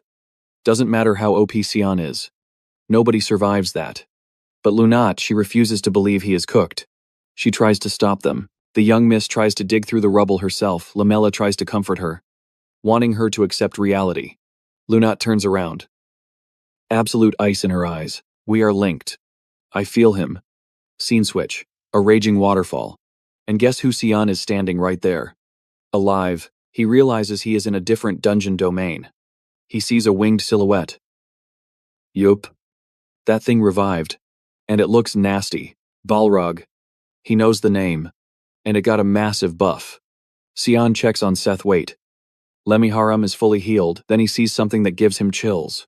Seth's body is charred black, like coal, Xian thinks. Did he tank that hit recalls that level 9 attack?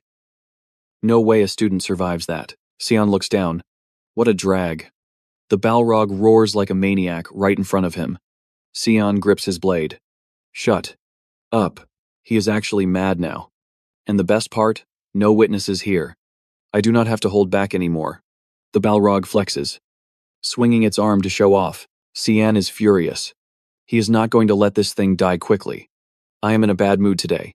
He dashes forward fast as the wind. Clash of Titans, Xian has got this demonic grin on his face. He wants blood. Mist blade, violent storm. He spams, slashes at the target. Done. He pauses. Then combo strike. The beast cannot even react. It is screaming in pain. Slash. Its head hits the floor. But the head... It is still talking. Xian is confused. What the... The beast threatens him, and literally grows a new head. You cannot kill me. It reveals its cheat code. Infinite regeneration. I am gonna rip you apart suddenly. A dark sphere flies right at its face. Surprise. Xian does not talk. Void sphere split round 2. Baby. He swings his blade, mist blade rising. Speed blitz. But. 0 damage. Xian sees it. The attacks are not working. The beast laughs. Useless weak. I will regenerate forever. You will just tire yourself out. But Xian. He smiles. Nice. Killer intent explodes off him. He looks like a grim reaper. Don't die on me too quickly. You better last a while. The beast is confused. Meanwhile, outside, Lamella and Lunat are blasting the rubble. It will not budge. Lamella realizes. My magic. It is being nullified. It is a ruins barrier. They cannot break it. We need Seth's firepower for this. Lady Lunat Karen shows up, acting all relieved. Thank God you are safe. I know the way out. Come with me. But she refuses. I am not leaving. Karen is shook. This place is gonna collapse, but she only cares about Xian. She tells him to get lost. Ignoring his rant about Xian being dead meat, Lunat stands her ground. He is alive. Karen snaps. Why are you so obsessed with him? You do not even care about your own people. That shuts her up. Karen starts listing names of the dead subordinates. They died right in front of me. Is their sacrifice a joke to you? He is demanding she leave with him. Forget him. Look at me. I am the one who cares about you. Give me a chance. Dude is spiraling. You are my destiny. Lunat gives him the coldest look. No. You are disgusting. Lamella tries not to laugh at the rejection. Karen snaps completely. Fine. He ignores the insults and tries to drag Lunat away by force. Lamella steps in. Watch your tone. Karen grabs her by the throat. Lunat screams. Karen sneers. A low-rank servant dares to stop me. I can end you right now. Zap, he blasts her with lightning. Lamella screams in agony. This guy is unhinged. He gives a creepy smile. Now it is just us. Suddenly a voice booms out. Stop. Karen freezes. What the? Someone else survived. The voice mocks him. You want to see me? Karen scoffs. Sure. Show yourself. You are gonna regret asking that. Meanwhile, Seth wakes up. Dazed. Where am I? He only remembers one thing. I took that hit from Lemmy Haram. I should be dead. Suddenly, a voice echoes. Nope. You are not dead yet. A woman speaks up. Hello. Hakan. Seth blinks. Do I know you? She reminds him of his childhood. She is the one who saved him back then. She asks, where is the boy who was with you? Then she drops a bomb. I need to borrow your body again. Before he can react, smooch, she kisses him. Sion's opponent is bugging out. The stone shell is melting away, revealing real flesh underneath. Sion's just spamming magic attacks on it. The thing is screaming for him to stop. But he's unloading his whole kit. Another critical hit slices through. It's howling in pain. Bro's regenerating again. Nah. Sion spotted the core. He uses Void Strike to smash that gem while the monster begs him to stop. But Seaver totally wrecked the core, hit right in the vitals. Even as he turns to sand. He can't believe a human dared to step to him, finally dusted him. Sion powers down and loots the corpse for that paper. He picks it up. Wait. This is just one page of the demon book. He accidentally wrecked the item. Kinda missed Karam nagging him about loot. But she's totally drained after fighting Boris, so she's out cold indefinitely. But Sion notices something weird. Why are we still in this dimension if the barrier's gone? Suddenly, killing intent from behind, fake Seth tries a sneak attack. Sion dodges just in time. Wait. Seth, but the mana feels completely different. He's confused. Meanwhile, over at Kazan's side. He's face to face with Hazam. I wasn't gonna get involved. But why are you trying to hurt that kid if your excuse sucks? I'm taking your head. Kazan grips his sword tight. The pressure is insane, way different than before. This is the real Hazam. He's losing patience, answer me. But Kazan just wants to kill him. I'll subdue him right now. Hazam gets annoyed at the mumbling. Pathetic. He targets the arm Kazan's using to draw his sword. Twists it like he's trying to rip it off. Hazam wants an answer, attacking without answering my question. How rude. Blood sprays everywhere. Keep this up and his arm is cooked. But it's not over. Hazam slams Kazan against the wall with pure pressure. Traps him with a giant hand. Finally behaving yourself, I'll ask again, what's your answer? But Kazan just screams, and Hazam gets pissed, using the power of the fallen. What pathetic last words. The energy drills into Kazan, shattering the wall behind him. Kazan's cooked, that's what he gets for being cocky. Hazam turns to Lunatic. Where's my thank you? You look scared. Was I too violent? Lunatic asks seriously. Are you Hazam? What are you gonna do to me? Hazam replies. That's a secret. I'm just watching you. She's totally confused. He's watching me suddenly. Hazam gets in her face. I see. I'm talking about your abnormal constitution. You have the Heart Song Spring and a specific mana. It's similar to mine. No wonder you felt familiar. Must be the work of that black-haired brat stuck in there. Lunatic gasps. You mean Senior Sian? Hazam thinks for a sec. His name is Sian. You guys seem close. Seeing her panic, he reassures her. Don't worry. He's probably chatting with the ruin's owner. But is that girl sleeping down there? Okay, Lunatic is filled with regret. It's too late. Healing magic can't fix a fatal wound like that. It's all my fault. I'll never forget what happened today, until the bitter end. Hazam steps in. You still have another option. But I have one condition. Agree to it. And I'll tell you the truth. Back to the present. Sion's dealing with a barrage of attacks. A massive energy blast is coming right at him. Xian manages to block it. He realizes Bullum's power has taken over Seth, that stupid prince. Has he completely broken human limits? Bullum is cutting off Xian's escape. Xian realizes this is bad. His physical stats and mana are all insanely buffed. The next punch connects right with Xian's gut. Bullum grins. Gotcha. She pins Xian down, then tosses him like a rag doll with one hand. Xian drags his sword into the ground to stop himself from crashing. I can't even catch my breath. Blocking is hard enough. Now he's ziplining around. Bullum speaks up. You're the first human to last this long. So, let's stop playing and get to the point. Shall we? Successor Xian is actually shook. You know who I am. Before he can answer, Bullum unleashes the Sand God's power meteor strike. Just as it hits, Karam appears. Can't a girl get a nap around here? She uses the black mist barrier to save Xian. Wondered when you'd wake up. Sleep well. Karam looks dead serious. No, I still want to sleep. Let's speedrun this. Bullum lands. Oh my, long time no see. Last time was during the Great War of Gods and Demons. Right? Karam points a finger at her. You waged war on my master, and now you're acting friendly, taking over a human body just to start beef. Sand God Bullum, she points to her chest. Don't see these marks. The Jahakan tribe serves me. I only intervene in human affairs related to this tribe. Don't be jealous just because I had some fun with your master. You hypocrite, Xian thinks. She talks so weird. He asks, why is the Sand God protecting the demon book? Bullum explains. I'm just renting him a room. This temple was built by my followers. After the Great War, I took Hazam in. I'm just making sure the divine weapon isn't abused. Now my turn. Why do you want Hazam? Pure hatred burns in Xian's eyes. I need to kill someone. And I need the demon book. Try to stop me, and I'll kill you too, god or not. Bullum laughs hysterically. You'll kill me if I stop you. Kill a god, let me guess. Next, you're gonna say you'll kill the supreme god. Fine. I've decided. I'll watch your journey through this vessel. Well, using this guy's body. Technically, Xian is disgusted. What about the body's owner? You don't think that's messed up? Bullum defends herself. Don't worry, I only take the wheel when I need to. Long as I'm in this vessel, this brat isn't kicking the bucket. Sean was like, actually, that tracks. Means Seth won't croak from a cold like in his past life. Isn't this way better? Bullum pretty much said his piece. Time to bounce. Yeah, the ground under Sean started shaking violently, lifting into the air.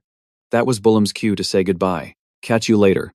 Successor Sean got warped back. They finally escaped that domain. And look who's back. The rock-headed Prince Seth. Yo. Sean, what am I doing here? Where'd Hazam go? Sean linked up with Lunette too. You safe? Lunette brightened up a bit. I'm just glad you're okay. Senior Sean. I was seriously worried. Sean scanned the area. Thanks. But looks like it's chaotic out here too. Huh. What the hell happened? He figured the ruin was shielded by Bullum's power. So this kind of physical wreckage had to be from Hazam's divine weapon. Did she find the grimoire? Lunette explained what went down. Mela and I were the only ones who made it. A lot went down while you were gone. Seth was clutching his head. Think we can roll now? Sean. I keep hearing this woman yapping in my ear. Something about the ruins collapsing soon. It's so loud. My head's splitting. Hey. Don't tell me you can't hear it. Sean stayed silent. He's definitely talking about Bullum. Lunette secured the grimoire. And Bullum, the owner of this place, is inside Seth. Means this ruin has zero reason to exist anymore. Lunette started a formation. Everyone. Get close. I'm using teleportation magic. Sean felt she was being way too reckless. But the ruin's gate is way too far for spatial teleportation. Lunette didn't have time to explain. Sean started panicking. Don't tell me. She's gonna use all her power for a long-range warp, but that's 9-star magic, just as the rocks above were about to crush them. Lunette's formation kicked in. The ruin exploded, sending debris flying everywhere. After a bit, silence returned to the desert. Cut to Ruin Academy. Inside Sean's dorm, Nana had shapeshifted into Sean. Perfection. No horns. No wings. No tail. I'm a flawless copy of Papa. Time to get to work. Sean actually going to class was apparently a huge deal. Why's he here? Wait. He actually came to class. The infamous Sean. Aside from being hyped, Nana didn't break character. I've always been curious about Papa's day. So today, I am Papa. Papa goes to school with this many people. So cool. The teacher was super energetic too. Totally inspiring. And this shock reached a certain someone. Simit was freaking out. Is Mr. Sean seriously sitting in class right now? Princess. Do you think he's sick or something? Ajin was fighting a massive internal battle. What do I do? Should I go talk to him about the engagement? Class ended, and Nana bolted into the hallway. No one suspected a thing. So perfect. This beats staring out the window all day. So this is what Papa does all day. Can't wait for the next class. Suddenly, Jika appeared behind her, radiating killing intent. What exactly do you think you're doing? Only Jika noticed. Oh, Nana. Really? You know you're not supposed to be here. Right, Nana was terrified she got busted. Jika dropped a dark warning. You should be lucky Principal Kundel is meeting with the royal family. If he caught you, what do you think would happen to me? That was enough to make Nana tear up. I'm sorry, Miss Jika. Then came the stalker Ajin. Sean. I need to talk to you about something. Are you free right now? Seeing Princess Ajin distracted Jika? Why right now Nana came up with a pretty reckless idea. She grabbed Ajin's hand. Let's go. To the princess's room. Ajin was on cloud 9. He wants to talk in my room. Simit was hyping it up from the sidelines. That room is empty right now. Good luck. Back to Sean's crew. Their teleportation circle finally appeared. Their silhouettes started forming. Everyone made it out of the ruin safely. The surrounding rubble shifted. They got out exactly when the ruin collapsed. Seth and Sean stood under the sunlight. That was way too close. We're out. That was close. Sean was still skeptical though. Did she really just pull off 9? Star magic. I've got a decent read on this kid's power now. Lunat was gasping for air. Thank heavens. I wasn't sure I could actually pull that off. Mela was super grateful. Thank you. My lady. I owe you my life. Lunat shook her head. You need to rest. Let's head to that town. Sean saw him looking around and got curious. You know where we are, Seth sighed. Bro. You underestimate me. That's the tourist city. No Delhi. A local walked out immediately. Why did you come back here? Seth seemed to know him. Elder Nithi. Been a long time? Old man. Nithi put his hand up. Don't come near me. 6 years. Prince Seth. That's a long time. For my people to heal from the past. Please. For this poor old man's sake. Just leave. We've suffered enough. We can't handle seeing this place get wrecked again. Seth was totally lost. What the hell, aren't we tight? Nithi trembled as he brought it up. Do you remember him? Seth had a million question marks floating above his head. Remember what Nithi screamed at his nonchalant attitude. My son Agap, when you were a kid, you knocked out his 2 front teeth just to train him. Seth thought he was overreacting. Bro, that's just kids roughhousing. Nithi didn't think it was normal. Because of that, he still can't find a wife, and that's not all. You were always destroying the village well. Wrecking every building and wall. Do you even know why you did that? Seth's eyes sharpened as he remembered. They were just in my way. Nithi screamed. Why not use the door, Sean? Mila and Lunat were speechless. Since he was a kid, he's been a menace to the village, so that's why they call him the troublemaker prince. Looks like they weren't getting any rest here. Nithi stood his ground. Please turn back. We will never let you inside this village. Suddenly, Bullam possessed Seth again. I'm not going to sit here and let that slide. Lunat was clueless. But Sean was totally fed up. Again, Bullam was even more unhinged than the actual owner of the body. I've already marked this brat. And I don't appreciate the way you're threatening him. Nithi looked bewildered. What do you mean? Sir, what are you talking about? Bullam's soul manifested. I am the Desert Walker. The Stormbringer. Bullam. Demand rest in this village. Accept my vessel with pride. Lunatic couldn't hide the panic on his face. Desert God Bullam had possessed Seth. Sean just sighed. Bored out of his mind. What a delusional clown. A drama queen and a dumb prince. Match made in heaven. It seemed Bullam gave the body back to Seth. You guys heard that? Right. What that woman said. Seth knew it best. Yeah. Thanks to her. We get to stay in the village. The followers and Nithi all bowed a full 180. Please forgive us. Lord Bullam, meanwhile. On Simut's side. Everything was chill. I've got a feeling something good's gonna happen today. Perfect time to meet young Master Sean. You got this. Princess Ajin. Inside, Ajin was silent and super shy. Nana escaped that woman and beamed with joy. So lucky. Instructor Jika is terrifying.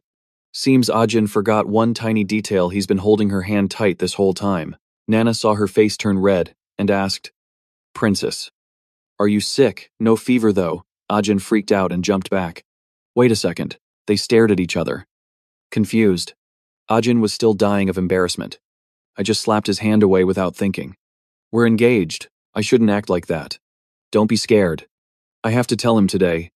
Ajin summoned all her courage to speak. About our engagement. What do you think? Nana didn't hesitate for a second. It's great, I like you.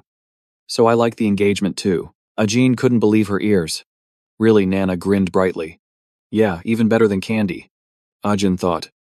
Is this a dream? Sean likes me? I never imagined this. I really do like Sean. Don't I? Her tears receded before they could fall. But Sean.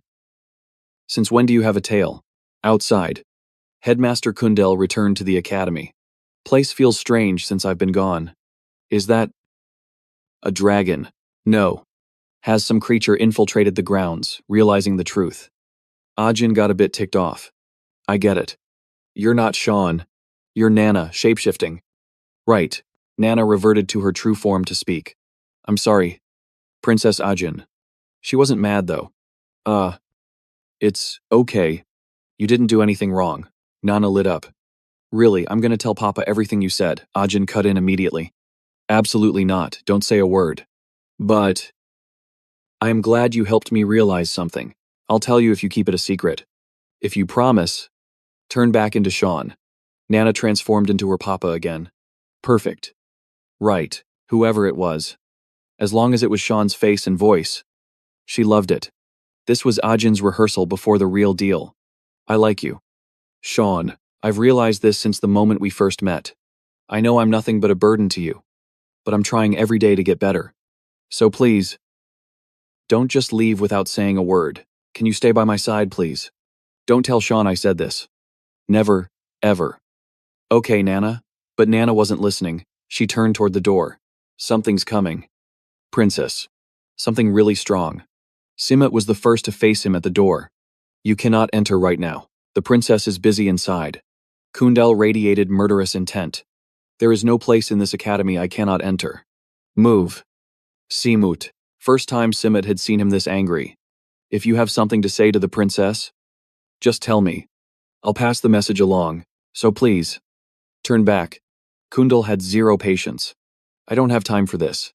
He used magic to lock Simmet in a small barrier. He smashed right through the door. Ayn stood up, demanding answers. Headmaster Kundel.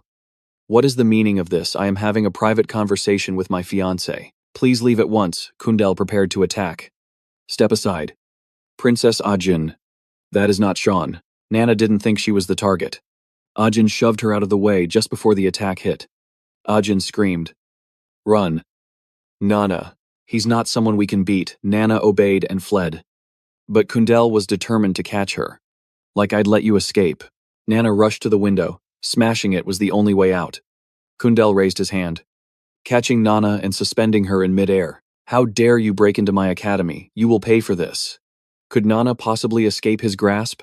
Against someone with Kundel's terrifying power, Kundel's holy staff brings devastation to anything it touches. A child like Nana wouldn't survive a direct hit, even from a distance. Emily could see the magic radiating.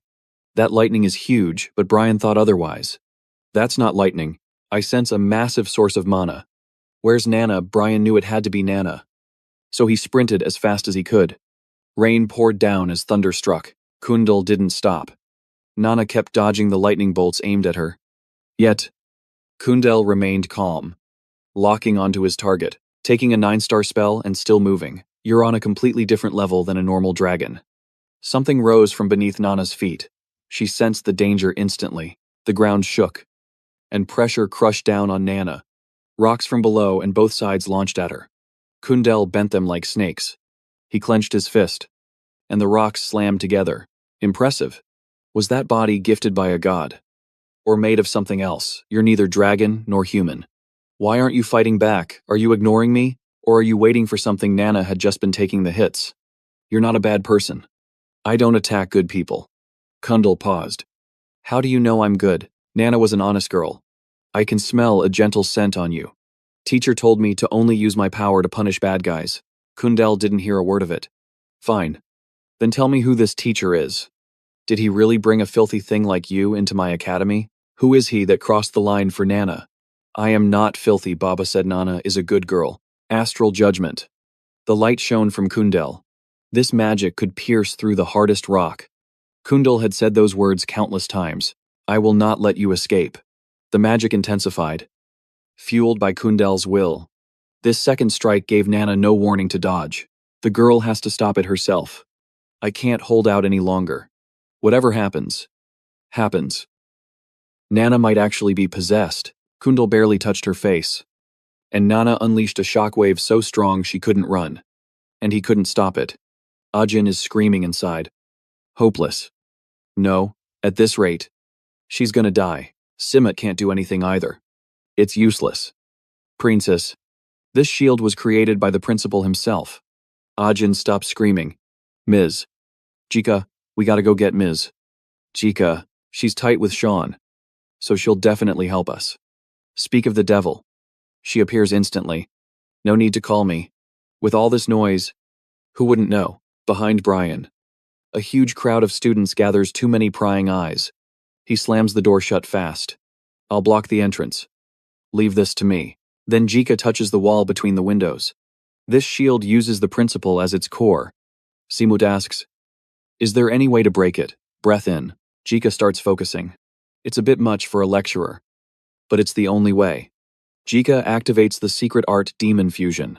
Forget everything you two see right now, or else you're gonna lose your lives. Kundal successfully pins Nana down. Finally done. He's shocked looking at Nana's current state. So this is her true form. Just a child, Jika used Mist Slash to shatter the barrier. She rushes to Nana's side. I apologize. Principal Kundal, please don't hurt this child. Kundal says, you don't look like your usual self. What is your relationship with this kid? Jika shows zero fear. She is my student, so I will take full responsibility for her. Nana's voice is fading. Instructor Jika. As a principal, Kundal can't allow this to happen. The issue isn't about taking responsibility. Step aside, Jika bravely resists. I can't do that. Suddenly, Nana slowly sits up. I'm not a bad kid. I was really wrong. So please don't yell at Ms. Jika, seeing Nana cry. Kundal remembers the past. He sighs. The rain is too heavy. That girl is badly hurt. Treat her first. Once you're done, come see me. Jika doesn't get why he changed his mind so suddenly. Like that, principal. Thank you so much. Kundal turns to leave. It's too early for thanks. We still have to discuss about who's going to take the fall for this. Back to Sean's squad once they got into the village. Set is wearing a female outfit. What the hell is going on? The villagers are worshipping him like crazy. The goddess has descended. She possessed the body of the lightning prince.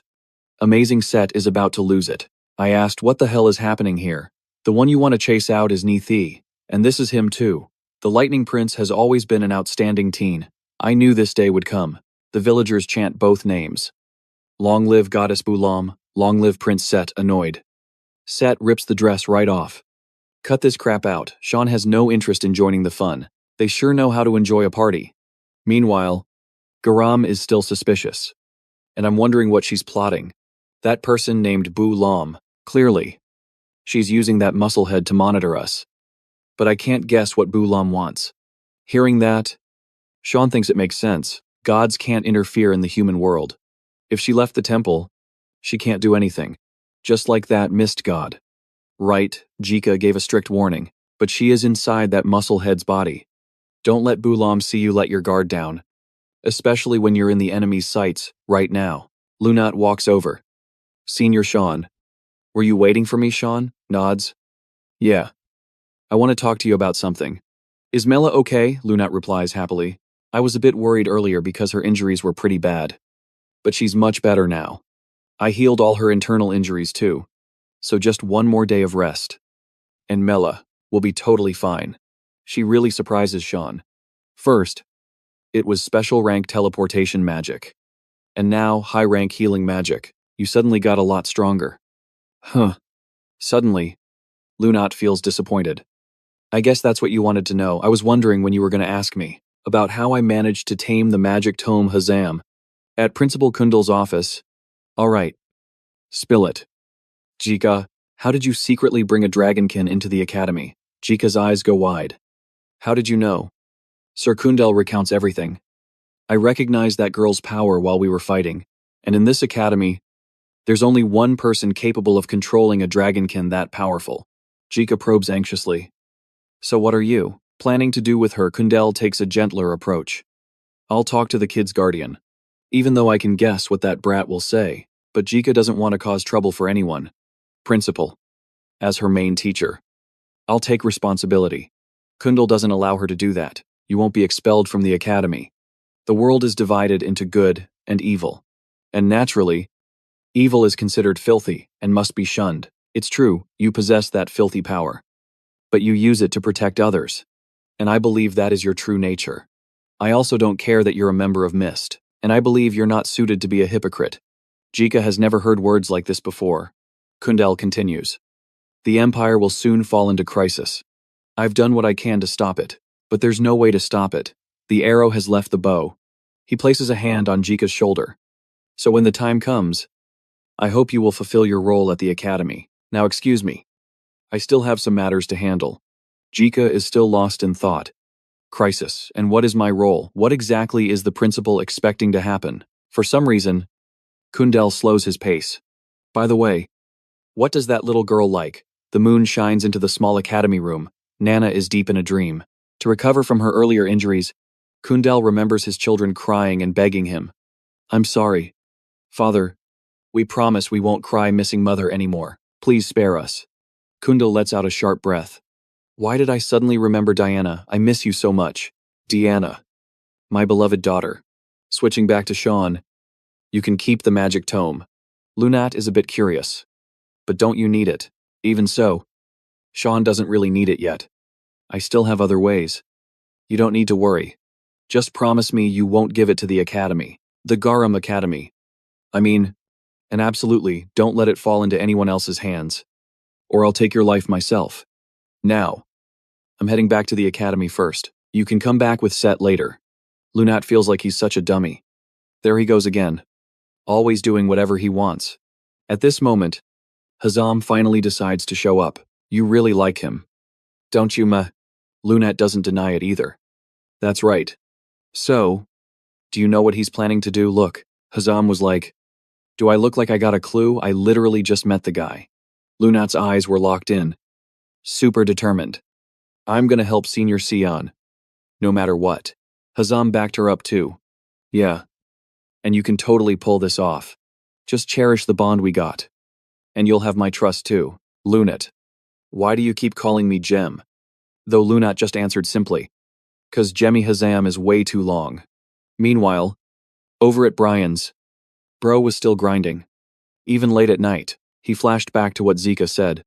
You did your best. Being weak isn't your fault. But Brian was thinking to himself, it's all 'cause I'm trash. I absolutely cannot let myself off the hook. I gotta get strong enough so one day I'm actually useful to young Master Sion. Suddenly, some dude with a wicked aura pulled up. Young Master Sion. Where is he? Brian sensed some crazy strong magic. Who are you, young Master? Sion isn't at the academy right now. But the guy just kept repeating himself. Bring Sion out. You bodyguard scum. A barrier went up around Brian. The masked guy instantly raged out and rushed straight at him, but he managed to block the move just in time. Don't look down on me. It looked like Brian's counterattack landed. But the guy didn't even let the blade touch the ground. Seems like his power is slowly ramping up. His target was still Brian. This attack was way stronger than the last one. Not only that, he was spamming moves back to back. Brian was certain this guy wasn't human. He repeated it for the third time. Hand over young Master Sion, he belongs to me. Brian got pushed back hard. Annoyed, he slashed the guy's hood right off. The hood hit the ground with a thud. Brian's eyes went wide, looking at him. Wait. Are you Kellen? The guy repeated it for the fourth time. Hand over young Master Sion. Meanwhile, Sion was just fixing his outfit. All right. Let's roll. Karam was curious beside him. You really gonna leave those guys there? Sion isn't gonna step in. Lunat can go back with Jack once Mela recovers. Plus, there's nothing left for me to do here anyway. Suddenly, Karam grinned slyly. You sure about that? That little Lunat might get heartbroken. You know, but I guess Sion doesn't care about romance stuff. Right. She'll be fine. Karam hid. Bored. I swear. Even in your next life. You're gonna be a lonely old man, Sion replied. Getting bored. Karam. She's literally just a kid. Absolutely not. And what's so bad about being alone just as they got back to the academy? Sion walked into a scene. Weird. What the hell's going on? Brian was badly hurt. And more importantly, why did Kellen look like that? When he saw his young master, Brian screamed. Watch out, that's not Kellen anymore. Right then. Kellen was already right above Sion. There you are. Young master Sion. And just like that, he had to start another fight. Can't you guys give me a break? Sion used sword dance, creating a super flexible storm, blocking Kellen before he could make a move. Brian was in awe. So OP. He handled it in one move. Am I seriously just a burden? Sion turned back to check on him. That cut looks deep. You good? Brian nodded. Yes. Master. It was time for Sion to teach that guy a lesson. Brian. You did a pretty good job stalling him, waiting for me to get here. I'll handle the rest. Brian didn't know what to say in that moment. Meanwhile, Kellen had regained his senses. Master. Please be careful. Arson and Boris found the location of the holy sword. Sion got serious. This is happening way sooner than in my past life. Things are getting harder to predict.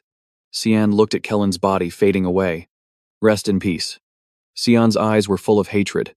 He was turned into a puppet, and it's obvious whose work this is. Brian ran over. Why did he turn out like that? Sion picked something up from the ground. This looks like the reason. Sion knew exactly what it was. It's a type of ancient dark magic. It breaks the target's mind and turns them into an ally. The enemy used my own shadow to make Kellen turn against us. I should have ended Boris when I had the chance. As long as he's alive, stuff like this keeps happening. In my past life, I refused to join him and ended up getting ambushed. I definitely gotta take him out as soon as possible. Sion instructed Brian. Start packing up the dorm. It's time for us to leave the academy. At the Menden Temple, this woman was Iris. I've been waiting for you. Young Master Arson. Arson bowed his head slightly. Long time no see. Lady Iris. She took off her hood. No one calls me that anymore. I'm pretty used to being called saintesses by now. Rare to see you without Prince Neil. Arson replied bluntly. My visit here has nothing to do with His Highness. Iris laughed and said, Oh my. So, the rumors are true. You really allied with Princess Violet. Arson had heard Iris received a divine revelation. Iris smirked. You really aren't any fun at all. The Holy Sword is inside a dungeon on the hill overlooking the Guardian's Land. The Guardian's Land. It probably refers to the territory of the continent's guardian. That's why I called you here. Young Master Arson. You definitely know the spot that overlooks the entire territory. Arson nodded. Yes. I figured it out. But why? Why is it so close? Iris looked at him blankly. Does the truth always have to match reality? It must be the love of God, Menden.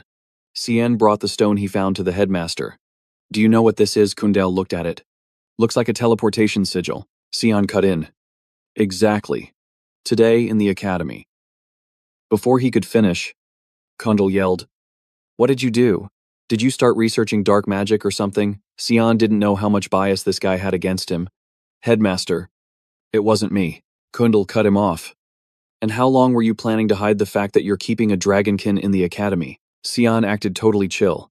Oh wow. Busted. Kundal was way too old to deal with this drama. My patience has limits. If you're planning to cause more trouble, pack your bags and get out of here. Actually, that's exactly what Sion was planning. If you stay here any longer, it's going to be hard for you to handle what's coming next. Kundal was speechless. I really didn't expect you to agree that easily. So what's the reason Sion wished he could just end that guy right now? The owner of this teleportation sigil is one of the people behind the bloody ball, and I have to stop him. If I don't, he's definitely going to target the people around me. Kunal felt a massive wave of killing intent. What happened to make you this angry? He picked up the stone. All right. Let me tell you a few things about this teleportation sigil. Refining this stone is pretty much like refining a charm stone. So, people think they have the same origin, and there's a theory they're linked to the Black Blood tribe. Of course, that tribe is considered extinct, but rumors say a few survivors are still hiding out in the slums, specifically in Exilium, right next to the Shan capital. Why am I telling you this? Kundal hands back the seal. You stupid kid. Why do you always try to carry the burden alone? Listen up. The peace we've had for hundreds of years is threatened. If peace disappears, so does this academy. So go do what you need to do. I'll handle my part here. So, I'll give you one piece of advice. Remember it well. The destination you're aiming for, it won't bring you any good. It might be a chain of hardships, or a cruel twist of fate. Whatever it is, it's a life that offers you nothing. Because that's the destiny of being someone else's puppet. Cian remembers it clearly. In his past life, the principal's words couldn't have been more accurate. Don't bear all the weight alone. Is this his advice for me in this life? Jika pops up out of nowhere. So, you're leaving the academy. You're chasing Boris. Right. I heard enough. Good. That guy needs to be handled anyway. Cian asks. Are you coming too? Jika says. No. As the head of Mist, I'd love to wreck him. But as a teacher, I have to guard the academy. The principal gave the order. Cian looks a bit worried.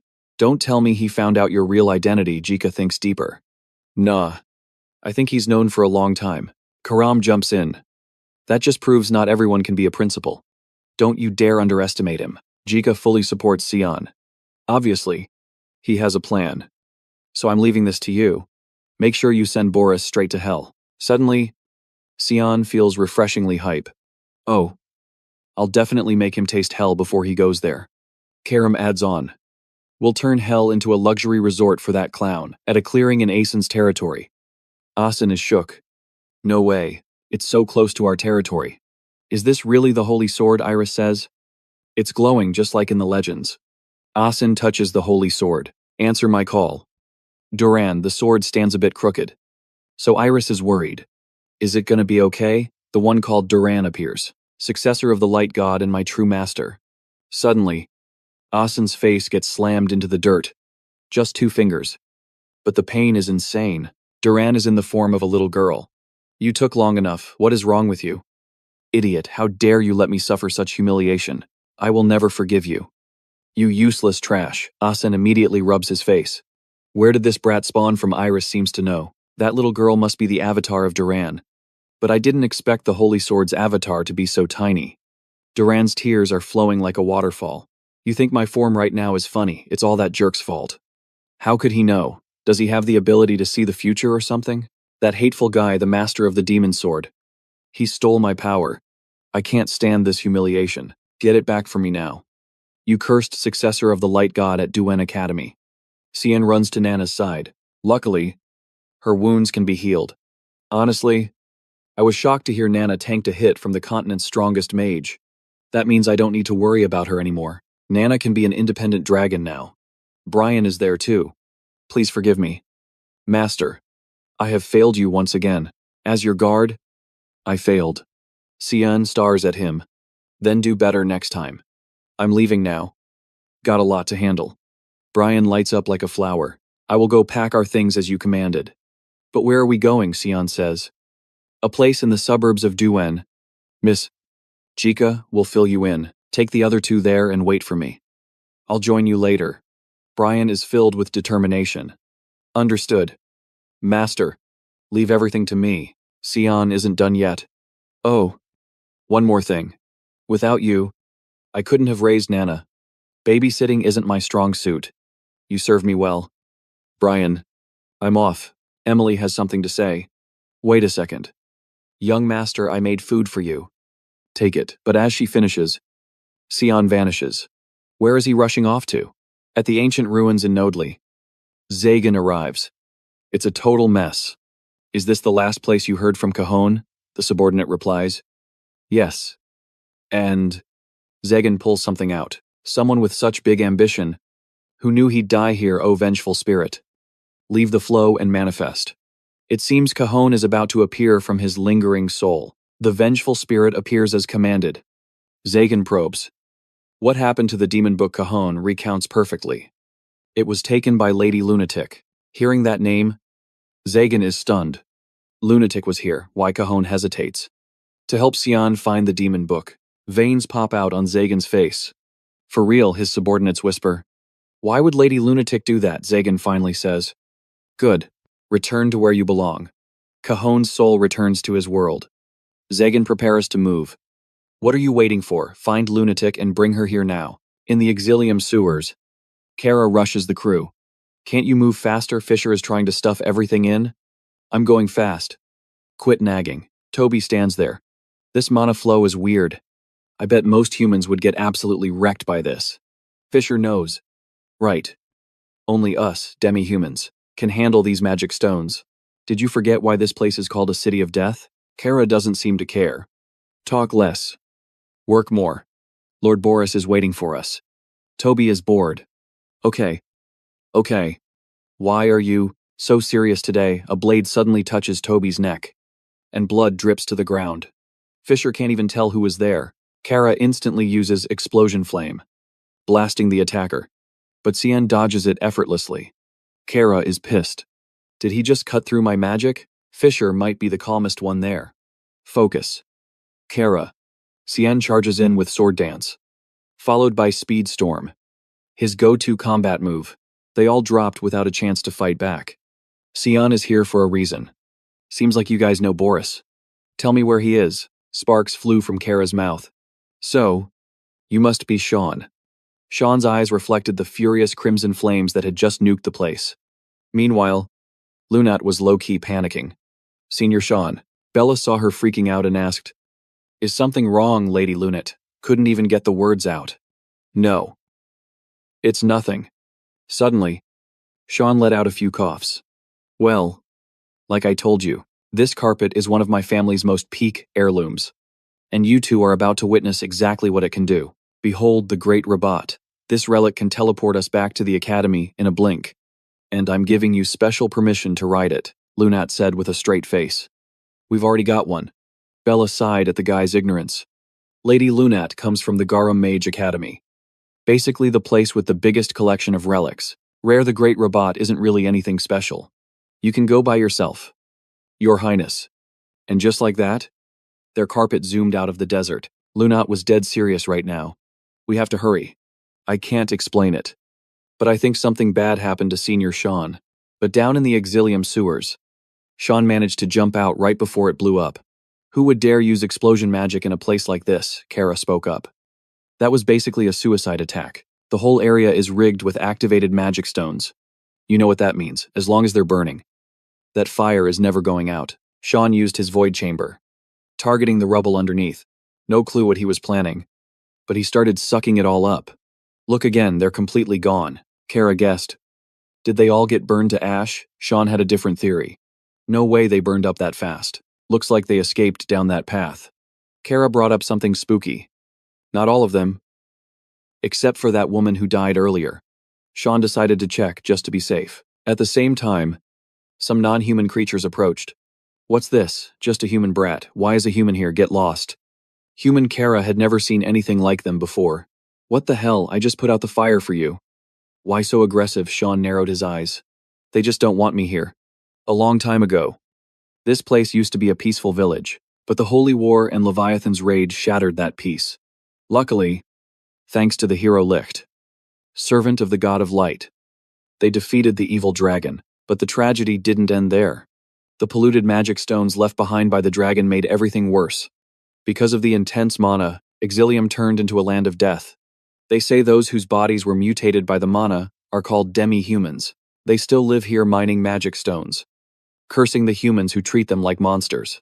How dare you set foot here? Get lost. Sean pulled up his hood. What a pain. He told me to get lost. So I'm going.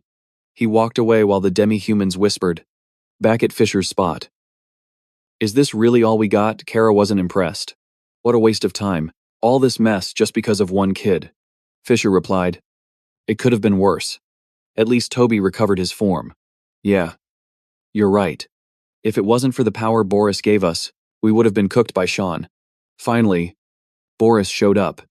Did you get hurt because of me, Lord? Sean tracked us all the way here. We're sorry. It's all my fault. Kara didn't blame him at all. Why are you apologizing? He's the one in the wrong. He started it. That bastard Sean. He attacked first. Toby was still traumatized. I didn't even realize my head got chopped off. That guy is broken. Boris put on a pitiful act. I shouldn't have dragged you all into this. Kara shot back. Don't say that. Thanks to you. We have a chance. If it weren't for the money you sent from the palace, we would have starved to death ages ago. Now we can finally repay you. So stop worrying and lean on us. Boris nodded. All right. But please don't push yourselves too hard. Kara hated Sean more than anyone. We'll make him pay for what he did. Boris was doing this for everyone's sake. I'll make sure this ritual succeeds. Fisher dumped out the gems he collected. Boris would lead the ceremony.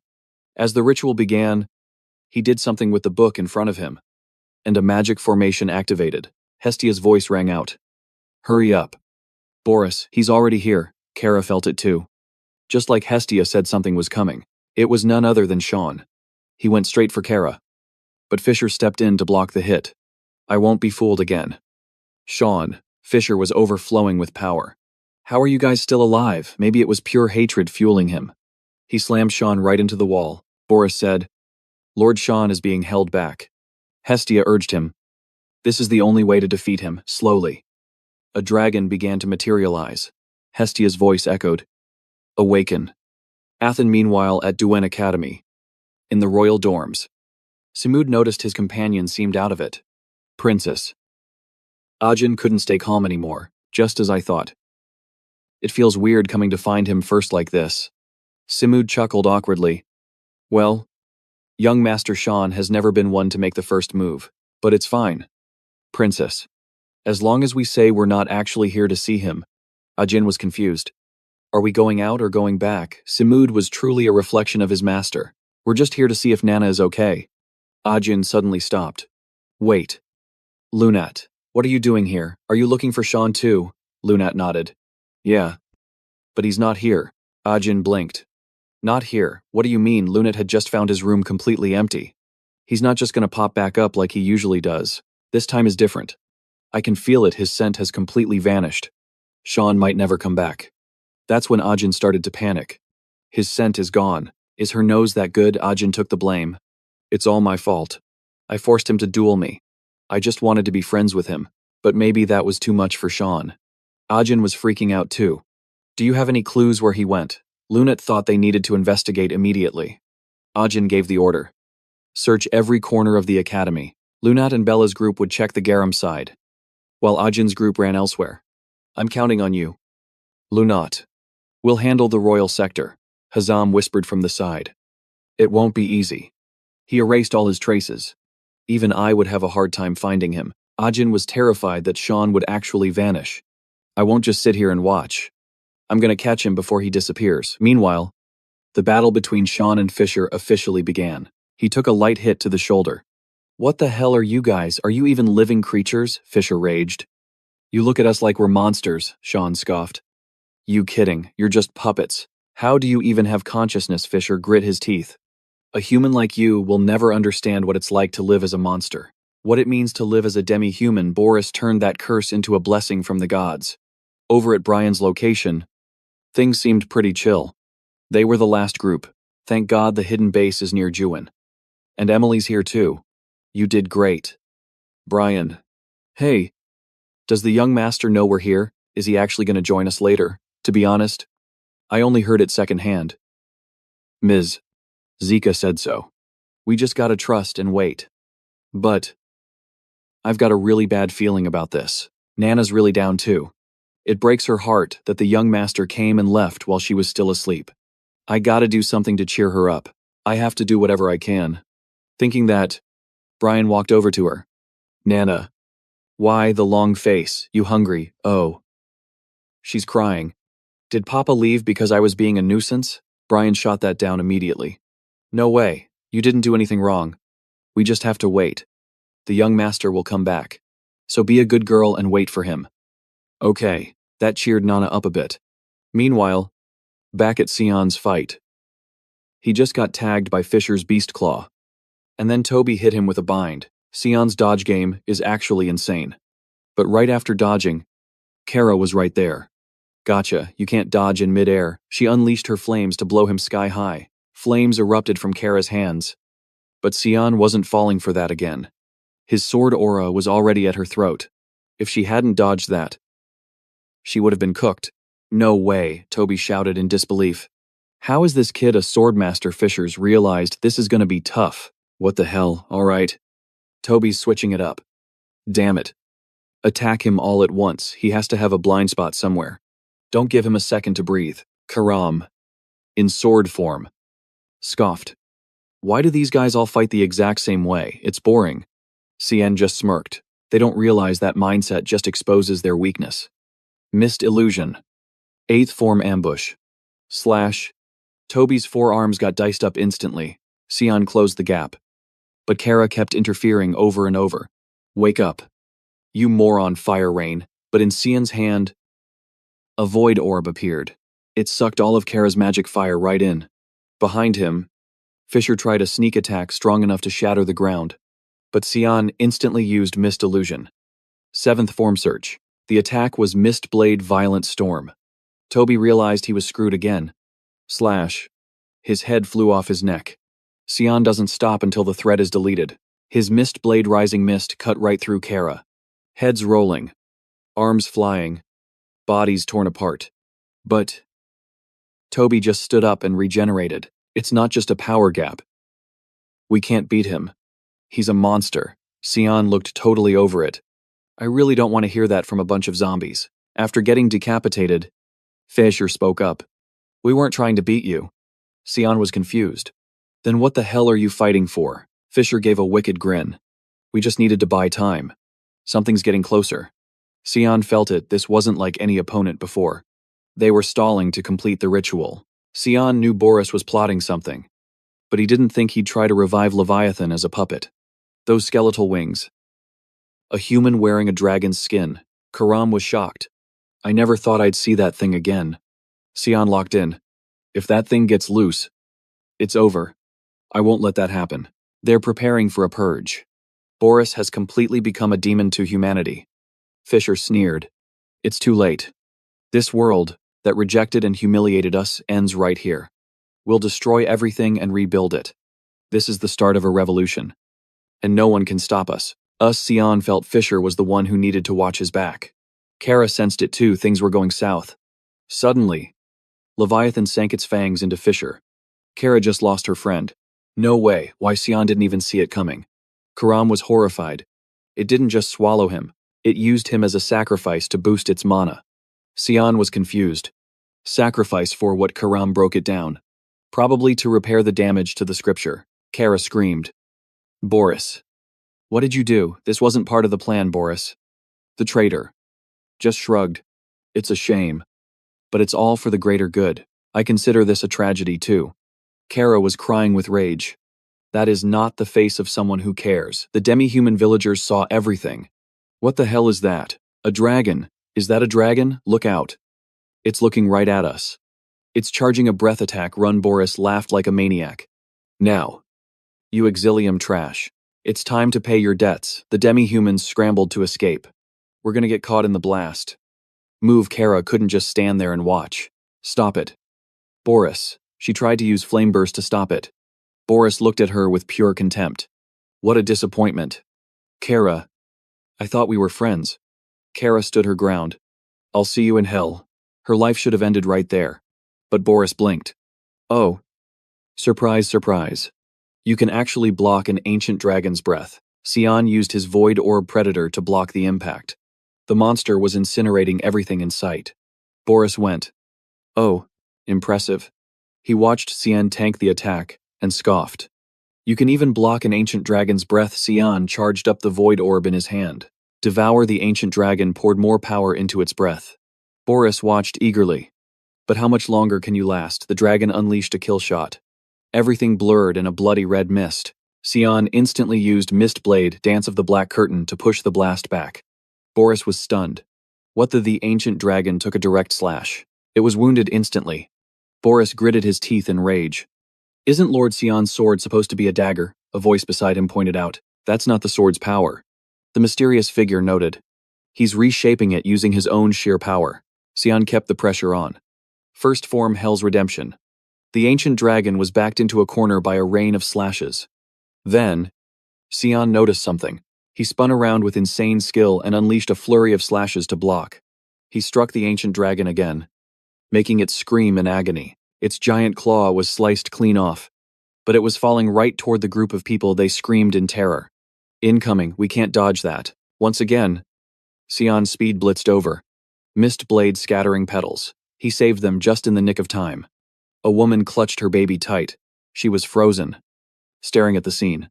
That human. She looked at Xian in total shock. Did he just wake up, Leviathan? Boris roared like a lunatic. This isn't the time to play hero, he declared arrogantly.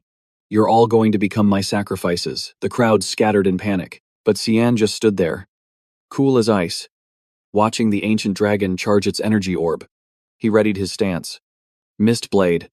He powered up rising mist. One slash cut right through the ancient dragon. Boris is on high alert. What the hell is this? The ancient dragon screams helplessly, seizing the chance. He rushes in. Sean builds momentum and launches himself. He leaps forward, heading straight for where Boris is standing. Before he can even react, Sean is right in his face. Sean radiates a deadly, murderous aura. His eyes gleam with hatred as he growls. I've been waiting for this moment for a long time. Boris, you're not surviving this. Boris's face shows pure terror. He pours all his rage into the skill. Divine Black Bone, Eternal Bow. The guy grits his teeth as the orb closes in on his face. The orb slams down like a nuke toward the ancient dragon and Boris. It devours everything, aiming to annihilate the enemy. Scene shifts to Gemnum, who realizes something. Found him. Meanwhile, Lunat is hyping up Gemnum's cuteness. She asks if Gemnum knows where this is. It points at the map. Here.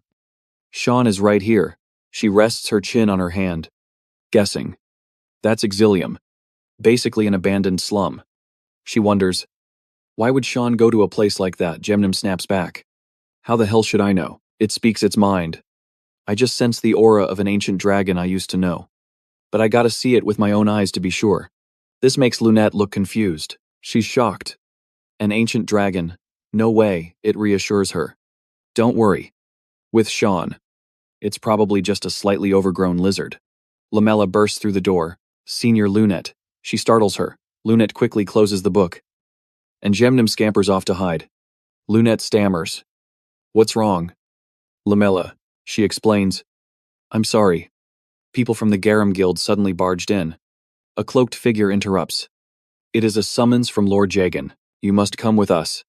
Lamella leans in and whispers to Lunat. I have a bad feeling about this. I'll stall them. Senior Lunat. Run for it. Lunat glances at her suspiciously. Don't you work for my grandfather? Why help me? She looks away. Flustered. You saved my life. Senior Lunat. I'm just doing my duty as a knight. Lunat smiles. Thank you. Lamella. I'll go. Just please pass this message to Princess Ajin. The cloaked person urges. Let's move. Miss Lunat. Lamella puts on a serious face. Understood. I will relay the message immediately. Lunat leaves with the cloaked group. She guesses. They must be calling me back because of the ruins. Her expression turns serious. Grandpa might even be planning to target Sean because of that. She calculates. I have to stop it myself before it happens. Back to Sean and the ancient dragon's skeleton buried under rubble. Karam asks. He's dead for real this time. Right, Sean observes. Yeah. Definitely. Look at that giant crater I made. It's over. Suddenly, a voice scolding him catches Sean's attention. This is all your fault. Human A. Wolf confirms. That's right. Everything started when he showed up. The wolf in the brown coat questions him. I even saw him threatening a child and a woman. Another one shoos him away. Get lost, get out of here. Karam hears this and gets annoyed. Need me to kill them? Sean pulls up his hood to leave. Nah.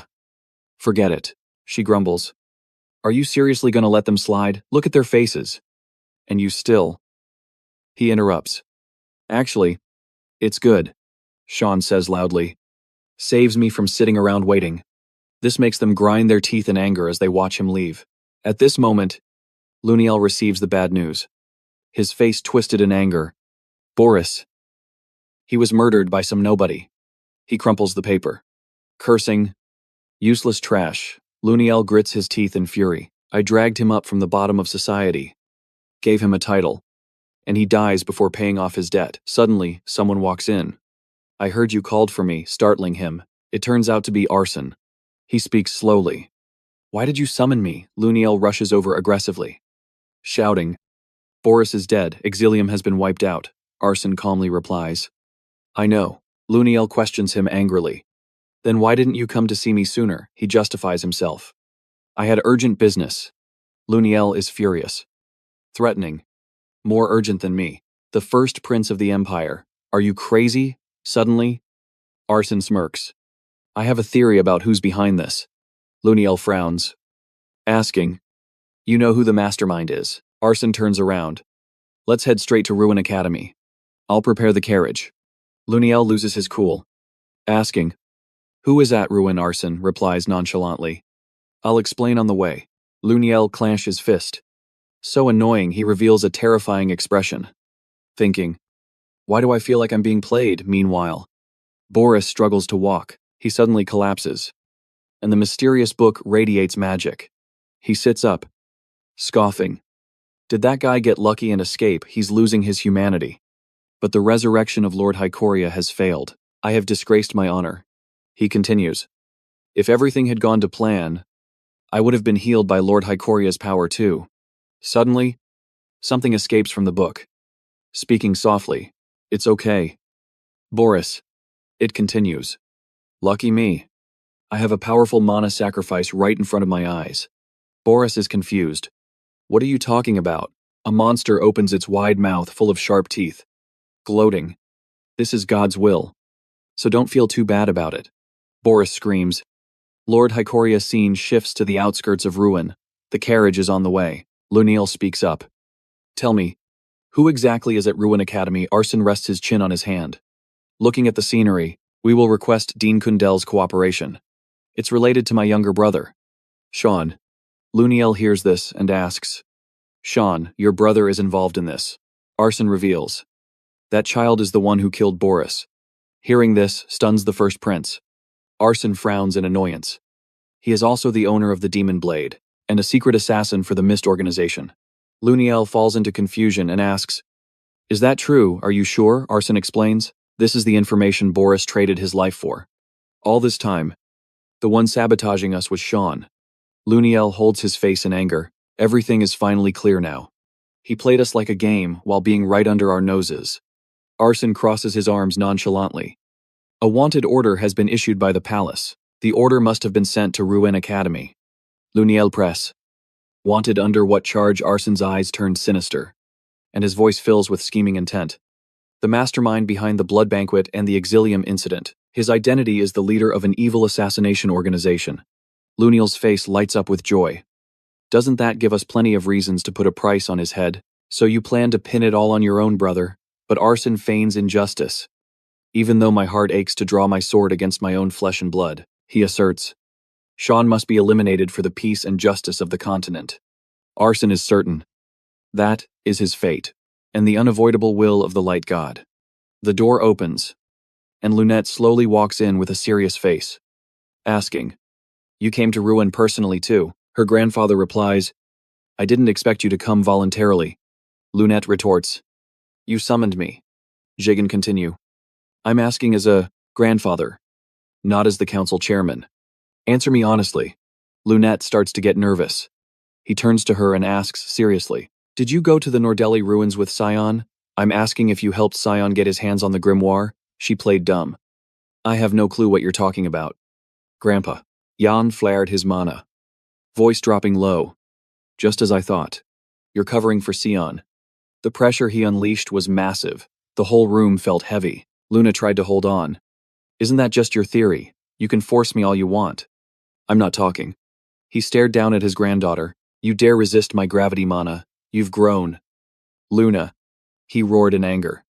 You are the future of the Garum Council. He crushed her with gravity. Don't let useless emotions sway you. She struggled to speak. I'm tired of this. Luna's eyes went cold. You won't control me anymore. Grandpa. She instantly countered his mana. Jagan was shook. She nullified it, no way. She held her ground. Give it up. You aren't getting anything out of me. Jane's vibe shifted. I see your will clearly now. You forced my hand. Luna went on high alert. Thinking. A magic trap. He set up a spell in here beforehand. The spell snapped active, binding her hands tight. He walked over slowly. Soon, you won't remember a thing or feel any regret. Luna struggled hard. You're going to kill me. He raised his hand, offering a twisted choice. I can't kill the future of the council. She gasped internally. The symbol of Najisa. He's planning to use mind destruction magic on me. Jagan confirmed. I'm deleting those useless memories. He placed a hand on her head. Resisting is pointless. His look said it all. Go back to being my precious little granddaughter. Meanwhile, Asen stood in front of Sion's door. He checked it. 0 traces. Asen deduced. Sion's squad has already left the area. He turned to ask Duran. Can we track them? She leaned on her hand. Damn it.